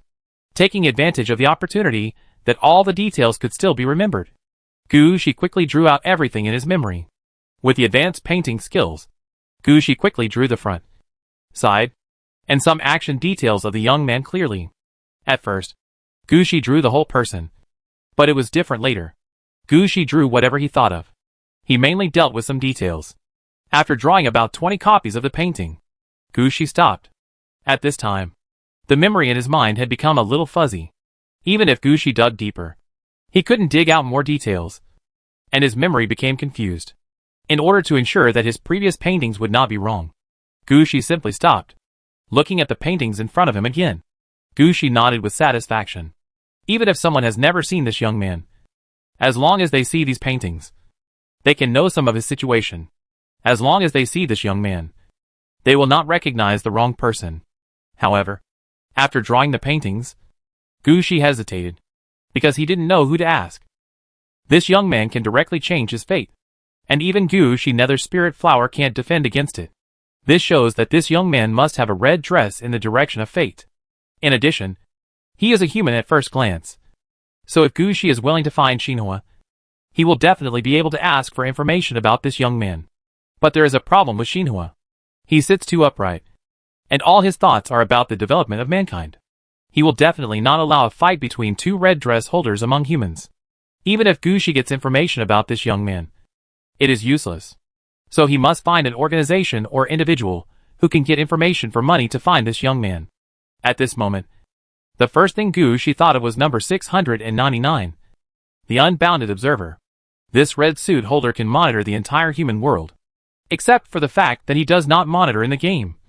Every move of the human world is actually under his monitoring. During Donglingyu's red suit displayed last time, Gushi and Donglingyu let the Unbounded Observer enter the battle against the Fate Balance and recorded a lot of important information. When the other party left, he also left a contact number for Gushi. He said that if Gushi had any problems, he could find him. He was not good at fighting, but he was quite good at getting information.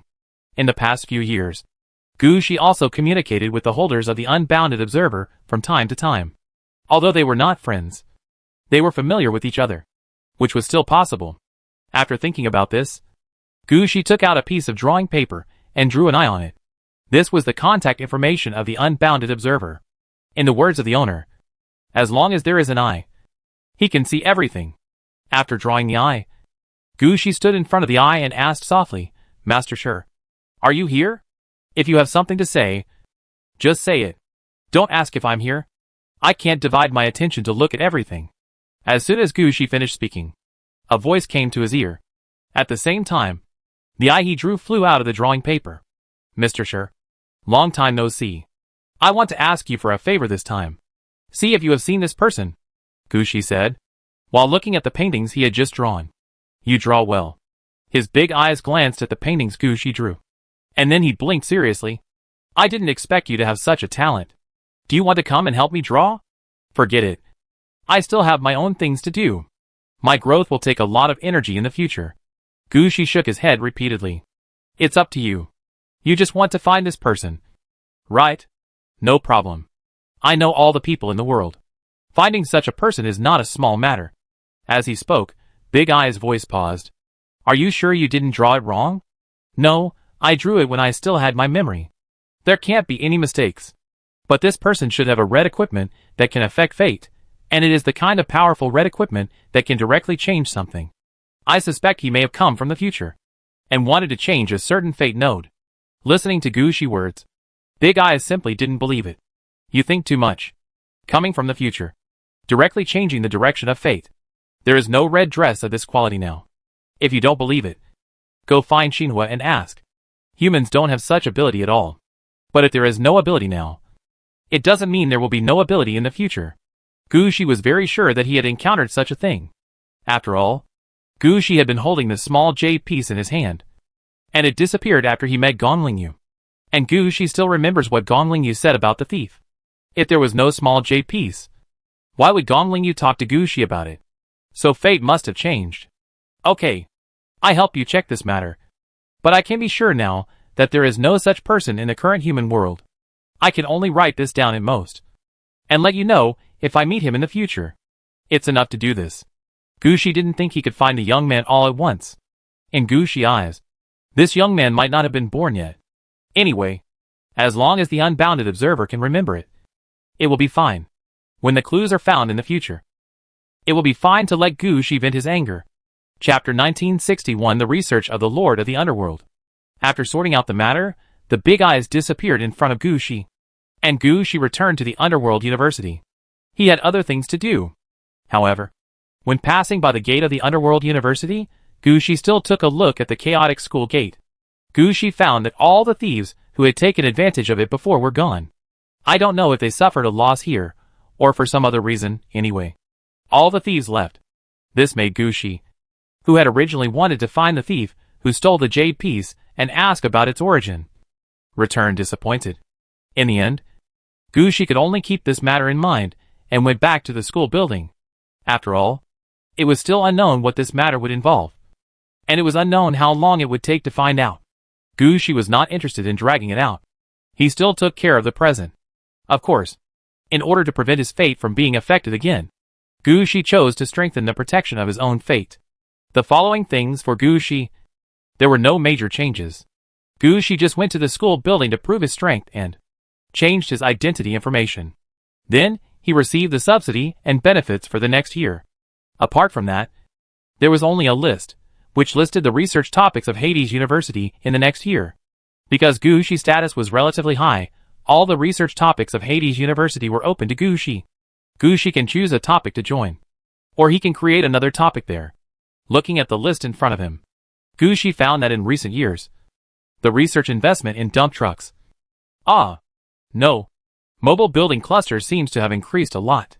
Many graduate students' graduation projects are placed on this. At the same time, many players are willing to join this research group. In this way, various ideas for mobile building clusters have emerged. However, no matter how these mobile building clusters are adjusted, they are only dump trucks. There has never been a mobile building cluster that can fly in the sky or swim in the water. And the dump truck that can carry the Death Titan or the Undead Dragon did not appear. For this idea, Gu Shi just glanced at it and put it aside. He soon noticed a situation. What is this situation? Oh, this is a topic developed by several graduate students who are taking the Taishan Mansion route. Their instructors are not very optimistic about this topic, but they hope to continue it. It turned out that the topic that Gu Shi saw was called Blood Sacrifice and the Rationality of Artificial Hell Design. After a careful reading, Gu Shi actually thought that the ideas of these players were very interesting. Can I get to know them? Gu Shi took a look at the situation of these players. There were 4 players in total. 2 at level 16, 1 at level 17, and 1 at level 18. And they studied under 3 different instructors. They gathered together because they were all masters of the underworld. But they had not found their own ideas for the underworld. If they could not find a suitable method, they would have to follow the teacher's plan and transform the Death City into the core of the underworld. This is what they don't want. Once the Death City is transformed into the underworld, their investment over the years will be wasted. But if they don't transform the Death City into the underworld, they can't pass the level 20. So they have been trying to solve this problem. The blood sacrifice and the rationality of the artificial underworld design in front of them is the solution they can come up with now. From the current point of view, this idea is not bad. However, Gu Shi also saw the situation of these people at a glance. They should be the underworld masters with bad luck. They have been underworld masters for so long, but have not encountered a suitable plot of land for making the underworld. Their luck is really bad. But it is precisely because of this luck that they can think of such an idea. Anyway, Gu Shi himself can't think of it. And Gushi can also see that this idea is relatively suitable. If it succeeds, even if there are already underworld masters in the underworld, they can use this method to expand the scope of their underworld. For the Lord of the Underworld and the King of the Underworld behind them, the bigger the underworld is, the more beneficial it is to them. Of course, this is their contact information. If you need it, I can introduce them to you. Introduce them. It will be troublesome for me to go there directly and get to know them. Gushi thought for a while, and finally said, for Gushi request. The staff here had no objection. As an assistant teacher at the Underworld University, they all knew Gushi identity. Although Gushi is still a student, his status is quite high. If Gushi is willing to publicize his identity as a red dress holder, he will definitely have a share of the professorship. Because of Gongling Yu and the principal, Gushi's status may even be higher. Therefore, the teaching assistants are willing to help with such small favors. With Gushi consent, the teaching assistants quickly contacted the NC masters. Student Gu. They have already contacted them. They are willing to talk to you. I wonder if you are free today. If you have time, you can go to the Underworld Department's large classroom to meet them. Underworld Department? Normally, isn't the main route of the Underworld the Huangquan route? How did it get assigned to the Underworld Department? Gushi asked curiously. Oh, the level 18 one among the four was transferred from the Underworld Department's Ghost Emperor route. Even if he changed his job, the department he studied did not change, so they have been gathering at the Underworld Department. This time, they also have a small gathering. If Gu is willing to go, you can go there to find them directly. They are in classroom 12 to 336 now. If you go there, I will tell them and ask them to wait for you there. Okay, I will go and take a look. Gushi didn't care at all about which department these underworld masters were in. If you really want to count, Gushi, who studied with Gongling Yu, is actually a student of the underworld department. It's just that Gongling Yu's status is too high, and Gushi is running around everywhere, so no one regards Gushi as a student of the underworld department. Gushi was quite familiar with the classroom of the underworld department. After jumping on the flying carpet, Gushi immediately headed towards the underworld department. Of course, when he set off, Gushi still had the list of topics in his hand. In addition to the topic in front of him, there were actually several other topics that attracted Gushi attention. Among them, there was one that caused Gushi to think deeply. Where is the limit of the undead dragon? This topic reminded Gushi of the Titan book he had researched. It seemed that level 60 was not the limit of the Death Titan, but the demigod level. Chapter 1962 Join the research team. Underworld Classroom 12 to 336 is located in the Underworld Teaching Building number 12. In addition to players like Gushi who have mastered the 3 death skills, there are also many ordinary necromancers taking classes here. After entering the number 12 teaching building, you will find that many of the necromancer players who appear here have lost their facial flesh, revealing a skull face. Some players also have different things embedded in their skulls. Some are inlaid with gems. Some are inlaid with gears. And some are just broken skulls. Anyway, there are all kinds of them. Gushi, who has been here many times, also understands that these are players who have embarked on the path of Lich at level 10 without any adventures. Although for the necromancer, recognizing people by looking at skulls is the most basic ability. These players always have to decorate themselves. There are different things inlaid on their faces, which may represent the path they take, or perhaps represent their thoughts. Anyway, they have no shame. So these players will naturally spend as much as they can to show off. When they see Gushi coming, they will also look at Gushi curiously. After all, the students in the number 12 teaching building are usually players who are attacking the Lich King. It is rare to find a player like Gushi who is so shameless and acts like a living person. Gushi ignored the player's looks, confirmed his position, and pushed open the door of classroom 12 to 336. As the classroom door opened, Gushi saw 4 normal players sitting inside. 3 men and 1 woman, surrounded by Yin Qi. But 2 of them kept their Yin Qi inward, and 2 of them exuded Yin Qi. It seemed that they made different choices when they were promoted to Yin Qi Master. When Gushi looked at these people, the 4 people also looked at Gushi. They all knew Gushi background, so they didn't do anything to show off their power. When Gushi looked over, they introduced themselves there. Shi Tai, level 18. He Min, level 17. Cui Xian, level 16. Su Cheng, level 16. Okay, This self-introduction is a bit too simple. They really don't want to have any direct contact with Gu Shi. Gu Shi looked at the 4 players. The player named Sher Tai was the organizer of this project. But the position he sat in was obviously wrong. From the current situation, the leader of this project was clearly the little girl named Chui Xian. As for He Min and Su Chung, it was obvious that they were here to make up the numbers. Gu Shi thought for a moment and introduced himself.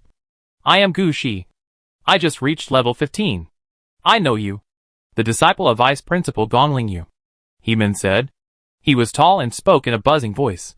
His movements made him look more like a death knight. Normal. These are just empty names, Gu Shi said with a smile. Just when he wanted to change the topic to the subject at hand, Chui Xian spoke. I know you came here for this project, but we have put a lot of thought into this project. Even if it is our mentor, he cannot take away our project. You can join, but you have to make contributions. Just like the senior student who was born in a teacher's family, he made connections to communicate with the mentor, and finally got the opportunity to implement this project. And Su Chung, he provided all the experimental products for this project. He Min was responsible for the calculation of all the contents in the project. So, classmate Gu, what can you bring to this topic? Hearing this, Gu Shi smiled instead, and said calmly, experimental site.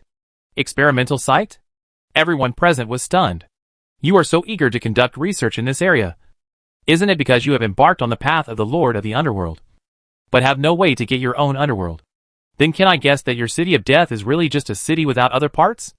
I think you are definitely reluctant to use your dead city as an experimental site.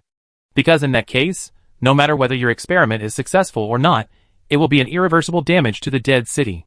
So all your experiments are now at the data stage.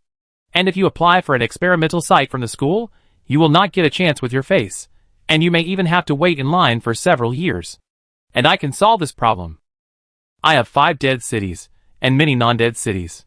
I don't know what your research ideas are, but it's no problem for me to use a dead city or a non-dead city for experiments.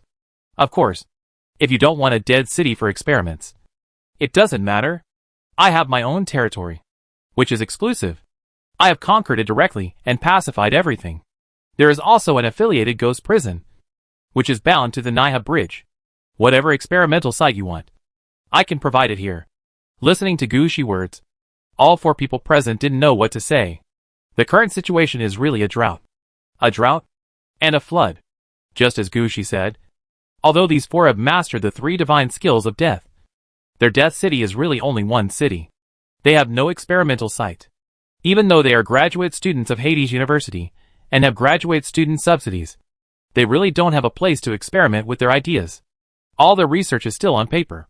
So when Gu Shi said this, their eyes lit up. It felt like a person who had been hungry for hundreds of years saw a mountain of meat. Really? Done. Welcome to join. Godfather. Listening to their words, Gu Shi knew that this matter was done. So Gu Shi said, now, can you tell me, what kind of experimental site do you need? And what step have you achieved? At this time, the teacher looked at Chui Xian, and Chui Xian stood up and closed the classroom door. Seeing her mysterious look, Gu Shi actually became somewhat interested. Gu Shi did not think of going over to persuade Chui Xian to let her contribute this topic. On the one hand, there are really not many players who follow the route of Taishan Fujian. On the other hand, they are still in the experimental stage. If these contents are released, what if they are snatched away by others? Gu Shi came here because he was interested in the topic in front of him, but he did not intend to use this as a graduation project or graduation thesis. His graduation thesis, Gong Lingyu will personally ask about it, and it may even be handed over to teacher June in the end. But others are different. There are always some players who can't graduate and want to steal other people's graduation thesis. Before everything is settled, some things are still kept secret. Chapter 1963 The Craziest Idea. After closing the classroom door, Chui Xian and the others took out the results they calculated and explained them to Gu Shi. Their explanation was quite simple, but Gu Shi himself was following the path of the Lord of Mount Tai. The most important thing was that Gu Shi had a copy of the secret records of the Lord of Mount Tai in his hand. Gu Shi had gotten this book before he reached level 10. Over the years, Gu Shi had lost count of how many times he had read and studied it. Gu Shi has studied and researched the main things. Gu Shi also understands the key points of the next route of the Lord of the Underworld. Gu Shi will understand what Cui Xian and the others said. Cui Xian and the others are really pitiful. They are all the players who got the Death City in the end. Although they also got the Death City before level 5. But in the next game, they have no chance to strengthen the Death City. The Death Cities of the 4 of them combined are not as big as Gu Shi Aridavi's city. The number of undead inside is not that large. Most importantly, their Death City really occupies too much territory, and there is not even any land to expand outward. Such a Death City can only allow them to enjoy the most basic functions of a Death City at most, and they cannot do many other functions. It is precisely because of this that, although their design this time is stingy, it is very careful and crazy. In their minds, no matter what, they have to create the smallest and most basic underworld. The most important thing is to get a piece of their own territory. As for the land, these 4 people don't have the ability like Gu Shi, who can turn the Yang world into the underworld by changing the yin and yang, and directly send this large piece of underworld land to their own territory. They don't even have the opportunity to touch the land. So the method they thought of was blood sacrifice. And the materials for the blood sacrifice were something Gu Shi had never thought of. Ghost Gate and Peach Mountain. Gu Shi was shocked when he heard this. Can Ghost Gate and Peach Mountain be played like this? But after these people talked about their detailed plans, Gu Shi felt that this seemed feasible. The biggest problem for these people is that they don't have their own territory, and they don't have the means to transform the world of the living into the underworld. According to normal thinking, when there is no such means of transformation, they should take some tasks related to the underworld, and go to the underworld in the game world. No matter if it is robbing, cheating, buying, or renting, you have to occupy a piece of land in the underworld. Then take this part of the underworld away. Although this is slower, it is quite stable. However, in this way, there are many things to consider.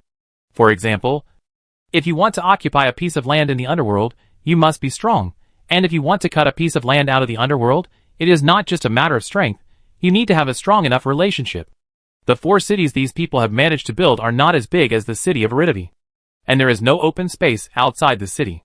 You can understand their diplomatic ability by thinking about it. Gu Shi even doubted whether they had learned the skills of the Lord of Death. Otherwise, how could they have managed to get into such a mess? So even if they had to find another way, they came up with this idea when they had no land, and could not get the land of the underworld. Their idea was to open the door, and release the ghosts first. Once the ghost gate was opened, a certain distance near the ghost gate would be temporarily counted as the underworld. Because this area is not too big, and normal players will directly open the road of the undead disaster when they release the ghost gate. No one usually pays attention to this matter, so no one has ever thought about it from this aspect. And this is what they thought of. Their plan is to open the ghost gate, use the undead release from the ghost gate for blood sacrifice, and after the blood sacrifice is completed, bury the body in this small piece of Yin land, and strengthen the Yin energy of this small piece of Yin land. After that, use Taoshan to temporarily suppress it, and then close the ghost gate. As long as the Yin land is left, this matter is half successful. After that, it is a matter of repeating the work again and again, with the opening of the ghost gate in this Yin land again and again, blood sacrifices again and again, and Taoshan suppression again and again. This Yin land will eventually become the underworld. The next step is to expand the size of this underworld. In the words of these people, they don't need to be too big, as long as there is an underworld first, and the scenery and layout of various places on the Yellow Spring Road can be arranged. As for the future, let's talk about it after they are promoted to the king of the underworld. After all, when they reach the level of the king of the underworld, they can connect with other underworlds. Whether it is attacking or deceiving, it will be much more convenient. The most important thing is, in their words, after becoming the king of the underworld, the territory they have conquered can be directly cut away and integrated into their own underworld. They no longer have to think of ways like the Lord of the Underworld. So for these people, they just need to survive this level. After all, they had been promoted to a low altitude before. It was not difficult to piece together a smallest underworld this time. After hearing this, Gu Shi was only interested in their method of using the Ghost Gate and Taoshan. As for this blood sacrifice method, he only needed to know an idea. At this time, Cui Xian also said to Gu Shi, "We have said everything we can say. You have to ensure that we have land that can be used." "That's right. We have put a lot of effort into this plan. You can't go back on your word." Several thoughts flashed through Gu Shi's mind. Arranging land for them, that would definitely be no problem. The problem now is, Gu Shi 5 cities, 2 are located in the Mirror Underground Palace, 1 is located in the Genesis Bridge, and 2 are located deep in the game. Where to take the 4 of them? That becomes a difficult task. They definitely can't be taken to the deep end of the game. This is Gushi's biggest secret. As long as the Genesis Bridge is not open, and the players in the deep end of the game don't enter the real world, Gushi will have to keep the secret for a day. The Mirror Underground Palace is not an option either. That is Gushi's home ground. Gushi has already planned to turn the entire Mirror Underground Palace into his own underworld. He certainly won't let these people mess around on his territory. That would just cut off his land. In this way, Gushi can only use the game depth in the Genesis Bridge. Anyway, it's just changing a few locations, cutting a few underworlds. I think it shouldn't be a big problem. So Gushi said immediately, "Okay, I take you to a game world. One of my death cities is built there. That location has been cleared by someone. Except for the natives, there will be almost no players going there. We will conduct experiments there, and no one will disturb us." Chapter 1964. Gratitude of Several Underworld Masters. After hearing what Gushi said, these underworld masters also looked at each other. They all understood what Gushi meant. Land in the game? That's also possible. They are all unlucky. In the game, they can't cheat the land of the underworld, and they can't snatch the land of the living world. The most important thing is, according to their calculations, the time required for their blood sacrifice on the land is quite long. And from the beginning of the blood sacrifice, the land will produce strange phenomena and special circumstances, which will definitely cause rejection from the game world. Apart from other things, there will definitely be some targeted attacks. And there may also be other forces in the game coming to deal with them. The skills of these people in front of them are not good. And their combat effectiveness may also be average. They really have no way to resist the siege of all forces in a game. So for now, Gushi can guarantee a safe place to conduct experiments. And even see Gushi in tension. And will give them a guarantee of safety. And their mood has obviously become much better. In the eyes of these underworld masters, Gushi is a big money sponsor. But in Gushi's eyes, they are really useless. The 3 divine skills of death, special profession. They can still get to this point. Look at Gushi, even if there is no yin-yang conversion, he has the dead wizard force field to use. When he got the ghost flower, he could handle all this. As a result, these 4 people don't even have such means, and can only rely on this kind of blood sacrifice to grind the land of the underworld. I really don't know how they got to this level. Fortunately, Gushi also gained something from their blood sacrifice plan. Otherwise, Gushi might just turn around and leave, and not play with them anymore. The 4 of them also knew that Gushi had helped them a lot. And they also saw that Gushi probably had no interest in, and gained from their own research. So after Gushi agreed to help him find a suitable location for the yin-yang conversion, Cui Xian said to Gushi, "Student Gu, I know you don't think highly of the research topic we have come up with. After all, our idea is just a poor man's self-help. And people like you don't need these at all. But we are not without other achievements. You are willing to help us. We are very grateful for this. These are our preparations for this topic and plan. I think you will definitely use them." As Cui Xian said, he took out a stack of papers and put them on the table. The other people also took out similar papers and put them on the table. Gushi took a look and found that it was full of words. It was obvious that these were some personal notes of the 4 underworld masters. Gushi picked up one of them and took a look. This was the note given by Hemin. It said Matrix Type 3 Lifestone Mirror and Computing Power Deduction.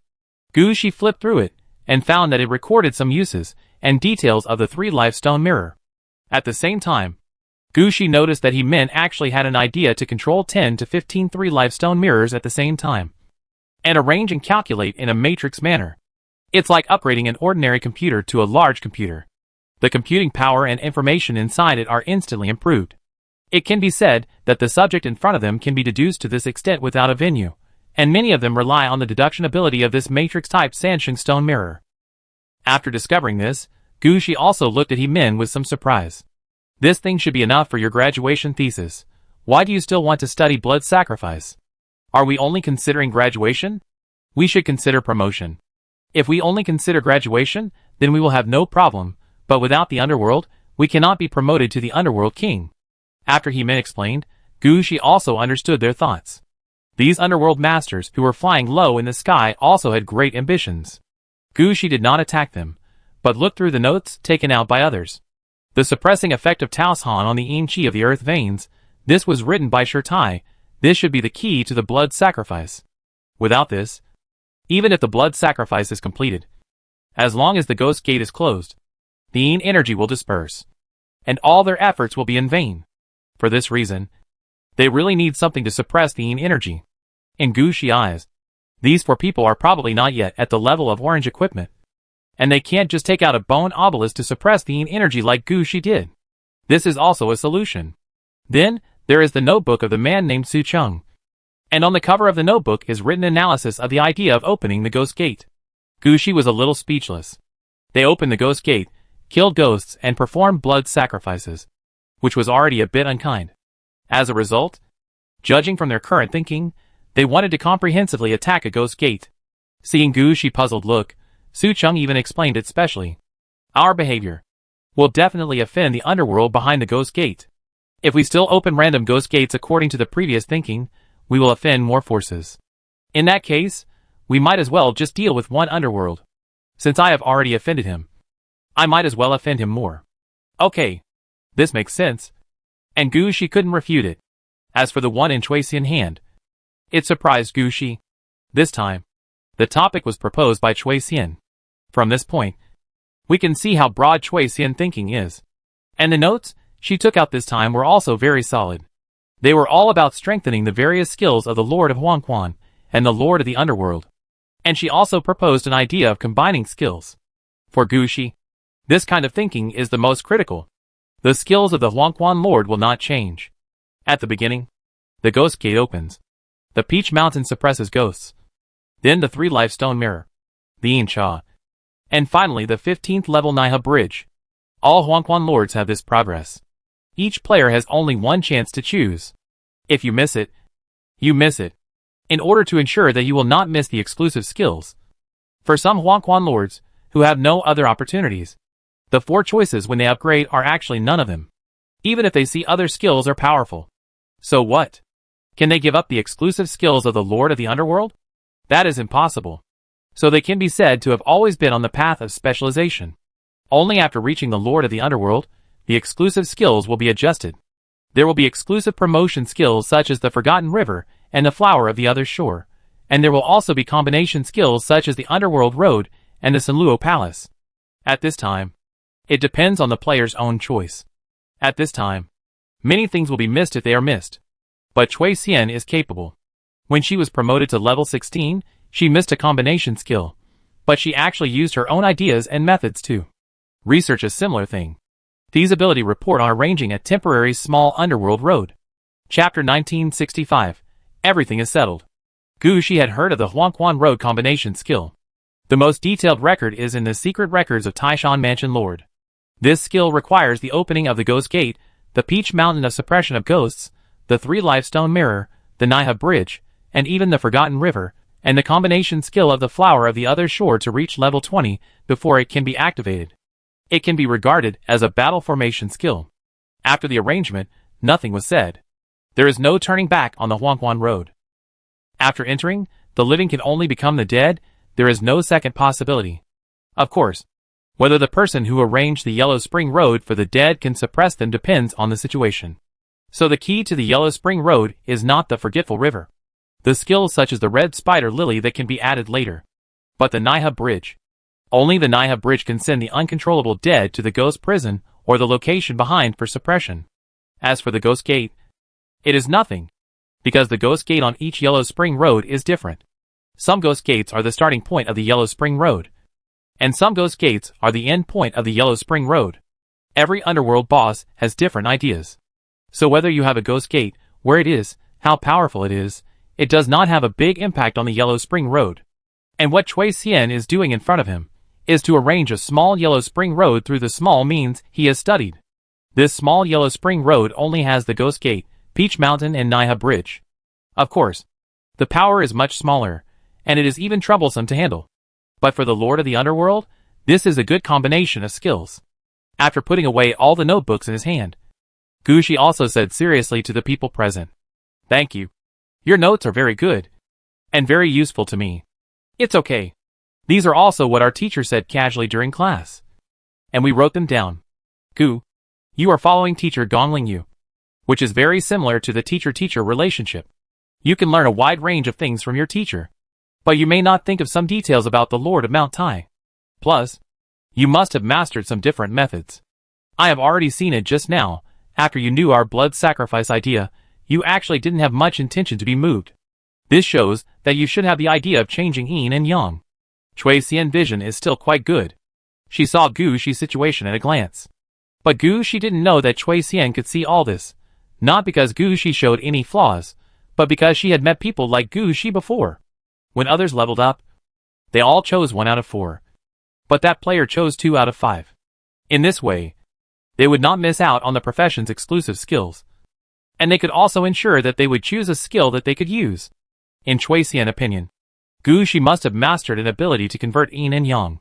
As for guessing about the red suit, Chui Xian didn't have such a wild imagination. Listening to Chui Xian's words, Gu Shi also nodded. Before I was promoted to the Lord of the Underworld, I got a skill called the Dead Witch Force Field. I used the Necromancer to transform a location into the Yin land I needed. Dead Witch Force Field. No wonder. We also thought of this trick at the beginning, but the first 5 skills of the Yellow Spring Lord cannot be abandoned. So if you miss it, you miss it. Chui Xian understood what was going on as soon as he heard it. After all, they are not geniuses, nor are they lucky. When they upgrade, they really dare not choose non-exclusive skills at will. Looking at Chui Xian's appearance, Gu Shi smiled. He couldn't help but sigh in his heart. It seems that not all players are so relaxed. Okay, I take these things, and I won't hinder your work. So when are you free? I will personally take you there once. And I hope to get everything done at once. Gu Shi quickly changed the subject. We, Chui Xian and the other 4 looked at each other. Give us 2 days to prepare. We need to calculate this matter again. Hearing this, Gu Shi also nodded. Okay. I just happen to have something to do. So we will gather in this classroom in 2 days. And then, I will take you to my private residence for transfer. Opening the gate of the Death City directly in the Yin City, and taking people back to the Death City, is a very dangerous thing. The entire Yin City is under the influence of Mr. Jun's earthly way. When there is no war, no one dares to open the portal at random. Although Gu Shi was in control of the red dress, he did not want to challenge Mr. Jun's position. If he could transfer from his own mansion, then he would transfer from his own mansion. Anyway, the second floor of Gu Shi private residence could transfer to all of Gu Shi Death Cities. Gu Shi quickly explained the location of his private residence. After arranging everything, Gu Shi left the classroom. After leaving the classroom, Gu Shi did not go back directly, but took out the list of topics just now and searched again. This time, a small topic has brought Gu Shi so much harvest. There are so many new topics here. If Gu Shi runs more laps, he will definitely have different harvests. The most important thing is that Gu Shi does not necessarily need the results of their topics. The learning ideas of these players are the most important to Gu Shi. These ideas are all the dry goods taught by the teachers. Many of them are various problems encountered by the teachers during their own growth. Usually, Gu Shi only focuses on learning, and does not listen to the solutions given by the teachers. Now is a good opportunity for Gu Shi to learn. He is staying in the Hades University anyway. Why not just walk around more? Maybe he can get some different ideas. When Gu Shi left, the 4 Hades masters also discussed there. Chui Xian, who was in charge, spoke up. What do you think of this matter? This is an opportunity for us. Compared with our previous plan, it is much better. But we can't guarantee that the game world he mentioned is good for us. It's okay. We go over there and take a look. If that game world is suitable for us, we complete our plan there. If that game world is not suitable for us, we conduct experiments there. Anyway, if the 4 of us join hands, we shouldn't have any problem protecting ourselves. Besides, we haven't offended him, and we're not his main target. He won't set his sights on us. So don't worry. Let's prepare. Prepare everything. And don't waste such a good opportunity. Chapter 1966 Preparing to Plant the Golden Apple Tree. A day and a half later, in the city of Aridov, Yenryu, who usually copied and sorted books and materials in the Hades University, finally put down the various materials in her hands and looked up at Gu Shi. Sir, it's already sorted. Hearing this, Gu Shi pressed his forehead and put down a notebook in his hand. On the cover of this notebook was written the complete works of the Underworld of Taishan Mansion 3.13 version. This is the result of the research on secret records of Lord Taishan. Of course, this is the research that Gu Shi did after he was promoted to the Lord of the Underworld. Before that, when he was at the level of Lord of the Underworld, Gu Shi also had a complete collection of the underworld powers of Lord Taishan. However, this notebook has been updated to version 21.7. It can be said that it records all the growth and thinking process of Gu Shi at the level of Lord of the Underworld. The reason why the update iteration is so fast this time is that in this day or so, he has mastered quite a lot of details from various lists of topics. The most important thing is, these details are all the problems that players of the Necromancer series between levels 15 and 20 have to face. They are exactly what Gu Shi can use at his current level. Unlike before, Gu Shi level and skills are too different, and he is often just filling in the basics. And these details are like flesh and blood, enriching Gu Shi Foundation. As for those ideas and thoughts that are not used for the time being, they are all copied down by Yen Ryu, and placed in the library that belongs to Yen Ryu in the city of Yaladovi. Just sort it out, please help me put this away too. Gu Shi pushed the notebook in his hand outward, and stood up directly. He still had half a day, and a night left as agreed with the 4 underworld masters. Now that he had finished all the work at hand, it was just right for him to go and plant the golden apple tree. After Yen Ryu put everything away, she did not follow Gu Shi out, but turned around and sent a signal to Lingxi, borrowing the hearthstone of Gu Shi apartment building, and withdrew from the city of Aridov. The matter of the golden apple tree had nothing to do with her. She still had a lot of information to look up. Since Gu Shi completed his promotion, she had access to a much wider range of information, and at the same time, she had to copy a lot more information. If it weren't for coming to help Gu Shi sort out the contents of the subject list and the required information in books, Yen Ryu would not have come to Aridavi City specifically.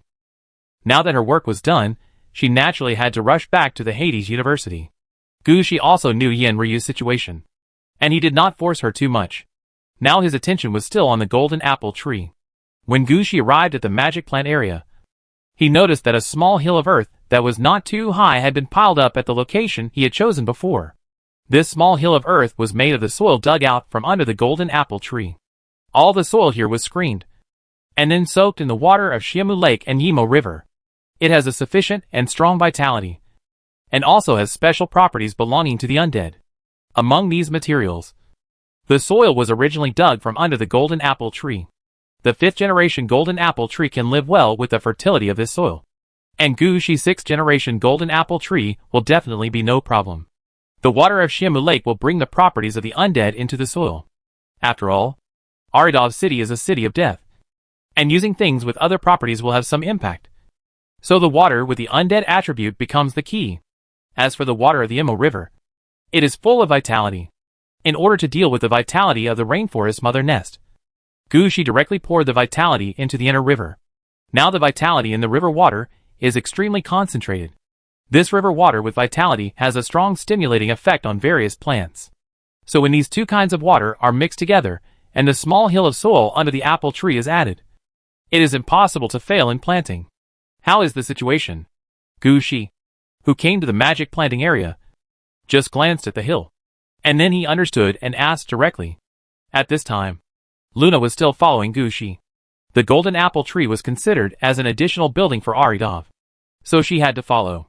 However, Gu Shi could see from her appearance that Luna's level in plants was not really strong. As for Ji Bin, he was not Gu Shi direct subordinate. Gu Shi could let the elves build their own principality in the magic planting area, and he could also give them various tasks. But it was impossible to really hand over the magic planting area. It seems that in addition to the administrative officer, there will be another agricultural officer in the future. Such a thought flashed through Gu Shi's mind. The small hill for planting apple trees has been arranged, and the apple tree branches are almost adjusted.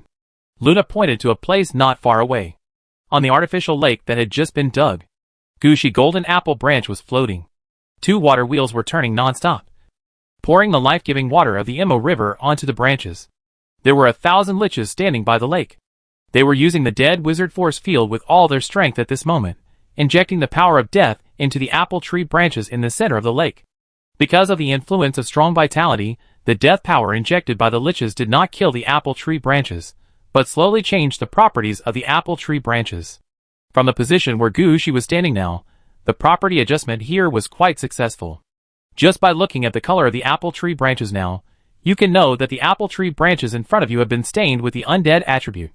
However, this undead attribute is only contaminated, and has not been completely transformed into an undead state. Enough. Gushi saw the situation at a glance. The heat at this time is just right. If it continues to transform, the golden apple tree will completely turn into an undead apple tree, which is what Gushi does not want.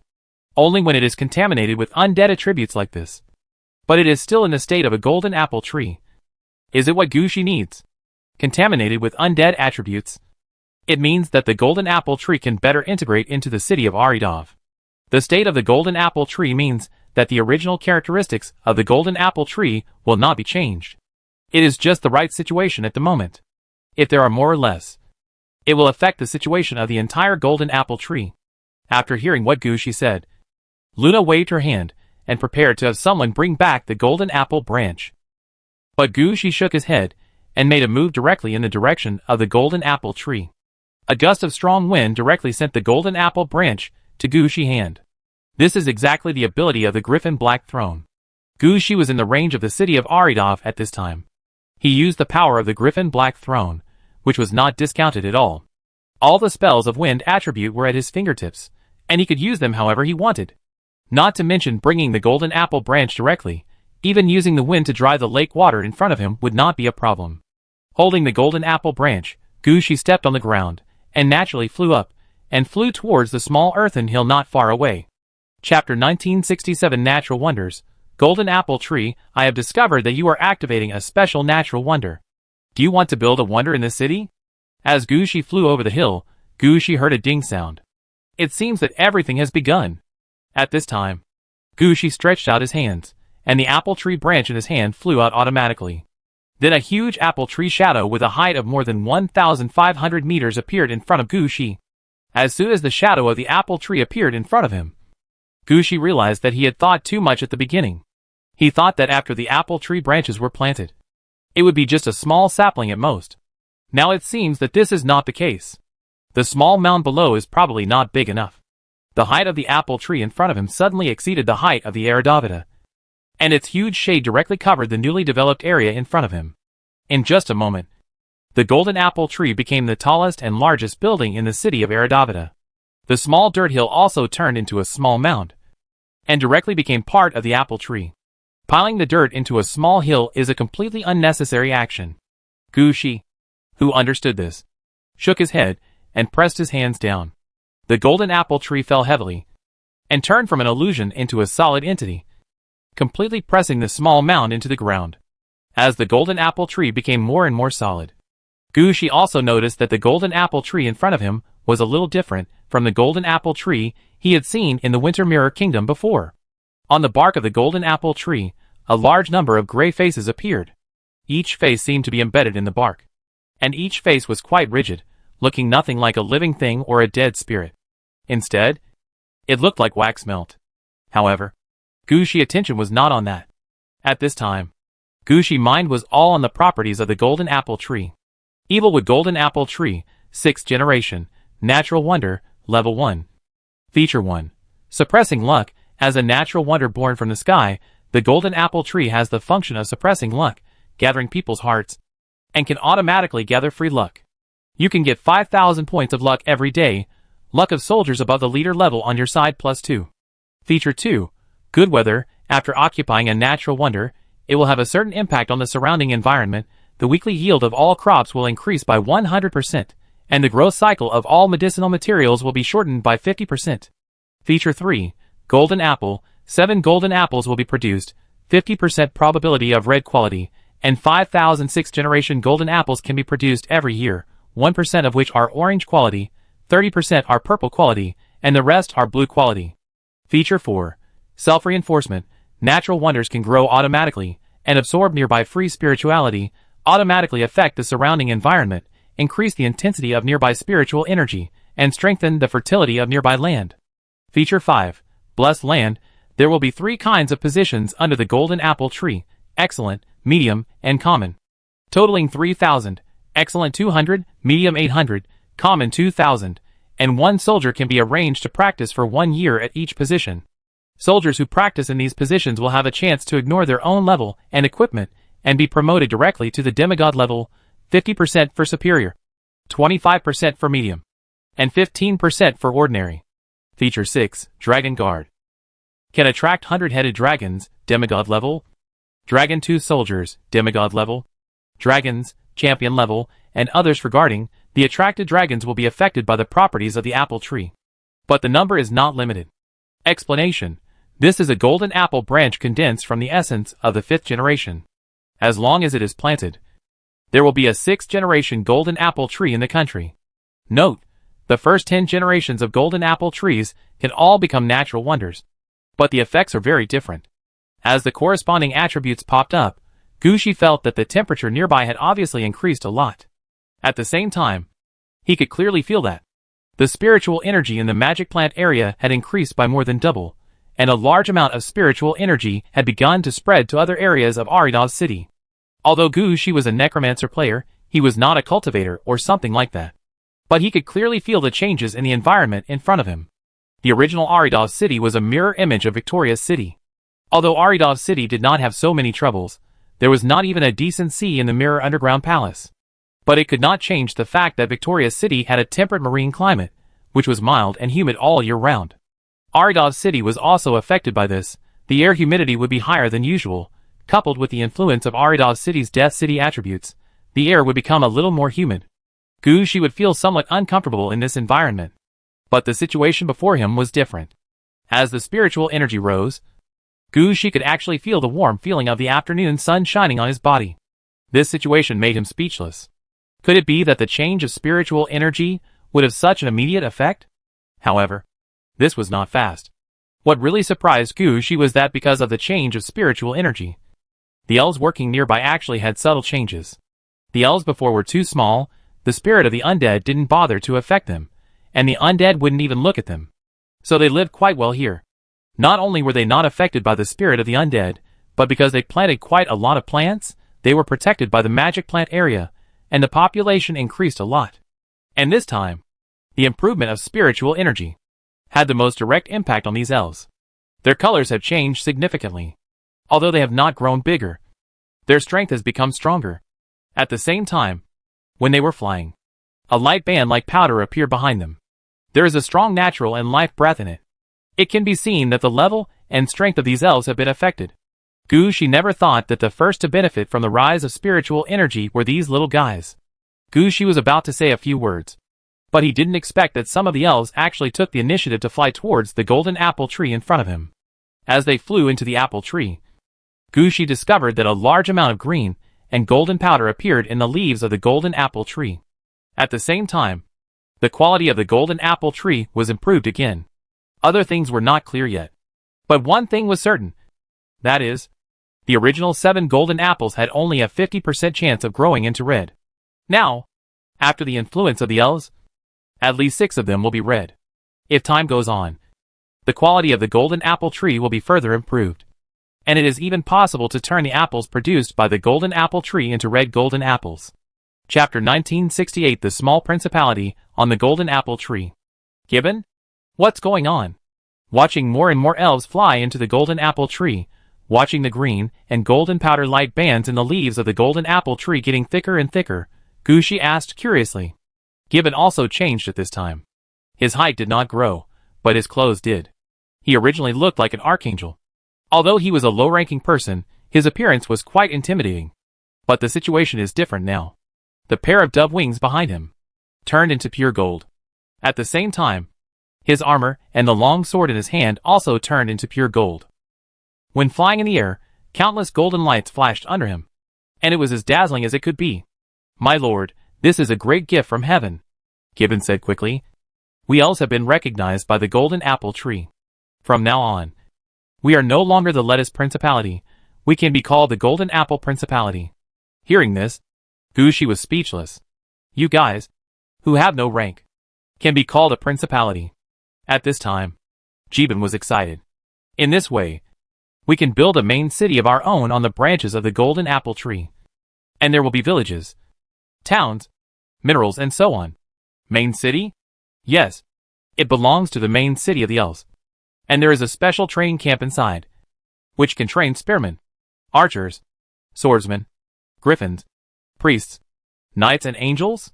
Gushi heard it, and felt that it was the architectural style of a human castle. So he asked, "Do you have combat power?" "No. It just looks good." Jibin shrugged and said, "Even if they can build their own city, the elves still can't get combat power. They still have no level." After hearing this, Gushi's interest disappeared all of a sudden. "Okay. Then you can build your own city and have fun. Remember not to forget the work in the magic planting area. And if you really take root in the golden apple tree, then treat it well. It's a good thing. Don't let it die." After handing over the matter of the golden apple tree to Jibin and the elf, Gushi flew away from the magic plant area. Since he had the griffin black throne, Gushi took off his dragon scale boots and directly borrowed the griffin black throne to fly freely in the sky. At this time, Gushi felt that he was part of the sky. He could fly anywhere he wanted to go. Speed up in the sky. Stop. Lie flat. Fly back and forth. Fly with the wind. And fly however he wanted.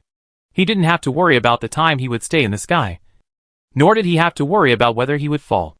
He just needed to want to fly. In this case, Gushi was very happy to fly. He even used skills such as Inchi to wrap himself up and imitate the big demon with rolling winds. This time was the same. Gushi had enough time. And he was not in a hurry to let Ingwe send him to the main city.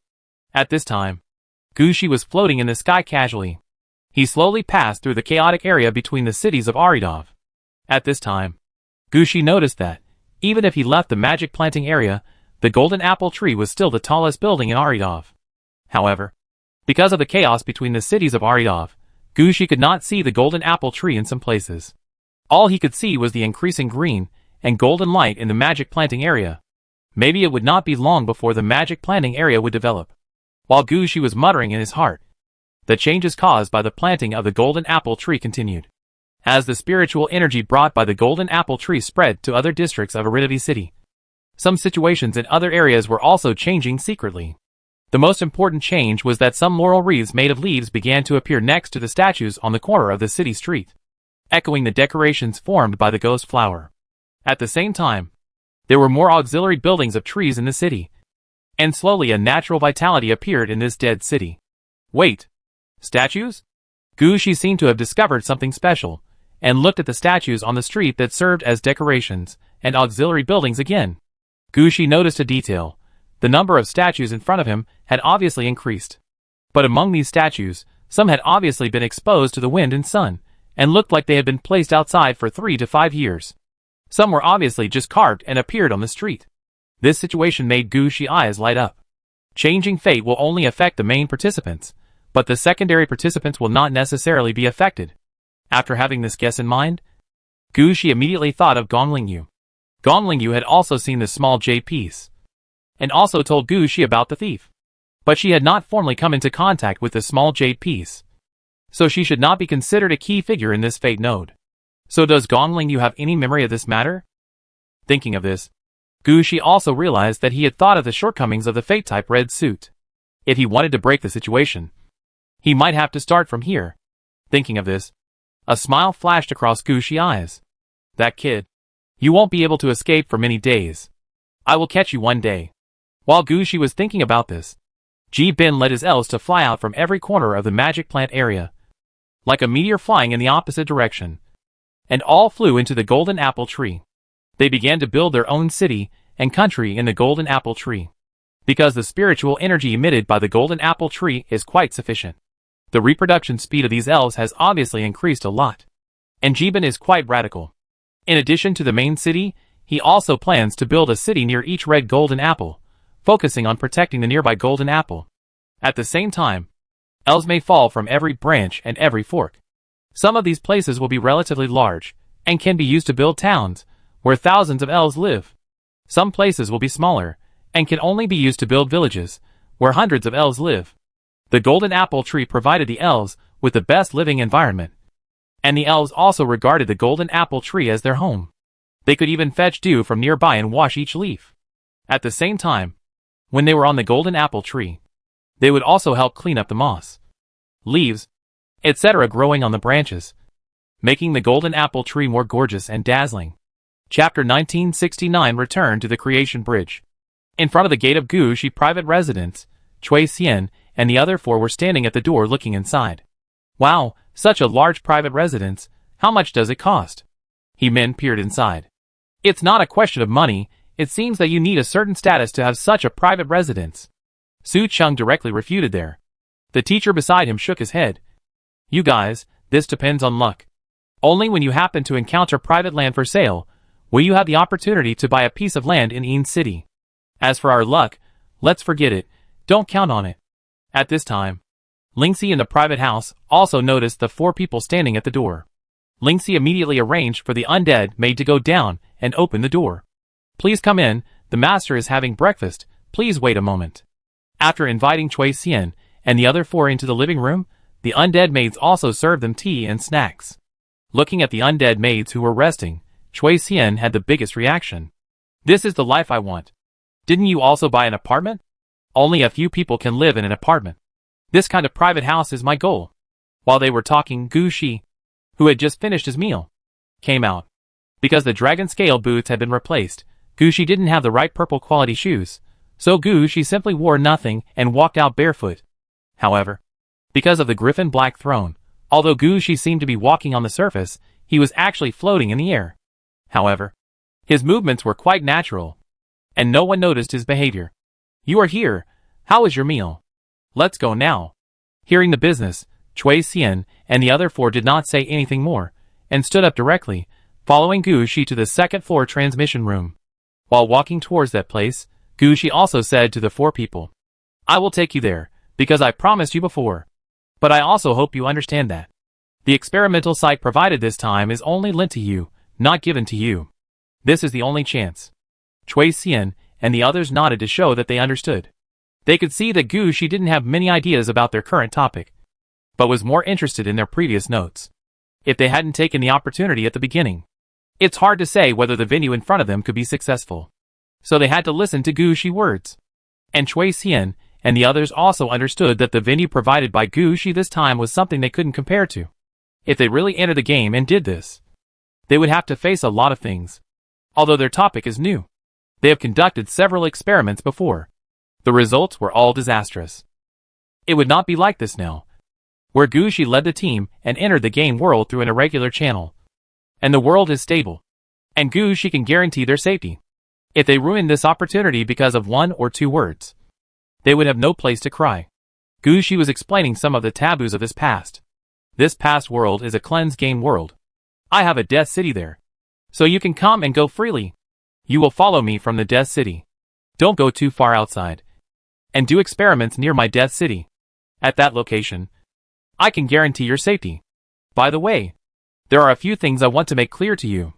The subordinate relationship in this world is quite complicated, and I won't tell you about the things behind it. This is hard to explain. You just need to know one thing. That is, no matter whether the experiment succeeds or not, you can't come back to this world.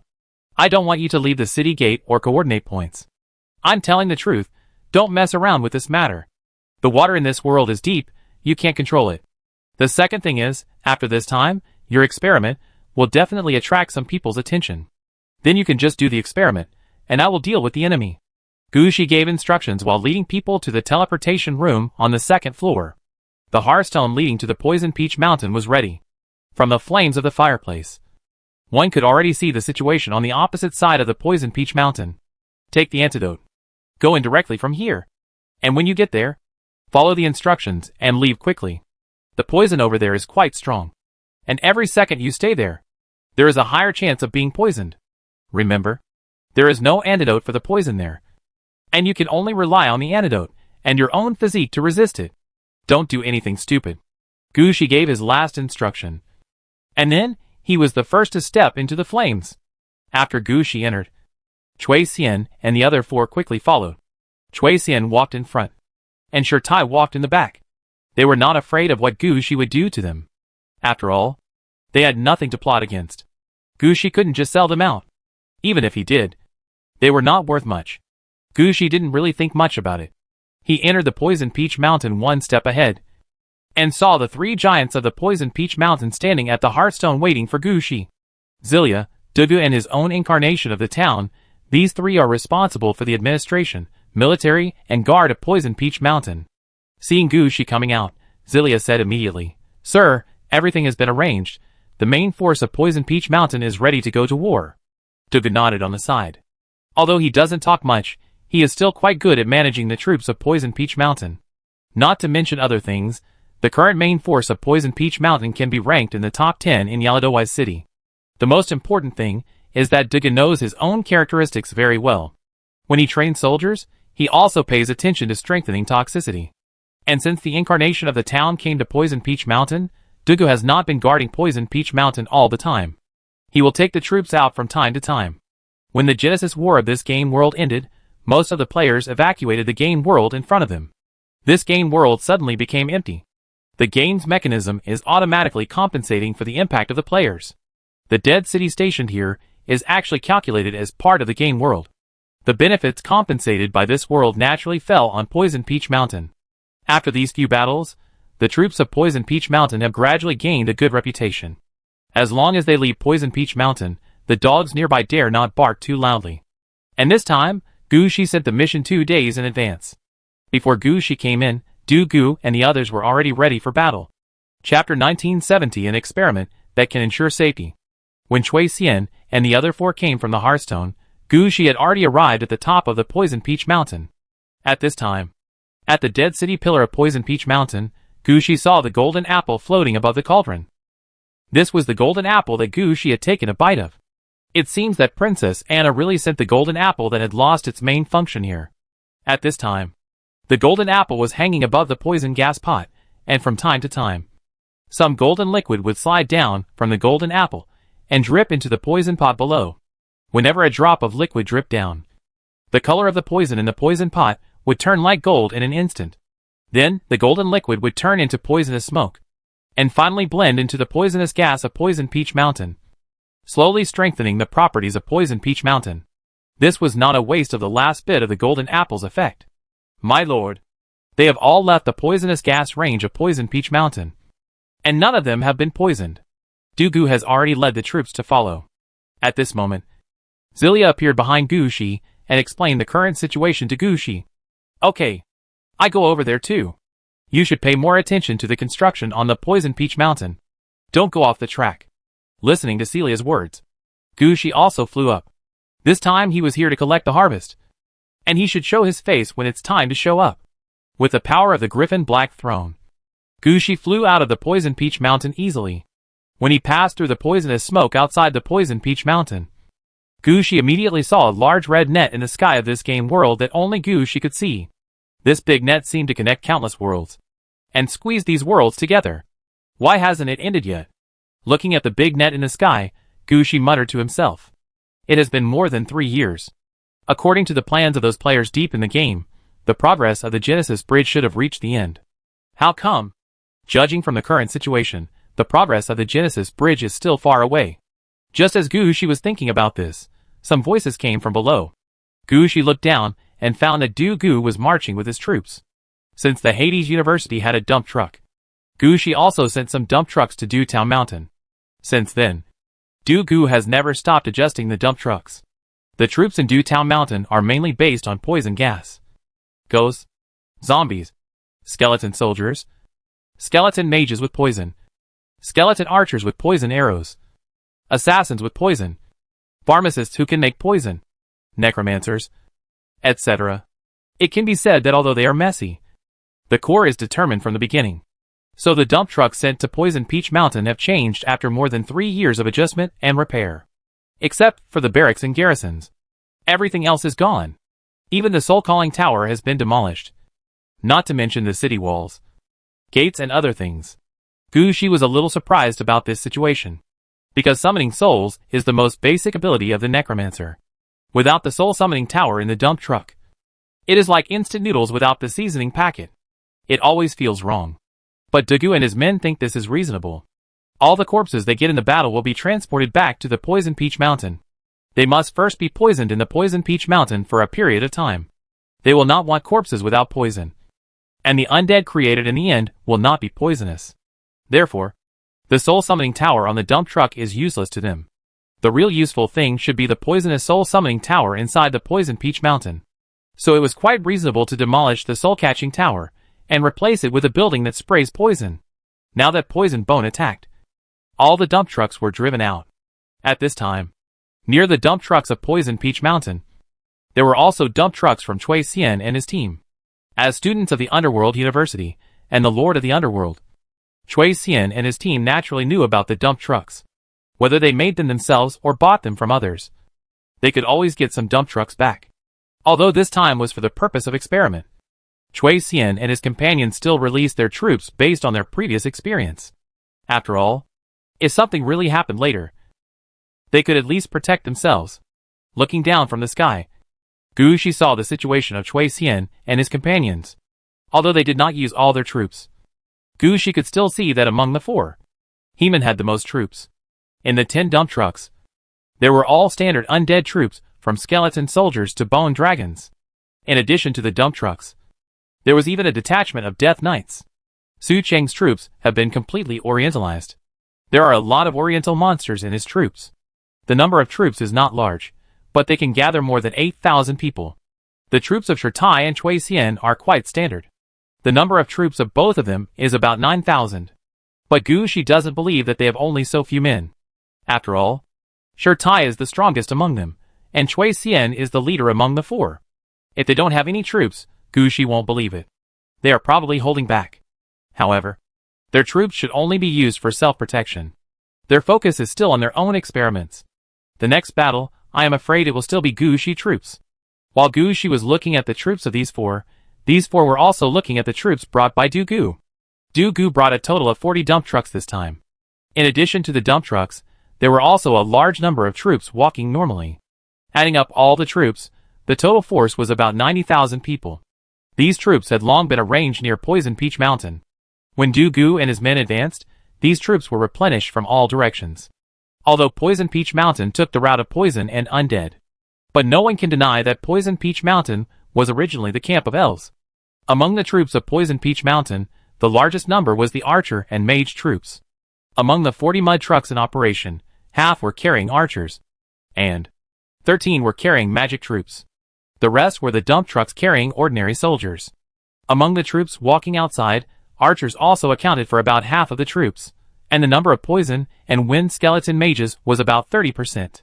From this, it can be seen that Poison Peach Mountain really made good use of the corpses buried under the Poison Peach Mountain. Such a force also gave Chui Xian and his men enough confidence. Apart from other things, from the current force, they only need to surround the dump trucks and set up the poison gas defense line. Even if there are 10 times more enemies, they can't break through their defense line.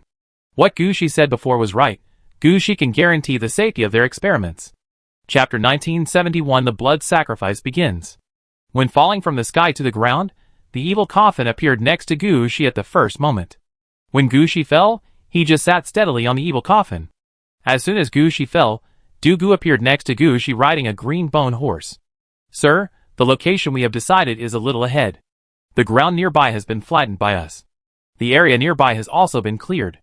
There will be no enemies within a radius of 30 miles. There are several garrisons 30 miles away, and about 100 miles away. There is a fortress that appeared because of the Poison Peach Mountain. If we do something big, the garrison in the fortress will come to take a look. As for the garrisons of several forces, they will not care about us. Although Du Gu is not in charge of diplomatic work, he has fought in places hundreds of miles away in the past few years. Du Gu is relatively familiar with the enemy and friend relations nearby. At least the forces that can be stationed near the Poison Peach Mountain are relatively friendly forces. They have certain transactions with the Poison Peach Mountain.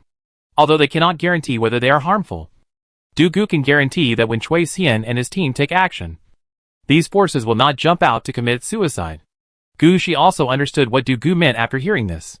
He nodded to show his understanding, and then looked at the place Du Gu and his team had chosen. Although Chui Xian said that only a small area of land would be used for the experiment, Gu Shi still chose a relatively wide area of land. The land in front of them covers an area of more than 4,000 mu. If we really want to calculate, it is almost the same size as all the campuses of Peking University. This land has long been cleared by Du Gu and his team. All the trees, large stones, and even the weeds on the ground have been cleared. Looking at the land in front of them, Chui Xian and his team's eyes lit up. Gu Shi is really not stingy in this regard. With such a large area, as long as the experiment is successful, they can set up a small underworld. We want to conduct the experiment first. Chui Xian immediately turned to look at Gu Shi. No problem. You can bring your troops with you. I will arrange my troops to go out, Gu Shi said, while releasing his own dump trucks. Compared with the dump trucks of Poison Peach Mountain, the number of dump trucks released by Gu Shi was much larger. Hundreds of dump trucks appeared at the same time, mixed with the dump trucks of Poison Peach Mountain, and were arranged to several key positions according to Du Gu's arrangement. As for the other troops, Gu Shi was not in a hurry to release them. After all, Gu Shi did not come here to occupy the game world in front of him this time. He just came to see these people's experiments. He also wanted to use these people's experiments to fish and attract some enemies to come and cut leaks. The enemies have not appeared yet, so why should he be in a hurry? After releasing the troops that should be sent out, Gu Shi simply fell on the lid of the evil coffin and looked up at the situation in the sky. After all, the strange phenomenon in the sky represents the current progress of the creation bridge. Although Gu Shi no longer wants to go back to the depths of the game, he is still willing to care about the situation of the creation bridge. Gu Shi fell down like this, but the other Inci masters are not so leisurely. They all know that there is only one chance to come here, and they will not have much time. If they cannot complete this experiment in a short time, it will be basically impossible to find such a good experimental site next time. So they must achieve the best results in the shortest time. Fortunately, these people are quite familiar with their own subjects, and they have calculated many things countless times. Gu Shi has already handled everything in advance, and now they just need to do everything according to the plan. So the four people started to arrange separately. Gu Shi just took a look from a distance, and did not look again. When he glanced at them, Gu Shi found that although these four were all Inci masters, although they had the same skills from level 10 to 15, but when they attack, their movements are obviously different. This can be seen from the ghost gates released by everyone. For example, the ghost gate released by the Master's Womb is still Eastern, but the undead that come out of it are full of the breath of Western undead. Don't ask me how to feel this breath. For the necromancer, it is as easy to tell which tendency the undead have, as it is for ordinary people to tell the difference between locals and foreigners on the street. As for the other three, the ghost gates they opened were all inclined to the Oriental style. After they released the ghost gates, they did not kill the undead that came out directly, but arranged them on the spot. Because these ghost gates were all open for the first time, the undead that came out of the ghost gates now did not have much hostility towards them. This is actually a very normal thing. Players who would go to the Lord of the Underworld must have obtained all three death skills. No matter how messed up it is, the Death Lord's ability can be used.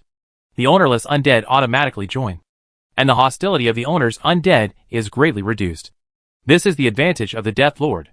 Before attacking these undead, the relationship between them was friendly. When these undead came out, Chui Xian and his men took out a lot of materials and quickly arranged them. Gu Shi originally just glanced at it, but he soon found that in order to ensure the success rate of their operation this time, Chui Xian and his men actually changed some of the Death Lord's abilities. This change is very clever. Gu Shi only glanced over there, and knew that the change here was Chui Xian idea. This kind of imaginative and detailed idea is very similar to the previous blood sacrifice idea. And these ideas can stimulate the skill tree in Gu Shi Death Mask. Let Gu Shi understanding of the Death Lord improve a little. At this time, Gu Shi mind seemed to flash with inspiration, and in the Death Mask, a note about the Death Lord suddenly lit up. Gu Shi realized another way to use the Lord of Death. Seeing this method, Gu Shi's eyes lit up. This was something Gu Shi had not expected. After discovering this idea, Gu Shi did not care about anything else. He directly lifted the lid of the evil coffin, jumped into the evil coffin, in his own hut, took out a notebook, and quickly recorded it. At the same time, the Matrix Type 3 Lifestone Mirror that Gu Shi had just learned was also released by Gu Shi. 6-sided 3 Lifestone Mirrors actively surrounded Gu Shi, and kept calculating the required data for Gu Shi. Chapter 1972 The Fast Gu Shi and the Slow Inci Lord. In the following day, Gu Shi was always calculating his own things. He didn't even look at the actions of Chui Xian and others outside. At most, when the time came, Ling Shi would drag Gu Shi into the dream, bring food to Gu Shi, or let Gu Shi have a good rest, so as not to tire himself out. The rest was left alone. After all, Gushi had his own way of growth, and as a contracted undead under Gushi, this was not something Ling she should be responsible for. And one day later, Gushi finally completed a new upgrade of the Death Lord skills. This is exactly what Cui Xian and his team had arranged on the open space, which made Gushi think of a situation. The combination of blood sacrifice and the Death Lord. Normally, the Death Lord doesn't need to do anything. As long as he appears in front of the undead, a large number of undead will come over on their own. So the Death Lord skill tree is mainly to expand the Death Lord's display range, or to ensure the Death Lord's survival. Blood sacrifice and the Lord of Death have nothing to do with each other. But the new skill that Gushi has mastered is related to blood sacrifice. However, it is not Gushi who is performing blood sacrifice, but others who are performing blood sacrifice to Gushi power of the Lord of Death. The reason why Gushi took this step is that he found a blind spot that no one else noticed. The success rate of the Lord of Death taking away the ownerless undead is 50%, which means that after he stands out, half of the undead will join Gushi team. Then what about the remaining half? Players who normally control the Death Lord either ignore this situation, or appear a few more times, taking half of the half each time. Of course, there are some intelligent undead. They will have their own ideas, and some will not join the Death Lord team, no matter how they are persuaded. Some of these undead leave on their own, and the Death Lord can know where they go. Some simply disappear, as if there were no such undead in the first place. The players who control the Death Lord actually didn't think about this situation. In their opinion, they had already taken advantage. Where did the remaining undead go? They really didn't need to think so much. But that's the problem. Where did this half of the undead go? No one really knows. Maybe they ran away when they saw the Death Lord. Maybe they appeared in a place where no one could see them. And the method that Gushi was researching this time was aimed at the other half of the undead. Aren't they unwilling to join Gushi team? Won't they disappear directly? Anyway, their final destination is to disappear directly. So why can't they make some contributions before disappearing? So Gushi calculated it like this. When the effect of the Lord of Death is activated, the undead, who are willing to join Gushi team, they are his own people. This part remains unchanged. Just let them postpone joining, let them kill the undead, who are unwilling to join the team before joining, and use them as sacrifices for the skill of the Lord of Death. After the blood sacrifice, the skill can also take the opportunity to feed back some power to the newly joined undead. In this way, the combat power of the newly joined undead can be significantly improved, and the undead, who are unwilling to join, will not be wasted. The most important thing is that when these newly joined undead kill their original companions for the blood sacrifice, they can be regarded as Gushi subordinates. Those who are blood sacrificed by Gushi subordinates will definitely have the effect of double death and night blood path. So in this way, the skill of Death Lord can also allow Gushi to get more undead. And Gushi would no longer suppress his use of the Death Lord skill. I need to find a time to try it out. Confirming that his blood sacrifice plan for the Death Lord was feasible, Gushi's eyes also flashed with excitement. However, at this time, he was not thinking about this, but another situation. The 4 ENC Lords, especially Cui Xian brain hole ideas, are very interesting. These are ENC Lords who have ideas, but cannot realize them. Following behind them, watching more, it will be too beneficial for your own growth. Now is not the time to experiment with the blood sacrifice of the Lord of Death. Now is the time to go out and see what else we can get from Cui Xian and the others. After putting away the notebook and turning off the 3-life stone mirror floating beside him, Gushi pushed open the lid of the evil coffin and flew out. As soon as he flew out of the evil coffin, Gushi noticed that the land not far away had changed. The 4 underworld masters were constantly conducting their experiments from the 4 corners of the land. Under their experiments, the ghost gates kept opening. And then, their undead troops would attack and kill the undead coming out of the ghost gates. The blood and corpses of the dead souls will be used as new materials and placed at the next location. At the same time, the Yin Chi of the dead souls and the death Chi just killed will spread to the ground. The effect is really similar to Gushi Dead Witch Force Field, except that the Dead Witch Force Field is simpler, and the range that can be carried out at the same time is also larger. What the Lord of the Underworld here did was not good. They did not dare to offend too many underworlds, so they only dared to use 1 ghost gate during the blood sacrifice. Because there was only 1 ghost gate, they had nearly 10,000 undead soldiers. But their speed in killing the undead was not fast at all. Because the killing speed is not fast, they will be slow to deploy each time. In this way, even if they are given enough time, they can only deal with a small area back and forth about 3 times. I am afraid that it will not work if they do more. Seeing them like this, Gushi couldn't help but shook his head. These people want it, but don't invest more. Then don't blame them for not getting anything in the end. Gushi shook his head, and didn't want to persuade them. These 4 are used to being cautious. Even if Gushi tried to persuade them, they would not listen to Gushi and open up a large area for layout. They would only use their own time to polish it bit by bit. According to their plan, if they want to turn the land into the underworld, they will have to perform this blood sacrifice at least 3 to 5 times. For such a large piece of land, if they want to completely turn it into the underworld, it will probably take 10 to 15 days. This is really a waste of time. The time consumed here is more than the time Gushi spent on his promotion to the Lord of the Underworld. With that time, Gushi could do something else. Gushi shook his head, and had other ideas in mind. Since he was already here, he might as well go around. When he was in Genesis before, Gushi completed his mission, and went straight to the real world. There are still many places he hasn't been to. And Gushi also wants to see his old friend Crew. That friend who likes to watch circuses. Really opened Gushi's eyes before he died. If Gushi didn't come back, it would be fine, but one of his death cities was arranged here, and he had experience and time. Gushi naturally wanted to go and take a look. Chapter 1973 Blood Sacrifice in the Underworld. 15 days later, Gushi, who had revisited the old place, returned to the vicinity of Poison Peach Mountain. During these 15 days, Gushi really watched all the performances of the circus. I have to admit that Crew's choice before his death was correct. Such a circus is the dream of all men. Once you enter, you don't want to come out.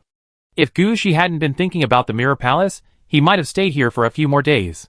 As for Crew's tomb, Gushi only took a look at it on the day he came here, and it did not appear in Gushi's mind at all the rest of the time. When he returned to the vicinity of Poison Peach Mountain again, Gushi saw the complete version of the blood sacrifice underworld. As soon as he saw the situation of the underworld in front of him, Gushi automatically compared it with the underworld that Gushi transformed through the dead witch force field, and the underworld that was transformed through the yin and yang conversion. Gushi found that if the underworld in front of him was only calculated by attributes, it was qualified. At least the concentration of yin qi underground is sufficient. But Cui Xian and the other 4 did not have such a deep control over the underworld in front of them. At this time, Gushi had already seen that at the 4 corners of this land, there were peach mountains to suppress ghosts, to suppress everything on the land. If there were no peach mountains to suppress ghosts, I am afraid that the undead, who were sacrificed in blood underground, would rise up again and rebel. And Cui Xian and the other 4 seemed to have calculated all this. At this time, not only did they not stop their actions, but they increased the intensity of the blood sacrifice. Maybe it was because the whole land had been sacrificed once or twice, and almost everything that should be arranged had been arranged. Now Cui Xian and the other 4 were directly opening the ghost gate, attracting ghosts to come up and kill them. The killed ghosts would be dragged outside as soon as possible, and their flesh and blood would be spread on the ground. Now was the critical moment of the entire blood sacrifice in the underworld. And even Cui Xian personally fought. Gushi looked at the scene in front of him, and couldn't help shaking his head, secretly sighing that his luck was better. If I hadn't been able to choose one more skill than others, if I hadn't had the Nether Spirit Flower, there would definitely be Gushi standing here doing this today. At this time, Cui Xian and the other 4 also saw Gushi. But at this time, they had no time to respond to Gushi, so they could only look up and smile at Gushi, and then turn back to deal with their own affairs. In the following time, Gushi found that Cui Xian and the others had finally begun to finish the land in front of them. They placed the Naiha bridge around the land, and took out their own books of life and death. Seeing this step, Gushi's eyes also lit up. As expected, it is better to come at the right time than to come early. He encountered the key to the matter when he came back. It seems that the next thing is also related to the Book of Life and Death. Gushi also wanted to see what the Book of Life and Death is used for, and why it is a prerequisite for certain skills. After Cui Xian took out the Book of Life and Death, they did not hesitate at all, and pulled the Book of Life and Death outward at the same time. And the Book of Life and Death in their hands turned into a map. Gushi tilted his head and looked carefully, but found that the master threw the Book of Life and Death, which had turned into a map, into the sky. The Yellow Spring Road leads, starting from the Ghost Gate, ending at the Naiha Bridge, and arranged Gu Shi was also knowledgeable, and he understood the other party's operation method at a glance. It seems that the Yellow Spring Road combination skill they handled privately needs the Book of Life and Death as a guide. If there is no Book of Life and Death, I am afraid that they will not be able to combine the Ghost Gate, Peach Mountain, and Niha Bridge to form the Yellow Spring Road. And in this kind of ghost place, setting up the Yellow Spring Road is the most practical method. What they need to consider now is everything that is out of control in the Blood Sacrifice Underworld. As long as the Blood Sacrifice Underworld is suppressed, they can get control of the Blood Sacrifice Underworld in front of them. This is exactly what they want. In order to ensure that they can take the Blood Sacrifice Underworld away smoothly, they must deal with everything in front of them. Seeing the way Cui Xian and the other four handled it, Gu Shi recognized many different things.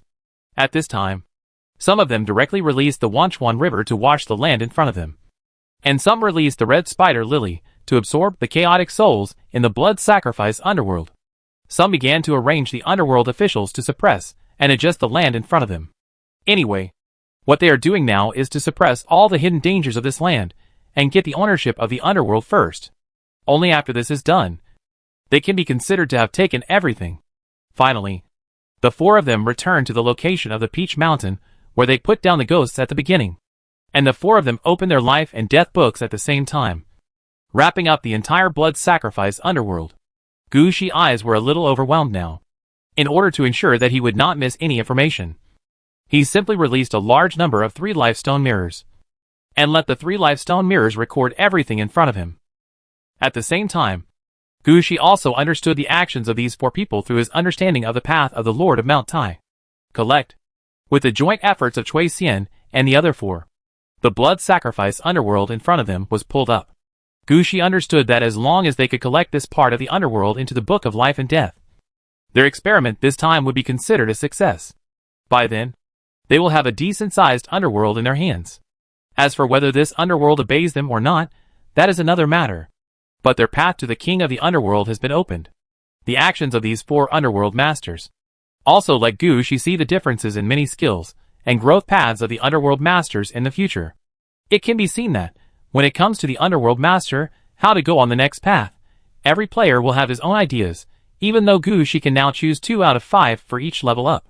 But if you want to develop comprehensively and acquire all relevant skills, it may be difficult. Gu Shi had a gloomy face at this time, and was seriously considering his situation. At this moment, a flash of lightning flashed across the sky. This lightning had a kind of evil-breaking effect, and it directly hit the Blood Sacrifice Underworld in front of him. Gu Shi felt the power of lightning at the first time, and he understood that this was the original power of this world dealing with the Blood Sacrifice Underworld. After all, the Blood Sacrifice Underworld in front of him should not appear here.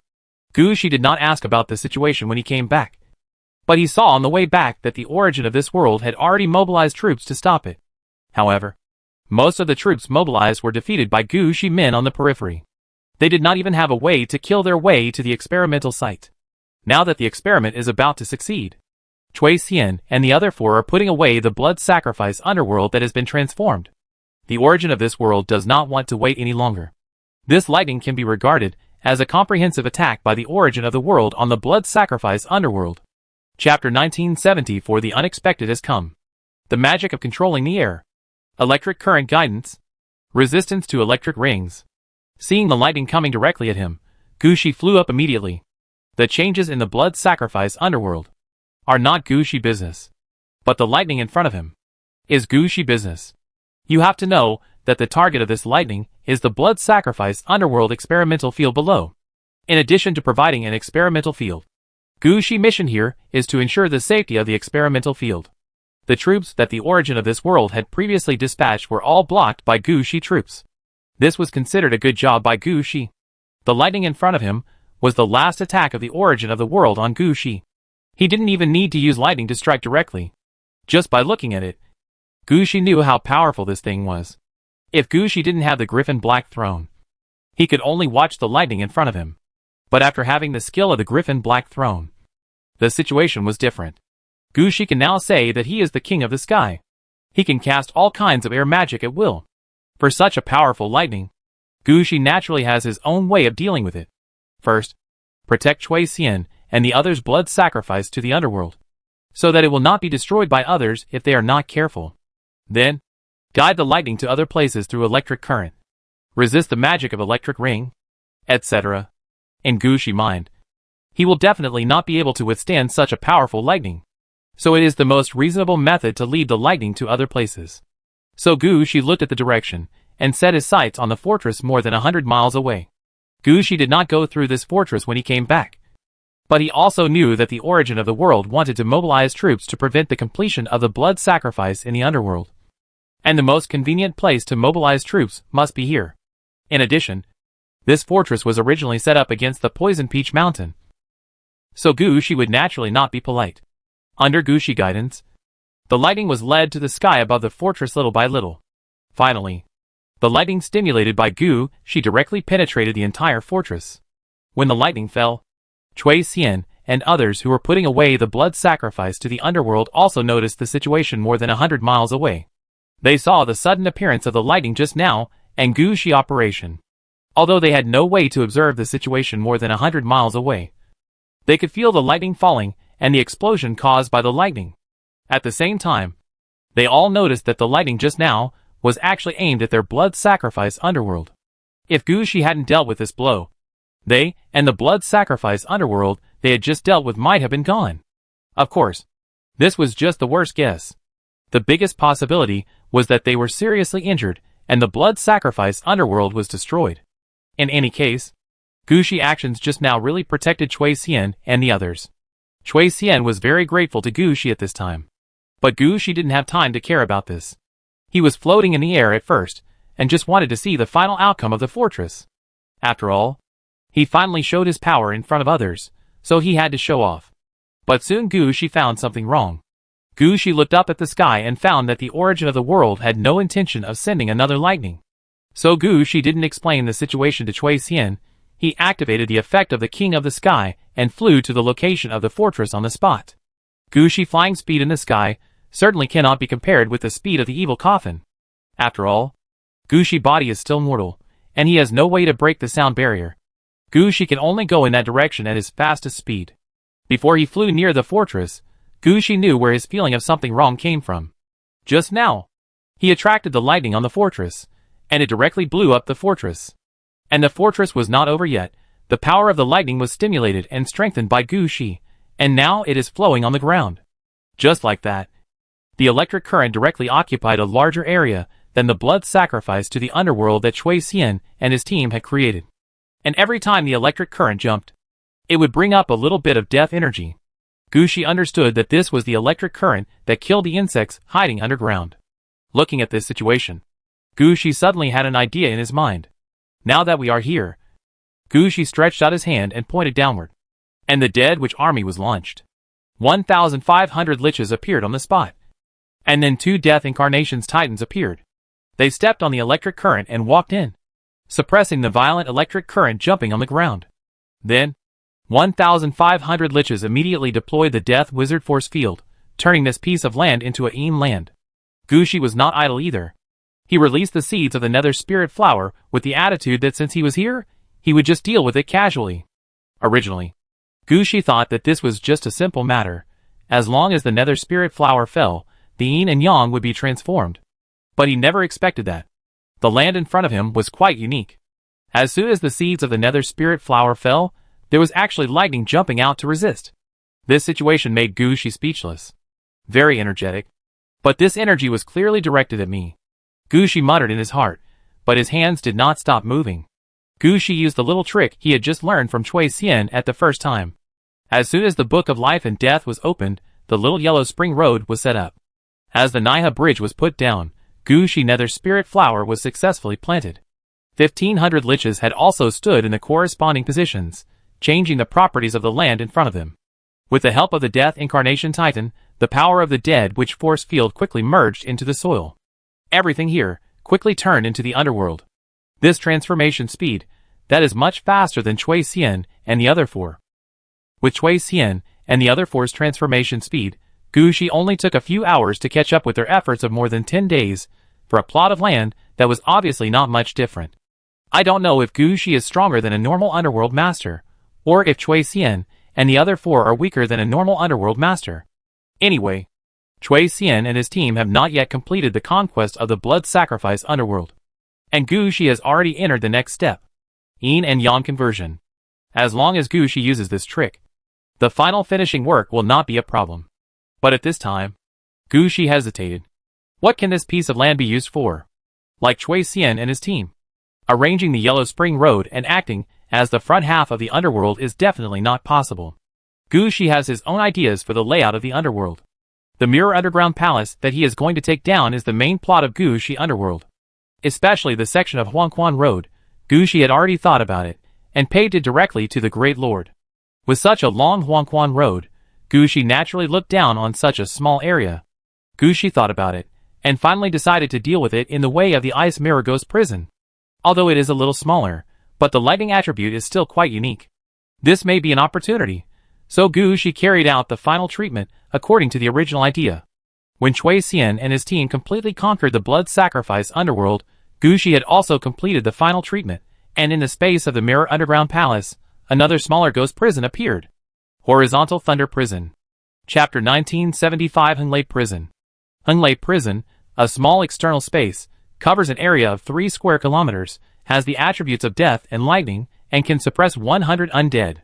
Because lightning has the effect of breaking evil and evil, it has a strong ability to suppress powerful and strange undead. After Gu Shi connected Henglei Prison to Jingjing Underground Palace, Gu Shi had the corresponding information of Henglei Prison in his mind. Of course, the Book of Life and Death in Gu Shi hand also has more detailed records. This gave Gu Shi a certain understanding of Henglei Prison in front of him. At the same time, because of the comparison, Gu Shi also classified the underworld space outside the Mirror Underground Palace. In Gu Shi's opinion, all medium-sized spaces with an area of more than 10,000 square kilometers are called ghost prisons. And those below 10,000 square kilometers are all called prisons. This classification by size is a fairly simple classification.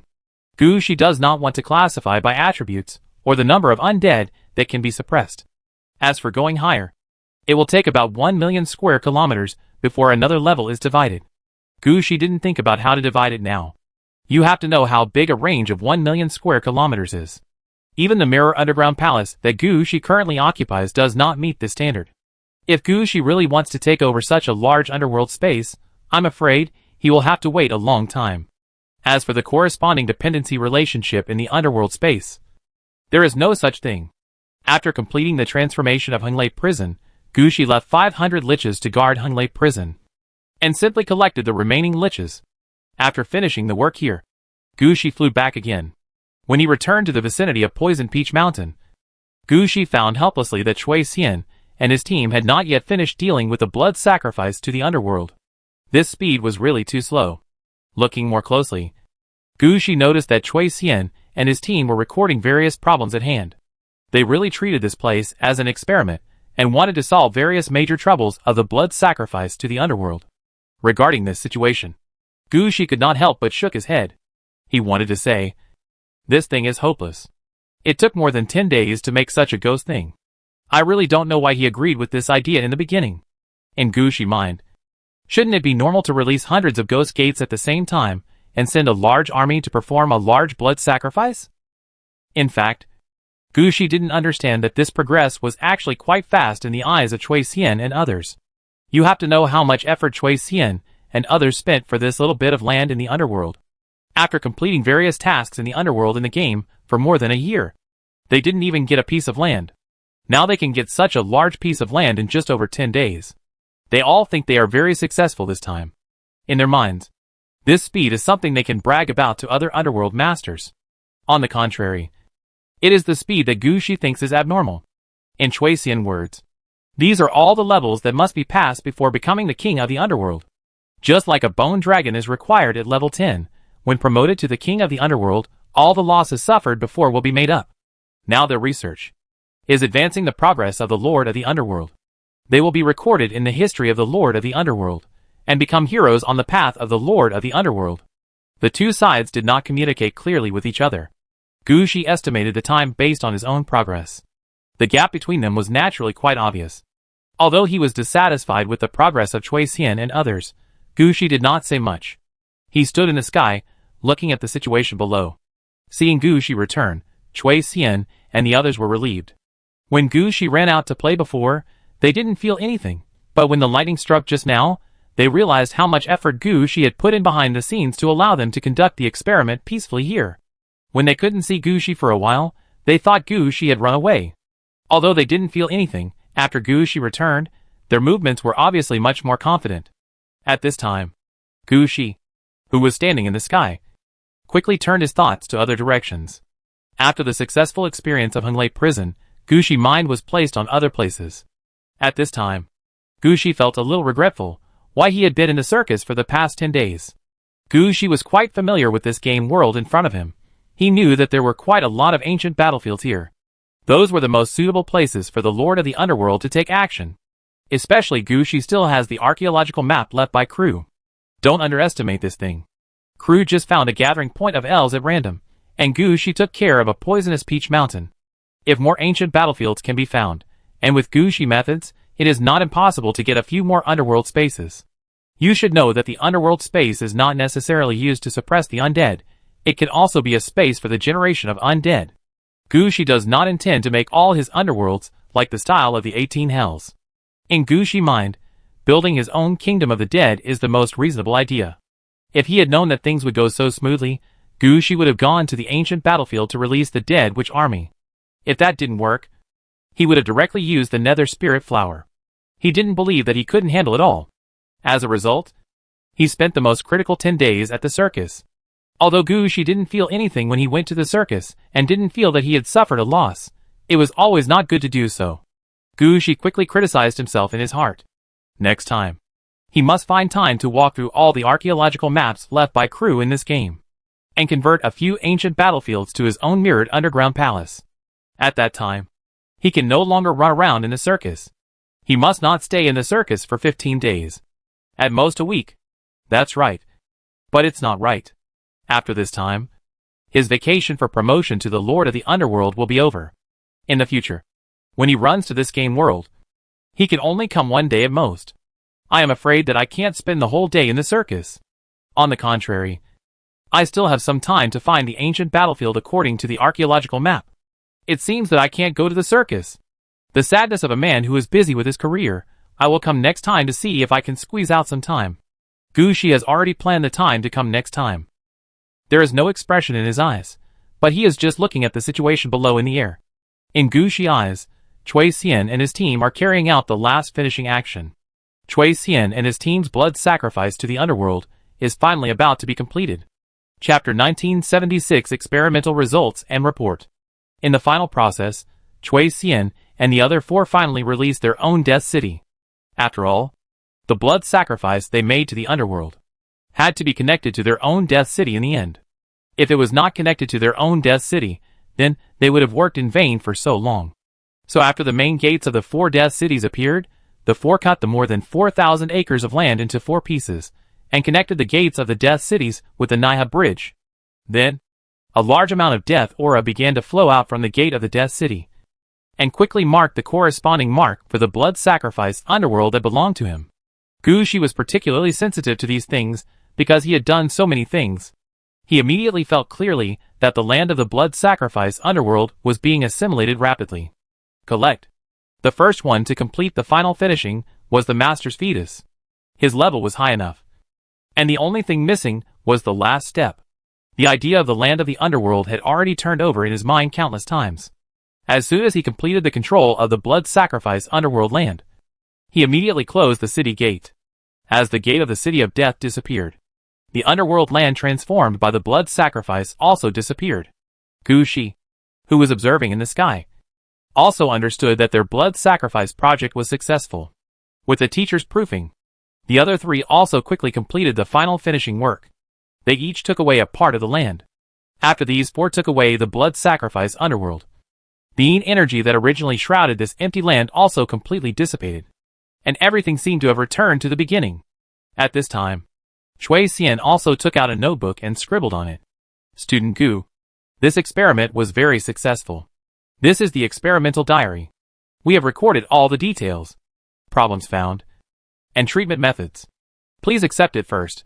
Gu Shi took it, and found that what Chui Xian sent over was a more detailed version. In this version, All the problems and solutions they encountered in the experiment were recorded. Because they did not encounter any external attacks here, there are no details in this regard, but they have obviously made a record. The only thing that they did not record was the lightning that fell from the sky. This may be because they did not expect it, or it may be because they did not encounter this. But in any case, there are subsequent supplementary records in this diary, but for this kind of lightning attack, they have no solution. They can only record this situation, and try to avoid it before the lightning occurs. After just flipping through the records, Gushi put the thing away. Now is not the time to look at these experimental diaries in detail. Now Gushi still needs to pay attention to the control of the blood sacrifice underworld. How do you feel about the underworld you just got? It's worse than we imagined. We will definitely need to clean it up for a while when we go back. Otherwise it will be unusable, Shirtai said immediately. He is the strongest among these players. And he is also the one who needs the underworld the most. He has made considerable efforts for the underworld before, but none of them are as great as this time.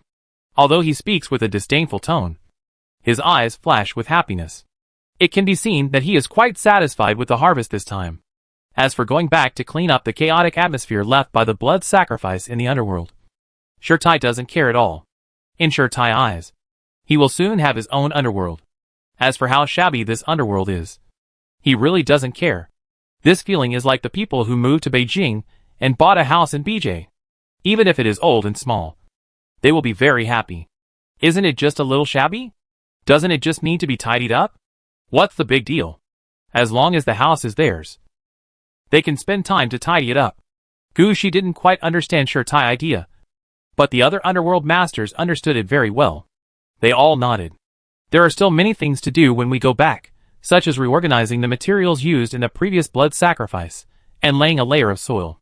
The Yellow Spring Road in the underworld needs to be rearranged. There are still many things to arrange. Yes, if these things are not arranged clearly, I am afraid it will not work. We still have many things to deal with next. Yes, and this experiment is successful, which means that the blood sacrifice plan in the underworld is feasible. Then the preparations for the second and third sacrifices can begin, and the scope of the underworld still needs to be expanded. The three underworld masters spoke quickly. Gushi listened carefully, but was thinking in his heart how to disassemble the results of this experiment. Is there any means he can use? Should he personally conduct such a blood sacrifice, and make a larger blood sacrifice underworld? Although blood sacrifice in the underworld has various troubles, it takes time, and the effect is not as good as the dead witch force field. But it is at least an idea. Gushi would not consider how the underworld's territory came from. Isn't it just about grabbing territory and expanding territory now? This kind of experiment is difficult for Cui Xian and his team, but it is nothing for Gushi. With Gushi's current military strength, even if he doesn't have the strength to completely destroy a game world, he can still prevent others from destroying his experiment. At this time, Cui Xian asked Gushi again, "Student Gu, we will have further experiments next. Will you still participate then?" This sentence woke Gushi up from his thoughts. Yes. Although the strength of these people in front of him is not very good, their routes, their ideas, and the teachers behind them are all of great significance to Gushi. It can be said that the route taken by Gushi is the most smooth situation for Taishan Mansion Lord. And these Yinzi Lords in front of him represent the most basic situation of Taishan Mansion Lord. Many basic knowledge, Gushi can't see, Gongling Yu doesn't know, but it will be reflected in the experiments of these Yinzi Lord players. Therefore, Gushi must participate in their future experiments. Only by learning from their experiments can Gushi make up for his own deficiencies in his growth path. Only by letting other underworld masters explore the way ahead can Gushi know what he still lacks. It is rare to have some experimental subjects delivered to the door. Gushi will definitely not let them go. Participate, of course, but for this kind of experiment that takes a long time. I may not be able to follow it all the time. Let's do this. If you have any experimental topics, just tell me directly. Even if I am not free, I will let my contracted undead go over to participate. Chapter 1977 Preparations Before Evacuation. Listening to Gushi's words, Cui Xian and the others' faces also darkened. The reason why Cui Xian asked Gushi was that he didn't want to miss such a big sponsor and bodyguard. Gushi's words meant that he would definitely support Cui Xian to a certain extent, but there would be no full support like the one in front of him, not only providing experimental land, but also sending troops to protect, and even helping in the end. How could this be possible? Cui Xian wanted to say one more sentence. At this time, Shirtai said, "Thank you, classmate Gu." After Shirtai said this, Chui Xian's face turned ugly. Gu Shi was stunned for a moment, and then he immediately reacted. People's hearts are really fickle. These 4 people actually have different thoughts. Among them, Shirtai has the highest level. Gu Shi believes that if he hadn't obtained the underworld, he might have passed level 19 and was ready to attack the underworld king. Now that he finally has a piece of underworld land in his hands, he naturally won't think about continuing the experiment. Advancing is the best route for him. Chui Xian has just entered the underworld not long ago, and she still has many options. She will certainly think about studying other ideas to see if there are other ways, which can allow her to get more underworld land in a short time. As for He Min and Su Cheng, they came here to fish in troubled waters. They may have their own ideas, but neither Shirtai nor Chui Xian cares. Gu Shi understood this, and muttered in his heart. It seems that too many people will cause trouble. It is better to have undead. As long as the order is given, whatever you want will happen. Although he complained in his heart, Gu Shi still nodded to the master. Because the master's reaction is more in line with Gu Shi's interests. Seeing that Gu Shi agreed directly, Chui Xian's expression became a little more ugly. But she did not turn against Gu Shi in the end, but forced a smile, and agreed with Gu Shi to discuss other experiments. For this, Gu Shi did not refuse. After all, for a long time to come, Gu Shi will stay in the city of the underworld and study at the University of the Underworld. If there are discussions about experiments or topics, Gu Shi can go. After all, such discussions are also beneficial to his growth. The most important thing is that he doesn't have to be a sucker. He just needs to go and listen. In this way, he will have a certain connection with these underworld masters, and slowly learn from them some of the things that the orthodox underworld masters learn. This was enough for Gu Shi. Any more would be a waste. Seeing that they could not gain any advantage, and Master Tai and the others wanted to go back and deal with the blood sacrifice in the underworld. Chui Xian did not stay any longer, asked Gu Shi about the exit method, and prepared to leave. Leave from where you came from. There is a problem with the exit point of this game world. Let's go to my Poison Peach Mountain. Gu Shi knew very well where the world in front of him belonged to, and Gu Shi did not dare to let these people leave from the exit point of this world. It would be fine if they could go back to Yin City directly, but if they were sent to the depths of the game, it would be embarrassing. Before the creation bridge was built, Gu Shi did not want anyone to know what was happening in the depths of the game. Chui Xian and the others did not object. After all, this was Gu Shi home court, and the route arranged by Gu Shi was definitely the most reasonable route. Even Chui Xian, who had the most creative ideas, did not refuse. Seeing this, Gu Shi waved to his men, and the troops he had sent out quickly withdrew. At the same time, the gates of the Death City that had been opened before were also closed. Everyone was in control of the Death City, and none of them asked why they didn't go back to the city directly from the Death City. In fact, the reason why no one, including Chui Xian, asked this question was very simple. This was Gu Shi territory, and according to the basic principle of teleporting into the game from where they came in, if they left through the Death City, it was equivalent to leaving a button in this game world. Who knows when the gate of the Death City will open again, and they can sneak into the game world in front of them through the gate of the Death City. At that time, their actions will be a provocation to Gu Shi, and they will be enemies to the death with Gu Shi. As for their oath to Gu Shi that they will not do this, that kind of verbal cannon is useless. So they might as well do nothing. Simply not return to the city through the gate of the Death City, but honestly follow Gu Shi arrangements. This is the tacit understanding of the players, who control the City of Death. Although Gu Shi did not say anything at this time, his steps were obviously much lighter when he led the way to Poison Peach Mountain, because the main things have been dealt with. When Gu Shi and the 4 people were walking back, they did not think of rushing. Gu Shi even talked to the 4 people about some details about the training of the Lord of the Underworld on the way. Gu Shi learned from these 4 people that, in the Hades University, there are actually quite a few students who have reached the level of the Lord of the Underworld. And there are no less than 400 people who are currently studying. Because in the previous Huangquan Lord route, the skills chosen were not much different. Although the Inci Lord students were divided into 3 different factions, the relationship between them was still good. There were no major conflicts between their mentors. Even the textbooks were almost the same.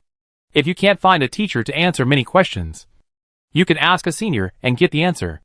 For the various development of Inci Lord, there are standard answers. Just like the Yin Chao, who was not taken seriously by the Lord of Huangquan. Chui Xian and the other 4 actually took it seriously, because their teachers have taught them that the later the Yin Chao, the more important it is. If you reach the position of the Ghost Saint of the Underworld, the status of the Yin Chao under your command is not even weaker than that of the contracted undead. So training the Yin Chao in advance, arranging the Yin Chao to perform various tasks, is like training AI. The earlier you start, the better, and the more detailed the treatment, the better. Another example is the Book of Life and Death. If no one guides him, Gushi might just use the Book of Life and Death as a roster. In fact, it is not like that. The Book of Life and Death is the key to the Underworld. In the upgrade process, after being promoted to the Lord of the Underworld, at least 6 skills are related to the Book of Life and Death. If the level of the Book of Life and Death is not high enough, then you can watch these skills slip away from you. There is also the skill of Naiha Bridge, which is the starting point for entering the Lord of the Underworld. Although there are only 2 routes on the surface, but in the hands of the Lord of the Underworld, it is completely a flower. For example, how to place the Naiha Bridge, what is the angle of placement, and how many Naiha bridges to place at a time. There are many details to pay attention to. If no one reminds me, I am afraid I will have to suffer a few losses before I understand the tricks. On this journey, Gushi feels that he has gained a lot, and can even see that the road ahead is becoming more and more solid. Chapter 1978. Discovery influenced by fate. After sending Cui Xian and the others out, Gushi stayed in Poison Peach Mountain for half a day. After all, Poison Peach Mountain is also one of Gushi Death Cities, and it is a death city stuck in an important node like the Creation Bridge. Gushi must arrange everything here after all. Gushi is not sure whether the completion of the Creation Bridge will have any adverse effects on these game worlds. Now that he is increasing his investment in it, Gushi is not sure whether it will be a waste. But if we don't invest resources in it, if Poison Peach Mountain can't develop, it would be a shame for such a good place. In order to maintain the balance here, Gushi can be said to have used all his strength. At least in Gushi's mind, his arrangement for Poison Peach Mountain is the limit of what he can do. After walking around Poison Peach Mountain again, confirming that there is nothing left out, Gushi then stepped into the Hearthstone on the Poison Peach Mountain side. Just as Gushi walked out of the Hearthstone and returned to the teleportation room on the 2nd floor of his private house, a petal of the Nether Spirit Flower suddenly fell in front of Gushi's eyes. This is the protection that Gushi set for himself. If his fate changes, even the slightest change, the petals of the Nether Spirit Flower will automatically appear in front of Gushi. Seeing the petals of the Nether Spirit Flower falling, Gushi also became nervous. Many thoughts quickly appeared in his mind. He has not had any contact with outsiders in the past few days, nor has he encountered any different existence. How could someone affect his fate? Gushi activated the Nether Spirit Flower at the first time, and the side of Destiny's Choice spread out. At the same time, he was still muttering in his heart, the power of fate is really troublesome. I don't know when I got hit. When Gushi looked carefully, he noticed that a small ball of red powder appeared in his body. Gushi had encountered this situation before. At that time, Gushi had not obtained any red clothes, and this red clothes powder almost beat Gushi to death. It was also at that time that Gushi had a specific concept of red clothes. At the same time, he would be careful not to get too much red powder on himself. But he didn't expect that. This time he just went back to Poison Peach Mountain once, and didn't do anything different, but he got stained with these red powder. And judging from the current situation, these red powders will affect Gushi's future fate. Although he didn't know what was going on, Gushi didn't think it was a good thing. He thought about it. The power of the Nether Spirit Flower was concentrated between his hands, and the yin-yang transformation temporarily transformed Gushi into a dead spirit state. Then the fate selection effect of the Nether Spirit Flower was activated in Gushi's hand, allowing Gushi to accurately lock the position of the red powder. Gushi stretched out his hand and pulled it outward, and the red powder was pulled out of his body. When the red powder was taken out, Gushi's eyes were blurred. Then Gushi saw that among these red powders, there was some black smoke that was dissipating rapidly.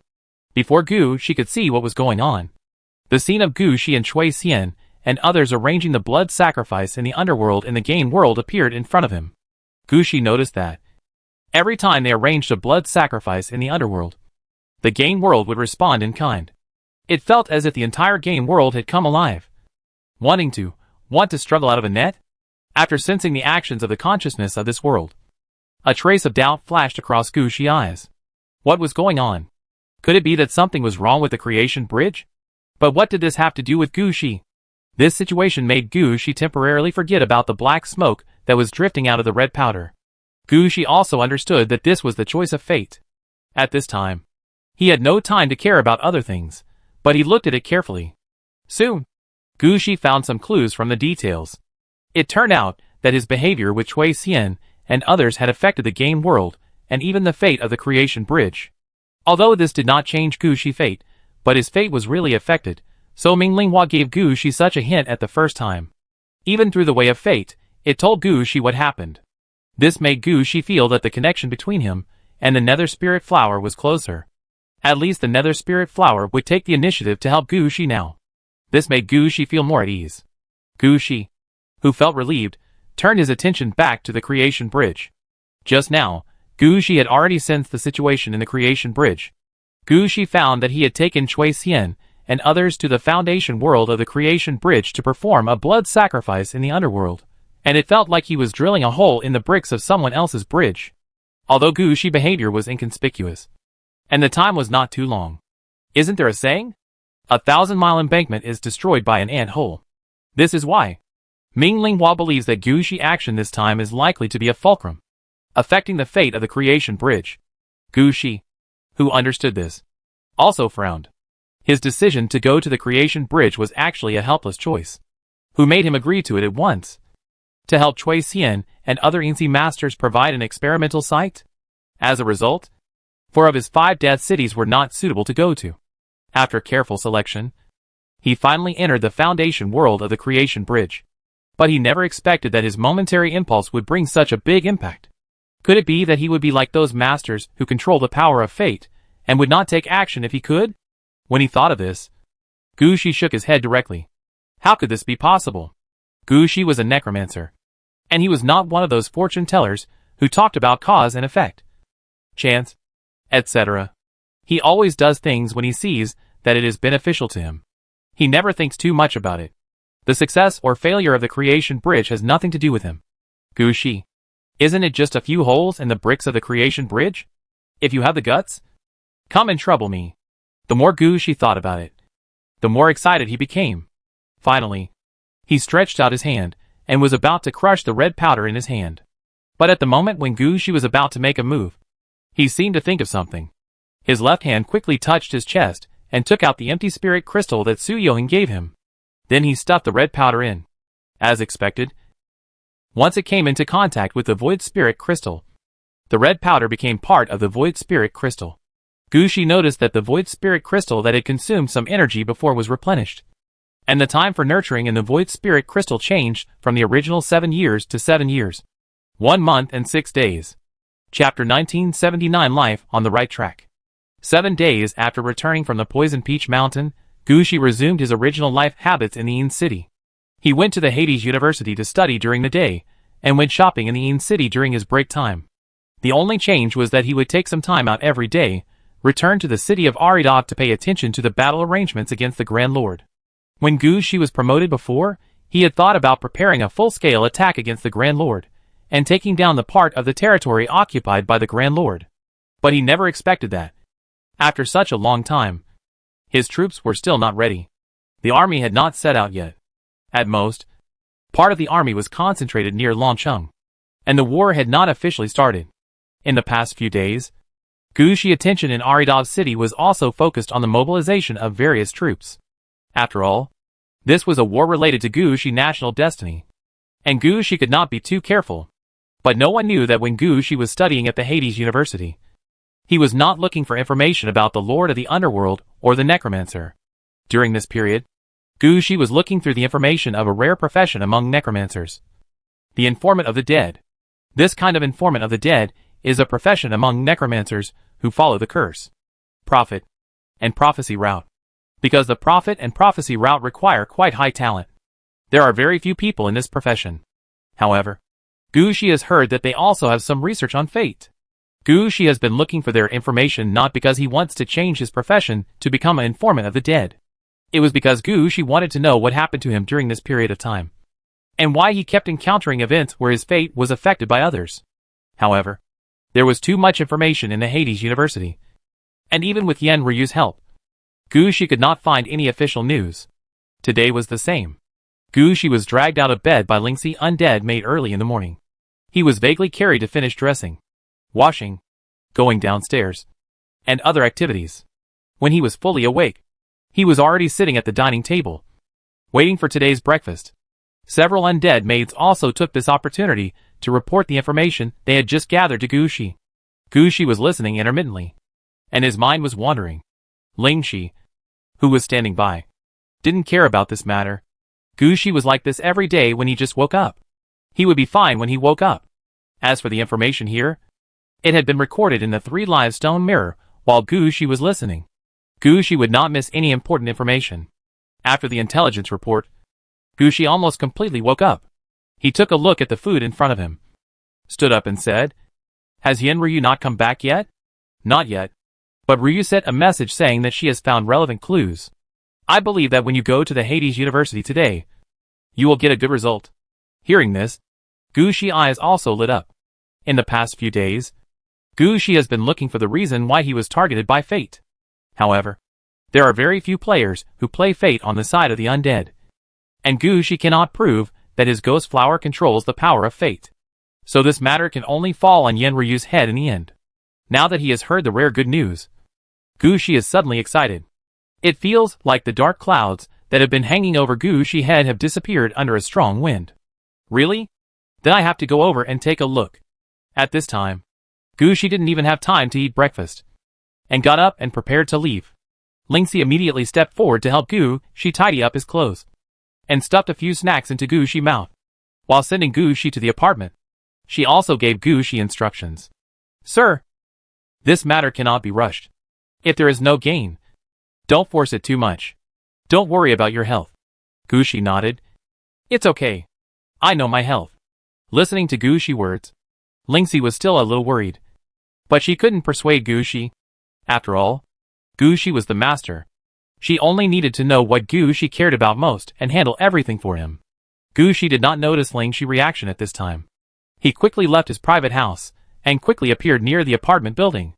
Before Gu Shi called out the flying carpet to the Hades University, he saw Yen Ryu holding some information and rushing towards the apartment building. Gu Shi immediately understood that Yen Ryu had found what he wanted. Now he is rushing back for this matter. Gu Shi didn't think about it. He stretched out his hand and waved it downwards. The nether spirit flower just floated out. A large number of black blood knights lifted Yen Ryu, ignoring the effect of the outer wall of the apartment building, and brought Yen Ryu to the room of the apartment. After putting away the effect of the nether spirit flower, Gu Shi asked Yen Ryu immediately, "Did you find anything?" "Yes, sir. I have already found out the situation you encountered." "Sir, please look at these documents. According to the information, after the skill of destiny reaches level 40, there will be a situation where they can choose the past destiny and directly change the direction of destiny. Look here." Gu Shi took the information sent by Yen Ryu and took a closer look. He found that after the destiny skill reached level 40, there are indeed some skills that can do the same as the destiny choice of the nether spirit flower, entering the key node position of certain things to affect part of the destiny. However, Gu Shi is not paying attention to this now, but to the following taboos. The most important point here is that you cannot completely change the outcome of fate. Otherwise you will definitely be retaliated by fate. It is just because the number of dead people who can contact fate is quite rare. There are only some taboos written here, but no one has ever explained the reasons for the taboos. I seem to have felt this when I used the ghost flower before, but this is not the reason for the troubles I have encountered recently. Gu Shi shook his head. At this time, Yen Ryu spoke. "Sir, no, here is a small record." The student asked the teacher, what would happen if the fate was changed? Take a look at this paragraph. Gu Shi looked in the direction Yen Ryu pointed, and slowly his face became solemn. This is the conversation between a master and a disciple. The teacher was obviously a person who had suffered. He only said one sentence to the student. If you forcibly change the fate, then your fate will be easily modified by others. Gu Shi was shocked. This seemed to be the situation he encountered. So Gu Shi asked, "Ryu, is this master and disciple still together? Did you leave any contact information?" Chapter 1980 The Price of Destiny. In the next 2 days, Gu Shi finally figured out his situation by spreading gossip, indirectly, and asking people to inquire. It turned out that the fate attack that Gu Shi encountered in front of the Hades University was because Gu Shi ate the golden apple, which changed the fate of the griffin black throne in Gu Shi's hand. Although this griffin black throne itself was the equipment in Gushi hand, it was only a matter of a thought that this equipment did not become a red equipment. But red clothes are red clothes after all. The existence or non-existence of a piece of red clothes has a huge impact. Gushi got the griffin black throne, so he had to pay a corresponding price. And this price is that Gushi fate will become somewhat loose. And finally someone will play tricks on his fate. The matter should have ended here. But Gushi was unlucky. After being tricked by someone in terms of fate, he activated the self-protection method of the nether spirit flower. Go check the person who took the small jade piece. This left a thread in fate. If it was just like this, it would be fine. After all, it was just a thread, and at most Gushi would go to retaliate. But Gushi went to the Poison Peach Mountain again, and most importantly, the golden apple was placed there for its final use. Before Gushi left, he took another look at the golden apple. This made Gushi feel the breath of fate again, and the ending that ended up like this was actually completely caused by Gushi himself. This situation is actually not a big deal, because the main aura that caused the backlash of fate has disappeared, which means that what Gushi owed to fate has been paid back. Now Gushi has a little aura of fate on him. Normal people will consume it in 3 to 5 months, and this aura of fate will disappear. And Gushi has something like the nether spirit flower in his hand. Even if he doesn't care about anything, it will only take a month and a half at most, and this little impact will disappear. Of course, there is a prerequisite here, that Gushi should not do anything stupid again. If Gushi still jumps around, trying to use the power of fate to do something big, then the breath of fate on Gushi will become stronger and stronger. And finally cause the turmoil of fate again, which is his own business. Anyway, the news Gushi got in the end was that people who play with fate always think they can grasp the gift of fate very well. But they don't actually understand that what fate lets you see is all marked with a price. After mastering the red dress that affects fate, the best way is not to change the ending. If you insist on changing the ending, you must protect yourself first. Don't get yourself into it. You should know that those who are killed by fate may not know how they died in the end. After all, there are still few people like Gushi who can react. After hearing this situation, it is impossible for Gushi to regret it. After all, many players are willing to risk their lives to get a red suit. At this time, Gushi just sighed in his heart. And he still knew too little. If he had known this would happen, he would have played it bigger. After understanding his situation, Gushi was no longer worried. After all, the possibility that Gushi would use the power of destiny was not high. Even the quasi-red sword in the hands of the prince was not a matter of destiny. Gushi had known it long ago that this was not a gift from destiny, but an opportunity that Gushi had earned with his own ability. And that was only a quasi-red outfit, not a red equipment. Gushi didn't believe it, and he had to use fate for such a small amount of things. If that was the case, it would be too stingy. So Gushi felt much more at ease now. After knowing all the situations, when Gushi walked out, he felt that the sky of Eden City had become much bluer. I don't know if it was because of his good mood. When Gushi went out shopping that night, he accidentally walked into a place he was not familiar with, but he unexpectedly encountered a scenery that made him satisfied. This scenery satisfied Gushi for the whole night. The next morning, his walking speed increased a lot. And the good news that followed was not only that. The next day after knowing this situation, Gushi received the latest information from Shea. I don't know what happened to the prince, and he actually transferred some of his troops back to his throne. Although I don't know what the prince is doing, but for Gushi, this is a good opportunity. In order not to miss this opportunity, Gushi rushed to the vicinity of Longcheng early in the morning, where he checked the latest situation. In Gushi's opinion, this is a good opportunity for him. If he seizes the opportunity in front of him, his plan will be realized quickly. Gushi rushed to the vicinity of Longcheng and immediately met the frontline observer arranged by Princess Anna, a lord of the Princess Council. Gushi thought for a while, and then recognized the identity of the person in front of him. It's Lord Stone statue. How come you are here? The princess got the latest news, saying that the enemy has made unusual movements. So she asked me to come and take a look. Lord Stone statue is an undead transformed from the dungeon after the group. He still looks like Princess Anna, but his skin is grayish-white, and he looks like a statue. Before Gushi placed the town incarnation in Aladovi City, she was the only walking statue in the city. Because of her appearance, she usually likes to play with gargoyles, stone men and other troops. In addition to controlling the undead troops, she also has a certain control ability for this kind of mechanical puppet troops. In addition, She is a high in talent with good defense, magic resistance, and scout talents, whether in overseas assignments or city defense battles. She has extremely high talents. Princess Anna originally wanted to train her as a city defense hero, but in the end, Gushi gave her a city defense incarnation. The status of Lord Stone statue dropped a lot. During this period, the city defense incarnation of Iridavi City was also dressed in red. It is even more impossible for Lord Stone statue to become the city defense hero of Iridavi City.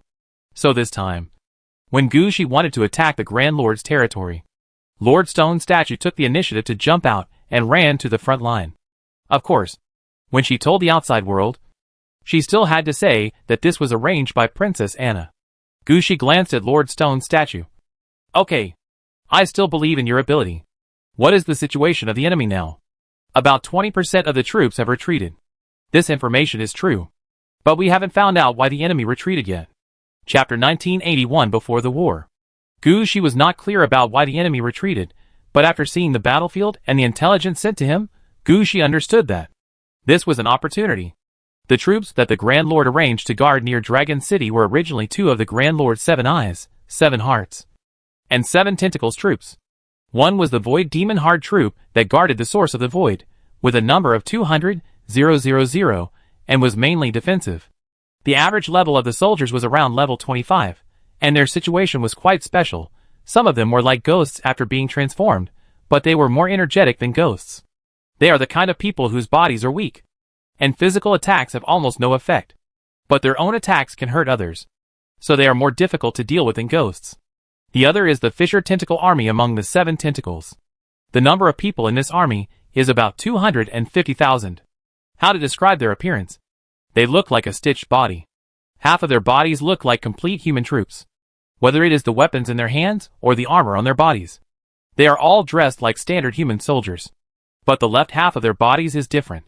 This part of the body directly turned into tentacles, as if the body was split into 2 pieces, and the tentacles were installed in the other half. These tentacles have extremely strong elasticity. Not only are they not easy to cut off, but they can also attack semi-remotely. Most importantly, these tentacles have a certain degree of destructiveness to space. Over the past 3 years, the Void Demon Heart Force has mainly been targeted defense, while the Rift Tentacle Force has been the main force in destroying the Red Light Curtain. It's a pity that their strength is not that strong, with an average level of about 27. In Gushi eyes 3 years ago, they were just like that. In these 3 years, they just couldn't break the defense shield set up by the Axe of Creation. At the beginning, Moore, who was guarding here, thought they could break in and stared at them for a long time. Later, he found that their methods were useless against the defense shield, so he ignored them. At present, the troops that were withdrawn this time were mainly the Void Demon Heart troops.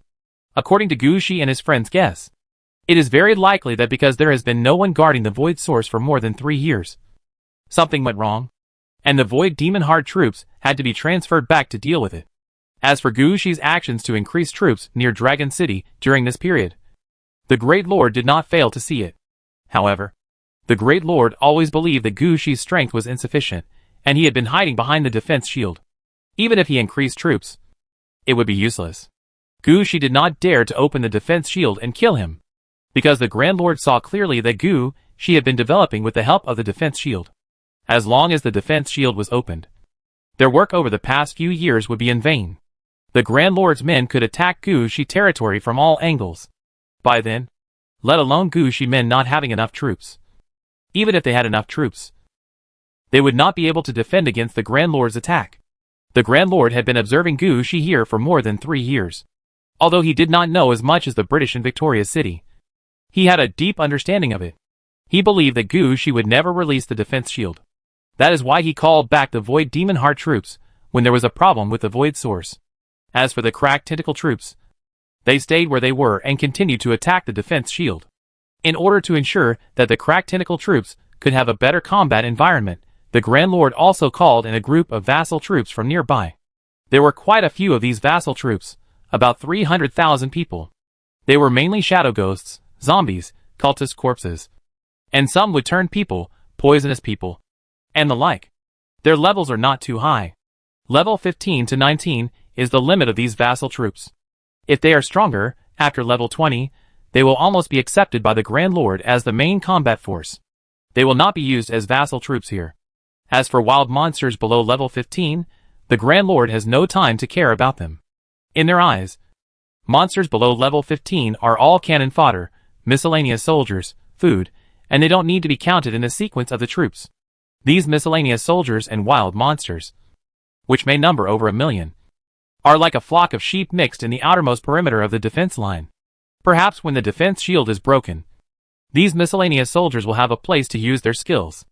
Anyway, in the eyes of the Great Lord, these miscellaneous soldiers are not actually counted in the battle sequence. But it is different for Gu Shi. In Gu Shi's eyes, all existences are meaningful. In other words, he counts all enemies. This is why one of the 2 main battle troops of the Grand Duke was transferred away, and the battle report from Gu Shi was that the enemy had transferred away a small part. However, this is also good for Gu Shi. At least Gu Shi is not too careless, because the Grand Duke's defense troops were transferred away. On the contrary, he carefully mobilized the troops, carefully analyzed the enemy situation, and carefully considered the next battle strategy. In the battle, what you fear is not the ever-changing situation, but what you miss. Consider everything clearly before the battle. This is the best idea. If you can't do everything, you have to find a way to plug all your loopholes. Although it's not the first time that Gu Shi faces such a big battle, this time he is fighting against the Great Lord. So Gu Shi must be very cautious. Gu Shi made various plans to deal with different situations one after another. At the same time, Gu Shi's main heroes were also mobilized. Among these heroes, the one who cares the least is naturally Arroyo from the Black Gun Battalion. At this moment, he was full of excitement. Ever since the last battle with the Dragon-Tooth soldiers and the 100-headed dragon under the golden apple tree, Arroyo has been floating.